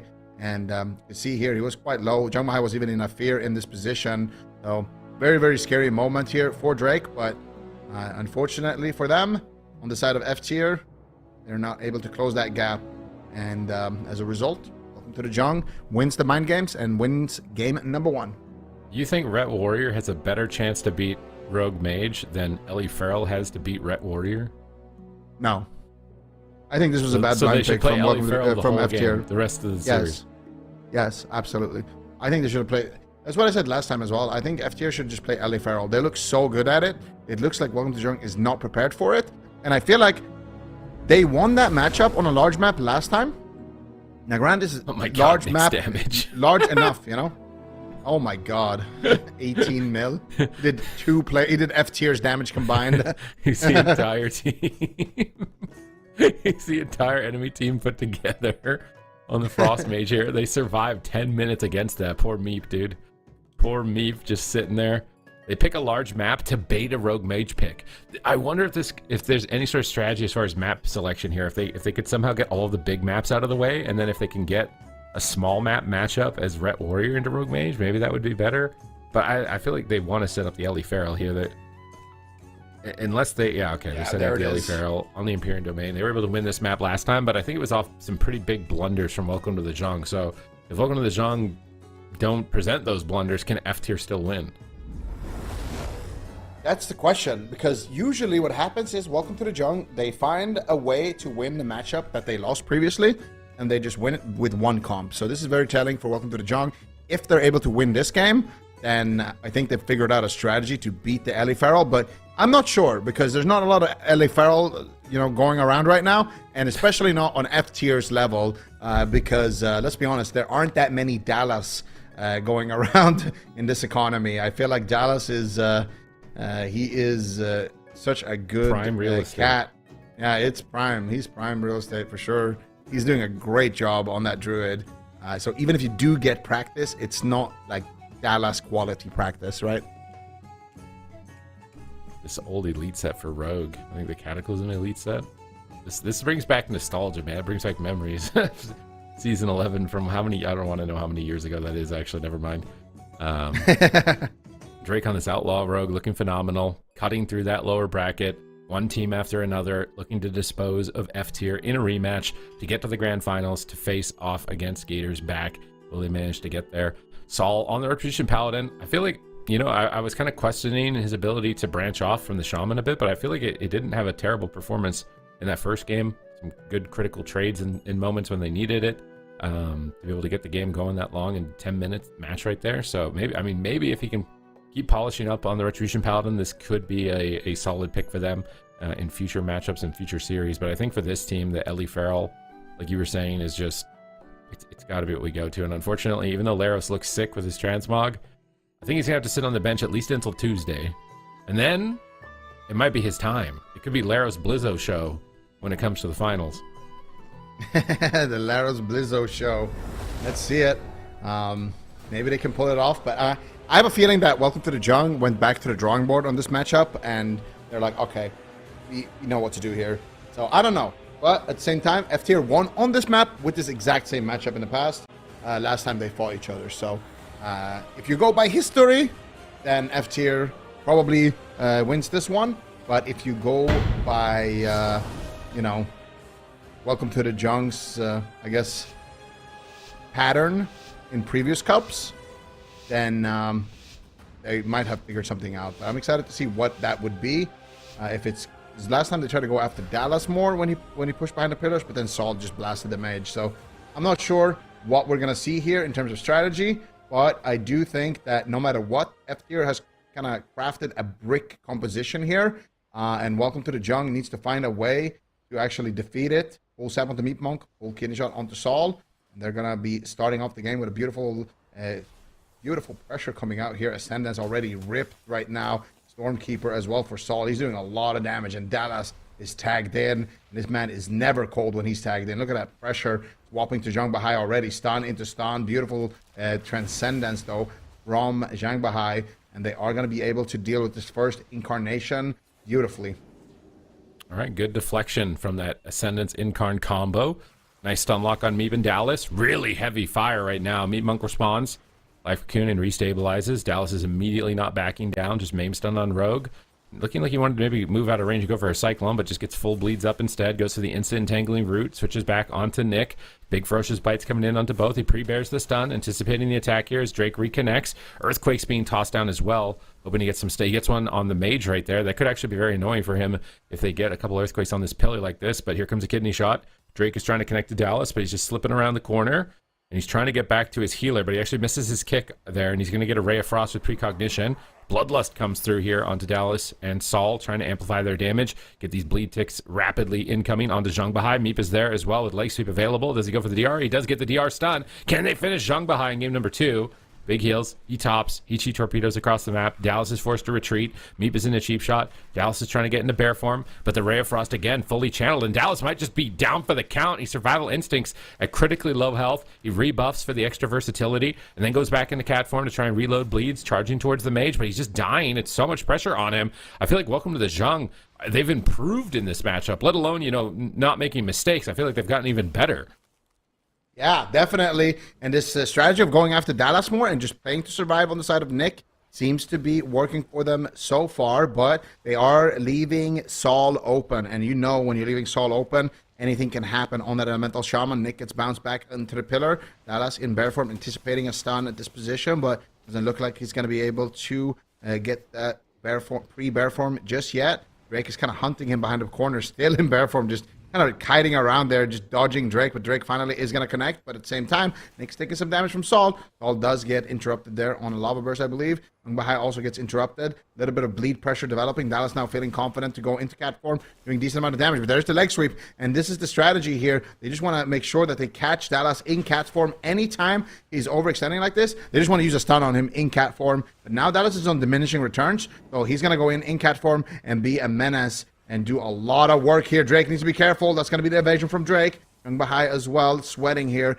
with the renewal coming through. And now Dallas, expecting a stun, sitting in bear form. And this is the name of the game. Anytime Dallas can get too much work done in cat, it's going to be trouble for Welcome to the Jung. So they're trying to limit that. Boy, they're swapping on Sol, realizing that Dallas is just turtling at the pillar all day. They've got pressure on him at 50% health. Meep trying to sustain his mana, but falling slowly behind now at the 3.5-minute mark in a kidney shot. But Dallas is a bear. Looks like he's not going to get pressured. They paralyze Drake. Meep rolls forward, getting that rushing wind kick over onto the mage, trying to amplify the damage of his team to that target as well. Bloodlust going to get popped here from Sol. Dallas jumps in. Looks like Nick faked an interrupt. He's repositioning away from the Bloodlust and goes for a Ray of Frost around the corner. Sol can't get there in time. Another fully channeled Ray of Frost. I think that's one thing they're making as a big blunder is Nick is getting too many of those. It's the main ability for the Frost Mage. It puts so much pressure on Meep to try and recover. He life cocoons. They switch off that to Sol. Decent pressure on Nick, though. They actually switch on Meep towards the tail end of the kidney shot. He will be able to survive. Sol gets gouged. They're trying to get back to the pillar. Dallas and Meep. Nick off to the left. He's actually kind of an aggressive stance here from Nick. He fakes an interrupt. Polymorph. Not able to find one. Ring of Frost, not going to go for it. Gets in cap roared. Dallas retreats in bear form. Gets back in onto the rogue. I don't think he wants to be next to him, though. There's going to be a kidney shot coming off cooldown here pretty shortly. He's retreating back to the pillar to line of sight. He's anticipating the kidney shot. They have a smoke bomb. They have adrenaline rush, and they have blind. So they have a lot of power on the side of Welcome to the Zhang. But at the same time, Sol has Ascendance. So if he can time this Ascendance right at the end of a push from Welcome to the Zhang, so they have little time to react and retreat, that could be his big moment. He's got Bloodlust. He's popping. Here comes the Ascendance. But they're going to be able to see it coming. They use Vortex to hold the mage in the open on that Feral Druid so that Sol's Ascendance can't be completely line of sighted. But unfortunately, he's kicked on Lava Burst, and now he's getting spam polymorphed. Dragon's Breath on Dallas. And if Sol doesn't connect during this Ascendance, his damage is just going to disappear for another 2 minutes. He gets a Stormkeeper off. They really need to force a block during this window. They've got a couple more seconds. Jung Bahai blocks it, though, with his Revival, healing all the targets to full, and then dispelling and also immuning magic at that point in time. Although not with the Restore, just immuning the magic damage. Leg sweep, Jung Bahai just going to life cocoon, keeping them aggressive. Doesn't want to fall behind. Another fully channeled Ray of Frost, putting Dallas behind. And Nick is just kiting on the outside. They get a triple leg sweep from Jung Bahai, and his Sol is going to fall here. Meep makes a trade, but it's costing him so much mana. If they have less mana and dampening, I think it's going to be over for them. Yeah, and also about the pressure. I mean, Incarnation is such a scary cooldown to have in dampening, but if Dallas is just getting kidney shot anytime he goes cat form, he can't really do anything. I mean, look at him. He's in bear form. He's just a scared cat right now, taking so much damage. Look, even when Drake is in a Cyclone, Dallas cannot play offensively. There's the Life Cocoon coming through. Meat Monk sitting through some crowd control in that situation, but still, Dallas, even when it's a 2v2, can't really do anything. Finally is going to connect here with some pressure. Double Disorienting Roar now, anticipating a stun lock coming through from Drake. Jung Bahai in a paralyzed Nick, finally forced into the ice block here. Nice push coming through from Sol, and that is the danger as well. When you're leaving Sol free, that's the situation that can happen. Smoke bomb onto Dallas. He trinkets out, though. Cricket wall, good reaction to the smoke bomb, adrenaline rush. Triple leg sweep, though, again from Jung Bahai. He's getting a lot of triples this game. And every time he does, the pressure starts to mount. Meep trying to keep up with his team and go for a double stun. And Dallas is getting bleeds on the rogue, bleeds on the mage. Reloading his moonfires, but he's dying. He's getting shredded. The outlaw rogue is starting to cut through his defense. Meep into a full polymorph. Dallas gets knocked away from the pillar. He's on the run. He bearforms the stun. He's trying to be greedy with the bark skin right now. It's not a ray. It's not adrenaline rush. He manages to get away with the greed here. It's good observance from Dallas. He jumps back into the fray. Nick fakes another interrupt. Nick is just faking so many kicks. He's getting so many rays of frost. They have to focus up on how they're locking down Nick. If they don't, I think that's going to be what allows Welcome to the Jung to find victory. However, they do have decent pressure on Drake at the moment. They force Cloak of Shadows. They break through the barrier on Nick. Ascendant's Bloodlust was just used, though, and a huge hit of damage on Dallas right there as he bearforms, but Drake is hesitant. He doesn't want to go around the pillar and throw. He's going to move back over here onto Saul, interrupt the Hex, Meep into a leg sweep. Jung Bahai crackling, getting damage amplified. In on the target, ready for Touch of Death likely in the next couple of seconds. Dallas jumps over, reloading, bleeds on Nick. Meep is up here in the fray as well. Close to the fight, rushing wind kick, getting into the mix. Nick gets blasted, and they get the second block on a wind shear. They interrupt Jung Bahai. They might be actually doing this. Despite being behind on mana, they might actually be doing this. I thought Welcome to the Jung were running the show, but they are in a almost checkmate position as a result of the pressure from F tier. Yeah, Nick, no ice block. Drake, no trinket, cloak, evasion. They have a buffet right now, and Dallas knows it. He's charging in confidently in cat. Big damage coming through, but some pressure onto Saul is going to force him to burrow as well. Saul with no astral shift, so it could be an opening. Dallas forced into bear form, but there's the roar coming out onto Drake, and here comes the bloodlust. Here comes the damage from Saul. Stormkeeper loaded up. The zaps are flying in. Nick with no ice block. Dallas smells blood in the water. Drake getting soloed here as well. Almost in touch of death range there. Meep Monk coming through there with Saul. Meanwhile, Dallas gets blinded defensively into a gouge and still getting a lot of work done. There's a kidney shot. Dallas is going to trinket out of this one, though. And now he's going to have 15 seconds of uptime here, doing a lot of work. There's the full Ray of Frost gets channeled, but Nick has to interrupt the triple leg sweep from Meek Monk. And that could just be it. Nice cocoon coming out there from Jung Bahai, keeping him alive in that situation. But Drake is falling behind as well. Drake with no cooldowns left for another 20 seconds. Saul could fall as well, Sid. It is a race to the finish. This is going to be a nail-biter finish right now, a photo finish. Who will fall first, Dallas or Nick? He gets a ray off. He bark skins. It might not be enough. Paralyzed life comes up in 3 seconds. 2 seconds for it. 1 second for it. Can Meep survive to it? He pops it immediately. Dragon's Breath almost a second before he could activate it. And now they have to just machine gun Lava Burst. They have to win the game right now. But Ice Block just came up for Nick. He can immune the kill. Drake's Cloak of Shadows just came up right when F tier needed to win the game. Their defense activates. Jung Bahai portals away from the swap, but he's still getting Lava Bursted. Can Saul finish him? He won't be able to. This is going to be very dicey. Dallas has to pre-wall. He in-cap roars and he's in bear form. I think he needs to just throw the wall and go cat right now. He's going to do it. He has to win with this push. He has damage reduction, but he gets caught in another triple stun from Jung Bahai, and Meep gets paralyzed on his trinket, and Dallas is KO'd. Welcome to the Jung. Pull it off almost at the 10-minute mark against F tier. And now the Ret Warrior didn't work. The Feral Ellie didn't work. The Feral Ellie still looks better, but the Feral Ellie didn't work. And now you're on match point, facing elimination. You beat them in the upper bracket, but welcome to the Jung. They adapt and overcome. So you might beat them once, but then the next time you face them, they're an entirely different team to be able to take on. So if you're F tier, this is uphill if ever in North America. The only non-rogue mage team the entire day. Can they manage to do it? They have to reverse sweep one of North America's most notorious teams that just dominates every season no matter what the meta is. They just immediately adapt to it. They were so close. It was so unfortunate that the block came up for Nick right there and the cloak came up for Drake. All their options just disappeared, and Dallas tried to commit with the wall to go for the win, but there was nothing left for them. There's just no mana. It just hit critical mass. They couldn't recover anymore. And now Welcome to the Jung are sitting pretty comfortably, I would say, for the rest of the series here. Beautiful, beautiful work. And that's the thing about Welcome to the Jung, right? They just come back stronger. Like, you can make them bleed, you can hurt them, but they will just come back and find a way without changing their comps usually. And this is what it looks like. I mean, they find this opportunity here on Dallas. And despite the pre-survival instincts, Dallas knows, like, okay, we have to win the game right now. We got no mana, we got no cooldowns, we got nothing left. Meep Monk drops the last life cocoon here, and Meep Monk, basically after he presses this life cocoon, he says, good luck, guys. It's up to you now. I've done what I can, you know. My class, this is all it can do. Sadly for them, Nick gets that ice block back, pulls the ice block, and then they find this opportunity. Pre-survival instinct. Dallas tries to get some work done, but he just gets leg swept on the survival instinct, and then he gets taken down in a ER kidney shot. So good stuff from Welcome to the Jung. Not, I feel like this is a matchup that could still I feel like this is a matchup that could still go either way, but I think that this is what I wanted to see last time when they fought, going after Dallas more, because Dallas, leaving him open was just too dangerous. He was doing way too much work. He was swapping to Jung Bahai and murdering him in a stun. He was getting crucial cyclones. He was just doing too much.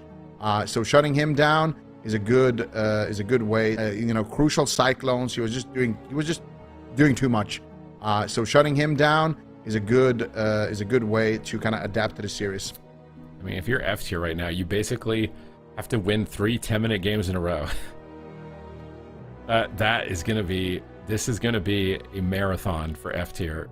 I'm almost wondering if they're gonna go on the double outlaw. Are they emotionally defeated, or if they're just gonna stick to it regardless, even though they know they're gonna have to face counter comps for the rest of the series here. They got a minute and a half to lock it in. They want to establish dominance in the region. This is by far their best composition, their highest win rate.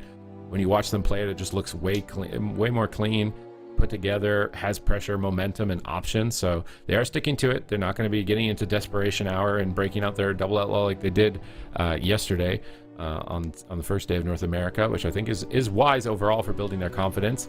And as far as like meta adaptations, for Tuesday, I feel like their comp kind of just stays the same. They can probably still just run the same thing, even if they do go out here. Obviously, they don't want to. They're going to battle for their fans.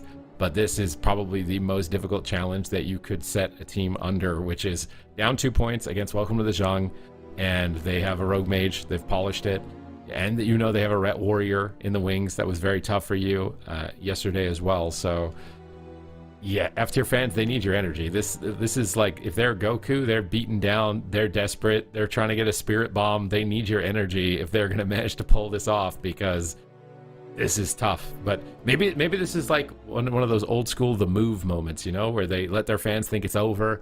They're backed into a corner. They're about to lose. Everyone's got anxiety on the move. Maybe F tier are going to be able to do the same here and close this out 3 in a row. But it is going to be a long, grueling task for them to accomplish. Absolutely. And now, motivation-wise, it's a tough place to come back from, right? Like, how do you pick yourself up in this position? You beat this team before, and it did come down to kind of comp picks in the end. You know that you're going to have to beat some disgusting things. Even if you win against this Rogue Mage Priest, they still have so many other options on the side of Jung. So you're in a tough position. And also, I feel like it's easy to be satisfied with your performance as well, right? Because F tier had such a phenomenal weekend. So regardless, their goal was to get that 3rd place position. They've secured it. So at this point, they still want to win. They want to finish on top. But when you're down like this, it can be easy to just kind of let it happen. They're gonna try their best, but I think that it's looking rough right now for F tier. Welcome to the Jung, hungry still, because they have more to play for at this position, right? Because they are tied. If they win this, they are tied on points with the Gators, and it's gonna come down to the actual last series to determine who is the top dog of NA. Ooh, Saul just launching Lava Burst like a volcano, immediately ripping it. He knows that he needs to just get as many Ascendances as possible to tax Jung Bahai's mana. So he's playing hyper aggressive and just throwing everything that he has in the opener. But Jung Bahai is appropriately responding. He just uses Life Cocoon, so that way he can maintain his mana rather than trying to power through it with just throughput. He can just use a cooldown to negate all of it, and his entire team was full health throughout that full rotation of Incarnation and Ascendance. They literally didn't drop below 99%. They looked like Superman. And Saul was launching bullets, just completely everything just bounced off and nothing even happened. That is not good for F tier in the opening stages. They really wanted to get momentum with it, and now that the threat of Ascendance is gone, Welcome to the Jung are going to play aggressive. They're baiting Dallas around the corner, kiting him away from Meep. Meep is going after Drake. Dallas is still jumping in. Good pressure on Drake, at least from Saul right here, but Jung Bahai just picks him up with a Shayloon's Gift. Repositioning off to the side here. But Dallas has to commit mobility in order to get to him for a stun. He's going to bear form. He frenzied regens. He's anticipating the kidney shot, but it's actually not available. He's going to maim stun the rogue. Try and switch back over onto the mage. get his bleeds back up on multiple targets, but he's just pinned back in bear. It's just a couple of seconds he gets to get bleeds. They're going to use Life Cocoon. This is a little bit more of an assertive Life Cocoon. It's kind of just to enable Dallas rather than having him be a scaredy cat in bear form the whole game. They're using Life Cocoon to keep him stable so he can stay in cat form longer and try and get damage out in the early game. And the main goal of the early game, I think, is just to try and tax Jung Bahai's mana as much as possible, try and make him play inefficient. They land an interrupt on him into a stun. This is a good catch, but Drake is there. Dallas trinkets aggressively. Again, I think F tier, they're playing a lot more aggressively in this matchup. They're just enabling Dallas with Life Cocoon. He trinkets aggressively. They're getting good momentum right now, but if they can't close the game, Smoke Bomb is available. Yeah, Jung Bahai gets kicked there, but he manages to reposition, heal himself back up. Nick gets the Life Cocoon there as well, and like you mentioned, they may be playing confidently when they have cooldowns, but right now they are not confident. But look at that blind on Meat Monk, pre-bear from Dallas though. Dallas reading the situation excellently, still dropping to half HP though. Meat Monk still has that revival, so he's going to be able to heal him, even though he might get ground control. There's the Dragon's Breath into the kidney shot. They're pushing for the win here on the side of Welcome to the Jung. They want that grand final spot, but Dallas going to be able to recover in this situation. Meat Monk not in any more crowd control. He's going to be able to just keep him aggressive, and now Dallas is on stun diminishing returns, and he's going to get some work done offensively here, but still 35 long seconds on that incarnation. Still a minute left on that trinket, so it could be a smoke bomb attempt here coming through. Drake fishing for it, but anytime Drake is on Dallas, that's when they immediately go into bear form. A triple leg sweep from Jung Bahai, and Dallas is once again pre-bared. Gets a rake stun on Drake out of that. Switching over onto Nick. Is he going to be able to get the purge on the alter time here? Is Nick going to commit it or not? He's just line of sighting around the side. Dallas is shapeshift spamming, trying to use that mobility and remove snares to get up time, but Nick fakes an interrupt and just immediately goes for a Ray of Frost and starts cranking Dallas. He has to retreat back. They trade Life Cocoons so that Dallas can get aggressive. He's going after the healer. He's really trying to mix it up on this Feral Druid, but they might swap Meep with that Life Cocoon commitment. He gets a double leg sweep. Nick blinks away. They switch on Drake. They're stuck in a frozen orb at the moment, marching slowly but surely. Vortex pulls in Jung Bahai, and he gets Ring of Peace around the corner. They're trying to isolate the mage, but I don't think it's going to matter too much. They are trying to pressure Meep. If they've seen him use Life Cocoon, kind of just throwing it out on the Feral Druid, so they're trying to punish him. They catch him in a polymorph. Dallas is going to use Survival Instincts on the Adrenaline Rush. I think it's a good reaction. 1-for-1 with the cooldown. Interrupting Nick. Saul pressured a bit in this position. It's also likely opening Saul up a lot more in the matchup because he's not really getting attacked at all because Dallas is just playing so recklessly. I say recklessly, but it's like intelligent recklessness. Like they're deliberately doing it. He gets caught behind the pillar.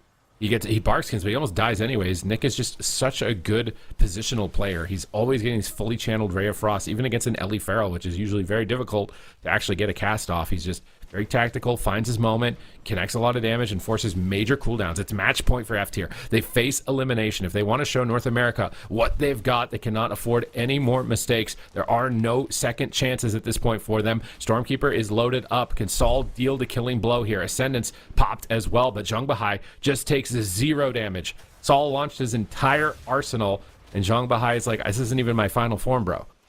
Jung Bahai looking like a tank right now on that Mistweaver. Monk still has every cooldown available. Dallas, though, in that reindeer form, trying to connect once again.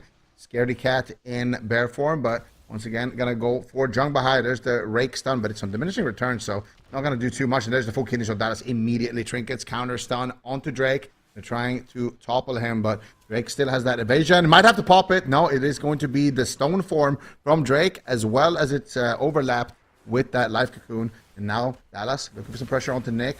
Triple leg sweep coming out, though. It's on diminishing return. They might just kill him in a DR leg sweep. Dallas dropping dangerously low in that situation. Frenzied Regen, Bark Skin, and using the Shadow Meld there as well. Just using basically his entire spell book at that position. And now Dallas with nothing left. There's still a smoke bomb threat on Drake, but Drake caught up in a stun. No trinket available for a little bit. They might be able to take him down here while he used that racial. He puts his trinket on cooldown, but here, potential smoke bomb. Oh, nice Meat Monk with the read once again. And you saw that Life Cocoon just disappeared instantaneously. Dallas is dead if he doesn't do that. They have no mana. He's in a full blind, no trinket. It's match point. I think Dallas is dead. He's a bear running for his life right now. Will he be able to escape? Cheap shot for follow-up. Drake is there as well. He's cutting down Dallas. He's praying that he survives long enough for Meep to connect the heal. Meep is finally free, but he has to deal with counterspell. He's trying to fake cast it at the moment. They kick polymorph. He can cast for a couple seconds here to try and restabilize. He stuns Drake, slowing down their aggression, but he's repositioned. He's still realizing he has no trinket. He's trying to get behind the box here. and let Saul tank some damage, because Saul can use Astral Shift here, and that's what he's doing. Saul is a distraction. He takes the aggro, he walls it. Dallas tries to move in on that exchange, but he's low as well. He's just popping Incarnate, 30% health on match point. He's trying to win, but he's shut down by the kidney shot. Can they manage to hold on in this position? Dallas needs to connect damage right now. It's his main window, but he's just stuck in bear form. He's stuck in stuns. He can't get onto a target at the moment. He's just dying while he's trying to do it. Zhang Bahai is just chilling in the back. Nick blinks over around the corner. And they might have to go Drake here. They're switching back onto the Rogue. No evasion on him, but Incarnation's over. Ascendance is over. And welcome to the Jung. They survived the tide of those powerful cooldowns. They did layer it here afterwards with Bloodlust to try and chain it together for a little bit of an extension on their damage amplification, but not enough. So Dallas is just back into bear form. He doesn't catch it, though, on the kidney shot. Now there's a cheap shot on Meep. If they get a polymorph here, it's Ray of Frost. He's just dead in a cheap shot into a gouge. He pops Survival Instincts. He stays alive, but they're still blind in the back pocket, and it's really just mana. I think as soon as Meep hits 0 mana here, it's going to be game over. Can they win before that happens? That is a great question here, Sid. Meep Monk has the Life Cocoon. He has a little bit left in the tank, but they're going to need to make it count here. That next Incarnation up in 20 seconds, but they might not even make it to that point. Nice Life Cocoon there by Meep Monk once again, right before he gets caught up in that polymorph, but they just immediately crushed through it, and Dallas might just fall right now. It's match point. F tier might be out of the tournament in third place here. Welcome to the Jung, looking for the rematch in the grand finals against the Gators, and if they can do it, then that is going to be the battle for first place here. Nick with the Ray of Frost right now, looking for Dallas. He can smell blood in the water, but Saul is trying to block it. The Stormkeeper is loaded up. Dallas is in a full kidney shot. He's trinketing out. It's spiraling out of control. Drake with the Cloak of Shadows still has his trinket, still has his Dwarf Racials, but those are his last defensives. Jung Bahai also low on mana. Meep Monk with nothing left right now. Dallas on the run, and they are chasing him down. Jung Bahai with the Crackling Jade Lightning. Nick is there as well, fake casting the interrupt. There's the Ray of Frost as well with the precognition. Dallas gets bounced back into midfield. Leg sweep coming through from Jung Bahai. He's looking for the touch of death. Might not be able to even connect it. Drake and Nick all over him. And F tier will be eliminated in third. Welcome to the Jung, advancing to face off against the Gators in the grand finals, tied on points. And this will be the series that determines who the king of North America is. Who is the greatest of North America? And poor Meep, he played his heart out here. He expended every last drop of mana, even consuming his own sweat to try and get some extra mana at times. And it's just not enough. It's just not enough. A brutal series for Meep, just an absolute beatdown, trying to stay alive in here, trying to experiment with some different comps in the first game. And then it's just welcome to the Jung adapted. They just denied Dallas of any sort of opportunities. Early game that could enable them with the life cocoons, but as soon as dampening started getting high, Dallas just couldn't go anywhere. His entire team's locked down, and Meep is just there like, bro, I could heal you, but I got no manas. I'm trying. I mana teed for a second. As he gave me nothing. Can't do nothing. No mana left. And you know it's bad when you're getting dampened by Rogue Mage. Like you're getting out damaged, out crowd controlled, and out dampened. Like that's rough. That is a rough world to be in at the moment. But fortunately for F tier, they know they're top 3. So they're in the grand finals guaranteed. There's class changes coming in. They've got a lot of time to prepare more options as well, having seen what is coming their way. So I think they're probably still more than happy with that result, because a top 3 is way better than a gauntlet. And I feel like they've improved a lot as a team. I mean, they beat Welcome to the Jung in the upper bracket. They take games off of Gators' back, so there is potential there for them. So hopefully they're not too deflated with this defeat here from Welcome to the Jung. As most teams have likely experienced this quite a few times throughout the years in North America, facing off against them head-to-head. And now we get the grand final between a tied series, or was it 320 points, I think, between both of them, between Welcome to the Jung and between the Gators back, and we'll finally decide who is the greatest in North America. Is it the Gators or is it the Jung? We will find out in the best of 7 grand finals. Unfortunately for Dallas here, not enough. They will be out, but now they've got time to prepare. Definitely do have time to prepare. I mean, in your mind, Supatees, what does that mean? We thought Feral Ellie was the answer the first time we saw them. It was. I mean, do they change how that composition is structured, or do you want to see another comp from them completely? I don't really know, because I think it's just they'll be able to actually incorporate Laros with the warrior changes. Whether it's Fury or Arms, I don't know 100%, but the fact that they'll actually be able, and Enhance is getting buffed too. Maybe they can play Turbo again. If they could play Turbo, they'd be in a very happy spot.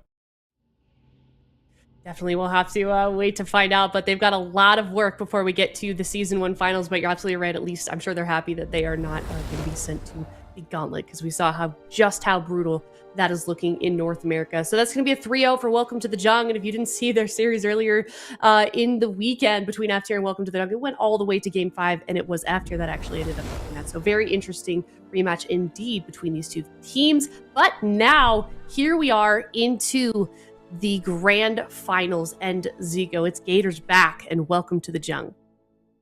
Yeah, I mean, we were headed this way the entire season, but look at that. I mean, first of all, congratulations to F-Tier.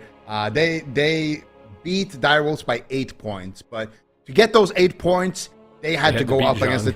Yeah, they had to beat the Titans. They had to beat the Kings, you know. They really performed this weekend, and if they perform like this during the finals, it's still anyone's game, right?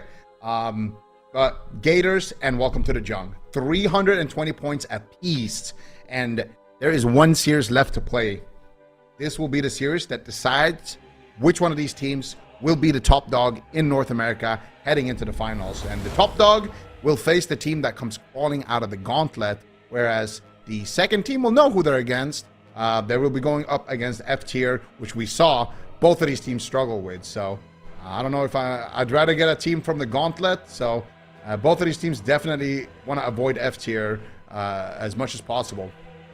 Most definitely. All right. Well, we are going to head to a break. Then we're going to go to the third and final finals in Season 1 of Midnight Cup number 3. We're going to have our North American champion coming up soon after this break.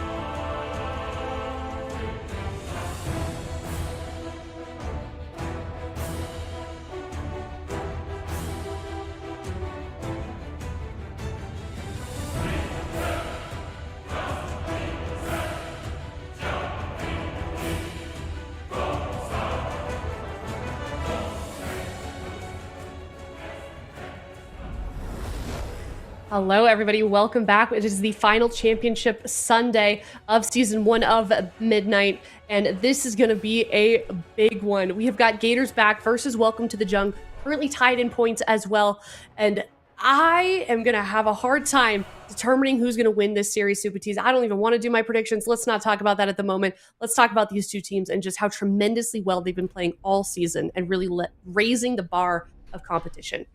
Yeah, I mean, last week, Gators back, they had the upper hand, but it was a different meta. They were playing Windwalker Mage Mirrors pretty much the entire time towards the end of the series when they figured out that they could actually beat them in the mirror match. So now it's like we haven't seen them really go toe-to-toe as like Outlaw Frost mirrors in that regard. We don't know if Welcome to the Jung has a secret weapon that might be able to dispense with Rogue Mage either. We don't know if the Gators are going to do this double Outlaw shenanigans, because maybe that it'll work if they're main rogues. We don't know. So there's a lot of surprise here, I think, in this finals. It's not as easy to expect based on previous results because it's a different meta. It's a different matchup that we've seen previously. I wonder if Cubsy's going to be a druid after watching Europe. You know, it was every single game was a druid. Is Zhongbahai going to randomly be a druid even despite playing monk basically the entire tournament? There's a lot of unanswered questions, and I think you're watching the power bar go back and forth between the chat trying to make a prediction, and I feel like my brain's doing the same thing. It's like I kind of know maybe I should go this way. I don't really know. It's going to be a close one. Yeah, I think you're absolutely right. I think chat knows that as well. Get your predictions in, chat. Gators back right now, 66% versus the, oh wow, you can't even say it because it just keeps jumping so quickly. But then you were talking about it a little bit, kind of what the comps that you wanted to see or might see. Do you have any idea or any hopes for this series in terms of the blind pick?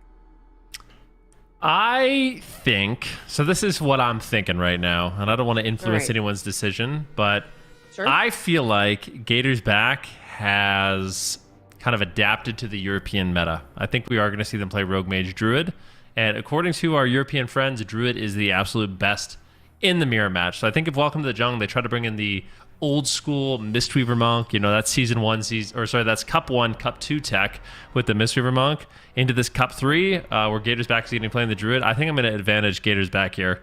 Unless Zhongbahai plays Druid, which is possible, but I haven't seen it yet, so I'm not convinced.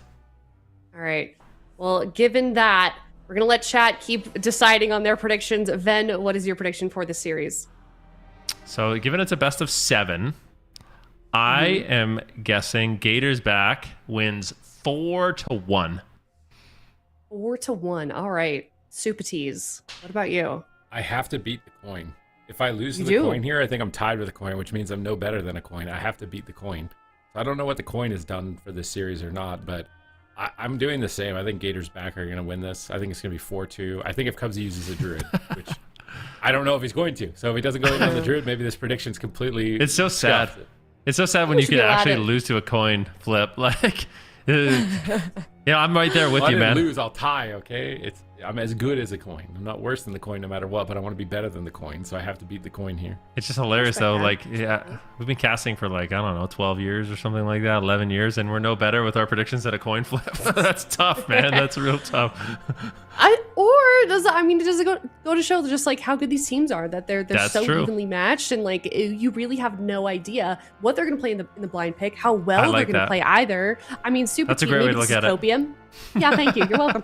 I was trying to make us look good, but you were saying it just now. Like, you can't use past matches to determine how this one's going to go. Welcome to the Jung just won in their rematch against F tier when they previously, like in the same weekend, they had already beaten them. So really, who knows? But let's look at the rest of the predictions. Let's get maybe Zico and Chan in there. But I'm going to do a 4-2 for Gators back. Wow. Heavily in favor of Gators back, huh? Okay. Yeah, I don't know. But in the meantime, maybe we should take a look at the predictions leaderboard before we get Zico's in, because I've heard something. Production is giving me an update. Chat, I told you to lock in, and you did. You can do it. How is chat winning? This is not... Well, how is the hive mind winning? Tied. They're tied with Zico. Okay, I got something to say here. Like, what's going on here? I'm sorry. No. I was done. Like, I'm not casting anymore. But I had to come back for this. Like, what is going on? How am I tied with the chat? I am declaring war on the chat. What is chat voting? They're voting Welcome to the Jung. I go 4-0 Gators back. today, my fellow Wow. co-casters, is the day we beat the chat. The day the chat is getting farmed. 4-0 Gators. I've never cheered for 4-0. your predictions before, but I'm going to be rooting for you. Today is the day we get to talk our shit then, okay? Yeah. So today we're winning. All right, chat? Good luck. All right, chat, you've got to lock in harder than you've ever locked in before in your life. I believe in you. You can do it. But I mean, what a series this is going to be. I think either way it does end, then I think we are in for a treat. I think this is going to be probably the best series we've seen all weekend, and I cannot wait to see it get started. Yeah, these two teams they're truly just titans in the region. You know, they've been the top dogs for a long time. It's been really back and forth between them. And it's about who can kind of adapt, who plays better on the day, you know, who makes mistakes, who's bringing in like new compositions, and constantly, that's what we're expecting from these teams, is to adapt to the meta and the changes. And they've been doing a great job so far. The question is, like, was Europe right? Is Druid really like the top dog in these Rogue Mage matchups? Or is Welcome to the Jung gonna go an entirely different route? Are we gonna see double Outlaw Rogue? I don't know. We'll have to wait and see.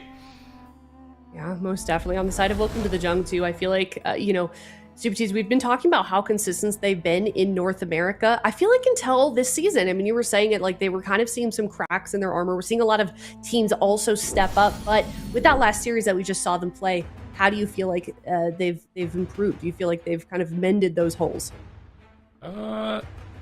I think they're, in terms of their play, yes, but I'm not sure if they've got the right comp necessarily for this grand finals. They definitely don't look as shaky as they did on Saturday. There was a lot. They were dying pre-block. They overlapped a lot. Those kind of jitters or whatever it was, which typically is not, common amongst Welcome to the Jung. They don't typically make those types of mistakes. Those have not been apparent today. I haven't seen a single moment where I'm like, what are they doing? Like they just made the biggest mistake ever. That hasn't happened. So they've cleaned up their comms here for the grand finals against Gators back in their rematch, completely tied on points, and Cubsy is in on the Druid. This is going to be quite a treat. It's new meta versus old meta, Druid versus Mistweaver. Who comes out ahead? Best of 7. Yeah, it's like we said. I mean, in Europe, they are all about the Resto Druid. Every single team has swapped over to play Resto Druid. JT had to learn it on just like such a short notice. They feel like it has such an advantage. We'll see who ends up winning, though. Nick right now taking a little bit of damage. Daze is all over him.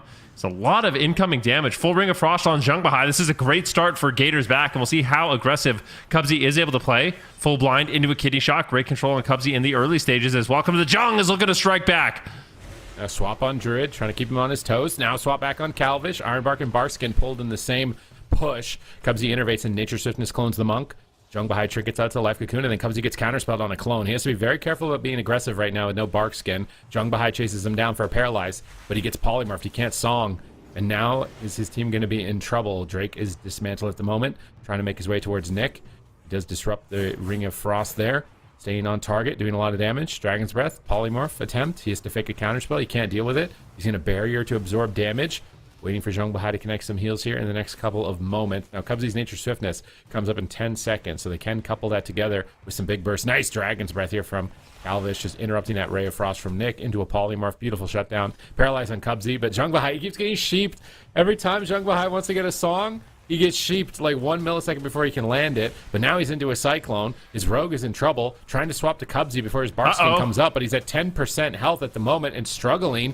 Cubsy repositioning, caught in bear form, but maybe he dies anyway. It's a Ray of Frost. It's a lot of damage. Is he really going to die through Barkskin? He activates the Tree of Life. He's getting in aggressive, looking for Cyclones. Gets one over onto the Rogue. Star Surge onto the Mage. Adding some damage into the mix right now with his team with these Wraths. Cubsy is moving forward with his team aggressively, even despite not having the Bark Skin. He gets the Nature Swiftness clone with no Trinket. They might switch their attention to Drake here in this kidney shot. Star Surge blasts in off to the side. It's really the Ray of Frost, the Star Surge, and the Blade Rush. I think when all three of those can hit at the same time, someone just disappears. Another full polymorph from Jung Bahai. Nick almost goes down without blocking. Makes the exchange. I feel like the Druid has a big edge here. I think the Nature Swiftness clone and the ability to shapeshift the polymorphs, it's just tough for Jung Bahai to answer that because he has to cast the song. He has to expose himself. He's getting counterspelled. It looks really tough for him. Nick's in trouble again. Full blind. He trinkets. I think it broke, though. Now he's into the kidney shot. They're swapping on Jung Bahai in game number 1. Is he going to get dunked on? Dace is there. Cubsy jumps in to the mix as well to get a maim stun, but it's a couple seconds too late. Jung Bahai will be able to stabilize in that position. Really only mana. Maybe it's a mana game. Maybe if you just play more turtley and avoid the Cyclones, you might be able to win on mana. The Cubsy is down at 50%, and Zhang Bahai is still chilling at a very healthy margin. Yeah, that is true. That is one clear advantage that Welcome to the Jung has right now.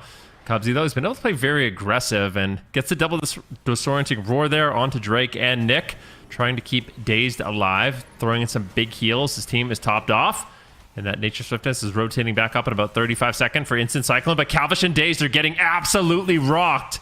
And finally, Cubsy is going to need to play a little bit of catch-up here to keep his team alive. Does manage to do so. Now it's going to be Drake on the back foot. Zhang Bahai has cooldowns to trade if he needs it, but super back and forth here in this first game between these two Titan teams. The finals for Cup number 3. Which one of these teams will come out ahead? Who is going to be that first place seed? We'll have to wait and see. The best that North America has to offer. Cross crowd control engaged by Welcome to the Jung. Dazed immediately recognizes this, trades Cloak of Shadows to immune magic damage, and then is returned back to full health by Cubsy. Cubsy has Nature Swiftness available. When's he going to make his play? He Iron Barks Dazed, who gets hit by a tremendous amount of damage. He pops in a tree form with Innervate to get free healing. Another important component, I think the Druid has to use Wild Growth in order to heal. It's an instant cast through PvP talents, but it costs a lot of mana every time that he has to use it, which is likely why his mana is burning way faster. He's trying to use Wraths here to get mana back through his regular Druid talents as well every time he's in tree form, but he's struggling to heal now. Calvish likely having to block a massive swell of damage, forcing him into the ice block. And Cubsy, he's trying to play more conservatively with his mana. He's been able to hold at about 50% as opposed to the start of the game. He burned rapidly, but Calvish is out of the block. Cheap shot for another engagement. Can they get over to Calvish? Drake is unable to move, but Nick is looking to finish. Cubsy gets a heal. Calvish gets topped. They had to blind defensively, though, onto Jace here. So now they won't have that for Zhang Bahai. It's not the end of the world, though, with the Nature Swiftness clone to compensate. Cubsy out of the gouge. Might go for the clone right here. He just came. Yeah, he does. For it right away. He life cocoons. It looks like it was already cut through, though, and Drake pre-cloaks the stun. That was a nice pre-cloak. And Zhang Bahai's out of crowd control. Drake should stay alive in this position. I think Zhang Bahai's realized his edge. He's playing way more passively. At the beginning, he was getting in there, looking for songs. Now he's just staying at the pillar, crackling, amplifying the damage of his team, and trying to win on mana. Yeah, it doesn't seem to be a bad idea here. Just maybe using Paralyze and Leg Sweep as kind of like a counter go to what Cubsy wants to do. And Cubsy was trying to get into cat form there, just going to be using that Forest Guardian. Sitting down for a drink, but Calvish gets bursted, is not going to find that opportunity. Big damage onto Dazed and Calvish. Denies Cubsy any breathing room to try to reset his mana, and unfortunately won't be able to find that. Calvish does get topped off, but it's like you said, Druid's healing isn't the most efficient. Zhang Bahai's doing a really good job managing that resource, and it is a clear advantage for their team. Dazed right now in a little danger. Cubsy gets put into a kidney shot. Do they get the Ring of Frost? It looks like they do find it, and now Dazed is low, and Cubsy's forced to trade the trinket, and he might just die anyways. Insane pressure on Dazed, forces out the Cloak of Shadows. Goes for the clone, Nature Swiftness over on Zhang Bahai. Drake pre-used his Void embellishment there to absorb damage before the kidney shot. Drake has been making very heads-up plays, anticipating every stun and preemptively using a defensive to survive these burst moments. Cubsy's trying to regenerate mana with Wrath at the moment in tree form. He's managed to squeeze a little bit out of that window of time at the moment, but every Wrath is not a heal over time effect, so he's going to be falling behind on healing. Dazed is low. Life Cocoon enables Drake to get aggressive. Dazed is on the run. Iron Bark in exchange. Cubsy ducks around the corner. Stampeding Roar trying to retreat from their pursuit. They do manage to stay alive, but for how much longer? Cubsy's going to need to get a drink at some point in this match, but the pressure just is not subsiding. They cut through his Void embellishment. They go for a Smoke Bomb. Drake is ready for it. They counterspell the Ray. Beautiful shutdown on this Smoke Bomb from Dazed here on the side of Welcome to the Jung. They get another Cyclone over onto Zhang Bahai. They might just kill Cubsy. They're swapping over to him. He greeds it out with the Tree of Life, managing to recover. Good pressure on Drake and Nick. They have to hold this pressure. They have to keep Zhang Bahai on his toes right now at 33% dampening. But it's Calvish who has to block. Cubsy is struggling to heal. He Star Surges to amplify his hots. Zhang Bahai is crackling. Everybody doing tons of damage from the back line. Now we see another clone. Can they drop Drake before he can use his Cloak of Shadows or vanish? He also has blind available. He's greeting it at the moment, managing to get away with the greed. Now where are they going to go with this next kidney shot? 8 seconds up for Drake. They go for a cheap shot instead on Dazed, but Cubsy fortunately has Innervate, so he's going to get a couple seconds of free healing right now. He's actually spent most of it in bear form. He gets caught in a stun regardless. Calvish in trouble. Blinks to the middle of the map. He shadow melts the Ray. Is it going to be enough to survive? He's trying to sit in it. He goes for the barrier, and it will disrupt their attempt. That would have been a block if he didn't shadow melt. Shadow melt vital in that exchange right there. And somehow Cubsy's managed to get his mana in a position where it's edging closer and closer to Zhang Bahai, and Gators back may still have a chance. Ooh, let's see what they can do. Nick is getting low. Dazed is getting low. It is a race to the finish here in this game number 1. who is going to strike first blood in this best of 7. Ray of Frost channels out here for Calvish, but the damage just is not there. Drake finally taking some burst. Shatter combo after shatter combo, and Drake might just fall. This is so deadly. Zhang Bahai finally able to connect some heals here onto Drake, but he is still on the run. Gators back is swarming them. The double disorienting roar. Cubsy is getting aggressive. Full cyclone. Drake drops a smoke bomb. How is he still alive? Just using the pillar, utilizing the best he can. Zhang Bahai gets the triple sweep, and they might be able to reverse this. Drake somehow lives in such a dire situation. Hubsy's managed to do it. Mana is even at this point, but pressure's in favor of Welcome to the Jung. Dazed has to Cloak of Shadows, but the Rogue can cut through that. Drake evasions. Drake is low. Dazed is low. Who is going to fall first? It could be a cross kill. Kidney shot onto Drake. Dazed is getting blasted by Nyx's Ray of Frost. Dazed manages to disrupt it, but he's still low. I think they're both going to die. Counterspell on No Jung mana. behind. Okay, Cubsy's completely out of mana. Drake's going to fall first in the Dragon's Breath, and can Nick finish Dazed here? I think it's unlikely. No Ray of Frost available. Cubsy does some God's work. Oh my He gosh. has such a huge mana deficit for most of this match. Keeps his team going. Regenerated mana in those Tree of Lives. Picked his moments. Kept his team alive. And in the late game, overwhelmed Drake. But this is making like anyone's prediction right now looking pretty tough, I think. Because I was expecting Gators back to win this more or less effortlessly with how everybody in Europe's been talking about Druid. And that didn't look effortless. Definitely not. But I do wonder if like Cubsy will just play the match more conservatively from the start. You know, like play it a little bit different. Still pick those moments to get the NS clones and push in and get the roars, but just try to conserve mana and use you know, what is it called? Master Shapeshifter that allows you to recover mana by just spamming out Wraths and Star Surges and stuff like that. That's what he's doing. Yeah, so very, very important for Cubsy that if you can get those casts off, especially if he's in tree form. So maybe just play a little bit more passive, find those moments. And they'll be able to edge out a bigger win. But this definitely looked really close. It felt like Welcome to the Jung definitely had moments that they could win this. But ultimately, Gators back's going to be super happy to claim that game number 1. All right, really well played to both teams here. Really showing that they are the best that North America has to offer. But Gators back take first blood in this series, which does give them a blind pick advantage if it ever comes to that. I really think it's just a matter of can Zhang Bahai play Druid or not? Like he was playing Druid in the past, but is it going to be as good as Cubsy's Druid? If that ends up being the case, maybe he's got no reps on it. Maybe they've fully committed to the Mistweaver. If that ends up being a problem for them, maybe they're going to go to a smaller map so they can really pressure the Druid. I think that could likely favor the Mistweaver, with the port stun not really being an option on swaps, whereas going after Druid I think could be an option there. So I would actually like to say Welcome to Jung, go to a small map, go to something like a hook point, be a bit more aggressive.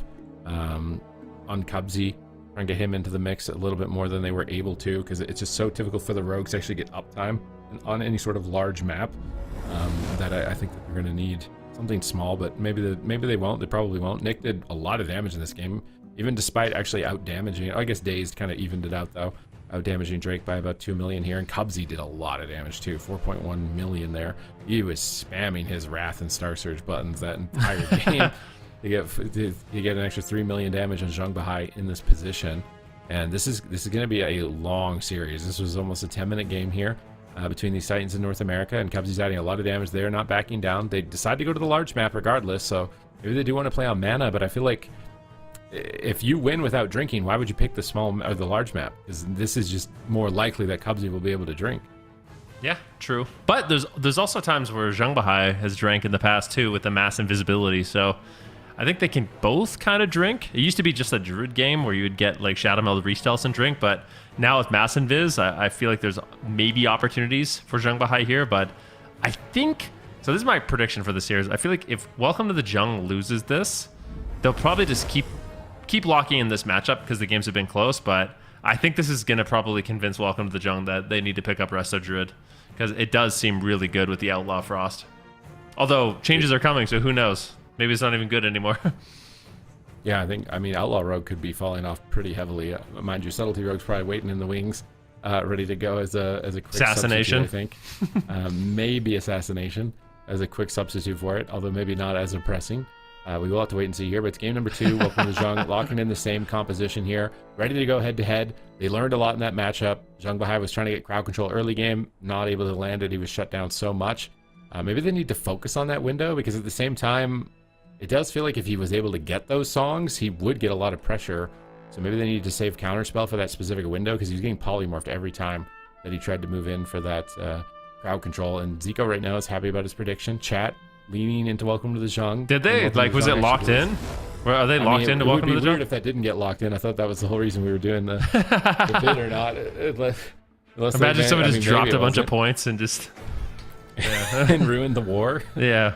They wouldn't do that. Oh, it's close. Yeah, see, look, okay. Welcome to the Jung. So they bet on Jung, but Cubsy Druid, bro. Don't bet. You got to bet on Cubsy's Druid. You're not going to bet on Cubsy's Druid. We're seeing him in the mix here doing tons of damage. Nick's dropping down Blizzard, trying to find someone out of stealth. Not going to find anybody. Drake even got a sap on Cubsy in the last game. It didn't even matter. He's actually right next to him. Combat is secured. No saps will be landed. Cubsy just opens. He gets paralyzed immediately. And Zhong Bahai is trying to get a song, but now he's blinded. And this is the trouble with the monk. If he could actually connect that song, I think it would be dangerous. But he gets intercepted, and then Drake just dies in the opener. He just dies in the opener. Just one interception. One interception. Game over. Gators back. Up 2-0 in the series. Chat is livid. Zico is grinning. I mean, that's a tilter for sure. I mean, that is one of the things about a matchup like this, right? Like, when you're watching at home, you're probably thinking, man, these games are taking a long time. Well, the reason why they're taking a long time is because these teams are good. If they weren't good, the games end like this. So, I mean, if you kind of get baited into a false sense of security. Let's see exactly what happens here. So Zhong Bahai, he gets blinded. They open on Drake. Cubsy's there. He gets the disorienting roar, and then Drake literally just dies. He just trinkets too late. Doesn't respect the damage. I mean, that could have been a vanish. There could have been a lot that was done there, but it was kind of just a really tough situation. Zhong Bahai, like, if he trinkets his disorienting roar, he immediately is going to get NS cloned. I mean, Drake, so tough. I mean, if your Gator's back, you're so happy, though. That puts you in such a good spot. Going to be a tough series here for Welcome to the Jung.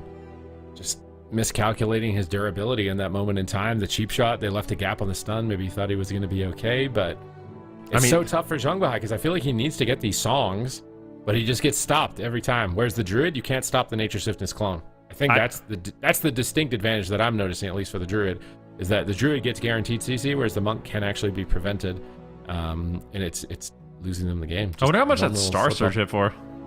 It's gonna be on the log here. It's gonna be a lot. I think it hits for hard. Also, like, I just wanna say this too, like Cubsy getting to play Druid, oof. That's scary for North America because Cubsy, I mean, Chanimal's been saying it all day. He thinks Cubsy's the best Druid in the game, period. Nobody is better than Cubsy.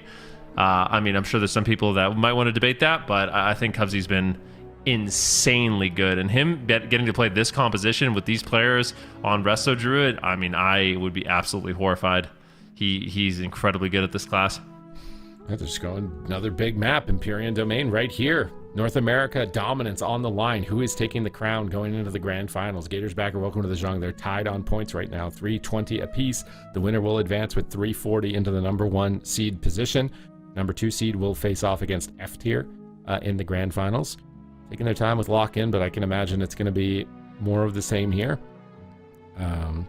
I can't really imagine that there's too much for them to talk about. They're just in a great spot. They've seen what happens in the late game. They've seen that they're capable of winning early game. And yeah, Cubsy Star Surge, 75k. As a Boomkin main, I'm jealous because it hits twice as hard. That's a non-crit.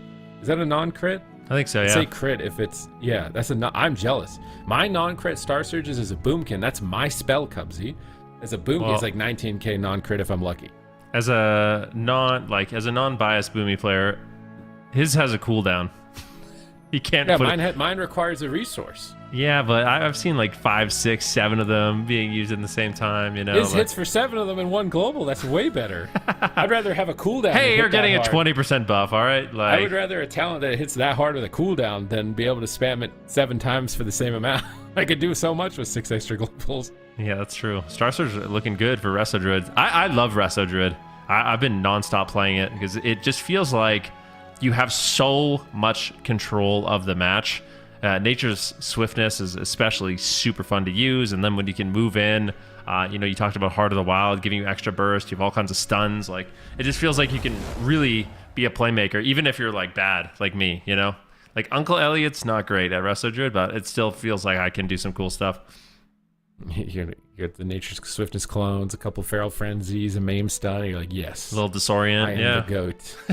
Makes you feel that way, yeah. I am the champ. And then you get stunned in Solo Shuffle and die instantly. You're like, this is not what I expected.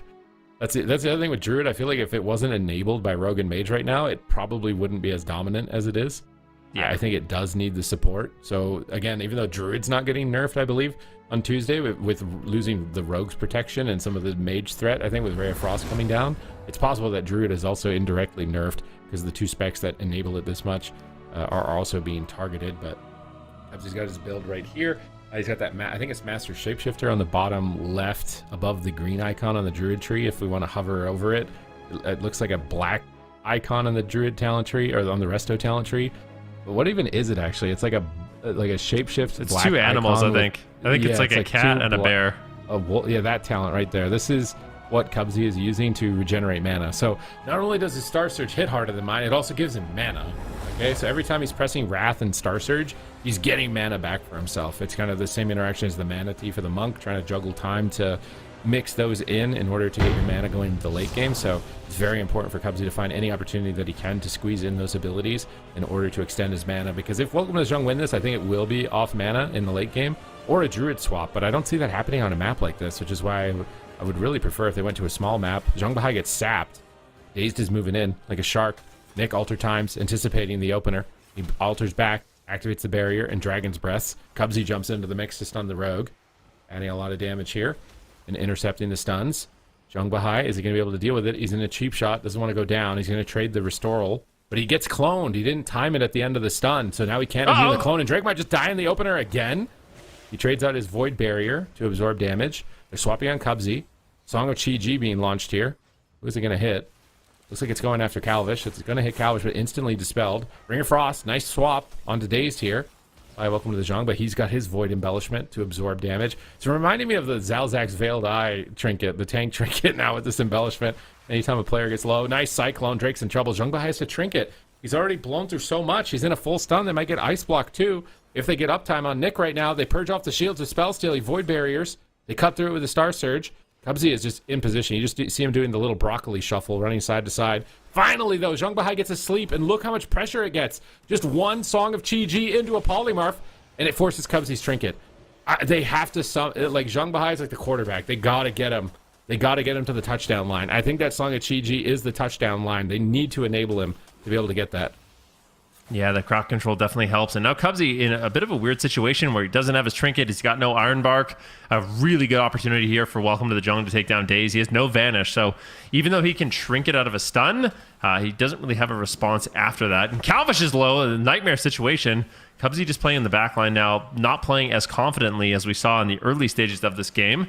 Counterspell being used by Nick, I do believe. I don't know who that actually landed on. Oh, it was Calvish. So Calvish gets interrupted. Song of Chi-Ji once again, and Dazed is now in trouble. He's all alone. He's isolated. Defensive blind potentially, but Drake manages to find it. It looks like Cubsy will be able to heal him and keep him alive. Beautiful counterspell by Calvish on that Ray of Frost. Well done.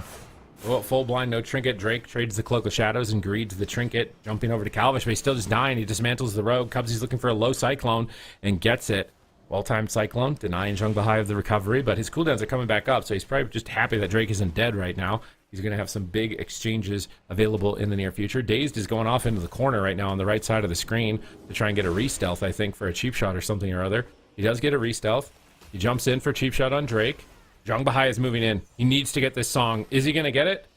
He gets Dragon's Breath. He's very sad. Oh my, they might just kill him with the smoke bomb. Drake trinkets. Good response in this exchange. Takes 0 damage. They polymorph Dazed. Pressure now into Calvish. Trying to switch off those Druid heal over time effects. And they've realized they have to get Zhang Bahai into the mix. They thought they could win passively, I think, in game 1. So they just started just sitting in the back, but they lost in dampening. So can Zhang Bahai get there? He pre-life cocoons Drake. He anticipates Drake the target as he has no trinket or cloak, which I think is a good read in this position. Zhang Bahai into a stun. Cubsy goes for the clone, chains it together, nicks the target. They could swap Drake too as well. Kidney shot on Cubsy. They're actually going Cubsy amidst this aggression.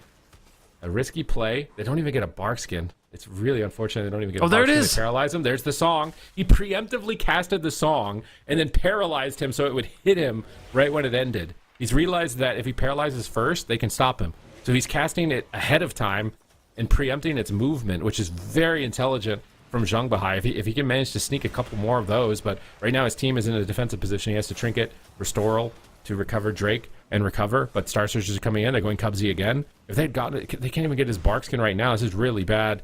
They get a double Ring of Frost at least. Song of Shiji. Jungbai's trying to fake an interrupt. Goes for it again. It's going to miss. It's going off into the distance. It hits Dazed. Cubsy will avoid that song. And now they're just trying to reposition. Jungbei retreating away from the clone, but it's caught. Clone. Nature Swiftness. Pre-evasion. Nice play from Drake. Anticipating a stun here from Dazed. They're trying to switch on to Nick. But it looks a little bit tough to get to him at the moment. Drake into a kidney shot. Cubsy's hitting him with Star Surges. Blasting him with those Wraths. And Jungbei is able to heal it regardless, though. Mana is even between these teams. Oh my god, what was that hit on Cal? What just hit Calvish? He has to block? I mean, maybe there's a big roll there by Drake with the adrenaline rush. They make a swap on Daze. They have a lot of damage available. And that's the thing about the Outlaw Rogue. Every single time he's using Roll the Bones, he can get a huge boost of damage, and it can be very scary. Calvish low a little bit here. Cubsy should be able to keep him alive. Cubsy playing very passively now, sitting in the back, using Wrath. Drake gets caught, and Jungbei is forced to trade out the Life Cocoon to keep Drake alive, but it's overlapped with Trinket and Cloak, so there's a clear opening here for Gators back. Let's see if they can capitalize. Jungbei moves in. Calvish in trouble. Blinks over. Counterspells Jungbei. Now possibly Nick in trouble. No, it's Calvish! No! We've seen it happen to both sides. It happens to the best of us. Even the best of North America. Dying pre-CDs. And dying pre-CDs here gives Welcome to the Jung an opportunity to come back in this series. And they are learning. They are adapting. I think Jungbei is starting to style a little bit in these situations. Getting the crowd control that his team needs to. And I think it's a lot more challenging for him personally in this matchup. And his team is doing a lot of damage also. The end scoreboard there, like right here it looks even, but at the end of the game it looks like Drake and Nick started building a huge edge on overall damage. And I think that's what got the block randomly earlier on, right? I think right around here. They just how many buffs does he have? Like I don't know. You just get hit by, I don't even understand what that was. It just felt like nothing. He just hit from thin air and lost all of his health, and then he counterspells, so he thinks he's fine, but then he gets leg swept and then he just explodes. Boop. Quick little pop.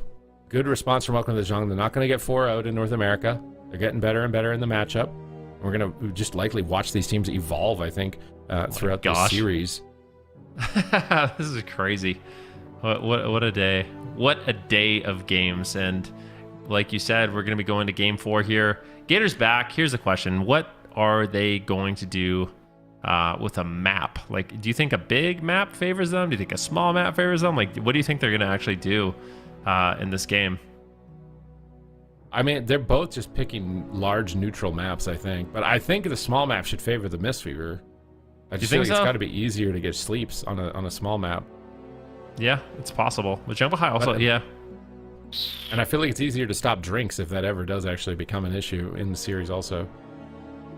Yeah, Drake, I mean, he's doing wild damage on that rogue. I mean, yeah, look at the damage meter. This is what I meant. Like, Nick just suddenly doubled Calvish. I don't know when that happened, because when we looked at it earlier in the replay, they were even. But then at the end of the game, he's 2 Calvishes. That is a huge gap. Like, that's a big gap. When did Nick become 2 Calvishes in that game? Because they were even at one point. So it's not like he's leading since the beginning. He just built double the damage lead in like 2.5 minutes or something. And I think we were talking about Nick in the previous series too, just doing a remarkable amount of damage. I think it was against Laros. Yeah, so this is not what is going on. I guess it makes sense here because there's no pillars, but I wasn't expecting the Druid to go for the small map. This one makes sense because there's no pillars. They want to get the Monk out in the open. This is the one small map where I would think the Druid is favored. But it's interesting. They're thinking like the exact opposite. We'll have to see. I want to see when it advances more into the series. If Welcome to the Jung win here, then small maps are 100% better. But this map probably not so good. This is a really good map for Cyclone. If Cubsy can actually be enabled to cast Cyclones, like you mentioned, not a lot of line of sight points. So, but maybe Gators back is setting up something cheeky. Maybe they're going to try something on their counter pop. Yeah, on their counter pick. I mean, in theory, the Druid should be a good matchup. I mean, that's what Europe seems to think. And yeah, they're going to play it again. So I don't think either team is going to change. I think this is just going to be all the way to Game 7. What they've prepared and their best odds are. I mean, maybe if Gators back suddenly get dominated and they do like a double outlaw, but I don't see that happening. I don't think they're going to get completely dominated. Just a little bit of a misstep on Calvish's part, and honestly, just kudos to Nick for building like. I don't know how he managed to build double the damage lead, in this type of matchup with how much disruption there typically is. And I think it's good to at least note, because a lot of the time I feel like people hyperfixate on damage meters. Like, oh man, he did so much damage. But when you're literally doing double the damage, that matters a lot. Yeah, that matters. And it's not pad damage, I think is what you mean. Like sometimes people will just like dot pets and AoE and it's kind of pointless. Yeah. This is like fully effective damage. That's just pulling an ice block. So it's definitely not just pad damage. Yep, 100%. Empowered Hex of Leeching. He's using mana, so Zhang Bahai doing everything he can. He's basically playing the Mistweaver mana build. He's a gnome to increase his intellect. He's got the gems to increase his intellect. He's thirsty for tea, playing the new Crackling Jade Lightning build. Just trying to get that free healing with the Crackling Jade Lightning.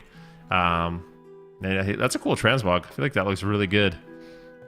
Like, it's just the Druid set, but I feel like it looks cool. It's the new remaster of the classic WoW sets. I think, was Sammy's in the same one? Yeah, well, you can wear any class of the same armor type, I think. So if you're like a warrior, you can Sam was using the Warlock one, yeah. Yeah, so if you're a cloth, you can wear the Warlock one. How do you get this? I need to get it. You just do the ritual events, I think. There's a currency tied to it, which is the new feature of 12.0.5. Good shout out. There's some currency tied to it, and you get the void version of those kind of classic WoW sets that you can use regardless of class. I don't know if they intentionally did that or unintentionally did that with you, because like this is normally a druid only set, so you wouldn't see a monk having it. But it does look cool on a monk, so hopefully if it wasn't intentional, they don't fix it. It's one of those like accidental good things. Happy little accidents. It was like with the housing, like they didn't intend for you to have flying houses, and they were actually going to patch it out, but they're like, oh wait, they like it, don't patch it out. Like so, sometimes, you know, a mistake ends up being the best feature. We're going into Runes of Lordaeron. It's not match point, unfortunately. I haven't been able to say that the entire day. I think it was stolen away from me in the European region. It wasn't on the desk. But Runes of Lordaeron here. Neither team backing down. Welcome to the Jung, showing signs of life. Nick is building a massive edge for his team, doubling Calvish's damage. Calvish is going to need to step it up here. Yeah, I think it is important. You can't fall that far behind on damage, because that kind of damage like just builds free opportunities for your team to just find openings and just kill through cooldowns and just force cooldowns out of thin air. So we'll see what ends up happening here. Calvish gets sapped up. Nick as well. Zhang Bahai is going to go for a crackle onto Calvish immediately because he moves in, gets the rake stun. Big damage on Nick. He needs to be careful. Gets the altar time, pops himself back up to full. Swap now onto Drake, but both mages having a good response here in the opener. All right, they're pressuring Nick more this game. I think they realized that he was building the edge for the team, so they want to pressure him. But Calvish is the one still falling behind. Not even a minute into the game. Stunned up, trading his Void Barrier. Big pressure on Nick, getting on top of him. Kidney shot on Dazed, peeling the Rogue away. Maim stun from Cubsy. Setting up possibly, I don't think he has Cyclone DR, does he? He's going to Cyclone the Rogue. Waiting for diminishing returns. They poly. Beautiful setup. Nick's in trouble. Zhang Bahai has to trinket and trade out the Life Cocoon, which I think is better than the Ice Block. It's a much lower cooldown, more likely to cycle. We see a swap on Cubsy, which is the dangers of picking Runes of Lordaeron. I think that it does enable them to switch Cubsy a lot more frequently, but it allows them to overpower the Mistweaver with crowd control, and Nick has to Ice Block. And he is just getting dogpiled on. But they might lose here. If they can chain the CC on Zhang Bahai a little bit longer and Nick isn't careful, they get another polymorph. They get a rake stun. He's out of the block. Is it over? He restorals during the rake stun, but they clone him. I don't think he's going to die here. He blinks behind the pillar with altar. He might cancel the altar. Zhang Bahai tops him off. Oh, he altered low. You're going to regret that? He got counterspell. It might have been a mistake. He's critically low in hypothermia. He's in an in-cap roar, and that altar, I think, just cost him the game. One more Ice Lance, it's over. Gators back. Move to match point. This is exactly what you want to see. I mean, Gators back. They played this super aggressive. I mean, we identified Nick had a lot of freedom in the last game. He was going to get out a ton of damage. And this one, it was a different story. Gators back basically just swarmed Zhang Bahai with crowd control, not letting him breathe in the match whatsoever. And ultimately, they were able to take down Nick. And we'll see it again here. Zhang Bahai just infinitely crowd control. He trinkets out of the polymorph. And then at this point, you just know additional crowd control is coming. Zhang Bahai gets interrupted, I think, on a Crackling Jade Lightning. And then out of that, Cubsy is there. It's actually a blind onto Zhang Bahai into a Ring of Frost. I'm pretty sure Cubsy managed to land a stun out of that. And then at this position, Nick just unfortunately gets away there from Zhang Bahai. He gets caught into Disorienting Roar and knocked away.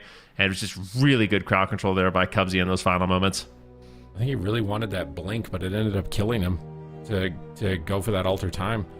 It just rewinded him down to 50% health, and then he just get absolutely destroyed. So they realized that Nick was the carry of the game. They hyper-focused him. They picked the map where the monk has nowhere to hide. They chained the crowd control, played every advantage, realized their mistakes, and course-corrected. And that nets them a very quick win here in game number 4, advancing to match point. And they just need one more win to be North America's champions, #1 seed of the region, moving into the grand finals and to assert dominance before that final does come to fruition, which I'm very excited for, because a lot of these teams are leveling up, getting better and better week to week, even with class changes and meta adaptations, which every team is going to have to make, I think, here on Tuesday as well. So where do you think Welcome to the Jung? They probably just do a big map then if it's this problematic. Like they just got on top of Jung Bahai. He also got counterspelled. It was like a chain of the most unfortunate events. Just counterspell into full blind. Like how long is this CC? It's a 6-second counterspell, It's long. 6-second blind, so it's 12 seconds. Ring of Frost is like 20 seconds. Then he gets polyed for 22 seconds. Then he gets rake stun. Now he's at 25 seconds of CC, and I think he gets to play. Nope, and that's now gone. he's at 27 seconds of CC. He And then- tops him, but then Nick's like, nah, I'm trolling you, bro. Alter back. And he gets counterspelled. disoriented. He's out of his line. Disorient. Dude. He's portaled back at 50. And then he knocks. In roar. And he knocks His him out of own line, too. teammate extended the chain. I think Nick CC'd Jung Bahai for another 5 seconds before the in cap roar. Yeah, that's unfortunate. So maps. Where are we going? I think it's going to be a big map, but what I want to see is, I don't care what map it is. I still want to see Gators back play with that level of confidence. I think they just need to play on top of Nick. I talked about this earlier today with Chan, where it's like Calvish to me feels like he's one of the best players under pressure. He likes to play in your face. He likes to play very aggressive. He likes to keep you on the back foot and just be faster and better than you are. And I don't know. It definitely works in favor of Gators back playstyle. So even though we're on a large map, I want to see Gators back play with that level of like intensity. Well, let's see if they can keep the aggression going here on to Tolvaron Arena. Backs against the wall for Welcome to the Jung. They have dominated North America for so long until the Gators back formed as a roster, and they won in the final season of the War Within. And now Gators back, they dropped the first cup, but the second cup, and now looking like the third cup, that they are back in form here. And with Cubsy, not, jokes aside, back in form on the Resto Druid, ready to really make a debut here with those instant clones. I mean, Cubsy on Druid is going to be a force to be reckoned with. Like, Yeah, he's so good on every healer, but if it's Druid particularly, you are going to be challenged. And right now, Welcome to the Jung are struggling. They want a large map. They want to push Cubsy back and give Jung Bahai some breathing room here for the crowd control, but inevitably, well, I guess if they lose here, it's over. But if they win here, they're going to have to fight on Cubsy's turf, and I do not want to fight on the cartel's turf. Okay. What is that? What map are we going to? What would be the worst map for the Mystery Monk other than Runes of Lordaeron with open space?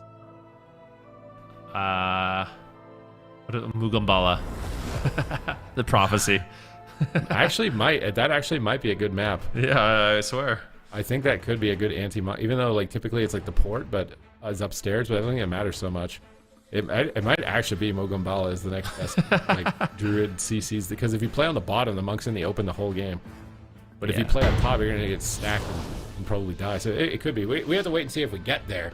We are zoned into Tolvaron Arena. It's the final match of the final Cup of North America. Who will be the champion? Gators back dominating. They adapt and overcome as each of these teams have been evolving and leveling up against each other in the series. But there is a distinct difference between Jung Bahai's Mistweaver Monk and Cubsy's Resto Druid. And maybe Jung Bahai's got this transmog because he wishes he was a Druid.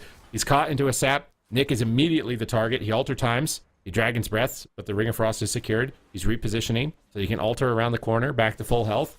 This altar should be... he altered into a ring and got blasted, losing half of his health right there. He had to Void Barrier as well. Drake is dismantled. They're stacked up and getting cleaved. Cubsy's in position to go for crowd control at any moment as well with that Tree of Life. He does get blinded on his Cyclone. They slow down some of his aggression, and Nick is just turtling. He's trying to avoid damage during the blind, playing defensive. The stun locks come through. Ray of Frost. Doesn't look like anyone could swap it and stop it, and that was a massive amount of damage. Daze manages to survive. Calvish is now getting swapped over to, and Nick is just full defense. He is just glued to that pillar right now. But Daze doesn't care. He's going to rip him off that pillar. Cubsy comes in with a Cyclone. Nick's in trouble. Jung Bahai has to Trinket and Life Cocoon. And it was like you were saying, you wanted to see Gators aggressive. This is Gators aggressive. I love it. This is exactly what I want to see. They already get the Trinket out of the way, but Calvish has to hold on. He's taking a lot of damage. He's getting bursted down. We've seen him go down once without using the Ice Block, but looks like he will blink to safety. Cubsy in a Deja. No, Calvish! Ooh. Oh my gosh. 3% health. He holds on. And that's a gouge on Cubsy. He could just outright die. It looks like Cubsy will be able to take him down. Daze forced to trade out his Trinket and Cloak, and all of a sudden, Welcome to the Jung are punishing this aggression. Nick baiting them behind the pillar, and really Drake doing such a phenomenal job setting up pressure for the team. Good adaptations from Nick. So now how are Gators back going to adapt? Maybe they need to focus Rogue more. They get a Cyclone. That's what they're doing. They get the Rake stun in position for an end cap. They get a Maim stun. No trinket available. Drake goes for a kidney shot, stopping the damage from the Rogue, which should buy time for Jung Bahai to get some heals here out of that crowd control chain. They paralyze Druid into a leg sweep, setting up damage onto Dazed here. It's on match point. Can they manage to pull it off? Void Embellishment activates for Dazed. They swap over onto Calvish. The Hots aren't prepared. Is Calvish going to flop here through the Iron Bark? It's massive damage. Will they get his second block? Cubsy holds strong and stabilizes the team in Tree of Life. Looking for Cyclones now. Pulling for the healer. Drake's in trouble. It's match point, and he's dying through Cloak. He has to blind in desperation. It's match point. Everything on the line right now. Can Jung Bahai manage to pull Drake back from the brink? He's done it. He gets Drake to 70% and restabilizes. They need to buy more time. He's got his trinket coming up in 5 more seconds. 3 more seconds on Jung Bahai. He line of sights. Their life flashes before their eyes right there, and they still have opportunities. They've been able to just burst Calvish now. He almost dies without blocking, and suddenly, welcome to the Jung, are back in the match. Oh my gosh, sparks are flying here on Tolvaron Arena between these two teams. Calvish gets interrupted, gouge onto Cubsy to make a push here onto Dazed. Dazed battling it back though, a full stun on Drake. Jung Bahai is forced to make the trade. He trinkets, he uses the life cocoon. Now, they just shred it. I can't believe it. The shield is just gone instantaneously, and Drake is now on the run. That life cocoon doing absolutely nothing to keep Drake alive in that situation. Calvish also rotting down in the meantime. He's going to be pulling away. They're making a swap onto Daze. Huge ray of frost, and Daze could easily fall. He does. Welcome to Jung. Say, ain't no way we're done here. They want to bring this to a game 7. They get their second point on the board, and they stay alive. A fast win. 3.5 minutes here against Gators, and Gators' aggression is met with aggression, immediately pouncing on any opportunities. But there was one point where Drake was at 1% and almost dying through Cloak. So this is not going to be an easy series, but welcome to the Jung are not going to go silently into the night. Look at this moment. He gets a blind on the Rogue, just 2 more auto attacks, he would have died, and the Cloak on the Water Elemental Bolt, just preventing him from dying right at that moment in time. And then they kept up their aggression. They're just hitting all 3 targets. They're keeping their momentum. Nick is not letting that Runes of Lordaeron game get to him whatsoever. The paralyzers from Jung Bahai, he's still getting in here aggressive, chains it into the sweep. They trinket, but they just can't recover. If you swap on a Druid's Hots and he can't get them out in time, it's very tough to come back from that situation. So great response, little bit of luck, skill and luck when they come together equals success though. So well done to welcome to the Jung. Even despite, I think most of the players would say Mistweaver is unfavored in the matchup, perhaps they can redefine the meta with their Mistweaver pick. All these moments where they just kill Calvish off air. Cubsy's just sitting there in tree like, you should be good, dude. I don't know what's going on. And it's just not enough. And he instantly trinketed too. It's not like he even no hesitation. Yeah, he immediately trinketed. He just could not come back from that. The counterspell on Calvish also denied him from aiding them in that moment in time. And so welcome to Jung, put a point on the board. And now where are we going to go? What is the ultimate counter? Where is the ultimate challenge that Gators back could put welcome to the Jung on? Is it going to be that Mugumbala pick? Is it going to be somewhere else? Is it Hook Point maybe even? Could be Hook Point. I want Mugumbala. Mugumbala's not picked enough. Robodrome. Nah, not Robodrome. A little too big for me. Let's say, what about Cage of Carnage? What about Nakudan? Oh yeah. Dude, no one picks that map. No one picks it anyway. They picked it all the time before. I like that map. Now they never pick it up. Now they never pick it. Yeah. So, interesting. Nakudan, maybe Mugumbala. Maybe they're listening to you. They might be listening to you. I wonder what they're going to do. Where are we going? What's the map? I feel like there is some very Hook Point. Okay. So they obviously my assessment of the series is incorrect. The Druid prefers a small map. Typically, I would think the Druid wants the big maps historically, right? Oh. If we've ever watched AWC, it's usually the Druid picking the big maps. They want to drink and they want to make sure they got the late game, but in this current state, it looks like they want the small map. They want to get on top of the monk, and they want aggression. You know what else it could be, too, is I will say, in that last game, Nick utilized the big pillar very well. Like, having a big pillar to line of sight on, it definitely felt like it played into the favor of Nick in that matchup. So maybe just going to this map, having the smaller pillars and less space for Nick to kind of pre-kite, because the openers of Gators back are really solid because they have triple stealth, right? Like, unfortunately for Jung Bahai, at some point of the game, he's just by himself. Like, he's just there, everyone else is in stealth, and when Nick, comes out of invisibility, if you use it or he doesn't even use it at all, it basically guarantees Gators back gets a sap and a really strong opener on the DPS of Welcome to the Jung. Yeah, it's going to be tough. Here we go. Gates are open. Match point. Welcome to the JUNG, showing signs of life and fight in their spirits. They are not going down and surrendering this matchup, but they are sapped. Nick invises during the sap to prevent them from attacking. He blinks to the pillar with altar time with great positioning on this fence line, negating their opener entirely. Great positioning from Nick. Now Drake is chasing down Calvish as we're watching him do the same, navigating away from the rogue in stealth. Cubsy is still not committed. He's He waiting. is still prowling around. He's waiting for Drake. He wants to rake stun the rogue off whatever target he opens Ooh, on. he But got they get him crackled. out of stealth with some cleave damage, which means Drake is going to get the opener here. He can cheap shot, and he can get a kidney shot if he needs to, if they're going onto the rogue. But he gets Nova. Daze grapples over to gouge him and prevent the opener. They're just shutting each other down left and right. Ray of Frost gets disrupted. He goes for the second. He's full on committed to the rogue, and Jung Bahai recognizes that, uses his trinket into Life Cocoon, but then gets counterspelled. He goes for leg sweep to try and follow up for pressure on his team. They're targeting down Daze, but Cubsy's in tree with Innervate already free healing. The crowd control is already rolling in, backs against the wall. Ken, welcome to the JUNG, survive the onslaught of crowd control from Cubsy as a rake stun follows through as well. They managed to survive that storm. Now they blind Cubsy. Now they gouge Cubsy. Now they're pushing towards Calvish. They get the song into the kidney shot. Calvish being pressured. They need to get an ice block here on this push. Can they manage to do it? Maybe they can kick him on Frost. Nope, not going to be able to. Cubsy recovers another full polymorph, and Calvish wants this win. He wants this championship title in cup number 3. Is he going to get it, though? It gets denied once again by Jung Bahai in this position. Now Cubsy into a paralyze. They don't have anything to follow it, I think. He should be able to restore the team here. Dazed and Nick going at each other. Nick fakes the interrupt and spam polymorphs. I think it broke there, but they're going to polymorph him again. Probably into a Nova of some kind. Try and get him away. Calvish is playing patient here at the pillar, waiting for his opportunity that Drake is going to present with a kidney shot in the near future.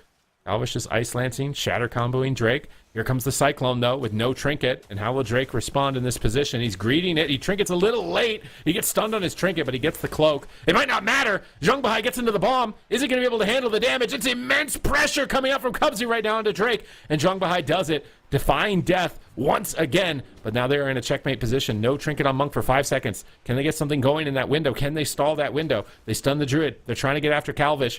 They're trying to force him into the block. They can't. Now Jung Bahai needs to get ready. His mage has 2 blocks, so I think he needs to use that Life Cocoon on Drake, likely in this next setup. Cubsy's getting in position, 8 seconds to his NS, but he's struggling to heal. Calvish is taking huge damage. They're switching their damage to Dazed at the same time, too. Here comes the stun lock.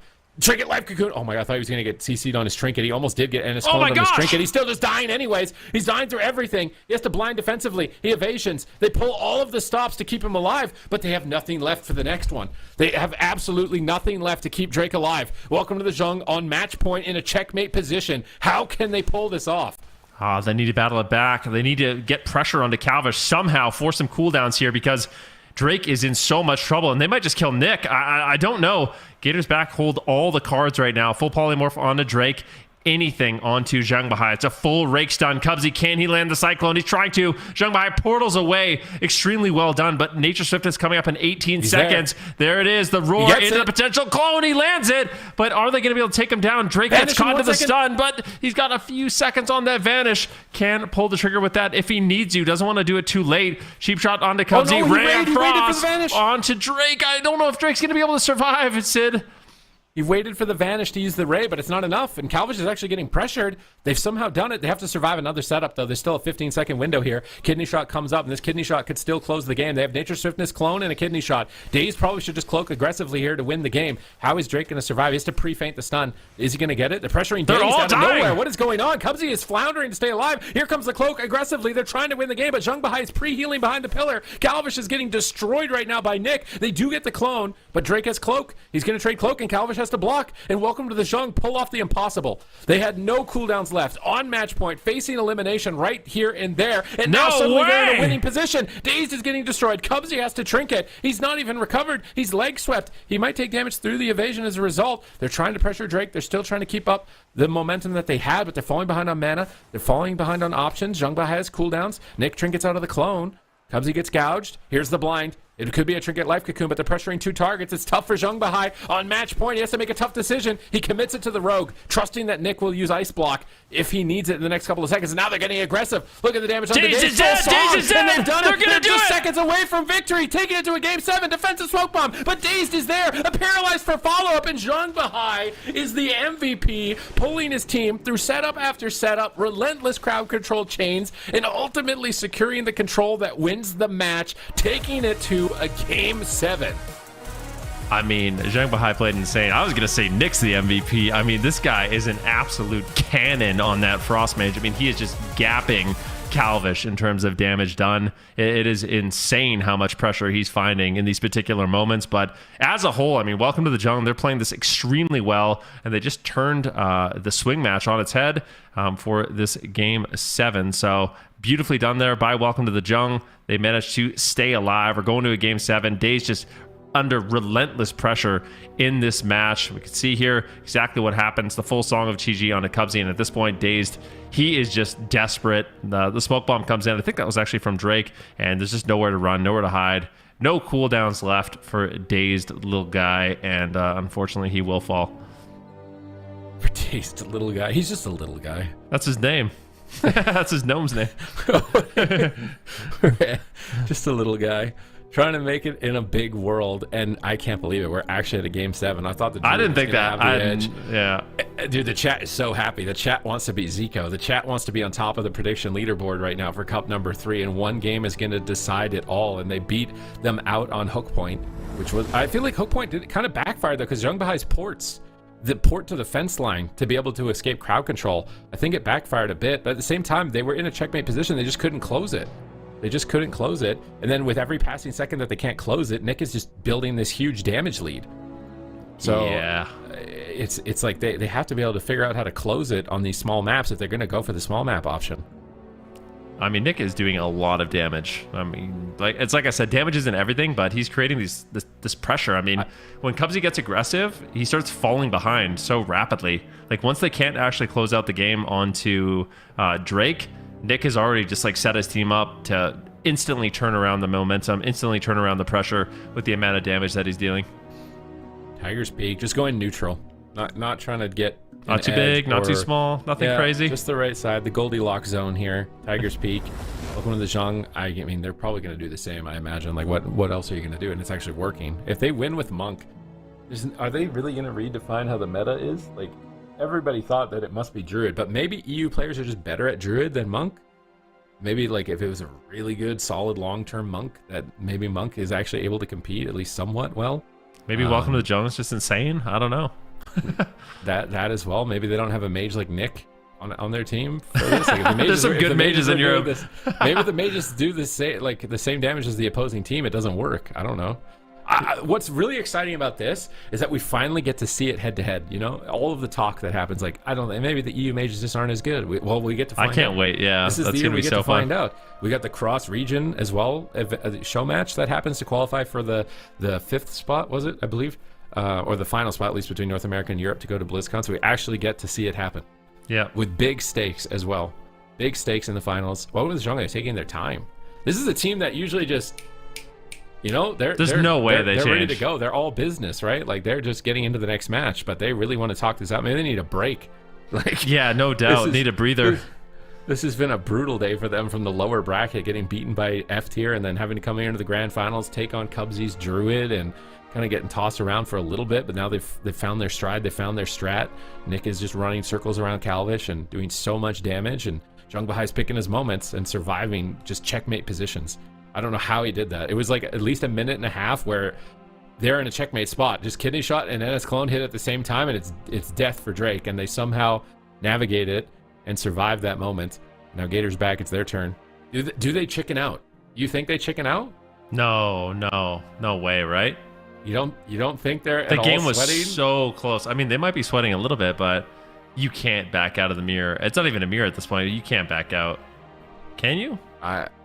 They might. We've seen teams do it.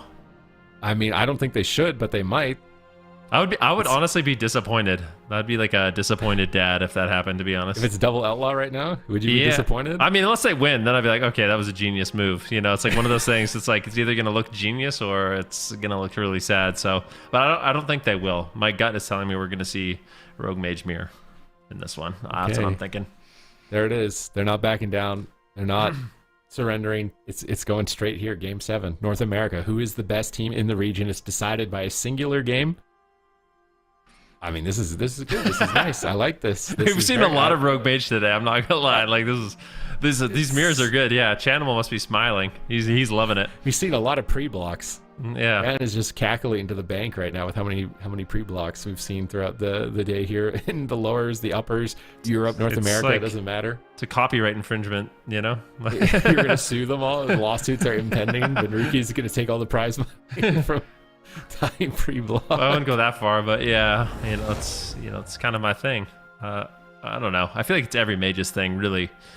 Especially in like this meta can be fast. I mean, mages have so much like active mitigation through like spamming invises, and their shields are so strong. But if you don't have anything available, you can get chunked really fast. So these mages can get baited into a false sense of security. I do wonder if there's any like distinct build.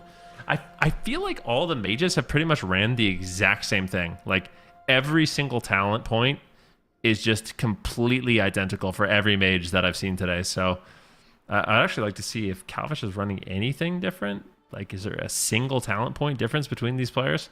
Exact same stats, exact same talents. Spellslinger, Frost.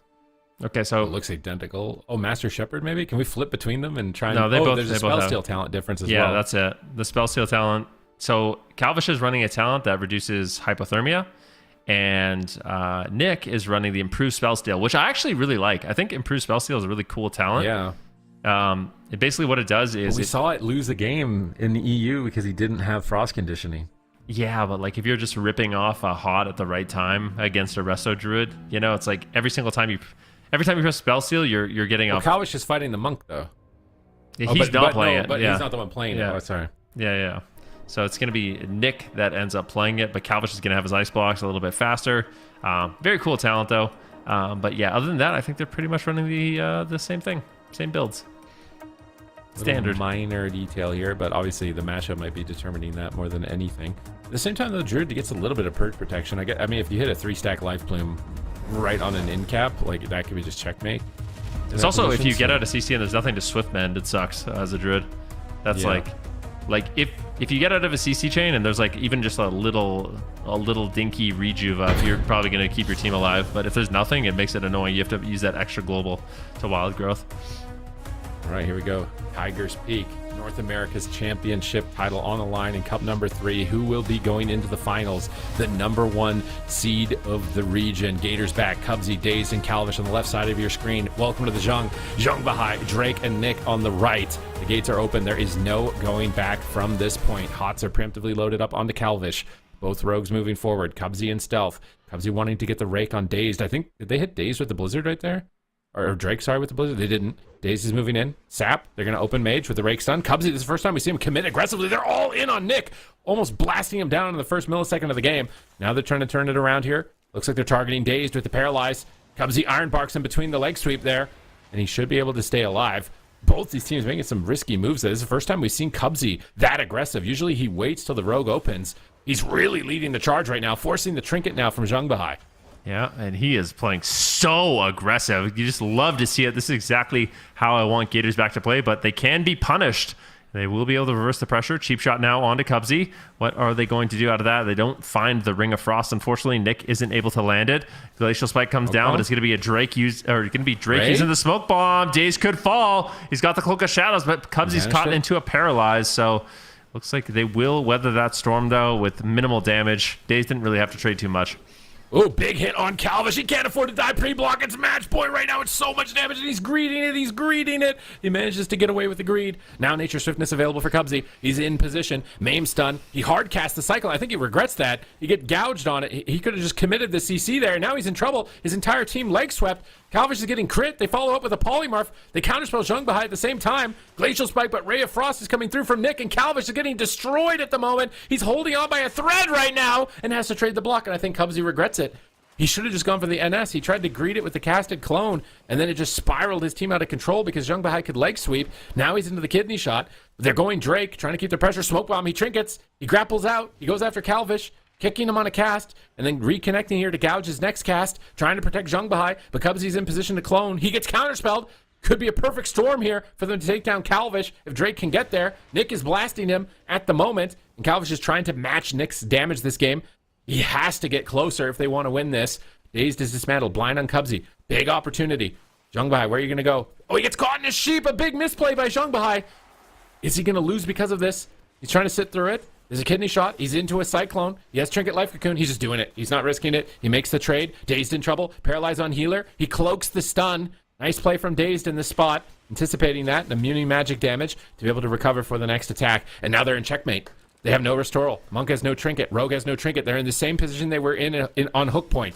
Can Drake and Jung Bahai and Nick manage to pull this off and survive for 2 more minutes? It's going to be very difficult. It's going to be up to Nick to create a lot of pressure here. Drake, of course, has Vanish too, so a pre-Vanish might be able to keep them alive. Song of TG trades out onto Dazed. Disorienting Roar. What are they going to do? Looks like Drake is just playing very passively right now. Zheng Bahai playing as far away as possible. At the same time, Daze moves forward. How is he going to set up the team for a potential win? Yeah, they're taking a while here. Dismantle on both rows. They're just trying to slow down the pressure. Calvish finds the Dragon's Breath onto Nick, but where is the crowd control? Zheng Bahai, yep, such a tough spot. They blunder. They do get the stuns. Can they win here? They get the cycle, and they have to win right here and now. Can they do it? Gators back so close to the win. Drake with nothing left. A reclone by Cubsy, and that should be it. Drake at 1% health. The Hand of Frost comes through, and Gators back close it 4-3. Yeah, really nicely done there. It was looking a bit dicey. They were taking a bit of their time to find that setup. I think Welcome to the Jungle was doing some heads-up plays to try to slow them down, but ultimately, Gators back will win the 3rd cup and will be the first place team in North America entering into the finals. Oh my god, I need a breather, dude. I need a breather, bro. They dragged this one out the distance. Game 7, Rogue water, Mages, like back to back to back to back to back. I was thinking they were gonna slip up and choke. I was just watching this, like, why is it taking them so long? Just like get in, kidney shot, NS clone. Like, why is this taking so long? And I was thinking, like, maybe they're gonna lose if they can't get there, but they have the checkmate position for so long. And if they couldn't, then moments like this where Calvish could just die off air, I think was going to be how it concluded. And Drake just has nothing. No blind, no vanish, no stuns. The reclone was good too. The NS reclone. Yeah. They had Roar. Yeah. The NS reclone timing is important there. Like, just even a global of healing, maybe Dazed lives. So well done to Cubsy there on that advance. You know, game 7 had to step up, had to be aggressive, get in their face, and take some risks, but those risks do come with rewards, and it is going to be the Cup 3 championship title, #1 seed for North America, moving into the grand finals and asserting dominance in the region. And I am very curious to see how it plays out with the meta evolvements now moving into the future, seeing these teams adapt to each other, both in strategies and compositions throughout the season has been amazing. But really well done to the Gators. Calvish, he's a lot closer to Nick in damage this game as well, which I think is an improvement because the gap there earlier on was definitely big. And they've done it. They're in. Oof. God, what a conclusion to the season. To the first 3 qualifying cups, I should say. We're not quite done with the season, but I mean, this has been so exciting to watch this develop. I mean, I feel like we kind of knew that Welcome to the Jung would, finish at least this high then, but in the beginning, when you saw Gators back form as a roster, was this a team that you were expecting to go this far? I feel like I've been saying it for like literally years. I think it's from like the beginning of Shadowlands when like Calvish started coming onto the scene. Like every time he competed, I was like, all right, this is a rogue that's serious. Like this is a serious gamer. He's extremely good mechanically. He understands the game. He has a lot of knowledge. And now he's like multi-classing a lot. And his roster's never really made that much sense to me. He's always playing with good players, but the classes, I was just like, all right, well, you're kind of just relying on like RMP and Arcane RMP. But now bringing WizK on the roster, even though we haven't seen him that much, it just feels like, especially with Calvish playing Mage too, these guys have a lot of flexibility. And I think Cubsy coming back to healing as well has been an absolute all-star for this roster. So this is a team that could definitely win it all. That's for sure. Yeah, definitely for sure. Supatees, did you have a favorite team that you saw for, I guess, either region, NA or EU? I really liked watching F tier. I wish that maybe we could have got a little bit more of F tier. Like I was kind of rooting for maybe an F tier grand finals, but I mean maybe I'm doing this because they're the only non-rogue mage, but every team played phenomenally today. They've all leveled up. Could not agree more. But especially Gators back, because that means we do have a interview ready to go with Calvish. Hello, Calvish, can you hear me? Hello? Hello? Hello. Hi. Hello. Hi. How you feeling? Very stressed, but feeling good. Very stressful. I feel like every time I'm on here, I say that I'm just stressed out and freaking out, but That's how it is A lot of sometimes. It was stressful to watch. I can't imagine how it was playing. Was there a point throughout that series that you felt like it wasn't going to happen? I mean, not exactly. It's more so just like you can just die at any moment in this matchup, which like I think that happened to both of us. I think I died a game without blocking. I think Nick did. It's just like it's so hard to like play so well, especially versus players of like Jung's caliber. Of course, it's just really, really rough games, honestly. But it's super fun, and it's nice being in there versus them too. But Yeah. very stressful for sure. When stuff like that happens, when you do have losses like that, is there something special about your team that kind of allows you to keep moving forward and sort of put that out of your mind to get wins? Well, I think it's like all of us know that things like that can happen, especially when the games go like this, when they're like this, and you can just super easily die without pressing something. You just gotta come back from it. You gotta move on, talk about the rest of the game and what was going well during the game. Like on the MP game that I died without blocking, we were like, it was a really good game for us. We were winning most of the time. I'm pretty sure when I died, they had literally nothing. So it's like, what can you really take from that other than you just gotta run it back, right? Absolutely. And I know that we spoke to you last week and you guys were really confident, but like in the beginning of the season, is this how you expected to finish Cup number 3 this high in first place in standings, beating Welcome to the Jung? Is this kind of how you expected it to go? I think I expected one of two things. I expected either us or Jung for sure. I think I expected both of us to be the number 1 and 2, kind of, and that's exactly how it ended up. So, but I'd say it was expected. Yeah, I think my team is super insane. I think Cub is super insane, just playing all of these healers, and I don't know. I don't even feel like I played very well today, honestly. I feel like I might have gotten carried a bit, but that's how it is when you're playing with players that are just this good. Yeah, I mean, speaking of, Chan kept calling Cubsy the best druid in the game. Do you have a reaction to that? Yeah, I don't even know if there's an argument, really. I feel like that's probably pretty agreed upon, to be honest. And I definitely think he's the best healer in North America as well, for sure. All right, I'm going to assign you a task. If you could select most improved and MVP for somebody on your team, who would it be? I mean, probably just Cubsy. I think we've all gotten so much better, especially as a team throughout the season. But, I mean, Cub obviously came back on the healer last season, and he's been performing clearly super insane. And I think he's played like 4 different healers. We probably had like 4 different healers ready throughout all of these cup stages. And for him to come back after 1 season and do that, there's definitely not many people that can do that. For sure. This season definitely did demand a lot from the healers. Speaking of adapting for the future, for season 1, how do you guys plan to work around some of the class changes that we might be seeing? Kind of just a wait and see thing. I mean, you know, maybe we can get some more SP buffs. That'd be pretty nice. Some Shadow Priest buffs. I have no personal reason to say that, but some Shadow Priest buffs would be really nice. Give the Shadow Priest some love out there. But yeah, I mean, we'll just see what's right. We'll just see what's happening with the meta. I feel pretty confident in our team's ability to adapt to pretty much any meta, so I think we'll be good. But yeah, we gotta wait and see.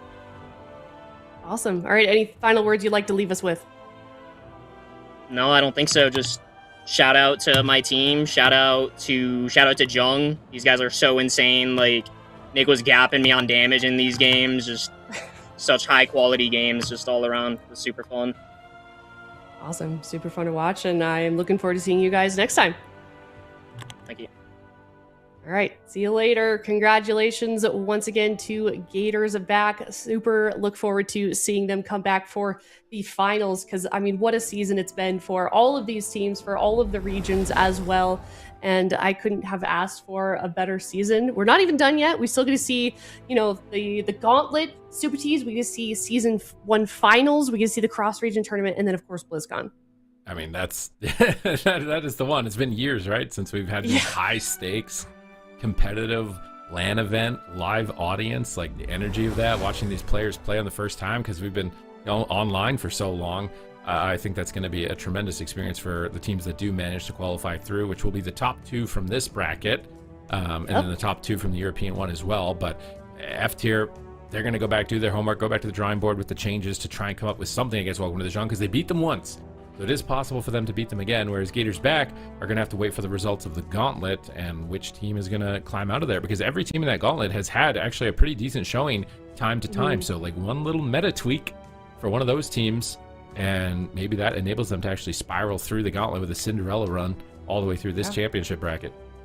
Definitely could. You really never know. That's the NA bracket. Here is the NA gauntlet. As Sid said, basically any one of these teams could make it to the round 4 and into the season 1 finals. And it's definitely going to be brutal for both NA and EU. We can also take a look at the EU bracket. We had those games earlier today as well. And that means that we also have our bracket formed for the season 1 finals of EU.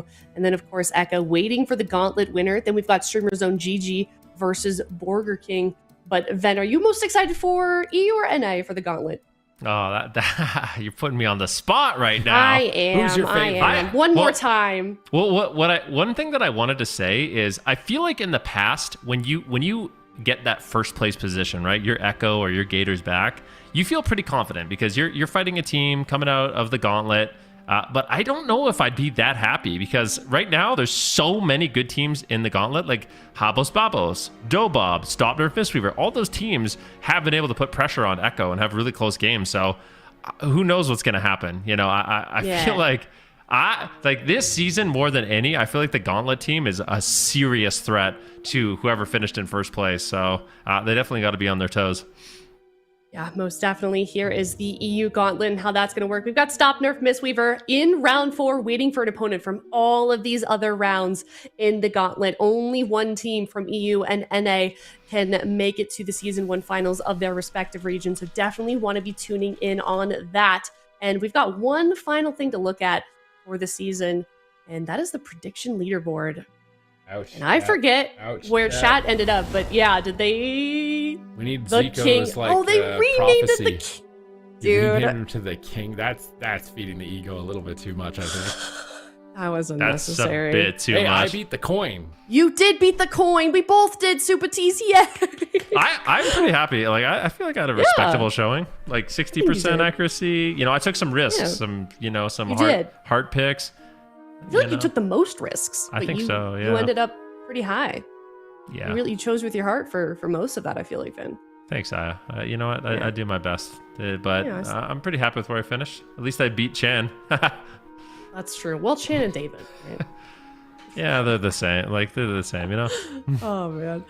All right. Well, if you want more WoW esports, that is not all, because other than all of the other stuff that I mentioned, Season 1 Finals, Gauntlet, BlizzCon, Cross-Region Tournament, MDI is just around the corner. It is next weekend. Definitely want to be tuning into that as well if you're a fan of PvE. Keys have been so exciting so far in Midnight Season 1. Time trials have concluded. We've got the group stage. It's going to be a rotating schedule for all of the teams that did qualify through those time trials, May 8th through the 31st, and then the Season 1 finals, June 12th through the 14th.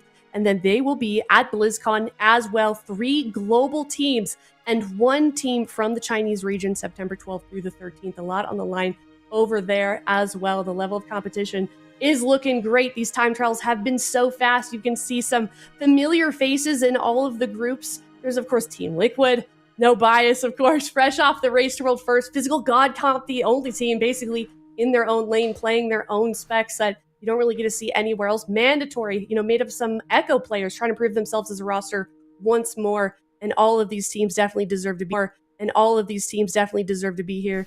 And I am so excited to see MDI, start next weekend. So definitely be tuning in for that. But that is going to be it for us. Thank you, everyone, so much for hanging out with us. Make sure to go support all of our players in AWC that competed this week if they are streaming right now. Hopefully they are, and we can check in on them. But thank you, everyone. We'll see you next weekend for MDI, twitch.tv/Warcraft. We are also on YouTube. We are also on Twitter at WoW Esports if you'd like some updates on all things WoW Esports. Thank you, everyone, so much, and we will see you soon. Bye-bye.